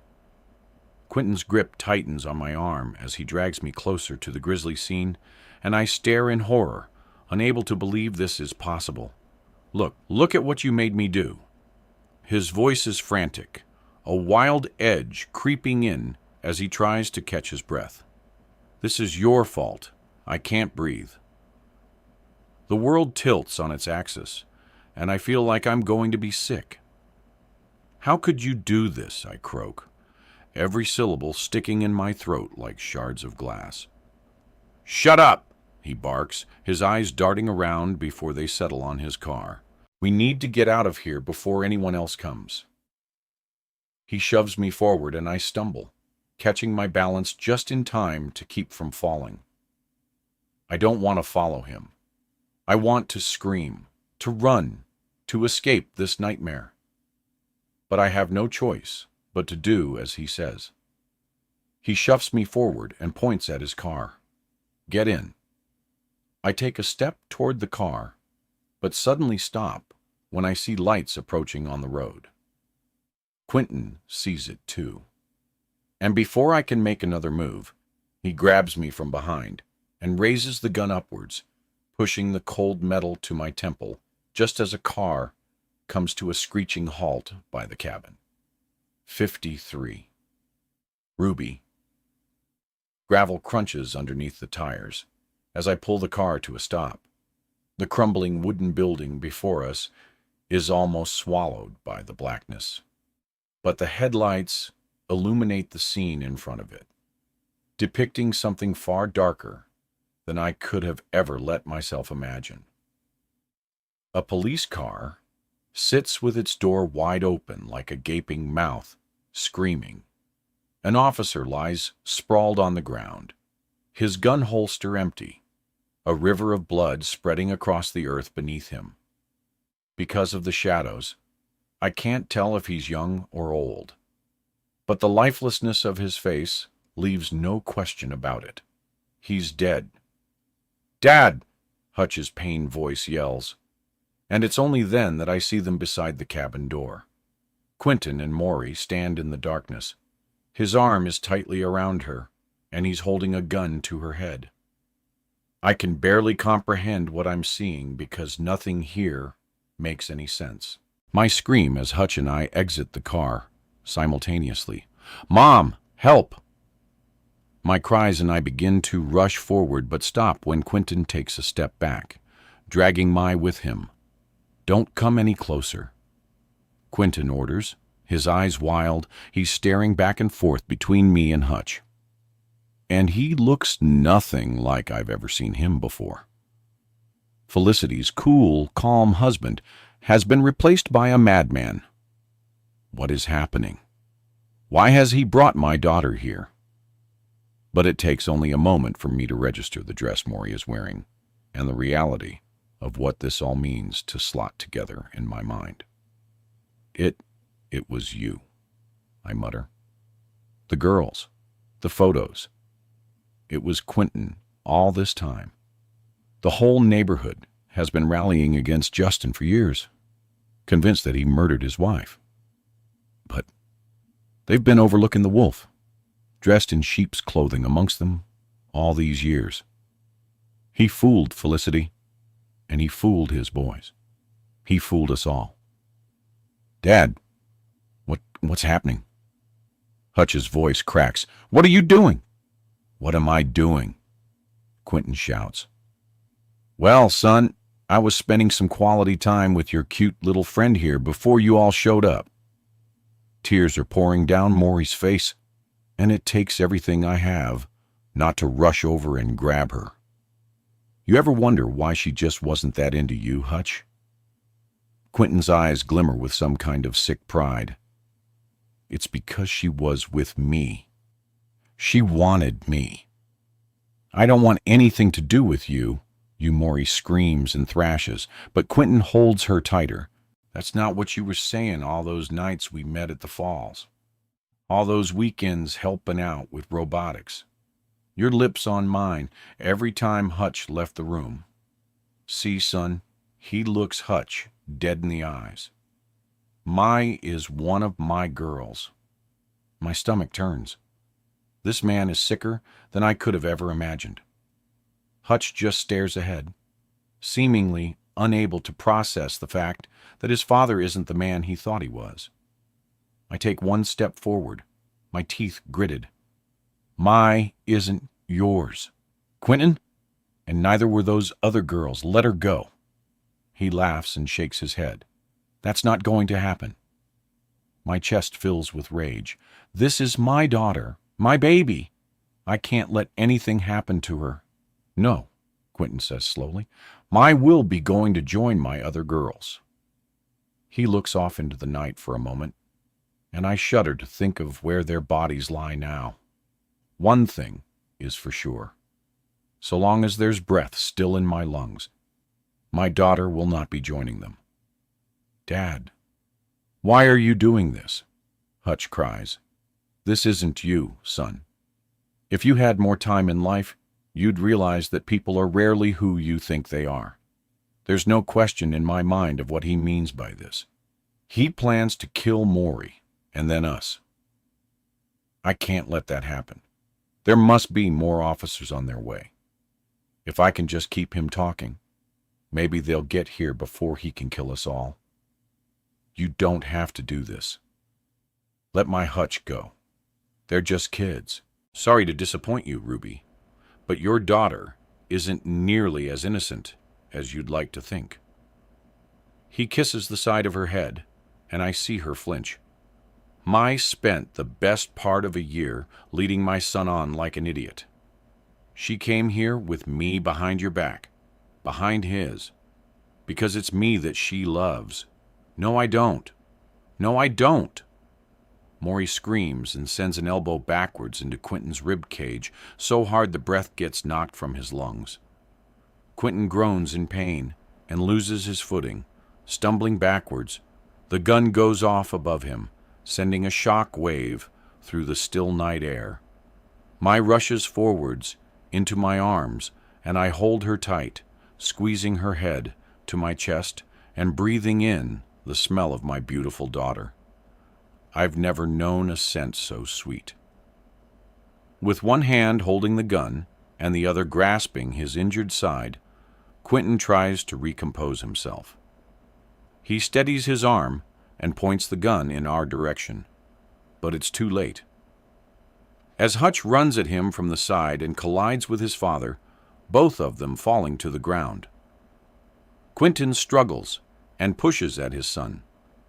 But Hutch is a younger and stronger man than his father, and overpowers him easily before grabbing the gun from his hand and slamming it into his head. Quentin is stunned momentarily. Hutch jumps off of him and stands over him with the gun pointed his way. Why? Why, Dad? Hutch sobs. Why did you do this? Quentin gets up slowly, his head streaming blood. He backs up against the wall of the cabin.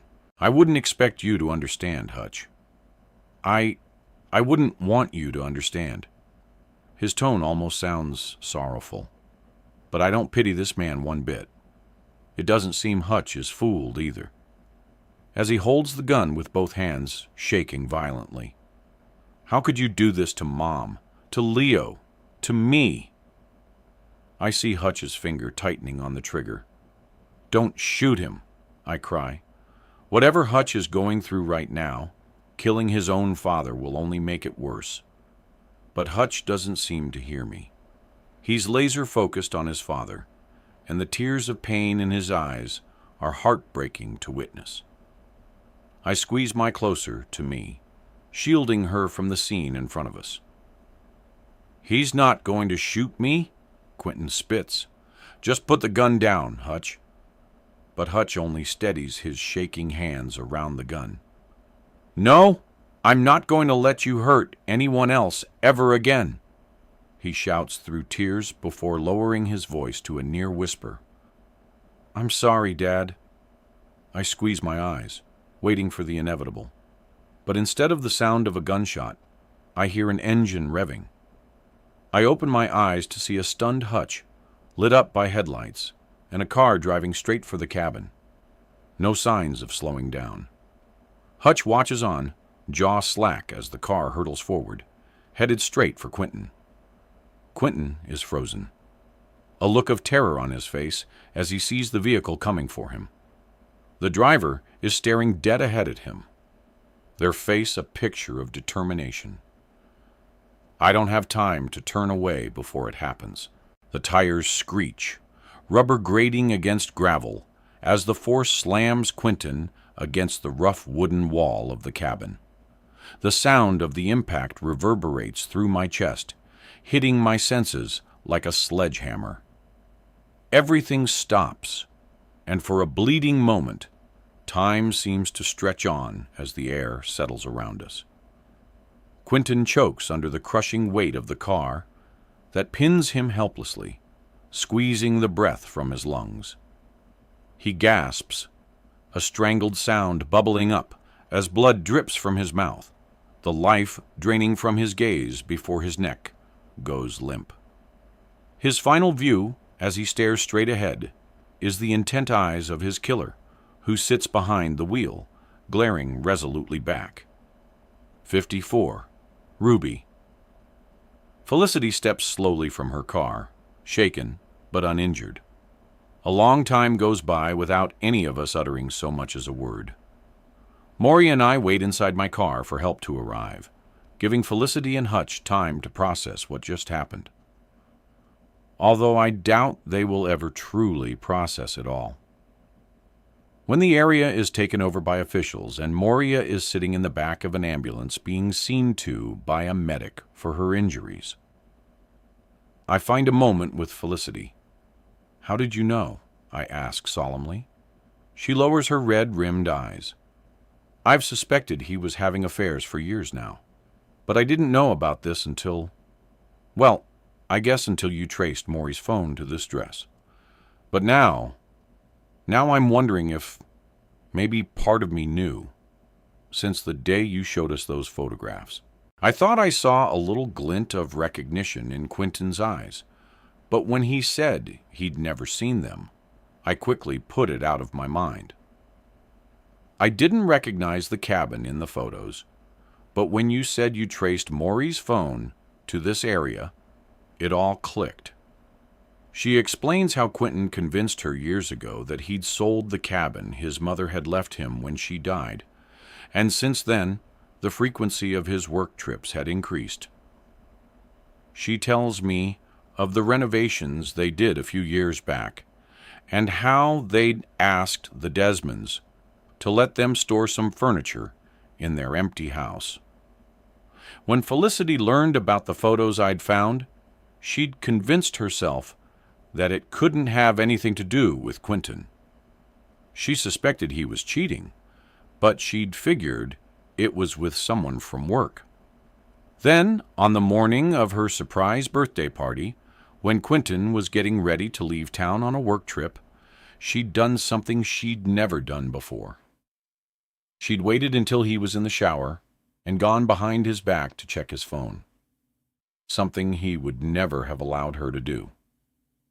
How Felicity never saw this fact alone, has a blinding red flag, I don't know. But I guess she'd just been so intent on keeping up appearances that she knew to keep those stray threads firmly in place so as not to unravel their whole lives. There were messages on there from a contact called M that confirmed what I'd suspected. Quentin was seeing someone else, but I didn't consider for a second that it could be your daughter. The heavy silence falls between us. We've both been under the illusion for a long time that Maury had fallen for Hutch. The revelation that she'd actually been seeing Quentin all this time is one that neither of us wants to accept. I can see the pain in Felicity's eyes, just as I'd seen on the night of her surprise party. She'd been crying when she arrived, which, at the time, I thought was just normal emotions about getting older. But now I know it was because she just confirmed that her husband was having an affair. Felicity takes a deep breath. "I think Bernice tried to tell us the photos were Quentin's at the meeting," she explains. "Everyone thought she was talking about Justin, but I saw her pointing dead on at my husband. When I found out she was killed, I didn't consider for a second that could have been Quentin who strangled her. So I latched onto the idea that it was Justin, just like everyone else did. But now I know Quentin killed Bernice to keep her quiet. I say nothing, but the cogs in my mind are beginning to turn. What Felicity just said makes complete sense, and something inside me relaxes, knowing that Justin won't get the blame for Bernice's death. But my heart still breaks for Felicity, for Hutch. Felicity glances at the officers behind us and lowers her voice. You won't tell them, will you?" I know exactly what she's asking. Quentin had a gun. He was going to kill us all. You did what you had to do. Nobody ever has to know that Hutch was the one pointing the gun at Quentin when Felicity arrived. Who knows? If I were in her shoes, I might have done the exact same thing. All I know for sure is that the world is now a better place without Quentin Parker in it. Felicity returns to Hutch, whose eyes stare blankly ahead. I can't imagine what's going through his mind right now. Yesterday, he had a stable family, a loving relationship with his father, and what he'd hoped was a budding relationship with my all of that was shattered to pieces tonight. He's been betrayed by a life that once seemed to be firmly on his side. Then there's my going to navigate the coming days after everything she's gone through. It's going to be difficult, but she's here, and she's alive, and that's all that matters. When the medic steps away, I wrap my arms around her, and she clings on to me like she did as a small girl. "I'm so sorry, Mom." She sobs. "I'm so sorry for lying to you. This is all my fault." Her words send a searing streak of fire through my chest. "Don't you ever say that, Maury." I grab her shoulders. "None of this was your fault. I don't know what Quentin did to make you trust him, but everything he told you was a lie. Everything that happened tonight is because of him, not you. What I don't say is that I'm still stung by the lies she told everyone. But ultimately, I know that's not what led us here. Quentin is, and thankfully, he's out of her life forever now. Though I doubt that she and Hutch will ever be able to resurrect their friendship again after what's happened. The gruesome scene has been cordoned off and is now shielded by white tents. But behind them, I know there lies the body of a man who has destroyed many lives, and I came frighteningly close to losing my daughter at his hands tonight. I kiss Maurice's head and hold her tighter as he sobs, shake her body. "It's okay, baby. It's all over now." Epilogue, my 1 year later. I lean on the wooden railing of our newly built deck and let the sunshine warm my face. Justin has been calling it Maury's deck since I pitched in and helped him build it, but really he did most of the work, like 90% of it. But it was kind of a fun experience, and I think it made Mom happy that I got to know him a bit better during the process. Justin and Xavier spend a lot of time here now, and we even go to their house sometimes. It's huge, like a cattle ranch, but with no cows.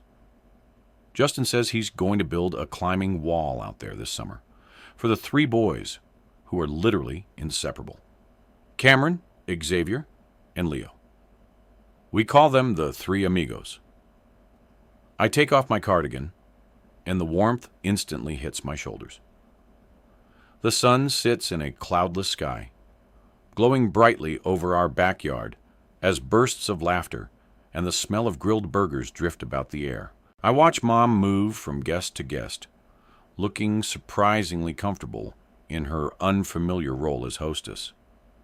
She's worked so hard on this house, on making it a home. It felt like it would never happen, but the renovations are finally complete, and the inside space cleaned up pretty great. We no longer live amongst the chaos of mess and power tools. I used to dread people coming over. I'd cringe even at the thought of anyone seeing the inside of our house, and I resented Mom for moving us here.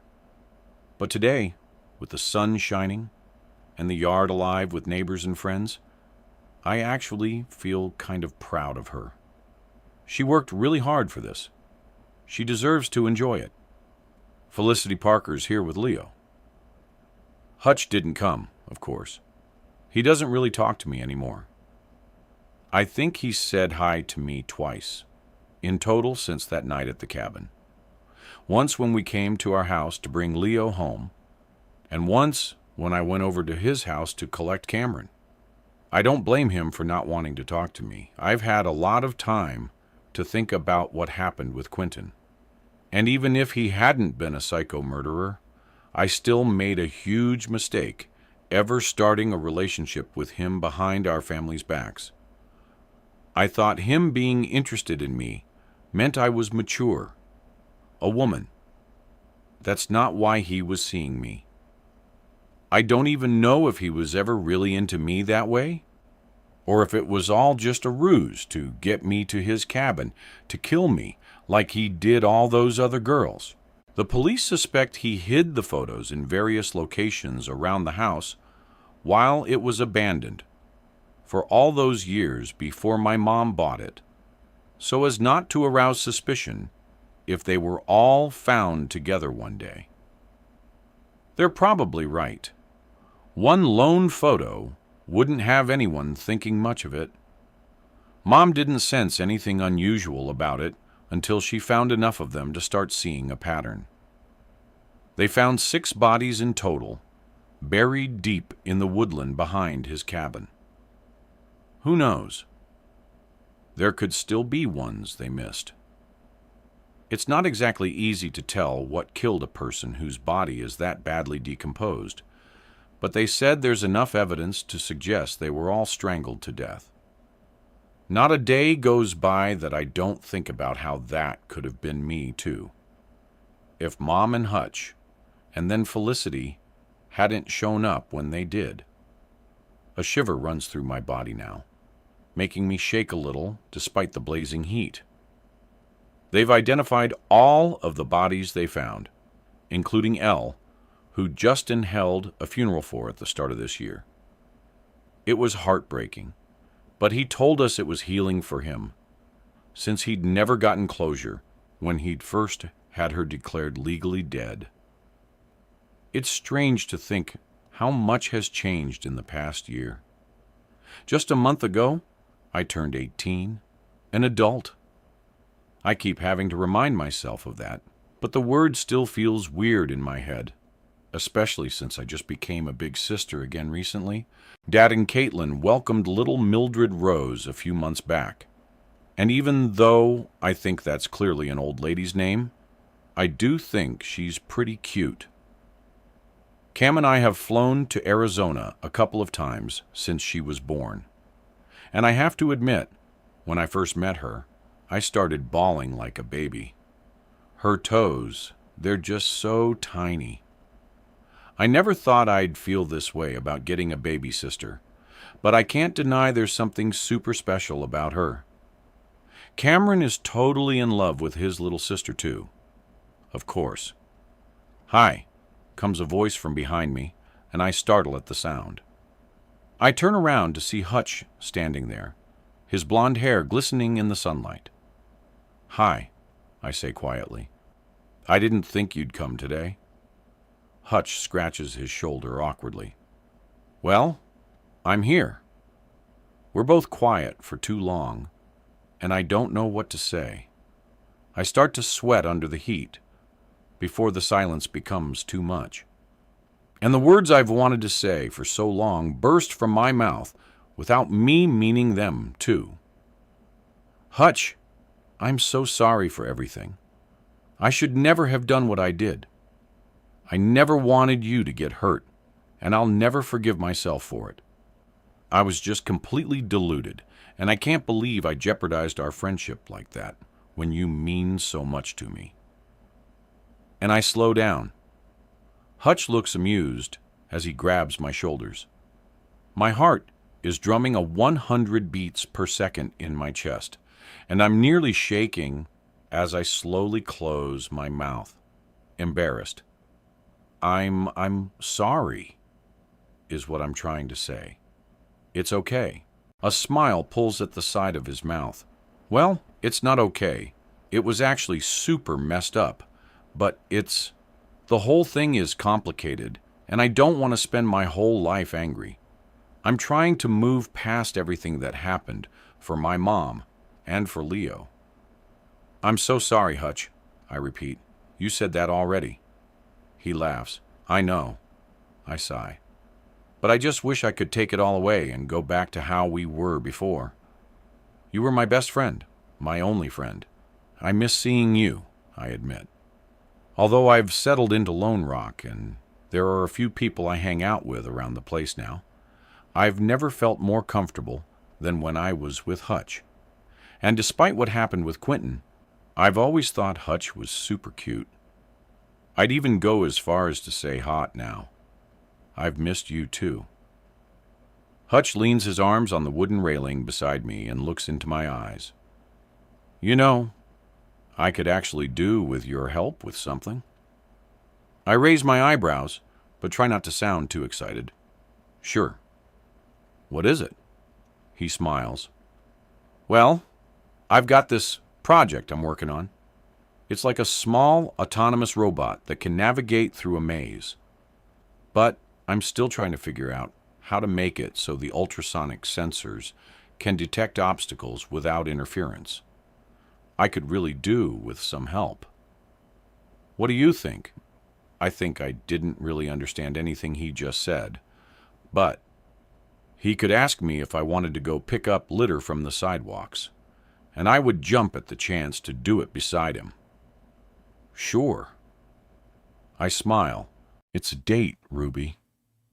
I feel arms wrap around me from behind, and I jump before Justin laughs and kisses my neck. You can't sneak up on a girl like that. I complain, putting down the tongs and leaving the burgers to sizzle. I turn around and melt into Justin's arms. Pretty good party, right? It's amazing. I'm so proud of you, Ruby, for everything. He presses his forehead against mine. I couldn't have done all this without you. And thank you for keeping everyone entertained while I cook. I saw you out there smoozing, I say. You and Harriet looked like you had a lot to talk about. Justin pulls back sharply and stares at me horrified. What? What's wrong? I ask. That was Harriet. His face is twisted in dismay. I thought it was Kendra. I was calling her Kendra. Oh my God. I nearly double over laughing, watching his cheeks turn a deep shade of red. I quickly changed the subject, hoping to ease his embarrassment. Hey, are you seeing this? I nod to where my stands with Hutch. They keep moving closer to each other as they talk, and it warms my heart to see them together again. I know how much she's missed him this past year. She still talks about him all the time, but she's been resolute in giving him time and space to heal with his family. Wow, there's hope for those two after all. Love always wins. Justin squeezes meat once before heading back into the crowd to entertain the guests. I plate up some burgers for my hungry neighbors, and when it's Benton Shepard's turn, I stop and pull him aside. Benton, I want to thank you again for what you did, especially after all the horrible things I accused you of. It really means a lot to us. It turns out that Benton Shepard is actually a pretty decent guy. After the cops concluded that Quentin had killed Elle, Benton had taken it upon himself to use the next community meeting to clear Justin's name publicly. It also turns out that there was nothing nefarious about the delay in selling our house. He was never stringing the Deadmans along. In fact, he was jumping through hoops for years with the city planners to get this house cleared for sale. I still feel awful for all the things I said to Benton and what I accused him of. Water under the bridge. He waves away my concerns with a hand before aiming his gleaming smile my way. And I must say, Ruby, you've done amazing things with this place. It really looks great. When Benton disappears into the crowd, I take some time to absorb the compliments I've been getting on my finished home and garden. I'm so proud of this place. When we first arrived here, it was old and outdated, and the sheer amount of work it needed was so overwhelming that I doubted my sanity more than a few times for having taken on such a huge project. But I poured my heart and soul into this place, and the work really shows. I do have to give a lot of credit to Justin, though. He stepped in and took on the tasks to helping to fix up this house without me ever having to ask. Look at that. Felicity appears at my side, nodding over at Justin. Last year, not one person in this town would so much as speak a word to him. Now he's the life of the party. He's a good man. I just wish it hadn't taken so long for our community to realize it. I'm a lucky woman. I laugh. He's a lucky man, Ruby, Felicity says meaningfully. Felicity's in my friendship has grown strong since that night a year ago, with the trauma that bonds us, as well as both of our boys being a part of the three amigos. We've spent a lot of time helping each other heal and been a shoulder for each other's frustrations and tears. It's so good to see those two talking again, Felicity says of Maury Hutch. He still holds a candle for her. You never know. We could end up becoming mothers-in-law one day. We both cackle like witches at this. I'd better go wrangle the boys. Felicity sides. They've been running around with toy swords all afternoon. They must be getting hungry by now. I wave her off and watch as she attempts to herd the three wild children from their game to the food table, which is overflowing with salads, breads, and desserts that this amazing community has shown up at my door with. The boys dig in like they've been starved for months. The three amigos, Cameron, Xavier, and Leo, watching their boisterous, innocent play, always evokes a bittersweet feeling for me. All three boys are so innocent, so clueless to the pain and suffering that has enveloped the rest of their families. Cameron still doesn't know that his sister was kidnapped and nearly killed. Xavier already knows that his mom, Elle, has been dead since he was a baby. But how can Justin explain to him that it turns out she was abducted and murdered by his own friend's father? And Leo. God, my heart breaks for the boy who thought the sun rose and set for his father. He knows his dad passed away that night, but one day he will inevitably learn of the sick, vile things his father did before he died. There will come a day that all three friends will have to count on each other for support when they find out the truth about their pasts. But for now, I truly believe in the saying, let them be kids. The rest will come when it comes. I look around at my friends, my community, my family, and I feel a sense of pride in having made a home here in Lone Rock. We got off to a shaky start, but I truly believe that we belong here. Now, the only question left in my mind is whether I regret killing Bernice Fisher. Of course, I didn't plan to kill the old bag that night after the meeting. I only went to her house because I was upset with her for accusing Justin of killing his wife in front of the whole town. I was going to try to settle the air between us and explain why she was wrong about him, but she wouldn't listen.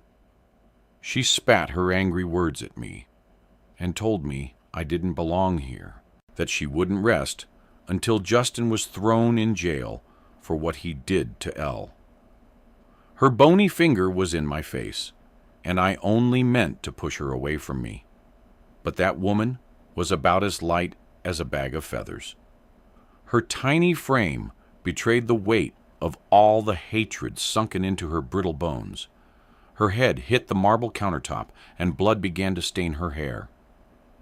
You tried to kill me, she'd wheezed, clutching her head. What? No, I didn't. I just pushed you lightly, I protested. No, you just tried to kill me. You want me dead? You're no better than him. You and Justin belong together. You're both sick in the head. I'm calling the police. She began to get up, holding tight to the countertop, crawling along as she reached for the phone on the wall. I don't know what happened then. It's as though something primal came over me. An urge to protect my family, to protect Justin. Bernie Fisher made my life a living hell from the moment I moved into this house. And she wasn't going to stop until she drove me away for good. If she'd called the cops, Who would believe it was an accident that I pushed her that hard, especially after she'd just been cursing me out at the meeting? No, I couldn't let her do it. I couldn't let her continue to harass me, to accuse me of doing things I hadn't done. It felt as though I was outside of my own body, looking down at myself as I took off my scarf and wrapped it around that nasty old woman's neck.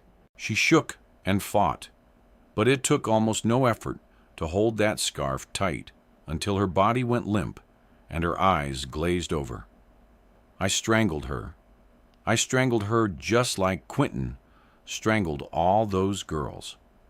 And because of that eerie similarity, nobody will ever suspect that it was me who killed her. Quentin is gone now, and as far as anyone else knows, he took Bernice Fisher down with him. I watch as my guests laugh and mingle, enjoying the harmony of a warm day and good company, safe in the knowledge that the murderer, who once lived among them, is now dead and in the ground. And as much as I have struggled to come to terms with what I did, I know that this beautiful scene in my backyard today would never have happened if Bernice were still alive and living next door. So, do I regret what I did? No, I don't think I do. I just want to enjoy this beautiful day with my newfound friends, my community. They never need to know that a killer still lives among them.